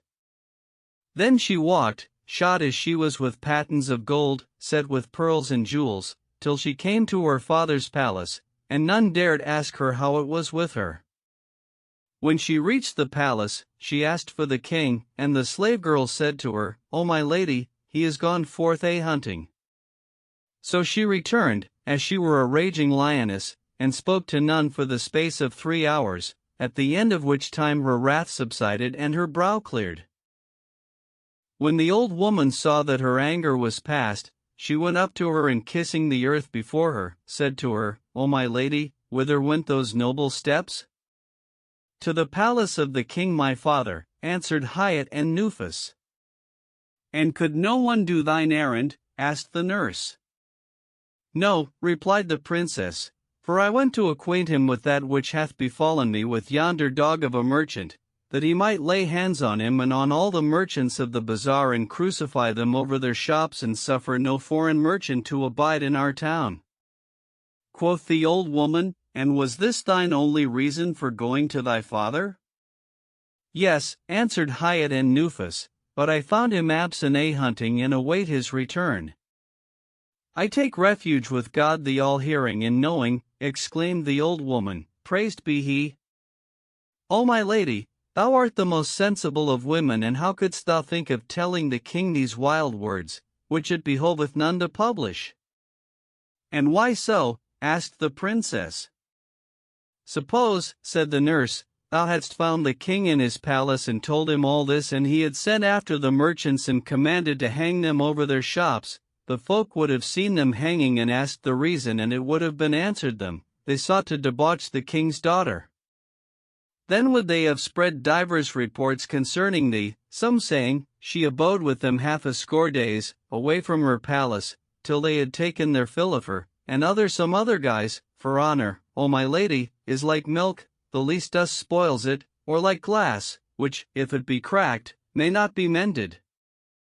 So beware of telling thy father or any other of this matter, lest thy honor be ruined, for it will never profit thee to tell folk aught. Weigh what I say with thy keen wit, and if thou find it not just, do as thou wilt. The princess pondered her words, and seeing them to be altogether just, said, Thou art right, O my nurse, indeed, anger had blinded my judgment. Quoth the old woman, I resolved to tell no one as pleasing to God the Most High, but that is not all. We must not let the insolence of yonder vile dog of a merchant pass without rebuke.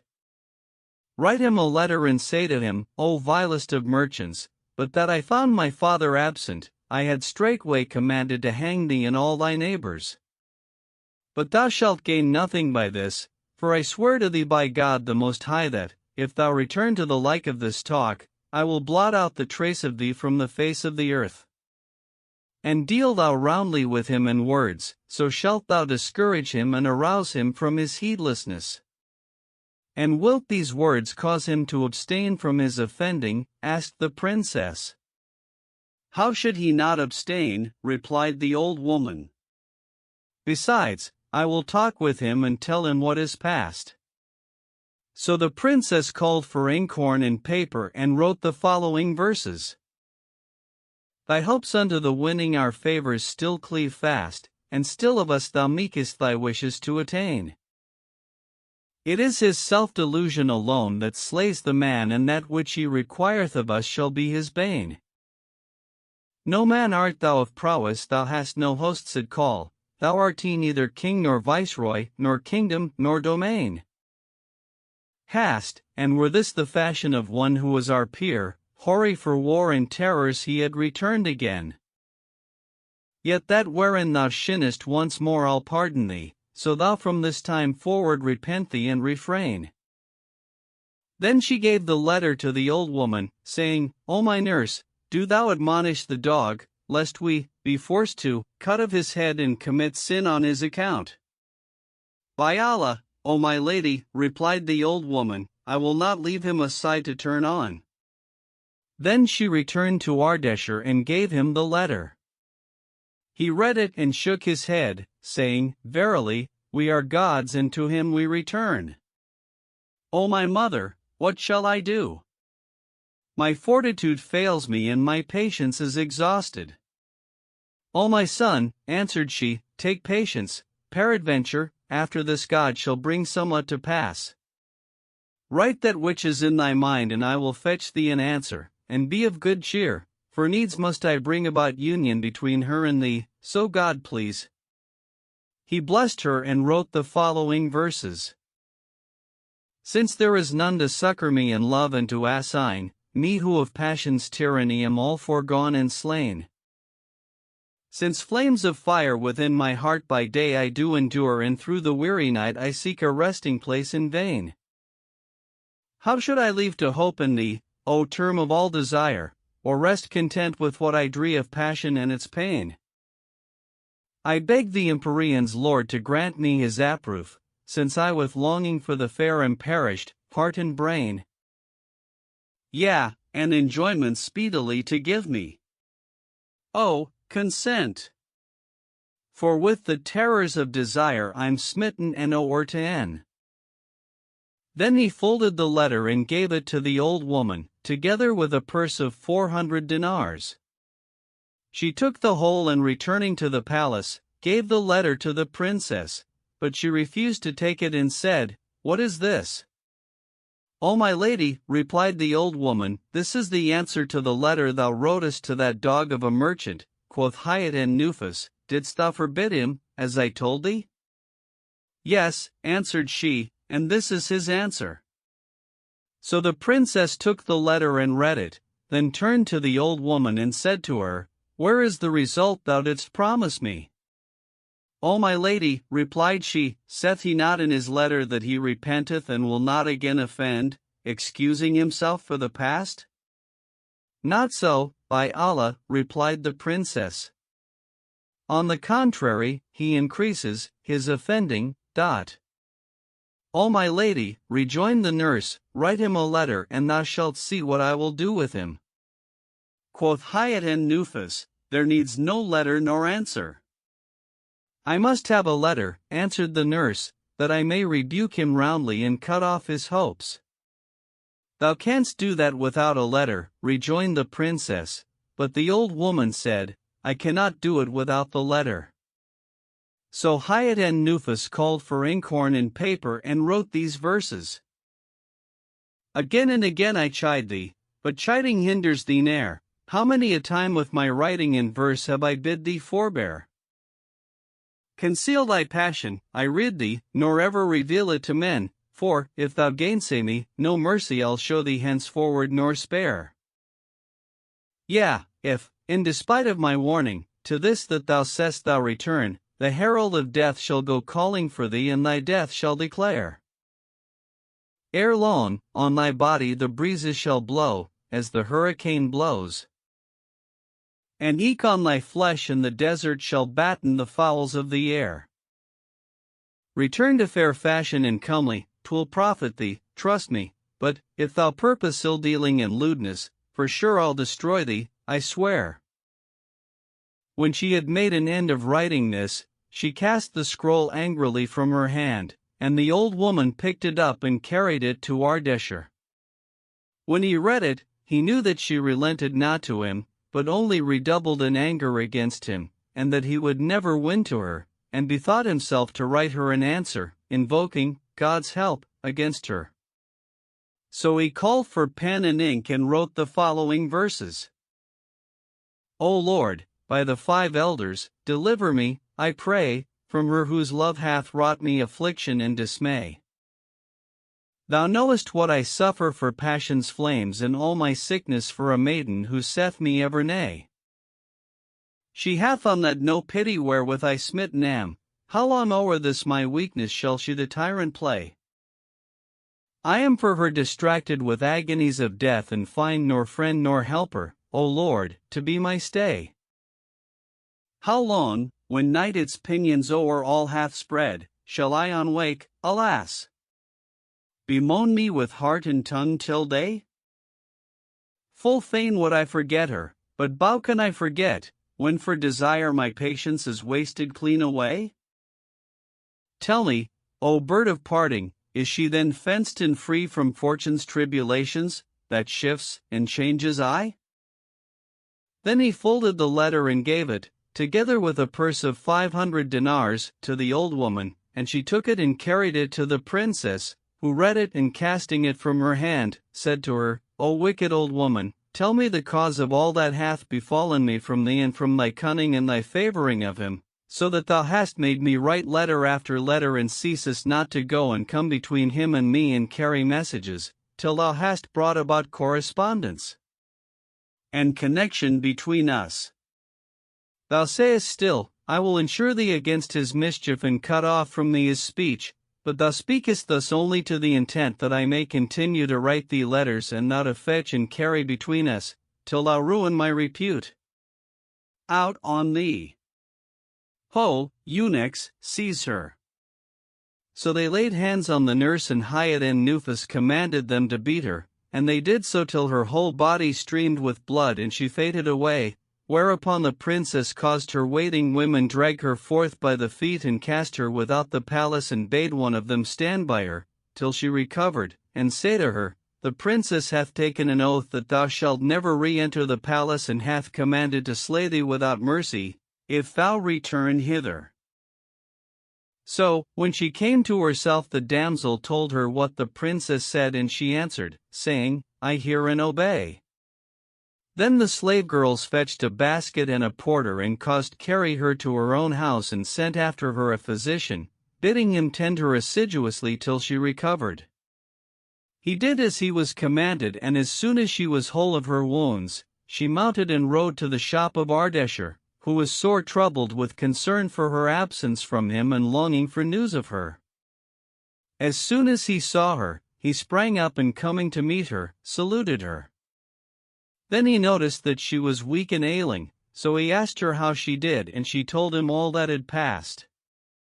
When he heard this, he was sore concerned, and smote hand upon hand, saying, By Allah, O my mother, this that hath befallen thee is grievous to me. But what is the reason of the princess's aversion to men? Thou must know, O my son, answered the old woman, that she has a beautiful garden, than which there is not a goodlier on the face of the earth, and it chanced that she lay there one night. In the delight of sleep, she dreamt that she went down into the garden, where she saw a fowler set up his net and strew corn thereabout, after which he withdrew and sat down afar off to await what game should fall into it. Before long, the birds flocked to pick up the corn, and a male pigeon fell into the net and struggled in it, whereat the others took fright and fled from him. His mate flew away with the rest, but presently returned, and coming up to the net, sought out the mesh in which his foot was entangled, and ceased not to peck at it with her bill, till she severed it and released her mate, with whom she flew away. All this while, the fowler sat dozing, and when he awoke, he looked at the net and found it broken. So he mended it and strewed fresh corn, then withdrew to a distance and sat down again to watch it. The birds soon returned and began to pick up the corny, and amongst the rest the pair of pigeons. Presently, the female pigeon fell into the net and struggled to win free, whereupon the other birds all flew away, and her mate fled with the rest and did not return to her. Meantime, slumber had again overcome the fowler, and he slept a great while, and when he awoke, he saw the she-pigeon caught in the net, so he went up to her and freeing her feet from the meshes, killed her. The princess awoke, troubled, and said, Thus do men with women, for women have pity on men and venture their lives for them, when they are in trouble. But if the Lord decree against a woman and she fall into calamity, her mate deserts her and rescues her not, and wasted is that which she did with him of kindness. May God curse her who putteth her trust in men, for they ill requite the kind offices that women do them. And from that day she conceived an aversion to men. O my mother, said the prince, doth she never go out into the street? No, answered the old woman, but, O my son, I will tell thee somewhat, wherein, God willing, there shall be profit for thee. It is that every year, at the time of the ripening of the fruits, the princess goes forth into her garden, which is of the goodliest of the pleasaunces of the time, and takes her pleasure therein one day, nor lies the night but in her palace. She enters the garden by the private door of the palace which leads thereto, and it wants now but a month to the time of her going forth.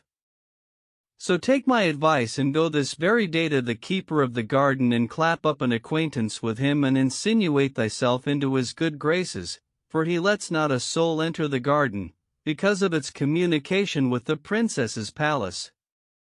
I will let thee know 2 days beforehand of the day fixed for her coming forth, when do thou repair to the garden, as of thy wont, and make shift to pass the night there. When the princess comes, be thou hidden somewhere and presently show thyself to her. When she sees thee, she will infallibly fall in love with thee, for thou art fair to look upon and love covers all things. So take comfort and be of good cheer, O my son, for needs must I bring about union between her and thee. The prince kissed her hand and thanked her and gave her 3 pieces of Alexandrian silk and 3 of satin of various colors, and with each piece, linen for shifts and stuff for trouser and a kerchief for the turban and fine white cotton cloth of Baalbec for the linings, so as to make her 6 complete suits, each handsomer than its fellow. Moreover, he gave her a purse containing 600 dinars and said to her, This is for the fashion. She took the whole and said to him, O my son, wilt thou not acquaint me with thine abiding place, and I also will show thee the way to my lodging? Yes, answered he, and sent a servant with her to note her lodging and show her his own. Then he rose and bidding his slaves shut the shop, went back to the vizier, to whom he related all that had passed between him and the old woman. O my son, said the vizier, what wilt thou do, should the princess come out and look upon thee and thou find no favor with her? Quoth Ardeshir, there will be nothing left but to pass from words to deeds and venture my life with her, for I will snatch her up from amongst her attendants and set her behind me on a swift horse and make for the uttermost of the desert. If I escape, I shall have gained my desire, and if I perish, I shall be at rest from this loath life. O my son, rejoined the vizier, dost thou think to do this thing and live? How shall we make our escape, seeing that our country is far distant, and how wilt thou deal thus with a king of the kings of the time, who has under his hand 100,000 horse, nor can we be sure but that he will dispatch some of his troops to waylay us? Verily, there is no good in this project, and no man of sense would attempt it. And how then shall we do, O vizier of good counsel? Asked Ardeshir. For, except I get her, I am a dead man without recourse. Wait till tomorrow, answered the vizier, till we behold this garden and note its ordinance and see what betides us with the keeper. So, on the morrow, they took 1,000 dinars and repairing to the garden, found it compassed about with high and strong walls, abounding in trees and streams and well furnished with goodly fruits. And indeed its flowers breathed perfume and its birds warbled, as it were a garden of the gardens of paradise. Within the door sat an old man on a bench of stone, and they saluted him. When he saw them and noted the goodliness of their favor, he rose to his feet and returned their salute, saying, O my lords, peradventure you have a wish, which we may have the honor of satisfying? No, O elder, replied the vizier, but we are strangers and the heat hath overcome us. Now our lodging is afar off at the other end of the town, Wherefore we desire of thy courtesy that thou take these 2 dinars and buy us somewhat of victual, and open us meanwhile the door of this garden, and seat us in some shaded place, where there is cold water, that we may cool ourselves there, against thou return with the victual, when we will eat, and thou with us, and go our ways, rested and refreshed. So saying, he pulled out a couple of dinars and put them into the keeper's hand. Now the keeper was a man of 70 years of age and had never in all his life possessed so much money. So, when he saw the 2 dinars in his hand, he was transported for joy, and forthwith opening the garden gate to the prince and the vizier, made them enter and sit down under the shade of a wide-spreading tree, laden with fruit, saying, Sit here and go no further into the garden, for it hath a privy door communicating with the palace of the Princess Hayat en Nufus. We will not budge hence, answered they. Then he went out to buy what they had ordered and returned, after a while, with a porter bearing on his head a roasted lamb and bread.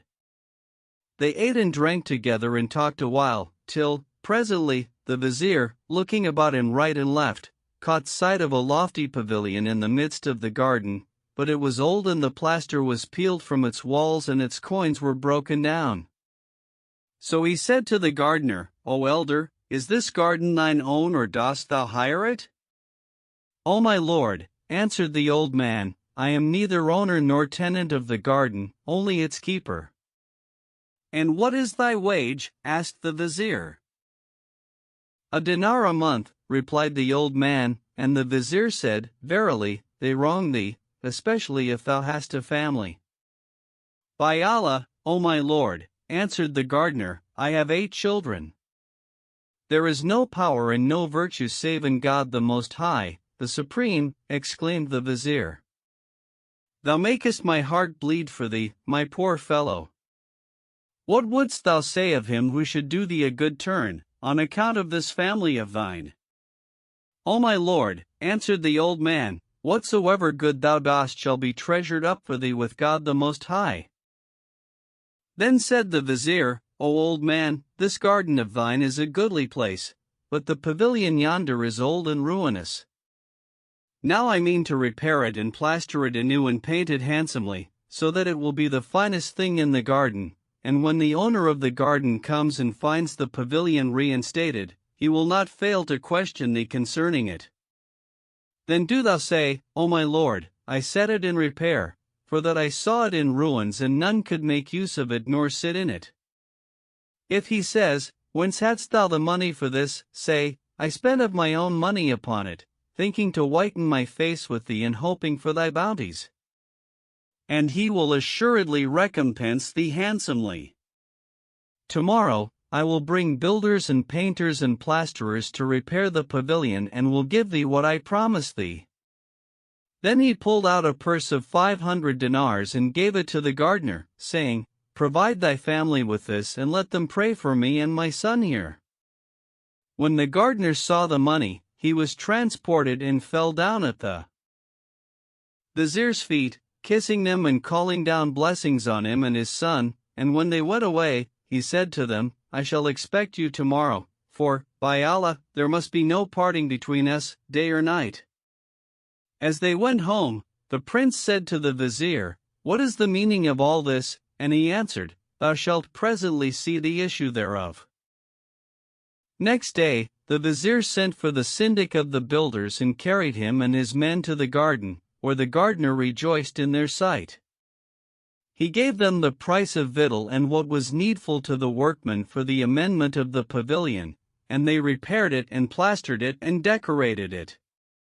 Then said the vizier to the painters, Harkye, my masters, give ear unto my words and apprehend my wish and my intent.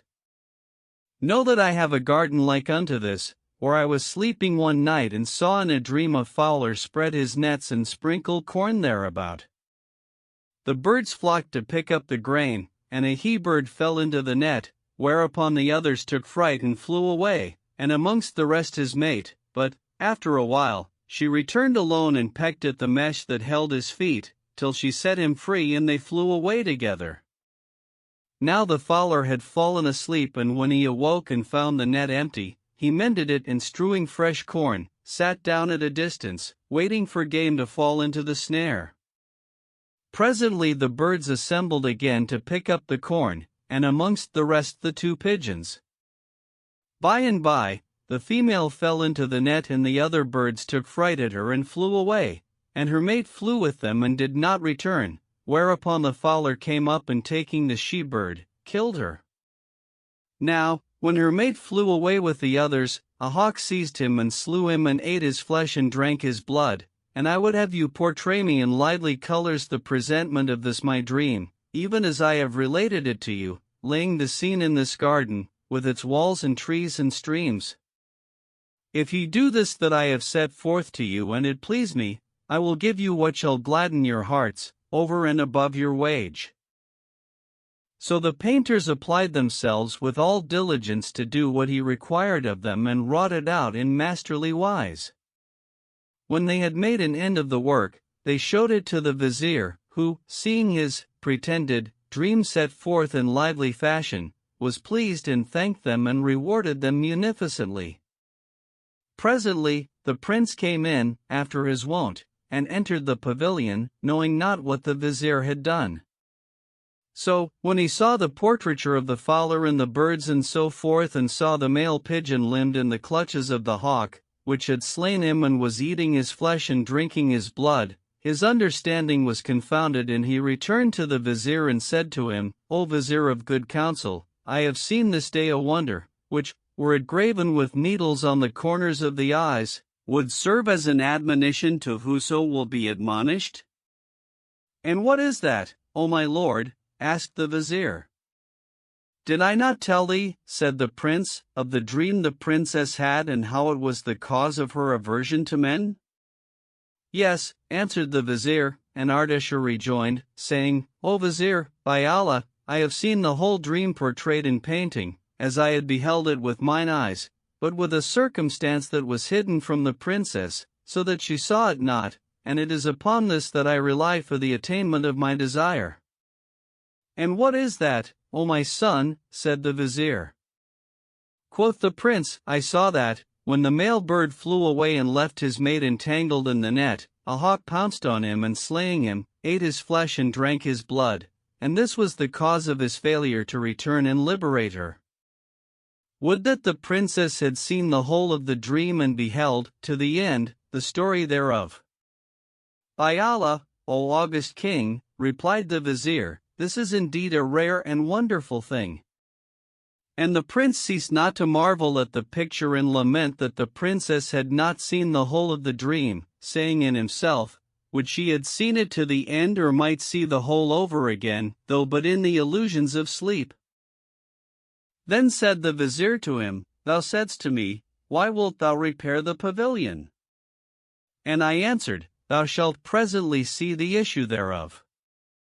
And behold, now thou sayest the issue thereof, for it was I did this thing and caused the painters portray the princess's dream thus and paint the male bird in the hawk's clutches, so that, when she comes to the pavilion, she will behold her dream depicted and see how the male pigeon was slain and excuse him and turn from her aversion to men. When the prince heard the vizier's words, he kissed his hands and thanked him, saying, Verily, the like of thee is fit to be vizier to the most mighty king, and by Allah, if I accomplish my desire and return to my father, rejoicing, I will acquaint him with this, that he may redouble in honoring thee and advance thee in dignity and hearken to thy word. The vizier kissed his hand and they both went to the gardener, to whom said the vizier, Look at yonder pavilion and see how fine it is. And he answered, This is all of thy bounty. Then said they, O elder, when the owners of the place question thee concerning the reinstatement of the pavilion, say thou, It was I did it of my own monies, to the intent that there may betide thee favor and good fortune. Quoth he, I hear and obey. And the prince continued to pay him frequent visits. Meanwhile, when Hayat Nufus ceased to receive the prince's letters and messages and the old woman was absent from her, she rejoiced beyond measure and concluded that the young man had returned to his own country. One day, there came to her a covered tray from her father, So she uncovered it, and finding therein fine fruits, said to her waiting women, Is the season of these fruits come? Yes, answered they, and she said, Would we might make ready to take our pleasure in the garden? O my lady, answered they, thou sayest well, and by Allah, we also long for the garden. And she said, How shall we do, seeing that every year it is my nurse who taketh us to walk in the garden and pointeth out to us the various trees and plants, and I have beaten her and forbidden her from me. Indeed, I repent me of the affront I offered her, for that, in any case, she is my nurse and hath over me the right of fosterage. But there is no power and no virtue save in God the Most High, the Supreme. When her women heard this, they all rose, and kissing the earth before her, said, God on thee, O my lady, do thou pardon her and command her to be brought. By Allah, answered the princess, I am resolved upon this, but which of you will go to her, for I have prepared her a splendid dress of honor. With this 2 damsels came forwards by name Bulbul and Suad el-Ain, who were comely and graceful, and the chief of the princess's women, and said to her, We will go to her, O princess. And she said, Do what seemeth good to you. So they repaired to the house of the nurse, who received them with open arms and welcomed them. When they had sat a while with her, they said to her, O nurse, the princess pardons thee and desires to take thee back into favor. This may never be, answered she, though I drink the cup of perdition. Hast thou forgotten how she put me to shame before those who love me and those who hate me, when my clothes were dyed with my blood and I well nigh died for excess of beating, and after this they dragged me forth by the feet like a dead dog and cast me without the door? By Allah, I will never return to her nor fill my eyes with her sight. Quoth they, Disappoint not our pains in coming to thee, neither send us away, unsuccessful. Where is thy courtesy to us? Think but who it is that cometh to thee. Canst thou wish for any higher of standing than we with the princess? God forbid, answered she. I know well that my station is less than yours, were it not that the princess's favor exalted me above all her women, so that, were I wroth with the greatest of them, she had died of fright. All is as it was, rejoined they, and is in no wise changed. Indeed, it is better than before, for the princess humbles herself to thee and seeks a reconciliation without intermediary. By Allah, said the old woman, were it not for your presence and intercession with me, I had never returned to her, no, not though she had commanded to put me to death. They thanked her for this, and she rose and dressing herself, accompanied them to the palace. When the princess saw her, she rose to her feet, and the old woman said, Allah! Allah! O king's daughter, whose was the fault, thine or mine? The fault was mine, answered Hayat and Nufus, and it is thine to pardon and forgive. By Allah, O my nurse, thy rank is high with me, and thou hast over me the right of fosterage, but thou knowest that God, blessed be He, hath allotted to His creatures 4 things, disposition, and life, and fortune, and death, nor is it in man's power to avert that which is decreed.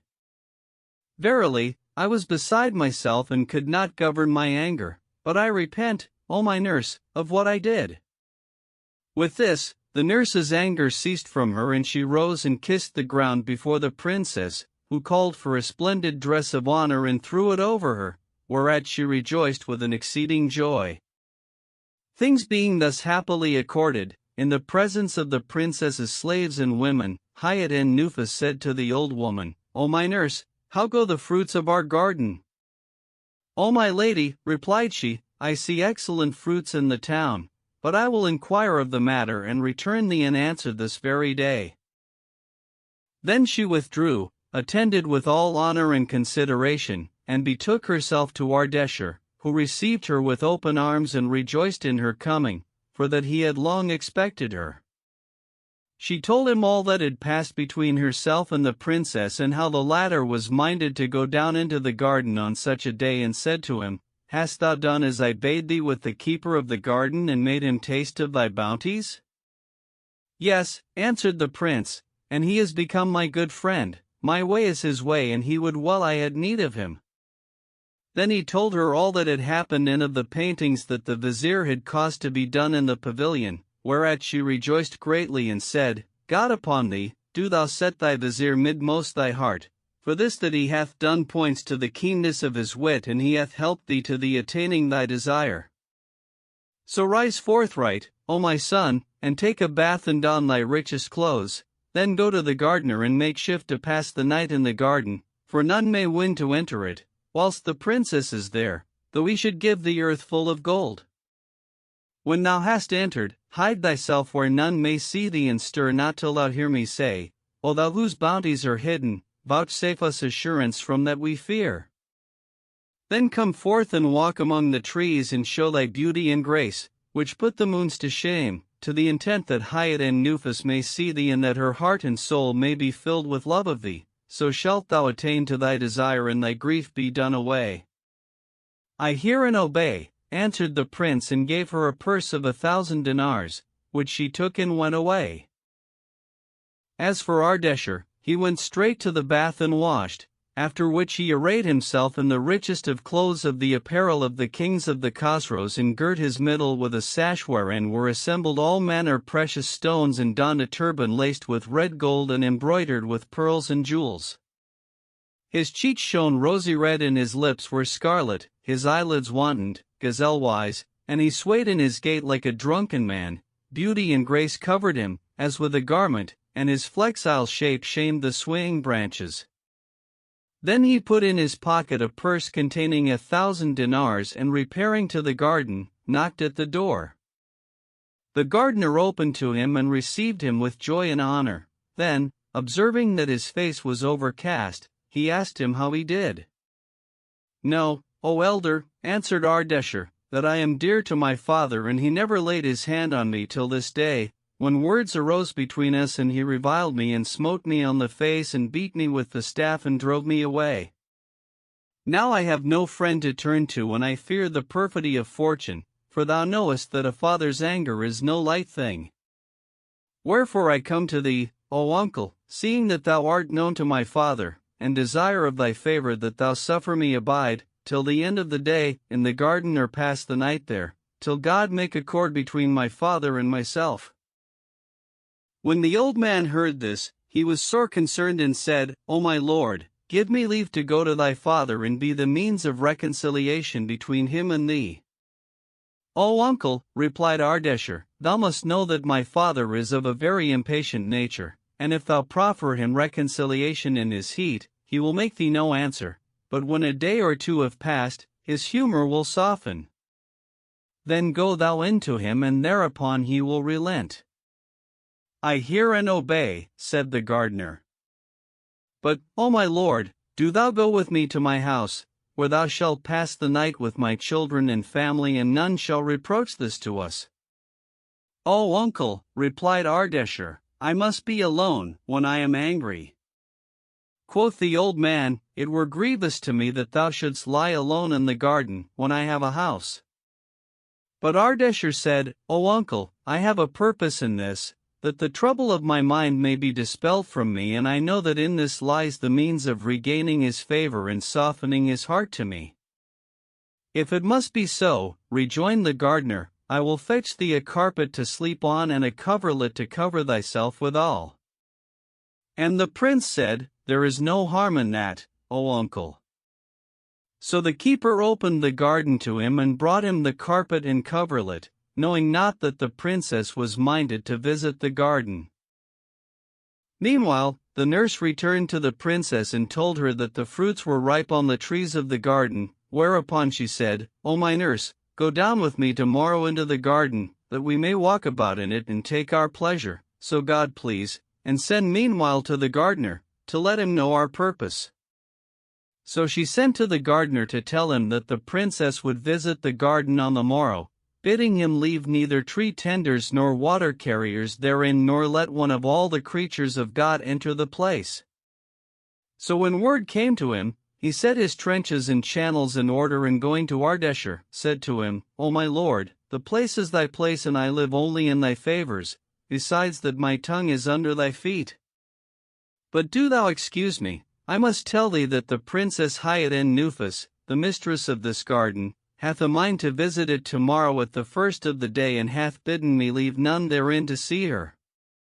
So I would have thee of thy favor go forth of the garden this day, for the princess will only abide in it till the time of afternoon prayer, and after it shall be at thy service for months and years. O elder, said Ardeshir, belike we have caused thee some inconvenience? And the other answered, saying, By Allah, O my lord, there hath betided me from thee nothing but honor. If it be so, rejoined the prince, nothing but all good shall befall thee through me, for I will hide in the garden and none shall see me, till the princess has gone back to her palace. O my lord, said the gardener, if she be the shadow of a human being in the garden, she will strike off my head. Have no fear, replied the prince, I will let none see me. But doubtless today thou lackest of spending money for thy family. Then he put his hand to his purse and pulled out 500 dinars, which he gave to him, saying, Take this gold and spend it on thy family, that thy heart may be at ease concerning them.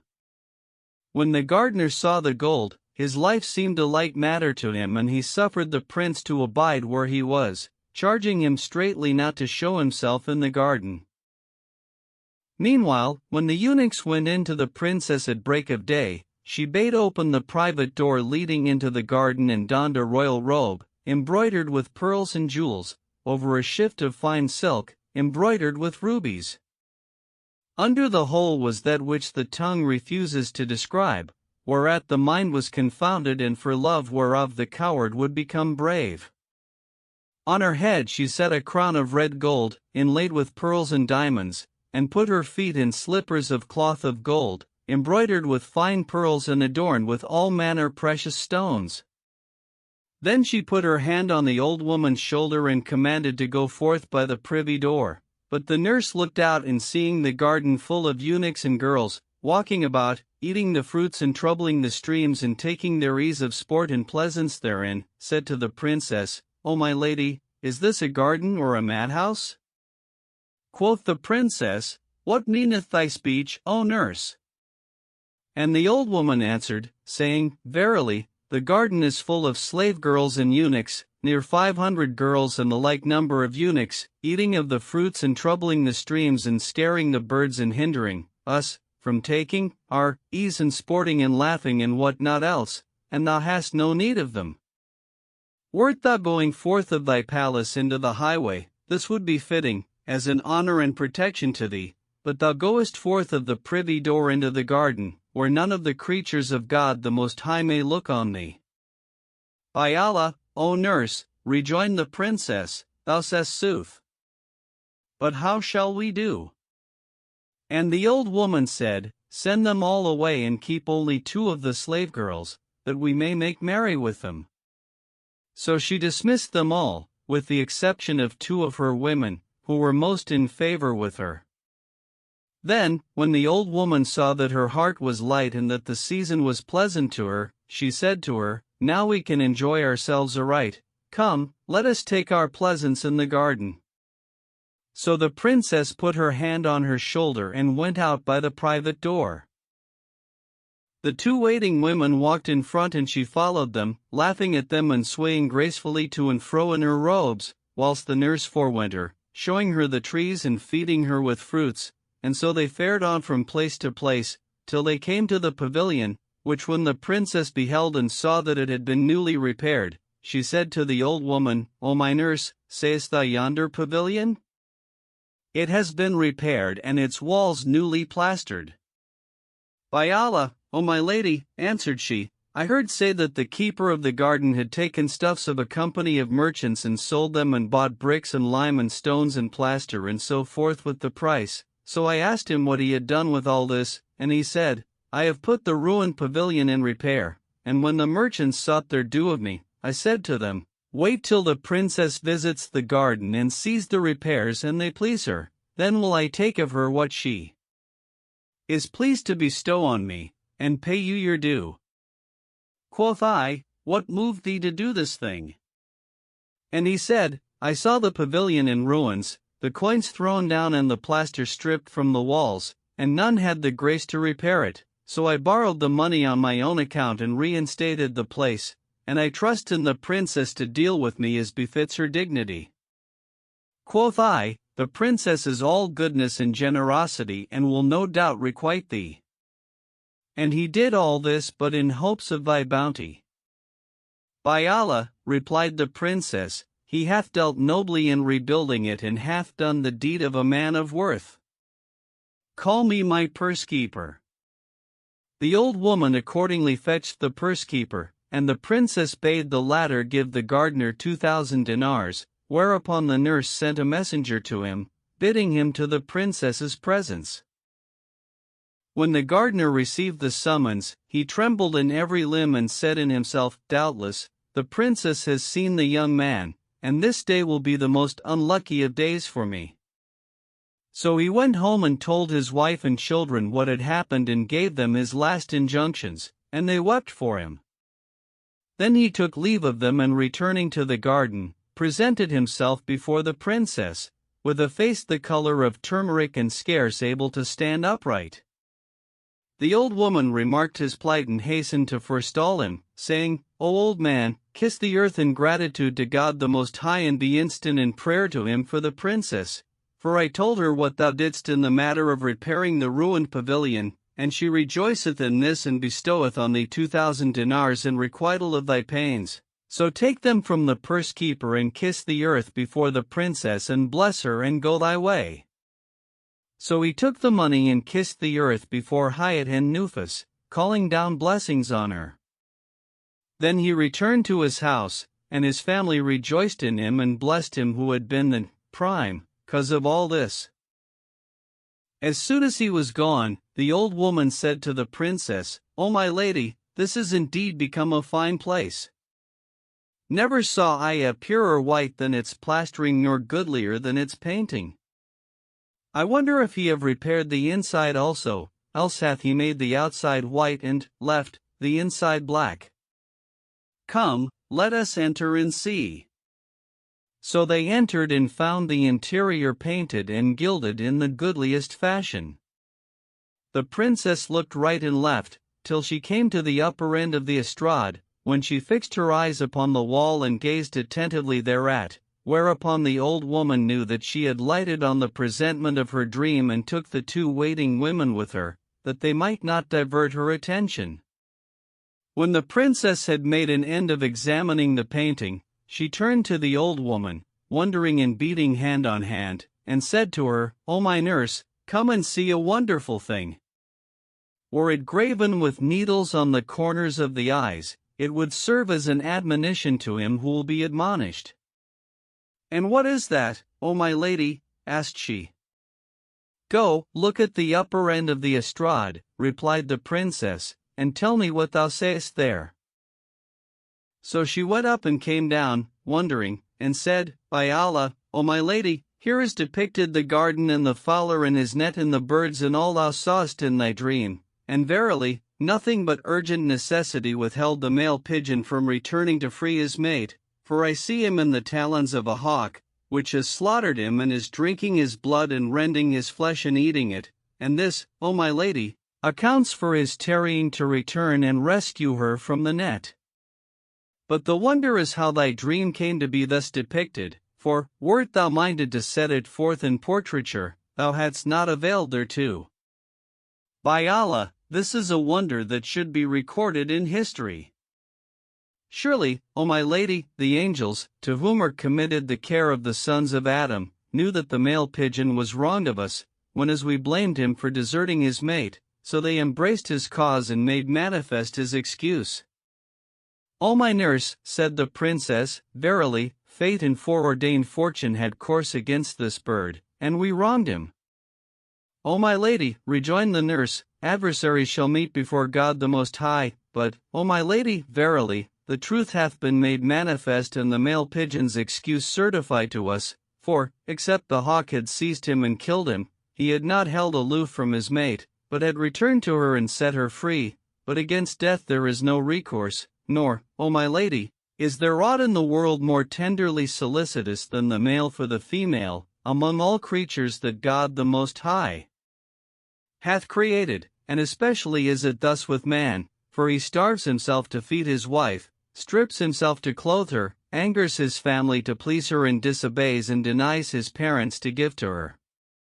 She knoweth his secrets and concealeth them, and cannot endure from him an hour. If he be absent from her one night, her eyes sleep not, nor is there a dearer to her than he.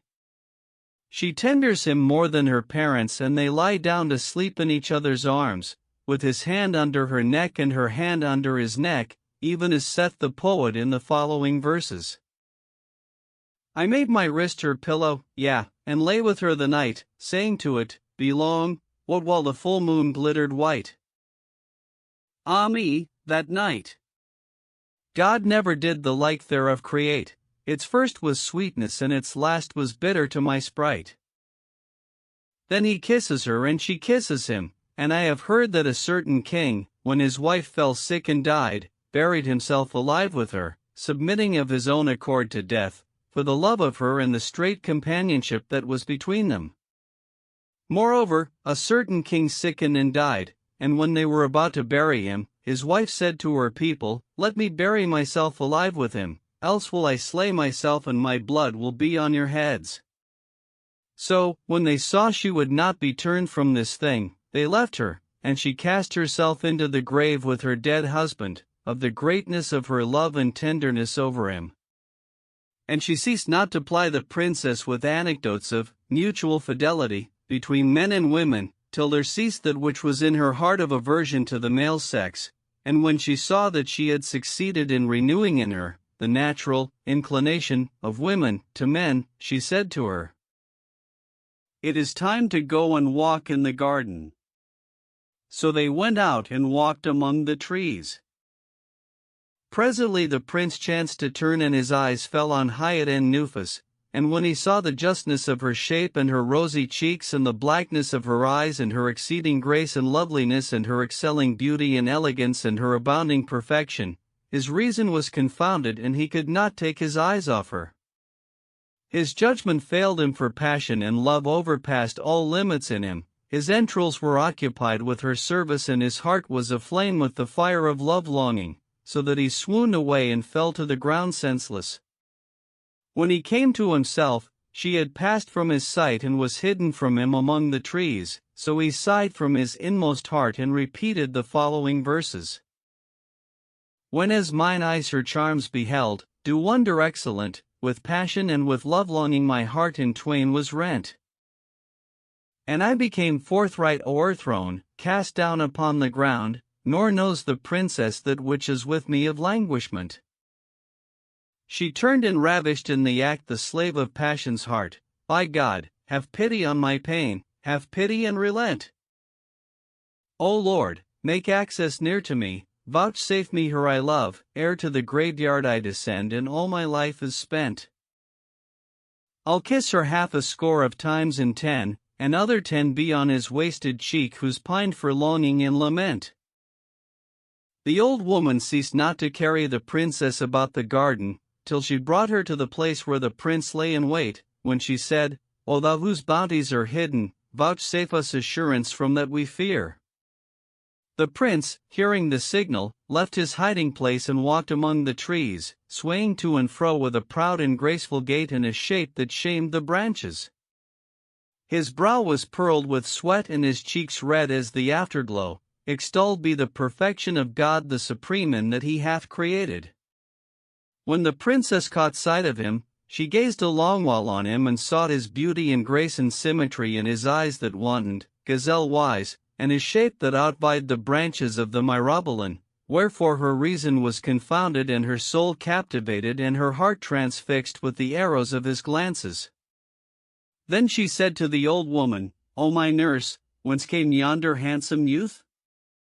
Where is he, O my lady? Inquired the nurse. There he is, answered Hyacinthus, close at hand, among the trees. The old woman turned right and left, as if she knew not of his presence, and said, Who can have taught this youth the way into the garden? quoth Hyatt and Nufus, who shall give us news of him? Glory be to him who created men.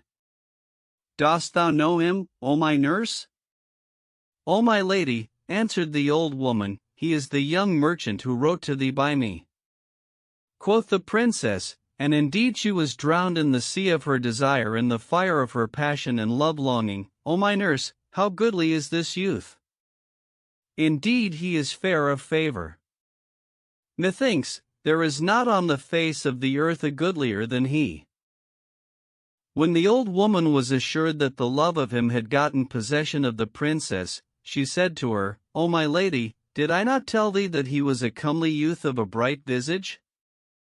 O my nurse, replied Hyatt and Nufus, kings' daughters know not the ways of the world nor the manners of those that be therein, for that they company with none, neither give nor take. But how shall I do to present myself to him, and what shall I say to him, and what will he say to me? What device is left me, said the old woman. Indeed, we were confounded in this matter by thy behavior. And the princess said, No, O my nurse, that if any ever died of passion, I shall do so, and behold, I look for nothing but instant death, by reason of the fire of my love-longing. When the old woman heard her words and saw the transport of her passion for him, she answered, saying, O my lady, as for his coming to thee, there is no way thereto, and indeed thou art excused from going to him, because of thy tender age, but follow me and I will accost him. So shalt thou not be put to shame, and in the twinkling of an eye there shall be tied familiarity between you. Go before me, said the princess, for the decree of God may not be averted. So they went up to the place where Ardeshir sat, as he were the moon at its full, and the old woman said to him, See, O youth, who is present before thee? It is the king's daughter of the age, Hyatt and Nufus. Bethink thee of her rank and the honor she doth thee in coming to thee, and rise and stand before her, out of respect for her. The prince sprang to his feet forthright, and his eyes met hers, whereupon they both became as they were drunken without wine. Then the love of him and desire redoubled upon the princess, and she opened her arms and he his, and they embraced, but love-longing and passion overcame them, and they swooned away and lay a great while without sense. The old woman, fearing scandal, carried them B0th into the pavilion, and sitting down at the door, said to the two waiting women, Seize the occasion to take your pleasure in the gardens, for the princess sleeps. So they returned to their diversion. Presently, the lovers recovered from their swoon and found themselves in the pavilion, whereupon quoth the prince, God on thee, O princess of fair ones, is this a dream or an illusion of sleep? Then they embraced and intoxicated themselves without wine, complaining each to each of the anguish of passion, and the prince recited the following verses. The sun of the day shines out from her forehead's lambent snow, and eke from her cheeks flames forth the red of the afterglow. And when as athwart the veil her charms to the sight appear, the star of the skyline sets for shame and away doth go. If lightnings flash from her teeth, in the break of her smiling lips, the veils of the dark are drawn, and day through the dusk doth show. And when with her graceful shape she sways in her swimming gait, the cashabows in the leaf are jealous of her, I trow. Her sight is enough for me, I care for no other bliss, to God I commend her, the Lord of the heavens and the earth below. The full moon borrows a part of her beauties, and eke the sun to imitate her were fain, but needs must the strife forego. For whence should it get her shape and the flexile grace of her gait, and whence should the moon the charms of her mind and her body know? So shall reproach it to me, if I'm all in her love absorbed, twixt discord in her and accord divided, twixt gladness and woe? 'Tis she who hath captive my heart with the amorous grace of her port, and what shall the true lover's heart protect from so charming a foe? When he had made an end of these verses, the princess strained him to her bosom and kissed him on the mouth and between the eyes, whereupon life returned to him and he fell to complaining to her of that which he suffered for stress of love and tyranny of passion and excess of transport and distraction and all he had endured for the hardness of her heart. She kissed his hands and feet and unveiled her head, whereupon the darkness gathered and the full moons arose and shone therein. Then said she to him, O my beloved, in the term of my wishes, would the day of estrangement had never been, and God grant it may never return between us. And they embraced and wept together, whilst she recited the following verses. Thou that the full moon sham'st and eke the son of day, thou hast unto thy face committed me to slay. So with a glance's sword, that shore the heart, on me it fell, and where shall one from glances flee away? Thine eyebrows are a bow, whence at my heart a hunched arrows of flaming fire and passion and dismay. The gathering of thy cheeks is paradise to me, how shall my heart endure from gathering them, I pray? Thy graceful swaying shape is as a flowered branch, from which are gathered fruits, the burden of the spray. In love of thee, indeed, I've put away restraint, thou drawest me perforce and makest me wake an eye. God aid thee with the light of splendor and contract the distance and make near the visitation day. Have pity on a heart that's seared for love of thee and entrails that appeal to thee to be their stay. Then passion overcame her and she was distraught for love and wept copious tears, streaming down like rain. This inflamed the prince's heart and he in turn became troubled and distracted for love of her. So he kissed her hands and wept sore, and they ceased not from tender reproaches in converse and reciting verses, nor was there aught between them other than this, until the call to afternoon prayer, when they bethought them of parting, and she said to him, O light of mine eyes and kernel of my heart, the time of parting is come, when shall we meet again? By Allah, replied he, and indeed her words pierced him as with arrows, I love not the mention of parting. Then she went forth of the pavilion, and he turned and saw her sighing sighs that would melt the rock and weeping tears like rain, whereupon he for love was sunken in the sea of desolations and recited the following verses. Distraction, O wish of the heart, are anew for love of thee irketh me, how shall I do? By thy face, like the dawn when it breaks through the dark, and thy locks, that resemble the night in their hue. And thy shape like the branch, when it bends in the breeze and the north wind shakes from it the pearls of the dew. And the glance of thine eyes like the antelope's gaze, that the eyes of the noble and generous ensue. And thy waist worn to naught by the weight of thy hips, these so heavy, so slender the other to view. By the wine of thy spittle, the sweetest of drink, pure musk and fresh water, to thee do I sue. O gazelle of the tribe, let thine image in sleep ease my soul of the grief that enforceth it rue. When she heard his verses in praise of her, she turned back and embracing him, with a heart on fire for the anguish of parting, fire which naught might assuage save kisses and embraces, said, quoth the byword, patience behoves a lover and not the lack of it. And I will surely contrive a means for our reunion. Then she bade him adieu and went away, knowing not where she set her feet, for stress of love, nor did she stay her steps till she found herself in her own chamber. When she was gone, passion and love-longing redoubled upon the prince, and the delight of sleep was forbidden to him, whilst she in her turn tasted not food, and her patience failed and her heart sickened for desire. As soon as it was day, she sent for her nurse, who came and found her in sorry plight. Quoth the princess, question me not of my case, for all I suffer is due to thee. Where is the beloved of my heart?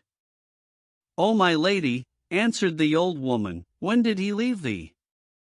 Hath he been absent from thee more than this night? Can I endure from him an hour? Rejoined Hyatt and Nufus. Come, find some means to bring us together speedily, for my soul is like to depart, my body, O my lady, said the old woman, have patience till I contrive thee some subtle device, whereof none shall beware. By the great God, cried the princess, except thou bring him to me this very day, I will tell the king that thou hast corrupted me, and he will cut off thy head. Quoth the nurse, I conjure thee, by Allah, have patience with me, for this is a dangerous matter. And she humbled herself to her, till she granted her 3 days' delay, saying, O my nurse, the 3 days will be as 3 years to me, and if the 4th day pass and thou bring him not, I will go about to slay thee. The old woman left her and returned to her lodging, where she abode till the morning of the 4th day, when she summoned the tire women of the town and sought of them fine paint and dyes for the painting and adorning of a virgin girl, and they brought her cosmetics of the best. Then she sent for the prince, and bringing forth of her chest a suit of woman's apparel, worth 5,000 dinars, and a kerchief fringed with all manner jewels, said to him, O my son, hast thou a mind to foregather with Hyatt and Nufus? Yes, answered he. So she took a pair of tweezers and pulled out the hairs of his face and anointed his eyes with kohl. Then she stripped him and painted him with henna from his nails to his shoulders and from his insteps to his thighs, and tattooed him about the body, till he was like red roses on tables of alabaster. After a little, she washed him and dried him, and bringing out a shift and a pair of trousers, made him put them on. Then she clad him in the dress aforesaid, and binding the kerchief about his head, veiled him and taught him how to walk, saying, Advance thy left and draw back thy right. He did as she bade him and walked before her, as he were a hurry escaped from paradise. Then said she to him, Fortify thy heart, for we are going to the king's palace, where there will without fail be guards and eunuchs at the gate, and if thou take fright at them and show hesitation or fear, they will suspect thee and examine thee, and we shall both lose our lives. Wherefore, an thou feel thyself unable to do this, tell me. This thing hath no terrors for me, answered he, so take courage and be of good cheer. Then she went out, and he followed her, till they came to the gate of the palace, which was full of eunuchs. She turned and looked at him, to see if he were troubled or no, and finding him unchanged, went on. The chief eunuch looked at the nurse and knew her, but seeing a damsel following her, whose charms confounded the reason, he said in himself, As for the old woman, she is the nurse, but who is the girl with her? There is none in our land resembleth her in favor or approacheth her in beauty save the princess Hyatt and Nufus, who is cloistered and never goeth out. Would I knew how she came into the street, and whether or no it was by leave of the king. Then he rose to discover the matter, and nigh 30 eunuchs followed him, which when the old woman saw, her reason fled for fear, and she said, There is no power and no virtue, save in God. Verily, we are God's, and to him we return. Without doubt we are dead folk this time. When the chief eunuch heard her say this, fear gat hold upon him, by reason of that which he knew of the princess's violence, and that her father was ruled by her, and he said in himself, Belike the king hath commanded the nurse to carry his daughter forth upon some occasion of hers, whereof she would have none know, and if I stop her, she will be wroth with me, and will say, This fellow stopped me, that he might pry into my affairs. So she will go about to kill me, and I have no call to meddle in this matter. So saying, he turned back, and the 30 eunuchs with him, and drove the people from the door of the palace, whereupon the nurse entered and saluted the eunuchs with her head, whilst they stood to do her honor and returned her salutation. The prince followed her from door to door, and God, the protector, protected them, so that they passed all the guards, till they came to the 7th door, which was that of the great pavilion, wherein was the king's throne, and communicated with the apartments of his women and the saloons of the harem, as well as with his daughter's palace. Here the old woman halted and said, Glory be to God, O my son, who hath brought us thus far in safety. We cannot foregather with the princess except by night, for night covers the fearful. True, answered he, but what is to be done? Quoth she, Behind the door is a dark and deep cistern, with a cover thereto, wherein thou must hide thyself till nightfall. So he entered the cistern, and she went away and left him there till ended day, when she returned and carried him into the palace, till they came to the door of Hayat and Nufus's apartment. The old woman knocked at the door and a little maid came out and said, "Who is there?" "It is I," answered the nurse, whereupon the maid returned and told the princess, who said, "Let her enter, with her companion." So they entered and found that the princess had made ready the sitting chamber and ranged the lamps and lighted candles of wax in chandeliers of gold and silver and spread the divans and estrades with carpets and cushions. Moreover, she had set on food and fruits and confections and perfumed the place with musk and aloes wood and ambergris. She was seated among the candles and the lamps, and the light of her face outshone the luster of them all. When she saw the old woman, she said to her, "O nurse, where is the beloved of my heart?" "O my lady," answered she, "I cannot find him, but I have brought thee his own sister, and here she is." "Art thou mad?" exclaimed the princess. "What need have I of his sister? If a man's head irk him, doth he bind up his hand?" "No, by Allah, O my lady," replied the old woman. "But look on her, and if she please thee, let her be with thee." So saying, she uncovered the prince's face, whereupon Hayat and Nufus knew him and running to him, pressed him to her bosom, and he pressed her to his. Then they both fell down in a swoon and lay without sense a long while. The old woman sprinkled rosewater upon them, till they came to themselves, when she kissed him on the mouth more than 1,000 times and recited these verses. My heart's beloved in the darkness visited me, I rose in honor of him, till down sat he. O thou my only desire, quoth I, by night thou dost me visit nor fearest the guards should see. I feared, he answered, but love hath captive ta'en my soul and spirit and will not set me free. We clipped with kisses and clung together a while, for here was safety, nor guards nor spies feared we. Then rose, undoubting, and shook out skirts, wherein no wise uncleanness nor aught impure might be.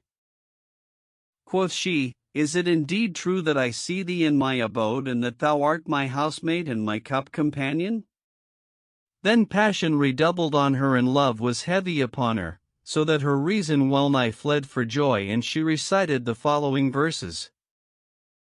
With all my soul I'll ransom him who came to me by night in darkness, whilst I waited for the tryst between us plight. And not aroused me but his voice lamenting soft and low, and I, fair welcome, O my love, to joyance and delight. 1,000 times his cheek I kissed, and yet 1,000 times I clipped him close in my embrace, or he was veiled from sight.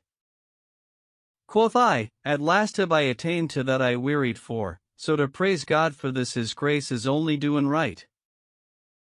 And then the goodliest of nights we passed, even as we would, until the curtains of the dark were drawn by morning light. When it was day, she made him enter a place of concealment in her apartment, and he abode there till nightfall, when she brought him out and they sat carousing. Presently, he said to her, I wish to return to my own country and tell my father what has passed between us, that he may send his vizier to demand thee in marriage of thy father. O my love, answered she, I fear, if thou return to thy country and kingdom, thou wilt be distracted from me and forget the love of me, or that thy father will not fall in with thy wishes, and I shall die. Meseems the better counsel were that thou abide with me and in my hand, I looking on thy face and thou on mine, till I devise some plan, whereby we may escape together some night and flee to thy country, for my hopes are cut off from my people and I despair of them.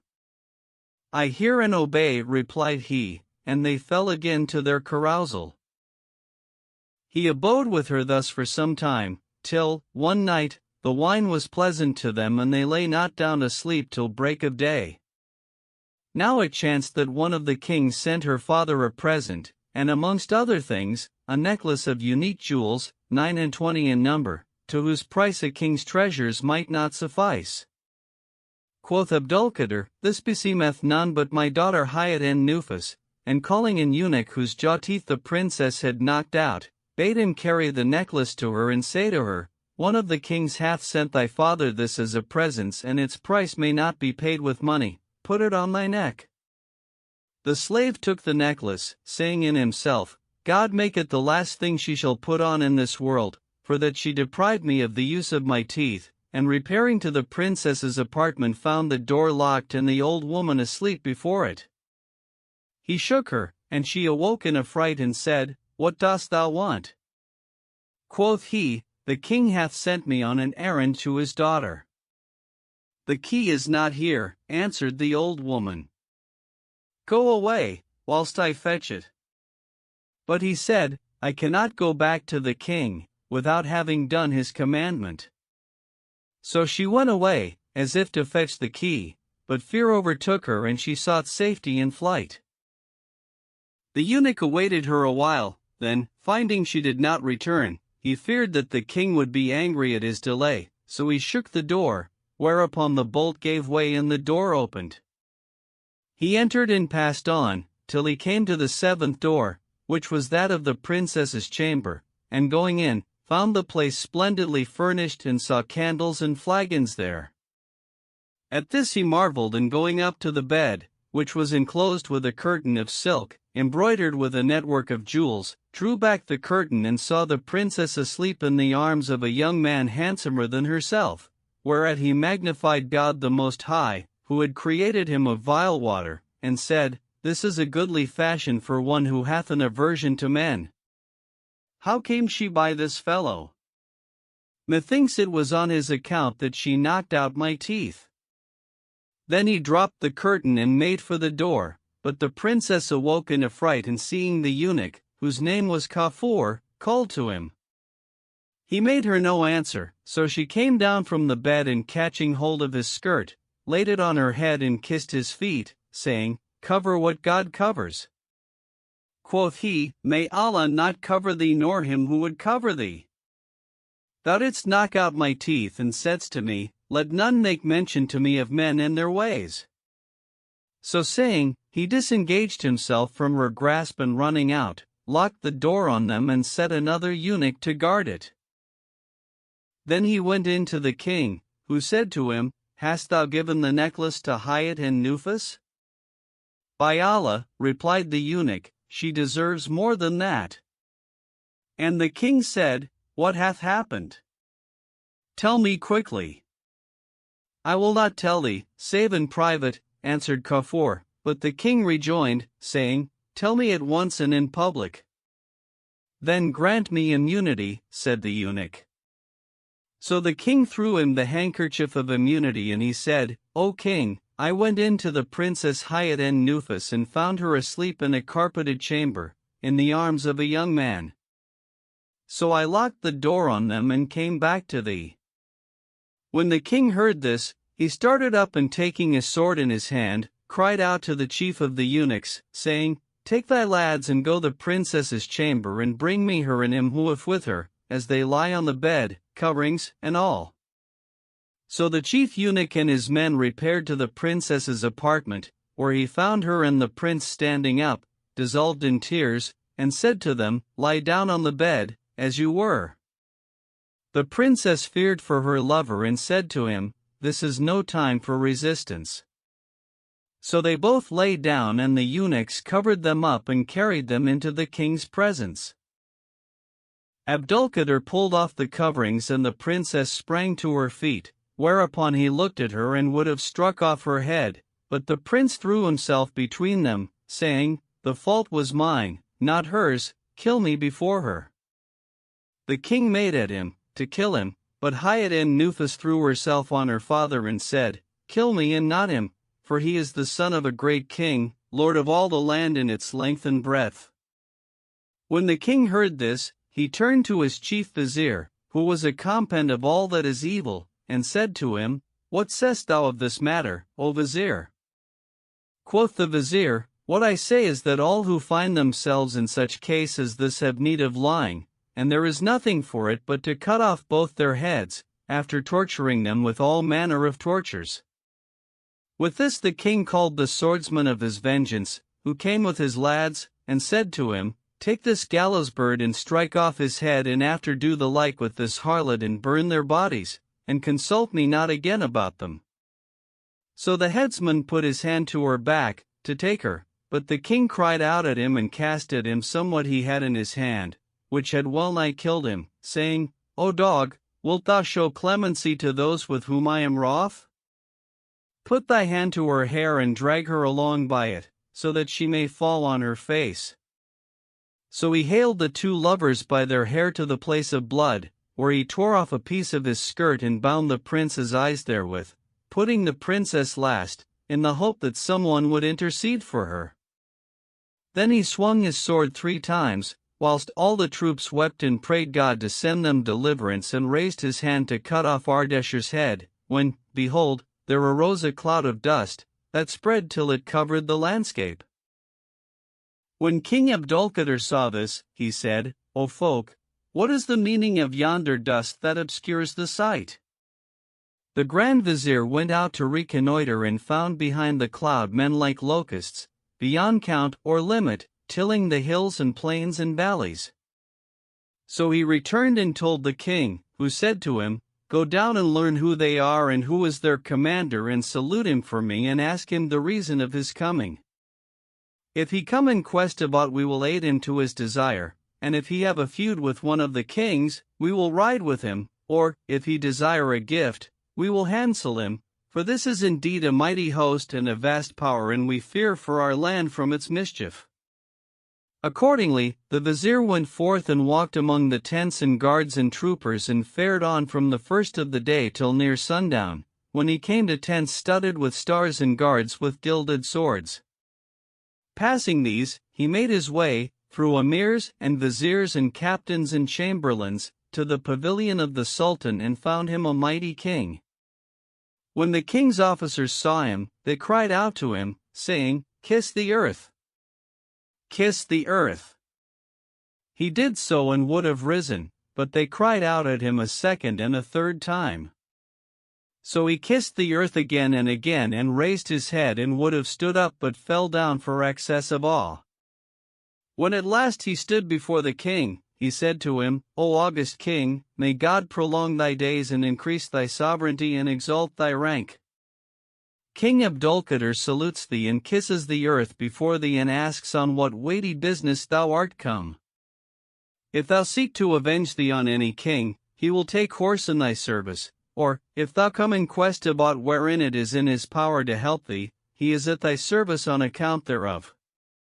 Now this was Ardeshir's father, who, hearing no news of his son, had levied a mighty army and himself set out in quest of him.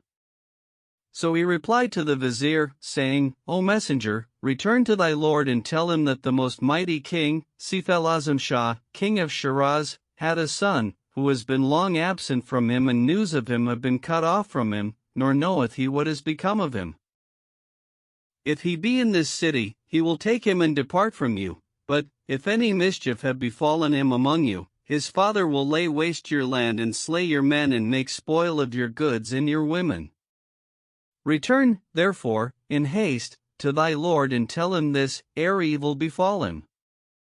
I hear and obey, answered the vizier, and turned to go away, when the chamberlain cried out to him, saying, Kiss the earth!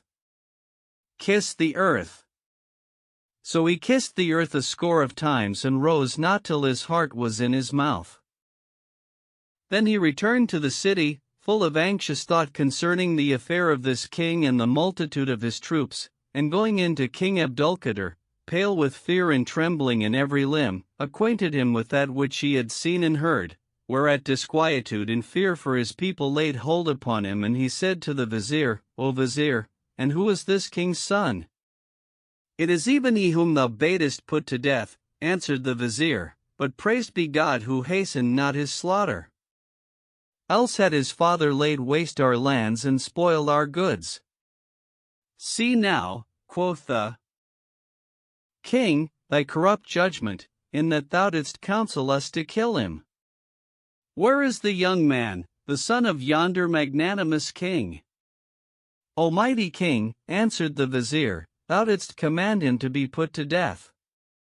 When the king heard this, he was distracted and cried out in a terrible voice, saying, "Out on you! Fetch me the headsman forthright, lest death fall on him."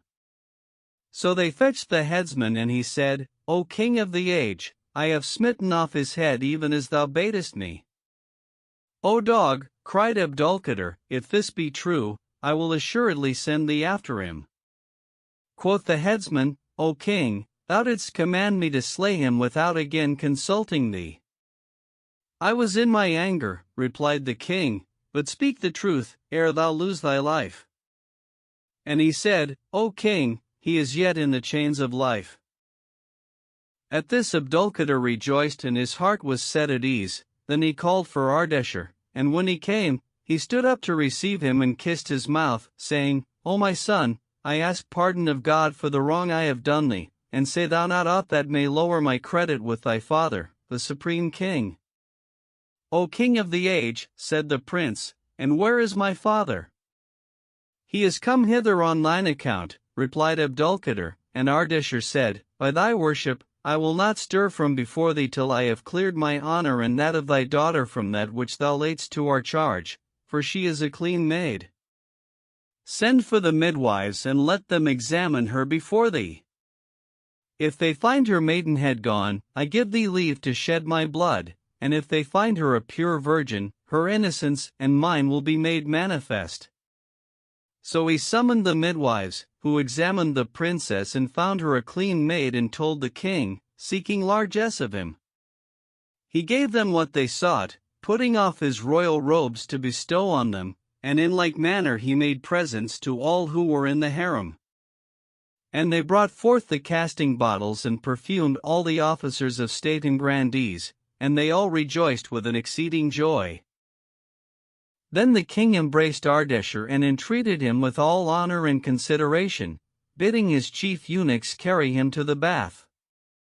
When he came out, he cast over his shoulders a costly robe and set on his head a diadem of jewels. Moreover, he girt him with a sash of silk embroidered with red gold and set with pearls and jewels, and mounted him on one of his finest horses, with trappings of gold inlaid with pearls and jewels. Then he bade his grandees and captains mount and escort him to his father's presence and charged him tell the latter that King Abdulkader was at his disposal, hearkening to his word and obeying him in whatsoever he should command or forbid. "I will not fail of this," answered Ardeshir, and repaired to his father, who was transported for joy at sight of him, and springing up, advanced to meet him and embraced him, whilst joy and gladness spread among his troops. Then came the viziers and chamberlains and captains and kissed the earth before the prince and rejoiced in his coming, and it was a great day with them for joy. Moreover, the prince gave leave to those of King Abdulkader's officers who had accompanied him and others of the townsfolk, to view the ordnance of his father's host, without let or hindrance, so they might know the multitude of the great king's troops and the might of his empire. And all who had seen him selling stuffs in the bazaar marveled how his soul could have consented thereto, considering the nobility of his rank and the loftiness of his dignity, but it was his love and inclination to the princess that constrained him to this. Meanwhile, news of the multitude of his troops came to Hayat-en-Nufus, who was still a prisoner under commandment, till they knew what her father should order respecting her, whether pardon and release or death and burning. And she looked down from the top of the palace and turning towards the mountains, saw the whole plain filled with armed men. When she beheld all these troops and knew that they were the army of Ardeshir's father, she feared lest he should be diverted from her by his father and forget her and depart from her, whereupon her father would put her to death. So she called a maid that was with her in her apartment, by way of service, and said to her, "Go to Ardeshir, son of the great king, and fear not. When thou comest into his presence, kiss the earth before him and tell him who thou art, and say to him, My lady salutes thee and would have thee to know that she is a prisoner in her father's palace, awaiting his sentence, whether he be minded to pardon her or kill her, and she beseecheth thee not to forget her or forsake her, for today thou art all-powerful, and whatsoever thou commandest none dare cross thee therein. Wherefore, if it seem good to thee to rescue her from her father and take her with thee, it were of thy bounty, for indeed she suffereth all these tribulations on thine account. But if this seem not good to thee, for that thy desire of her is at an end, speak to thy father, so haply he may intercede for her with her father and depart not, till he have made him set her at liberty and taken surety from him that he will not go about to put her to death nor do her any hurt. This is her last word to thee, may God not bereave her of thee, and peace be on thee. The maid made her way to Ardeshir and delivered him her mistress's message, which when he heard, he wept sore and said to her, Know that Hyatt and Nufus is my mistress and that I am her slave and the captive of her love. I have not forgotten what was between us nor the bitterness of the day of separation, so do thou say to her, after thou hast kissed her feet, that I will speak with my father of her, and he will send his vizier, who sought her aforetime in marriage for me, to demand her hand once more of her father, for he dare not refuse. So, if he send to her to consult her, let her make no opposition, for I will not return to my country without her. So the maid returned to Hyatt and Nufus and kissing her hands, delivered to her the prince's message, which when she heard, she wept for very joy and returned thanks to God the Most High.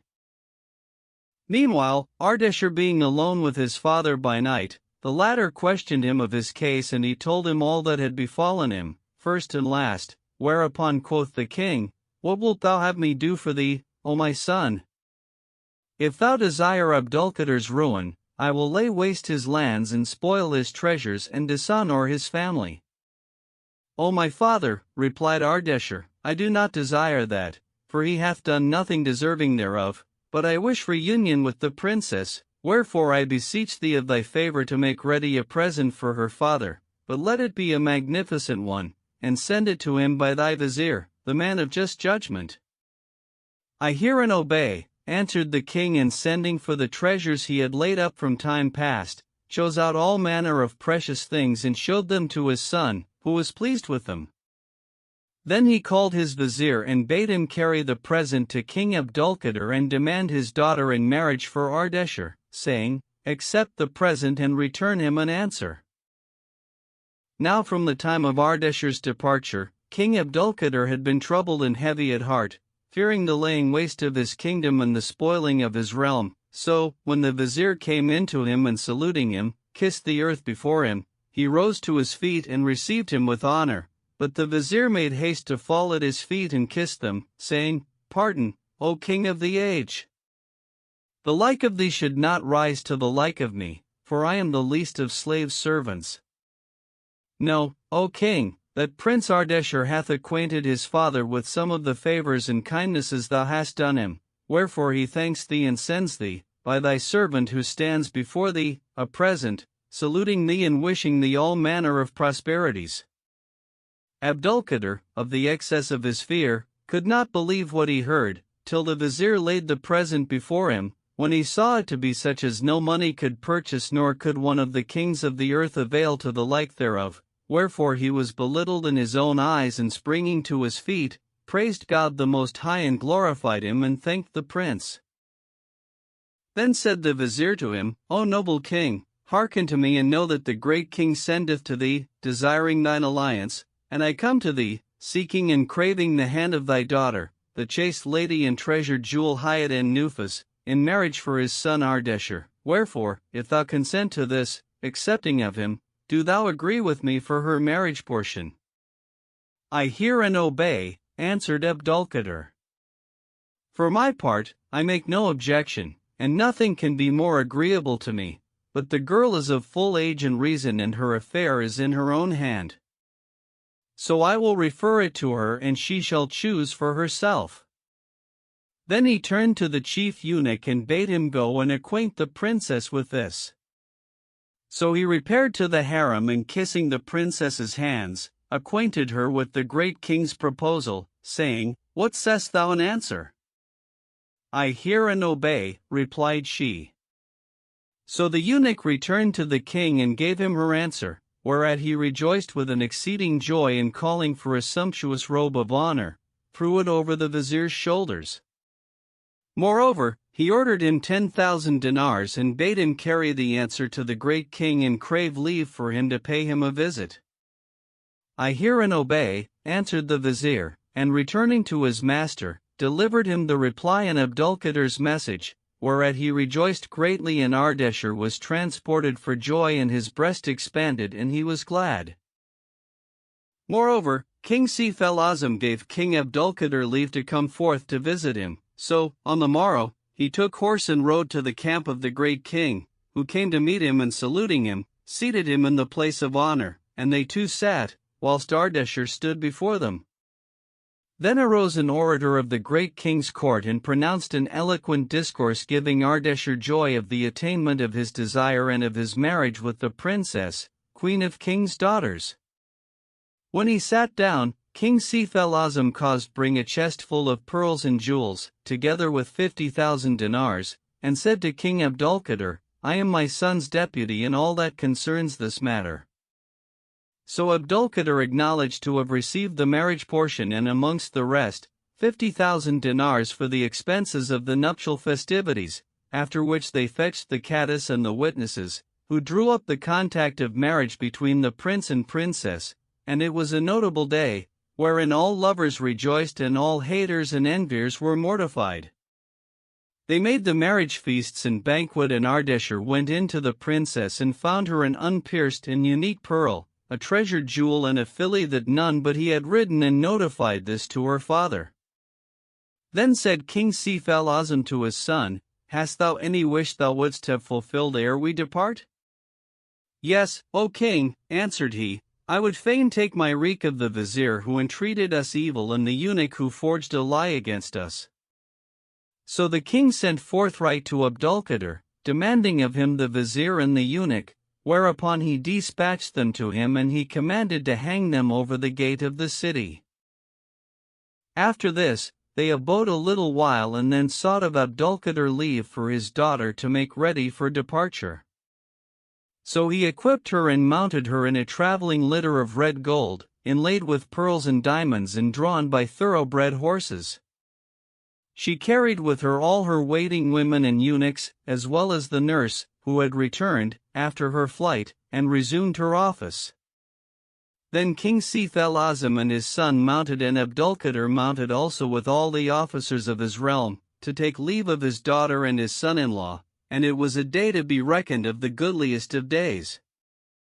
After they had gone some distance, Seif el-Azam conjured King Abdulkadir to turn back, so he took leave of him, and his son, after he had strained him to his breast and kissed him between the eyes and thanked him for his favors and commended his daughter to his care. Then he went in to the princess and embraced her, and she kissed his hands and they wept in the stead of parting. Then he returned to his capital and Ardeshir and his company fared on, till they reached Shiraz, where they celebrated the marriage festivities anew. And they abode in all delight and solace and comfort of life, till there came to them the destroyer of delights and sunderer of companies, he who layeth waste the palaces and peopleth the tombs. Volume 7. Jolner of the Sea and her son King Bedr Basim of Persia. There was once of old days and in bygone ages and times, in the land of the Persians, a king called Shahriman, whose abiding place was Khorasan. He had 100 concubines, but by none of them had he been vouchsafed a child, male or female, all the days of his life. One day, he bethought him of this and fell a lamenting for that the most part of his life was past and he had not been blessed with a son, to inherit the kingdom after him, even as he had inherited it from his fathers and forefathers, by reason whereof there betided him sore chagrin and the extreme of care and despite. As he sat thus, absorbed in melancholy thought, one of his officers came in to him and said, "O my lord, at the door is a merchant, with a slave girl, than whom a fairer was never seen. Bring them to me," answered the king, and the merchant and the damsel came in to him. When Shahriman beheld the latter, he saw that she was like a rudiny lance, and she was wrapped in a veil of gold-embroidered silk. The merchant uncovered her face, whereupon the place was illumined by her beauty and her hair hung down to her anklets, in 7 tresses, like horses' tails.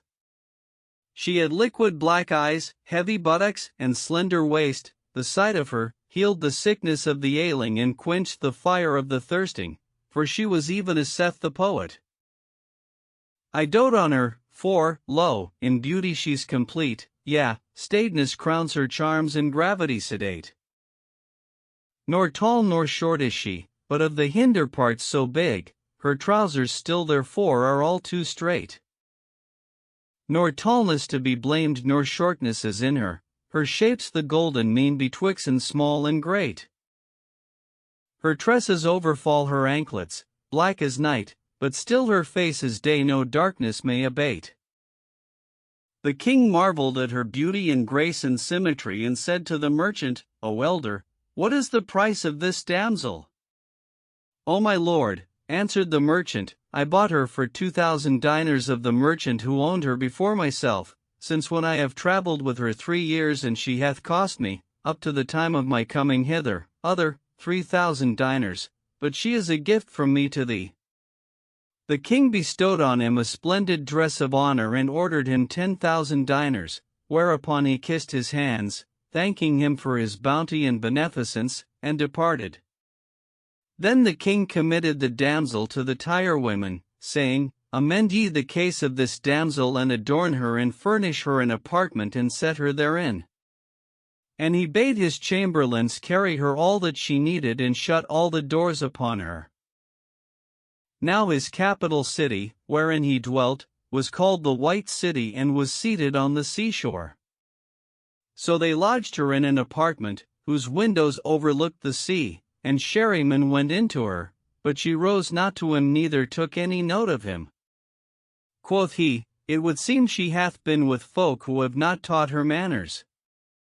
Then he looked at her and saw her surpassing in grace and beauty and symmetry, with a face like the round of the moon at its full or the sun shining in the cloudless sky.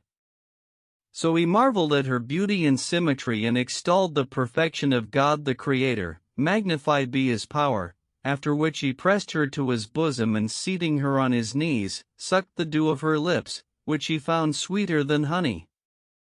Then he called for trays of all kinds of the richest meats and ate and fed her by mouthfuls, till she had enough, but she spoke not one word. The king began to talk to her and asked her of her name, but she abode still silent and spoke not a word nor made him any answer, neither ceased to hang down her head towards the ground, and it was but the excess of her beauty and loveliness and the amorous grace that distinguished her that saved her from his wrath. Quoth he, Glory be to God, the Creator of this damsel. How charming she is, save that she speaks not. But perfection belongs, only, to God the Most High. And he asked the slave girls whether she had spoken, and they said, From the time of her coming till now, we have not heard her say a word. Then he summoned some of his women and bade them sing to her and make merry with her, so haply she might speak. So they played before her all manner of instruments of music and sports and what not and sang, till all who were present were moved to mirth, except the damsel who looked at them in silence, but neither laughed nor spoke, and the king's breast was straitened. Then he dismissed the women and abode alone with the damsel, after which he put off his clothes and disrobing her with his own hand, looked upon her body and saw it as it were an ingot of silver. So he loved her with an exceeding love and falling upon her, took her maidenhead and found her a clean maid, whereat he rejoiced exceedingly and said, By Allah, it is a wonder that the merchants should have suffered a girl so fair of form and face to abide a maid. Then he devoted himself altogether to her, heeding none other and forsaking all his other concubines and favorites, and abode with her a whole year, as it were one day. Still she spoke not, till, one day, he said to her, and indeed the love of her in passion waxed upon him, O desire of souls, verily the love of thee is great with me, and for thy sake I have forsaken all my slave girls and concubines and women and favorites and have made thee my portion of the world and had patience with thee a whole year. And now I beseech God the Most High, of his favor, to soften thy heart to me, so thou mayst speak to me. Or, if thou be dumb, tell me by a sign, that I may give up hope of thy speech. I pray God, extolled be his perfection, to vouchsafe me by thee a male child, who shall inherit the kingdom after me, for I am old and lonely and have none to be my heir. Wherefore, I conjure thee, by Allah, if thou love me, return me an answer. She bowed her head a while, as if, in thought, and presently raising it, smiled in his face, whereat it seemed to him as if lightning filled the room. Then she said, O magnanimous king and valorous lion, God hath answered thy prayer, for I am with child by thee and the time of my delivery is at hand, though I know not if the child be male or female. But, had I not conceived by thee, I had not spoken one word to thee. When the ring heard her speech, his face shone with joy and happiness, and he kissed her head and hands for excess of gladness, saying, Praised be God who hath vouchsafed me the things I desire. First, thy speech, and secondly, thy tidings that thou art with child by me. Then he went forth from her, and seating himself on the throne of his kingship, in an ecstasy of happiness, bade his vizier distribute to the poor and needy and widows and others 100,000 dinars, by way of alms on his account and thank-offering to God the Most High. The vizier did as the king bade him, and the latter, returning to the damsel, sat with her and pressed her to his bosom, saying, O my lady, O thou whose slave I am, thou hast been with me a whole year, night and day, waking and sleeping, yet hast not spoken to me till this day.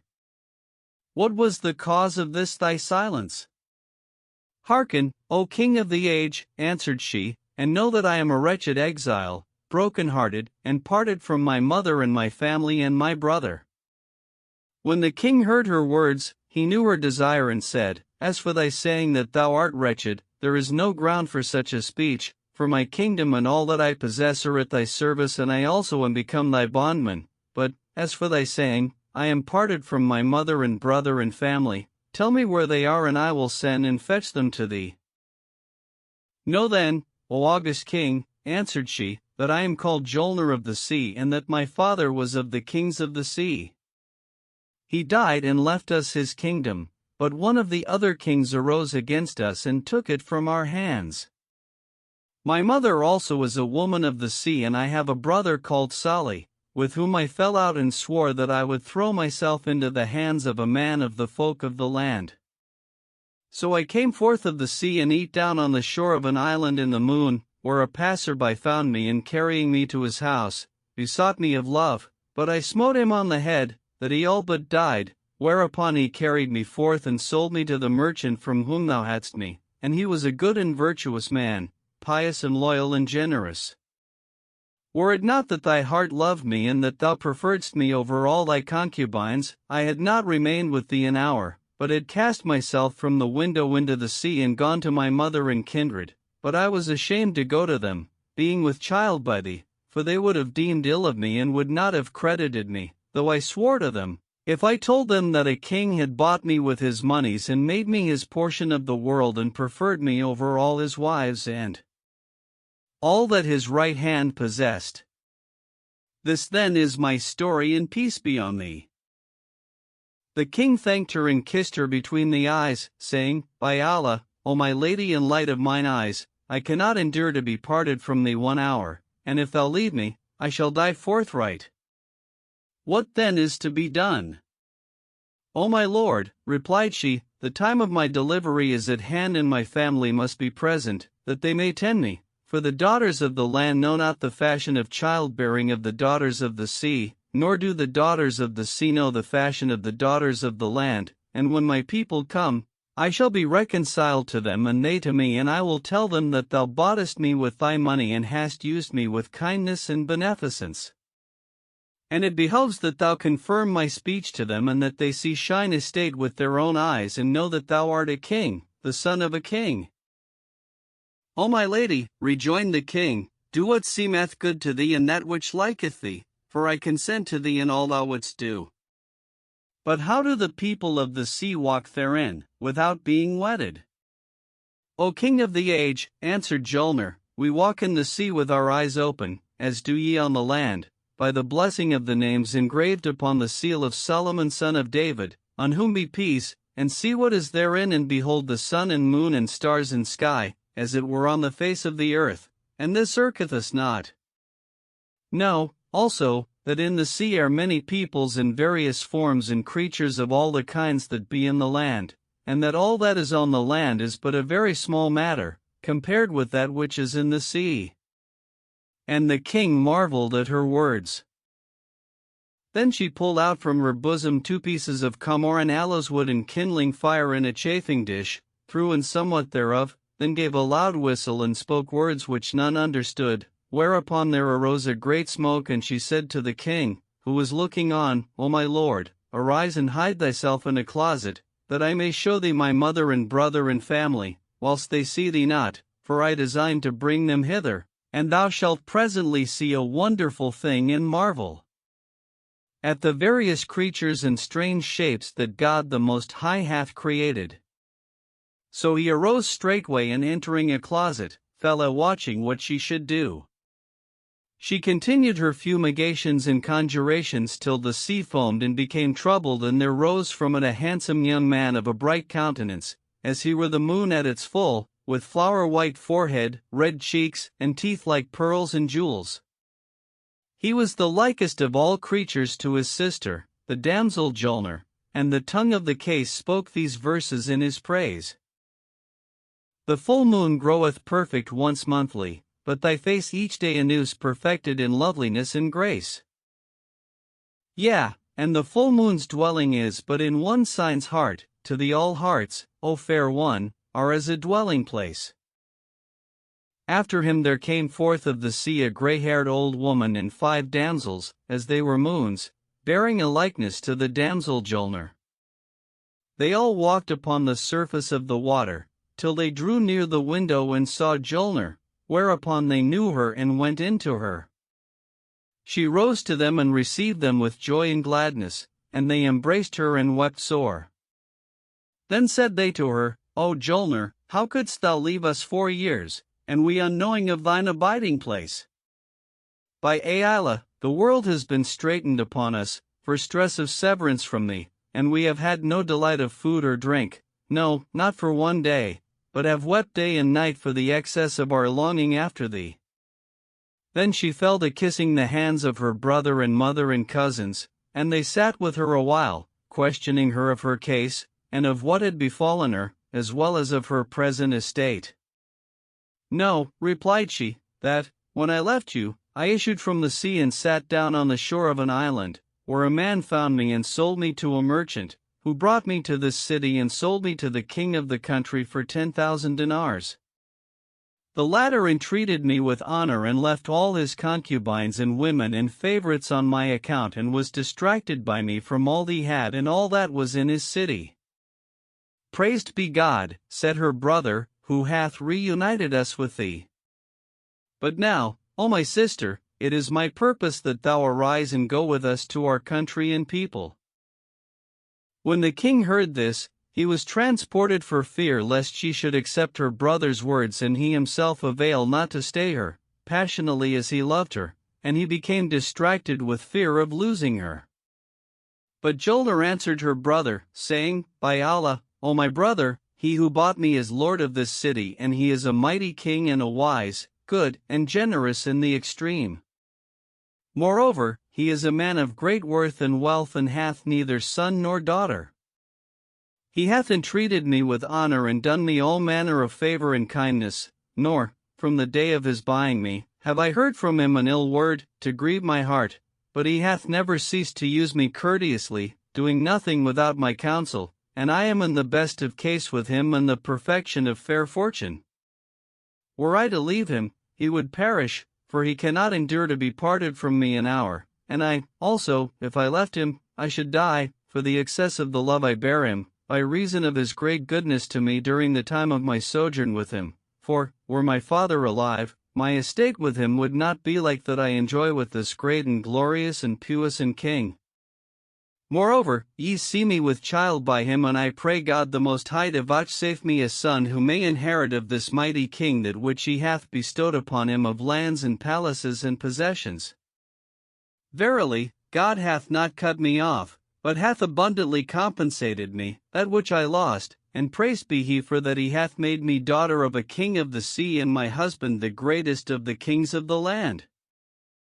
When her brother and cousins heard this her speech, their eyes were solaced thereby, and they said, O Jolner, thou knowest thy value in our eyes, and the affection we bear thee, and art certified that thou art to us the dearest of all creatures, and that we seek but ease for thee, without travail or weariness. Wherefore, if thou be in unease, arise and go with us to our land and people, but, if thou be at shine ease here, in honor and happiness, this is our wish and our aim, for we desire only thy happiness in any case. Quoth she, By Allah, I am here in the utmost ease and comfort and honor, and have all that I desire. When the king heard what she said, his heart was set at rest, and he rejoiced and thanked her, inwardly, for this, her speech. Moreover, the love of her redoubled on him and entered his inmost heart, and he knew that she loved him as he loved her, and desired to abide with him, that she might see his child by her. Then Jolner called for food, and the waiting women laid the tables and set on all kinds of viands, which had been dressed in the kitchen under her own eyes, and fruits and sweetmeats, of which she ate, she and her kinsfolk. But, presently, they said to her, O Jolner, thy lord is a stranger to us, and we have entered his house, without his leave or knowledge. Thou hast extolled to us his excellence, and hast set before us of his victual, and we have eaten, yet have we not companied with him nor seen him, neither hath he seen us nor come to our presence and eaten with us, so bread and salt might be between us. And they all left eating and were wroth with her, and fire issued from their mouths, as from cressets, which when the king saw, he was transported for excess of fear of them. But Jolner soothed them, and going to the closet where was the king her lord, said to him, O my lord, hast thou seen and heard how I praised thee and extolled thee to my people, and what they said to me of their desire to carry me away with them? I both heard and saw, answered he. May God abundantly requite thee for me. By Allah, I knew not the measure of shine affection for me until this blessed hour, and I doubted not of thy love of me. O my lord, rejoined she, is the reward of kindness aught but kindness? Verily, thou hast dealt generously with me, and hast entreated me with worship, and done me all manner of honor and kindness, and preferred me above all thou lovest and desires, and I have seen that thou lovest me with the utmost love. So how should my heart be content to leave thee and depart from thee, after all thy goodness to me? But now I desire of thy courtesy that thou come and salute my family, so thou mayst see them, and they thee, in love and friendship may be between you. For know, O king of the age, that my mother and brother and cousins love thee with an exceeding love, by reason of my praises of thee to them, and say, By Allah, we will not depart from thee nor go to our country till we have foregathered with the king and saluted him. For they desire to see thee and make acquaintance with thee. I hear and obey, said the king, for this is my own wish. So saying, he rose, and went in to them and saluted them after the goodliest fashion, and they sprang up to him and received him with the utmost honor, after which he sat down and ate with them, and he entertained them thus for the space of 30 days. Then they took leave of the king and queen and departed to their own land, after he had done them all possible honor. A while after this, Jolner accomplished the days of her pregnancy, and the time of her delivery being come, she bore a boy, as he were the moon at its full, whereat the utmost joy betided the king, for that he had never in his life, till then, been vouchsafed son or daughter. So they held high festival and decorated the city 7 days, in the extreme of joy and happiness, and on the 7th day came Jolner's mother and brother and cousins, when as they knew of her delivery. The king received them with joy, and said to them, I said that I would not give my son a name till you should come and name him of your knowledge. So they named him Beterbasem, and all agreed upon this name. Then they showed the child to his uncle Salih, who took him in his arms and began to walk about the chamber with him. Presently he carried him forth of the palace, and going down to the salt sea, fared on with him, till he was hidden from the king's sight. When Sheriman saw him take his son and disappear with him in the abysses of the sea, he gave the child up for lost and fell to weeping and wailing. But Jolner said to him, O king of the age, fear not neither grieve for thy son, for I love my child more than thou, and he is with my brother, so reck thou not of the sea, neither fear drowning for him. Except my brother knew that no harm would betide the little one, he had not done this, and he will presently bring thee thy son safe, if it please God the Most High. Nor was an hour passed before the sea became troubled, and King Sully came forth, with the little one safe in his arms, quiet and with a face like the moon on the night of her full, and, rising into the air, flew till he reached the palace and came into them. Then said he to the king, Belike thou fearedst harm for thy son, when as I plunged into the sea with him? Yes, O my lord, replied the king, I did indeed fear for him, and thought he would never be saved therefrom. O king of the land, rejoined Sully, we penciled his eyes with an eye powder we know of, and recited over him the names engraver upon the seal of Solomon son of David, on whom be peace, for this is what we used to do with children born among us. And now thou needst not fear for him drowning or suffocation in all the waters of the world, if he should go down into them, for, even as ye walk on the land, so walk we in the sea. Then he pulled out of his pocket a casket, graven and sealed, and breaking open the seals, emptied it, whereupon there fell from it strings of all manner jacinths and other jewels, besides 300 bugles of emerald and other 300 hollow jewels, as big as ostrich eggs, whose light outshone that of sun and moon. Quoth Sully, O king of the age, these jewels and jacinths are a present from me to thee. We never yet brought thee a present, for that we knew not Jolner's abiding place, neither had we any tidings of her, but now that we see thee to be united with her, and we are all become as one thing, we have brought thee this present, and every little while, God willing, we will bring thee the like thereof, for that these jewels and jacinths are more plentiful with us than pebbles on the earth, and we know the good and bad of them, and their whereabouts and the way to them, and they are easy to us. When the king saw the jewels, his reason was confounded and his mind bewildered, and he said, By Allah, one of these jewels is worth my kingdom. Then he thanked Sully for his bounty, and said to Jolner, I am abashed before thy brother, for that he hath dealt munificently by me and bestowed on me this splendid present, whereto the folk of the land may not avail. So she thanked her brother for his deed, and he said, O king of the age, thou hast the prior claim on us, and it behoves us to thank thee, for thou hast entreated our sister with kindness, and we have entered thy dwelling and eaten of thy victual. And the poet says, Had I, or ever swatted did, to weep for love been fain, I should, before repentance came, have solaced heart and brain. But she before my weeping wept, her tears drew mine, and so quoth I, unto the precedent the merit cloth pertain. And if we stood in thy service, O king of the age, 1,000 years, yet might we not avail to requite thee, and this were but a scantling of thy due. The king thanked him with effusion, and they all abode with him 40 days' space, at the end of which time Sully arose and kissed the earth before his brother-in-law.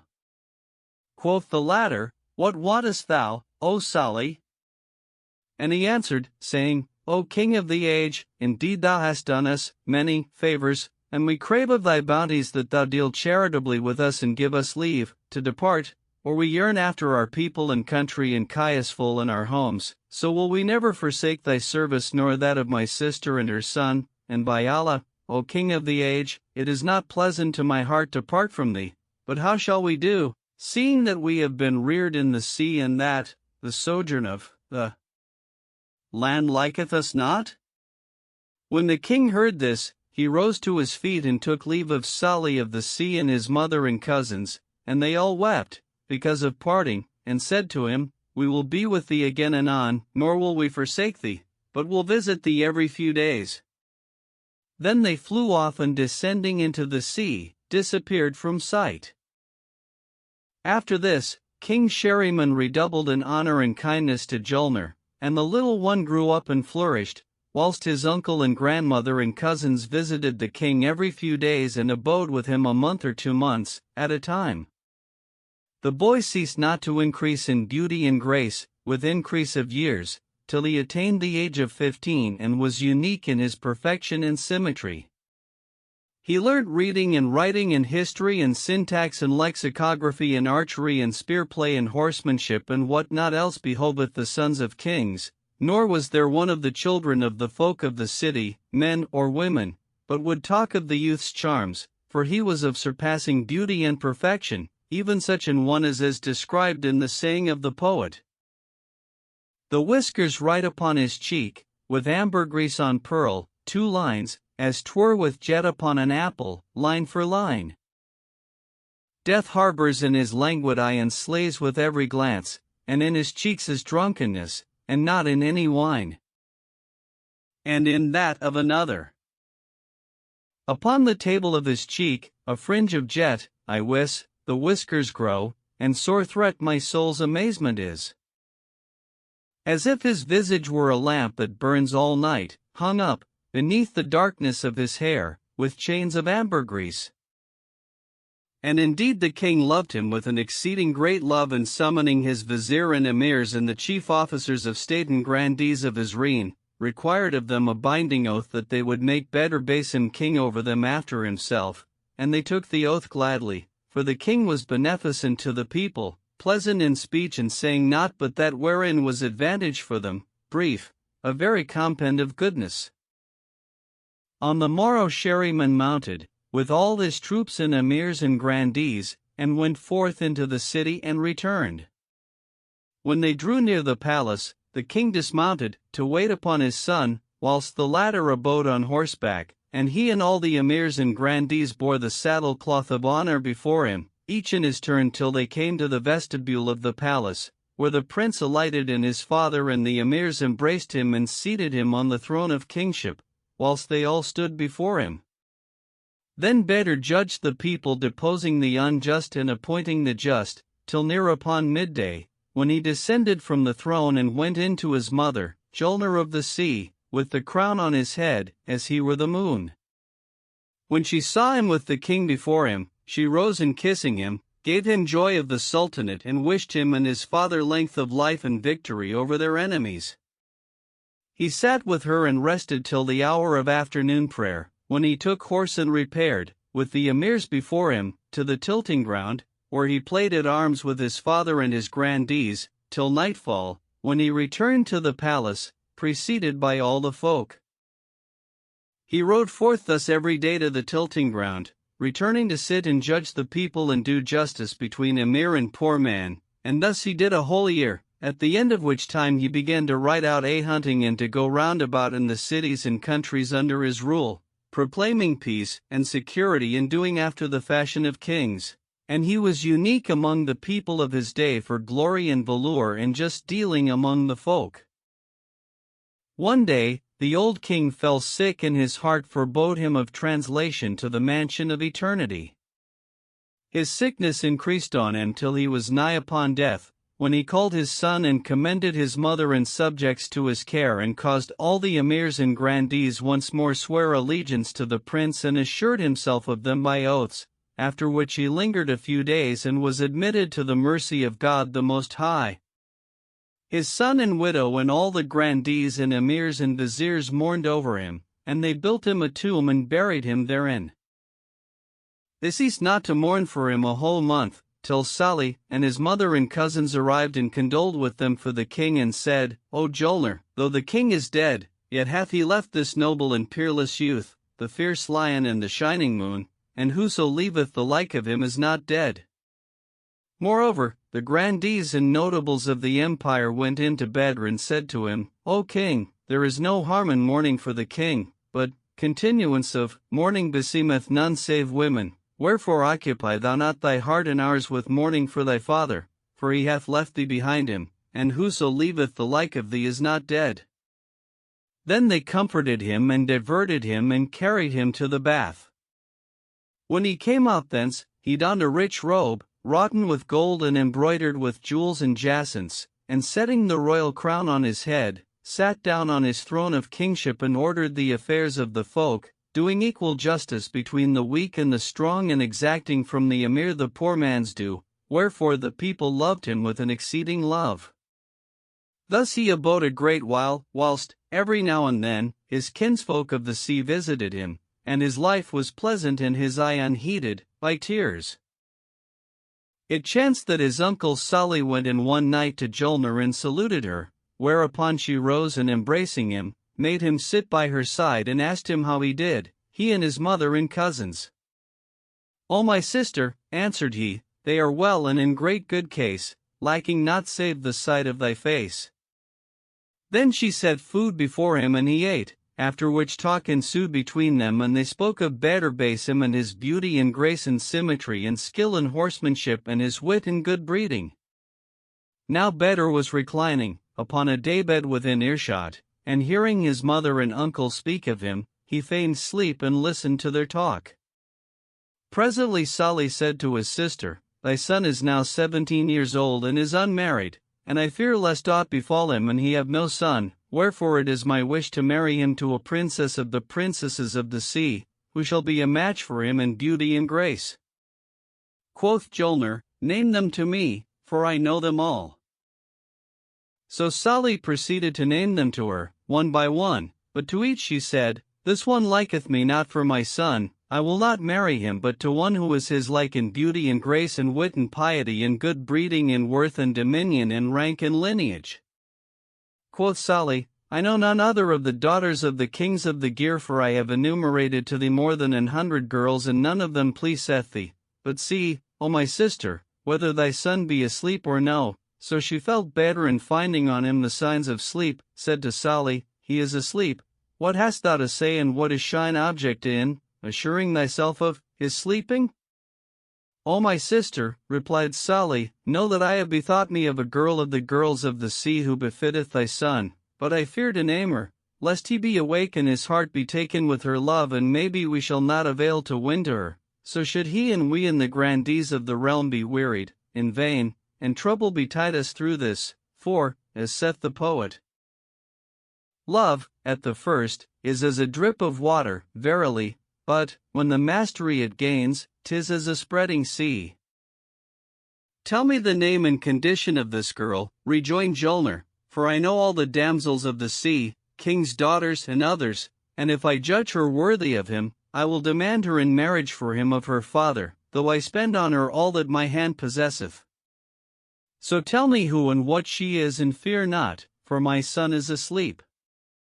Quoth Salih, "I fear lest he be awake," and the poet says, "I fell in love with him, what time his charms described heard I, for while it chances that the year doth love before the eye." But Julnar said, "Speak and be brief and fear nothing, O my brother."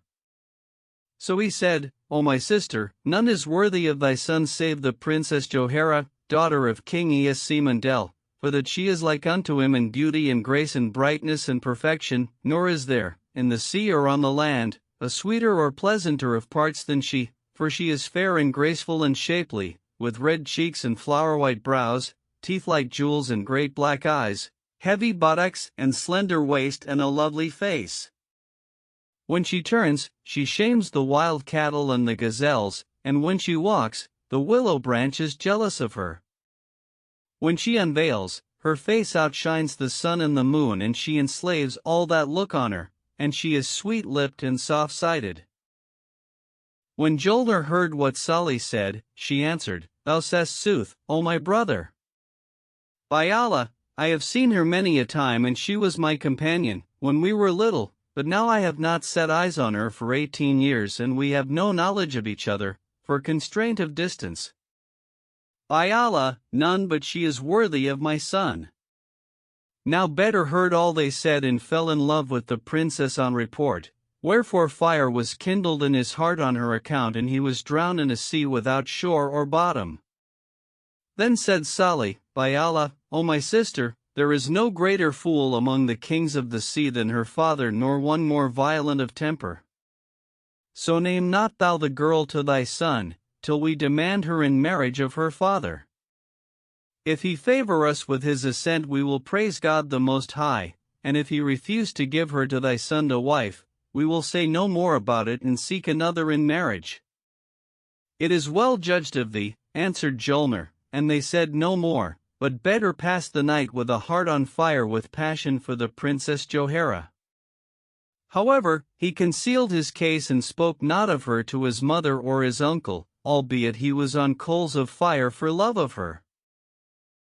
Next morning, the king and his uncle went to the bath and washed, after which they came forth and drank wine, and the servants set food before them, of which they and Julner ate, till they were satisfied, and washed their hands. Then Sully rose and said to his nephew and sister, "With your leave, I would fain go to my mother and kindred, for I have been with you some days, and they await me, and their hearts are troubled concerning me."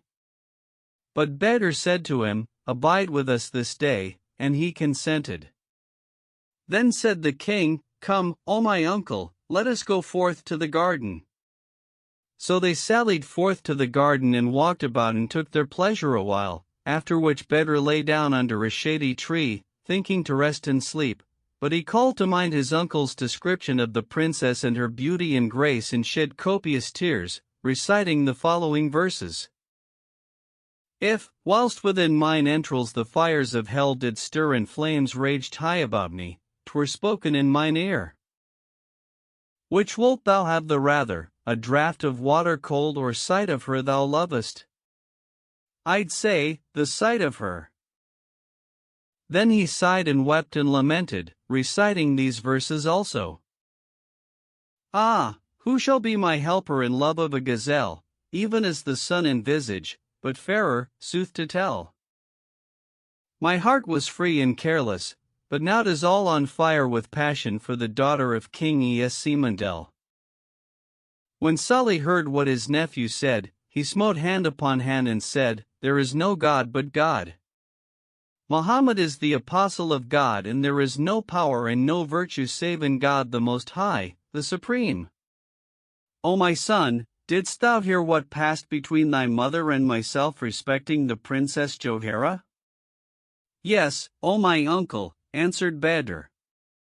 "And I fell in love with her by report, through what I heard you say. Indeed, my heart cleaves to her, and I cannot live without her."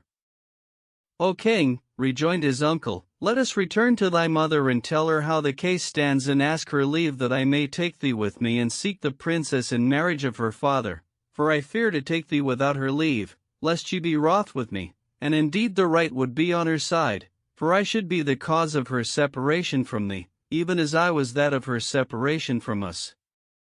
Moreover, the people of the city would be left without a king, and there would be none to govern them and look to their affairs. So should the realm be disordered against thee and the kingship depart from thy hands." But Bedr said, "O my uncle, if I return to my mother and consult her, she will not suffer me to do this, wherefore I will not return to her nor consult her, but will go with thee and tell her not, and after return." And he wept before him. When Sully heard what his nephew said, he was bewildered concerning his case and said, "I crave help of God the Most High in any event." Then, seeing that Bedr was resolved to go with him, without consulting his mother, he drew from his finger a seal ring, whereon were graven certain of the names of God the Most High, and gave it to him, saying, "Put this on thy finger, and thou wilt be safe from drowning and the perils of the sea, and from the mischief of its beasts and its great fishes." So Bedr took the ring and put it on his finger. Then they plunged into the sea and fared on till they came to Sully's palace, where they found Bedr's grandmother, the mother of his mother, seated with her kinsfolk, and going in to them, kissed their hands. When the old queen saw Bedr, she rose to him and embracing him, kissed him between the eyes and said to him, "How blessed coming, O my son! How didst thou leave thy mother Julner?" "She is well in health and fortune," answered he, "and salutes thee and her cousins." Then Sully told his mother how Bedr had fallen in love with the Princess Johanna by report and was come, purposing to demand her in marriage of her father, which when the old queen heard, she was exceeding wroth with her son and sore troubled and concerned, and said to Sully, "O my son, of a truth thou didst wrong to name the Princess Johanna before thy nephew, knowing, as thou dost, that her father is stupid and arrogant, little of wit and exceeding violent of temper, grudging his daughter to these who demand her in marriage, for all the kings of the sea have sought her hand, but he would none of them and rejected them all, saying, Ye are no match for her in beauty nor grace nor aught else. Wherefore we fear to demand her in marriage of him, lest he reject us, even as he hath rejected others, and we are people of spirit and should return broken-hearted. O my mother, answered Sally, what is to do? For King Bedr says, Needs must I seek her in marriage of her father, though it cost me my whole kingdom, and avouches that he will die of love and longing for her, if he have her not to wife. Moreover, he is handsomer and goodlier than she, his father was king of all the Persians, whose king he now is, and none but he is worthy of Johara. Wherefore I purpose to carry her father a present of jacinths and jewels, befitting his dignity, and demand her of him in marriage.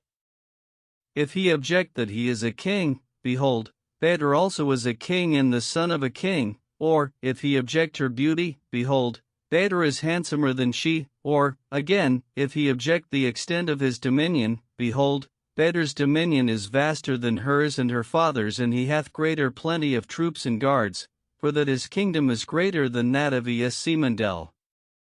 Needs must I do my endeavor to further the desire of my sister's son, though it cost me my life, because I was the cause of what has happened, and even as I plunged him into the ocean of her love, so will I go about to marry him to her, and may God the Most High help me thereto. Do as thou wilt, rejoined his mother, but beware of giving her father rough words, when as thou speakest with him, for thou knowest his folly and violence, and I fear lest he do thee a mischief, for he knoweth not respect for any. And Sally answered, I hear and obey. Then he took 2 bags full of emeralds and rubies and other jewels, and giving them to his servants to carry, set out with Bedr for the palace of Semandel. When they came thither, he sought an audience of the king, and being admitted to his presence, kissed the earth before him and saluted him after the goodliest fashion. The king rose to him, and receiving him witn the utmost honor, bade him be seated. So he sat down, and presently the king said to him, A blessed coming, O Sally. Indeed, thou hast desolated us, by shine absence. But what brings thee to us? Tell me thine errand, that we may fulfill it to thee. Whereupon Sally arose, and kissing the earth a second time, said, O King of the age, my errand is to God and the magnanimous King and the valiant Lion, the report of whose good qualities the caravans have spread far and near, and whose renown for goodness and beneficence and clemency and graciousness and liberality is bruited abroad in all climes and countries. Then he opened the 2 bags, and displaying their contents before the king, said to him, O King of the age, belike thou wilt show favor to me and heal my heart by accepting my present. Quoth the king, With what intent dost thou make me this gift? Tell me thy case, and acquaint me with thy need. If it be in my power, I will straightway accomplish it to thee and spare thee toil and trouble, and if I be unable hereunto, God imposeth not upon us so I ought but that whereto it may avail. So Sally rose, and kissing the earth 3 times, said, O King of the age, thou art indeed able to that which I desire, it is in thy power and thou art master thereof, and I impose not on the king a dilemma, nor am I mad, that I should ask of the king a thing whereto he availeth not, for the sage saith, If thou wouldst be obeyed, ask that which is possible. Wherefore, that of which I am come in quest, the king, whom God preserve, is able to grant. Ask what thou wouldst have, replied the king, and expound thy case and seek thy desire. Then said Sally, O King of the age, know that I come as a suitor, seeking the unique pearl and the treasured jewel, the Princess Johara, daughter of our lord the king, wherefore, O king, disappoint thou not thy suitor. When the king heard this, he laughed till he fell backward, in derision of him, and said, O Sally, I had thought thee a man of worth and sense, seeking not but what was reasonable and speaking not but advisedly. What then hath befallen thy reason and urged thee to this monstrous matter and mighty hazard, that thou seekest in marriage the daughters of kings, lords of cities and countries? Art thou of a rank to aspire to this great eminence, and hath thy wit failed thee to this pass that thou affrontest me with this demand? God amend the king, replied Sally. I seek her not for myself, albeit, and I am her match and more than her match, for thou knowest that my father was king of the kings of the sea, for all thou art now our king, but for King Basim, lord of the lands of the Persians and son of King Sheriman, was puissance thou knowest. If thou object that thou art a great king, King Badr is a greater, and if thou object thy daughter's beauty, he is handsomer than she and fairer of form and more excellent of rank and lineage, and he is the champion of the people of his day. Wherefore, O King of the age, if thou grant my request, thou wilt have set the thing in its place, but, if thou deal arrogantly with us, thou wilt not use us justly nor travel the right road with us. Moreover, O King, thou knowest that the Princess Johanna, the daughter of our lord the king, must needs be married, for the sage saith, needs must for a girl marriage or the grave. So, if thou mean to marry her, my sister's son is worthier of her than any other man. When King Easimundel heard Sally's words, he was exceeding wroth, his reason fled and his soul was like to depart his body for rage, and he said, O dog, shall the like of thee dare to bespeak me thus and name my daughter in the assemblies, saying that the son of thy sister Jolner is a match for her? Who art thou, and who are thy sister and her son, and who was his father, that thou shouldst dare to say these things to me? What are ye all, in comparison with my daughter, but dogs? And he cried out to his servants, saying, Take yonder good-for-nought's head. So they drew their swords and fell upon Sally, but he fled and made for the palace gate, where he found more than 1,000 horse of his cousins and kinsfolk and servants, armed cap a pie in iron and straight-knit coats of mail, with spears and naked swords in their hands, whom his mother had dispatched to his succor. When they saw Sally come running out of the palace, they questioned him and he told them what was to do, whereupon they knew that the king was a violent-tempered fool. So they alighted and drawing their swords, went in to King Easimundel, whom they found seated upon the throne of his kingship, unaware of their coming and violently enraged against Sally, and they saw his guards and servants and officers unprepared. When the king saw them enter, sword in hand, he cried out to his people, saying, Out on you! Take me these dogs' heads! But, before long, Easimundel's party were put to the rout and addressed themselves to flight, and Sally and his kinsfolk seized upon the king and bound his hands behind him. When Johanna awoke and knew that her father was a captive and his guards slain, she fled forth the palace to a certain island and climbing up into a high tree, hid herself therein. Now, when the two parties came to blows, some of King Easimundel's servants fled in Badr, meeting them, questioned them and they told him what had happened, adding that the king was a prisoner, whereupon Badr feared for himself and said in his heart, Verily, all this turmoil is on my account and none is sought for but I.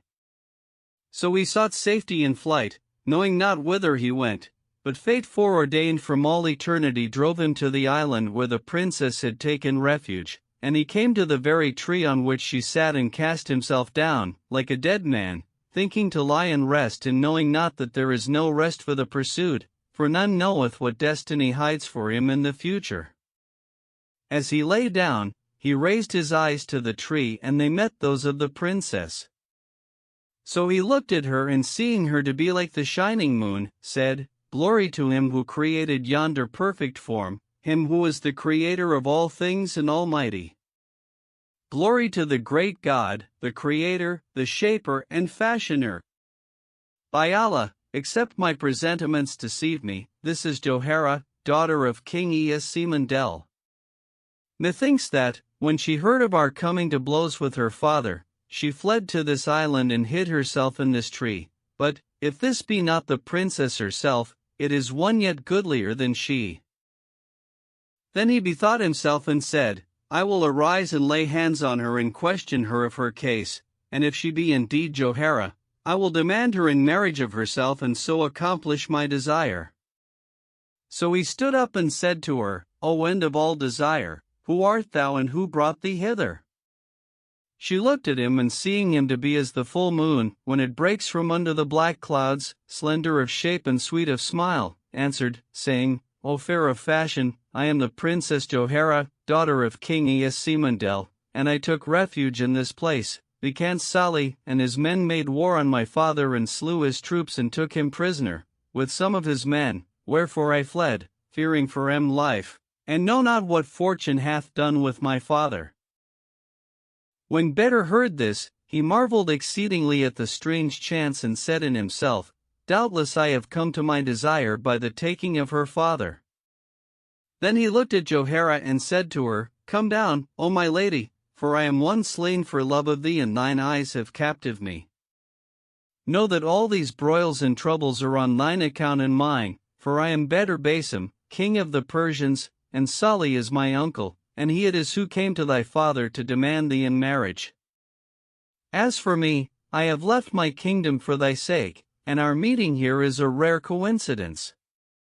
So come down to me and let us go to thy father's palace, that I may beseech my uncle Salih to release him and take thee to wife according to the law. When Johara heard his words, she said in herself, It was on this vile wretch's account, then, that all this hath befallen, and that my father hath been made a prisoner and his guards and chamberlain slain, and I constrained to flee far away from my palace and seek refuge in this island, a miserable exile. But, an I go not about with him, to defend myself against him, he will possess himself of me and take his will of me, for he is in love, and a lover is not blamed for aught that he cloth. Then she beguiled him with fair words and soft speeches, whilst he knew not the perfidy she purposed against him, and said to him, O my lord and light of my eyes, art thou indeed King Bedr Basim, son of Queen Julnar? And he answered, Yes, O my lady. May God cut off my father, rejoined she, and make his kingdom to cease from him, and heal not his heart, neither avert from him strangerhood, if he could desire a comelier than thou, or aught goodlier than these fair fashions of shine. By Allah, he is little of wit and judgment. But, O king of the age, be thou not wroth with him for that which he hath done, for, if thou love me a span, verily I love thee a cubit. Indeed, I have fallen into the snare of thy love, and am become of the number of those thou hast slain. The love that was with thee hath transferred itself to me, and there is left thereof with thee but a tithe of that which is with me. So saying, she came down from the tree and strained him to her bosom and fell to kissing him, whereat passion and desire for her waxed on him, and he doubted not but she loved him and trusted in her. So he returned her caresses and said to her, By Allah, O princess, my uncle Salih set forth to me not a 40th part of thy charms, no, nor a quarter of a carat thereof. Johara pressed him to her bosom and pronounced some unintelligible words, then spat in his face, saying, Quit this shape of a man and take that of a bird, the handsomest of birds, white of plumage, with red bill and feet. Hardly had she spoken, when Bedr found himself transformed into a bird, the handsomest of birds, which shook itself and stood, looking at her. Now Johara had with her one of her slave girls, by name Mercenay, so she called her and said to her, By Allah, but that I fear for my father, who is his uncle's prisoner, I would kill him. May God not requite him with good. How unlucky was his coming to us, for all this trouble is due to him. But do thou carry him to the thirsty island and leave him there to die of thirst. So Mercenay carried him to the island in question and would have returned and left him there, but she said in herself, By Allah, one of such beauty and grace deserveth not to die of thirst. So she brought him to another island, abounding in trees and fruits and streams, and leaving him there, returned to her mistress and told her that she had set him on the thirsty island. Meanwhile, King Salih sought for Johara, but, finding her not, returned to his palace and said to his mother, Where is my sister's son, King Bedr? By Allah, O my son, replied she, I know nothing of him. For, when he heard that you and King Easimundel had come to blows and that strife and slaughter had betided between you, he took fright and fled. When Salih heard this, he grieved for his nephew and said, By Allah, "O my mother, we have dealt negligently by King Bedr, and I fear lest he perish, or lest one of King Semendel's soldiers or his daughter Johara fall in with him. So should we come to shame with his mother, and no good betide us from her, for that I took him without her leave." Then he dispatched guards and scouts throughout the sea and elsewhere to seek for Bedr, but they could learn nothing of him. So they returned and told King Salih, wherefore grief and concern redoubled on him, and his breast was straitened for King Bedr. Meanwhile, Julnar abode many days in expectation of her son's return, but he came not, and she heard no news of him. So, when she was weary of waiting, she arose, and going down into the sea, repaired to her mother, who rose to her and embraced her and kissed her, as did her cousins. Then she questioned her mother of King Bedr, and she answered, saying, "O my daughter, he came hither with his uncle, who took jacinths and jewels, and carrying them to King Semendel, demanded his daughter in marriage for thy son, but he consented not, and offended against thy brother in words. Now I had sent Salih nigh upon 1,000 horse, and there befell strife between him and King Semendel, but God aided thy brother against him, and he slew his troops and took himself prisoner. Meanwhile, tidings of this reached thy son, and it would seem as if he feared for himself, wherefore he fled forth from us, without our will, and returned not, nor have we heard any news of him." Then Julnar inquired for King Salih, and his mother said, "He is seated on the throne of kingship, in the stead of King Semendel, and hath sent in all directions to seek thy son and the princess Johara." When Julnar heard this, she mourned sore for her son, and was sore incensed against her brother Salih, for that he had taken him and gone down with him into the sea, without her leave, and she said, "O my mother, I fear to tarry with thee, lest the state fall into disorder and the kingdom pass from our hands, for I came to thee without letting any know. Wherefore I deem well to return and govern the realm, till it please God to order our son's affair for us. But look ye forget him not, neither neglect his case, for, should he come to any harm, it would infallibly be the death of me, since I see the world only in him and delight but in his life." "With all my heart, O my daughter," replied the old queen. "Ask not what we suffer by reason of his loss and absence." Then she sent to seek for Bedr, whilst Julnar returned to her kingdom, weeping-eyed and mournful-hearted. And indeed the world was straitened upon her, and she was in evil case. To return to King Bedr.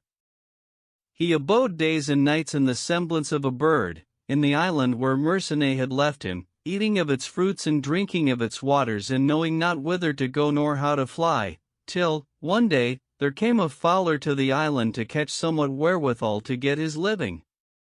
He espied King Bedr in his form of a white bird, with red bill and feet, captivating the sight and bewildering the thought, with his beauty, and said in himself, "Verily, yonder is a handsome bird, never saw I its like in make or beauty." So he cast his net over Bedr, and taking him, carried him to the town to sell him. On his way, one of the townsfolk accosted him and asked the price of the bird. Quoth the fowler, "What wilt thou do with him?" "I will kill him and eat him," answered the other, whereupon said the fowler, "Who could have the heart to kill this bird and eat him?" "I mean to present him to the king, who will give me more than thou, and will not kill him, but will divert himself by gazing on his beauty and grace, for in all my life, since I have been a fowler, I never saw his like among land or waterfowl. The utmost thou wouldst give me for him would be a dirham, and by the great God, I will not sell him." Then he carried the bird up to the king's palace, and when the latter saw it, its beauty pleased him, and the red color of its feet and beak. So he sent an eunuch to buy it, who accosted the fowler and said to him, "Wilt thou sell this bird?" "No," answered he, "it is a gift from me to the king." So the eunuch carried the bird to the king and told him what the man had said, and he took it and gave the fowler 10 dinars, whereupon he kissed the earth and went away. Then the eunuch carried the bird to the king's palace, and placing him in a handsome cage, set meat and drink by him and hung him up. When the king came down from the throne, he said to the eunuch, "Where is the bird? Bring it to me, that I may look upon it, for, by Allah, it is handsome." So the eunuch brought the cage and set it before the king, who looked and seeing the food untouched, said, "By Allah, I know not what it will eat, that I may feed it." Then he called for food and they laid the tables and the king ate. When the bird saw the meat and froets and sweetmeats and what not, he ate of all that was before the king, whereat the latter and all the bystanders marveled, and the king said to his attendants, "In all my life I never saw a bird eat as doth this." Then he sent an eunuch to fetch his wife, that she might look upon the bird, and he went in to her and said, "O my lady, the king desireth thy presence, that thou mayst divert thyself with the sight of a bird he hath bought. It is goodly of aspect and is a wonder of the wonders of the age, for, when we set on the food, it flew down from its cage and perching on the table, ate of all that was thereon." So she came in haste, but, when she saw the bird, she veiled her face and turned to go away. The king followed her and said to her, "Why cost thou veil thy face, when there is none in presence save the eunuchs and women that wait on thee and thy husband?" "O king," answered she, "this is no bird, but a man like thyself." "Thou liest," rejoined he. "This is too much of a jest. How should he be other than a bird?" "By Allah," replied she, "I do not jest with thee, nor do I tell thee aught but the truth, for this bird is King Badr Basim, son of King Shahriman, lord of the land of the Persians, and his mother is Julnar of the sea." "And how came he in this shape?" asked the king, and she said, "The princess Johara, daughter of King Simandel, hath enchanted him, and told him all that had befallen King Badr from first to last, for this queen was the greatest enchantress of her day." The king marveled exceedingly at his wife's words and conjured her, on his life, to free Badr from his enchantment and not leave him in torment, saying, "May God the Most High cut off Johara's hand, for a foul witch as she is. How little is her piety and how great her craft and perfidy." Quoth the queen, "Do thou say to him, O Badr Basim, enter yonder closet." So the king bade him enter the closet, and he did so. Then the queen veiled her face and, taking in her hand a bowl of water, entered the closet, where she pronounced over the water certain words, that might not be understood, and sprinkling the bird therewith, said to him, "By the virtue of these mighty names and holy verses and of the Most High God, creator of heaven and earth, the quickener of the dead and appointer of the means of livelihood and the terms of existence, quit this thy present form and return to that in which God created thee." Hardly had she made an end of these words, when the bird trembled and became a man, and the king saw before him a handsome youth, than whom there was none goodlier on the face of the earth. When Badr found himself thus restored to his own shape, he said, "There is no God but God, and Muhammad is the apostle of God. Glory be to the Creator and Provider of all creatures and the ordainer of their terms of life." Then he kissed the king's hand and wished him long life, and the king kissed his hand and said to him, "O Badr, tell me thy history from beginning to end." So he told him his whole story, concealing naught, and the king marveled thereat and said to him, "O Badr, God hath delivered thee from the enchantment, but what hath thy judgment decided, and what thinkest thou to do?" "O king of the age," answered Badr, "I desire of thy bounty that thou equip me a ship with a company of thy servants and all that is needful, for I have been long absent and fear lest the kingdom depart from me.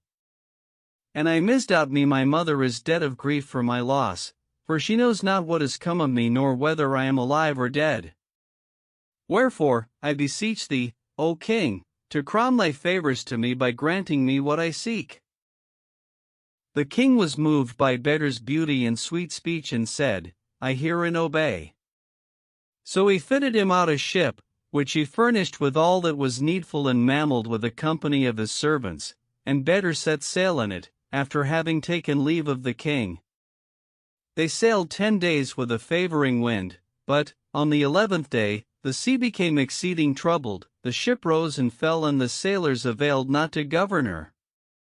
So they drifted at the mercy of the waves, till the ship drove upon a rock and broke up, and all on board were drowned, except Bedr, who got astride one of the planks of the vessel, after having been nigh upon death. The sea and the wind carried the plank along for 3 days, whilst he knew not whither he went and had no means of directing its motion, till, on the 4th day, the plank grounded with him on the seashore in sight of a white city, as it were a passing white dove, goodly of ordinance, with high towers and lofty walls, builded upon a tongue of land that jutted out into the sea, and the waves beating against its walls. When Bedr saw this, he rejoiced with an exceeding joy, for he was well nigh dead with hunger.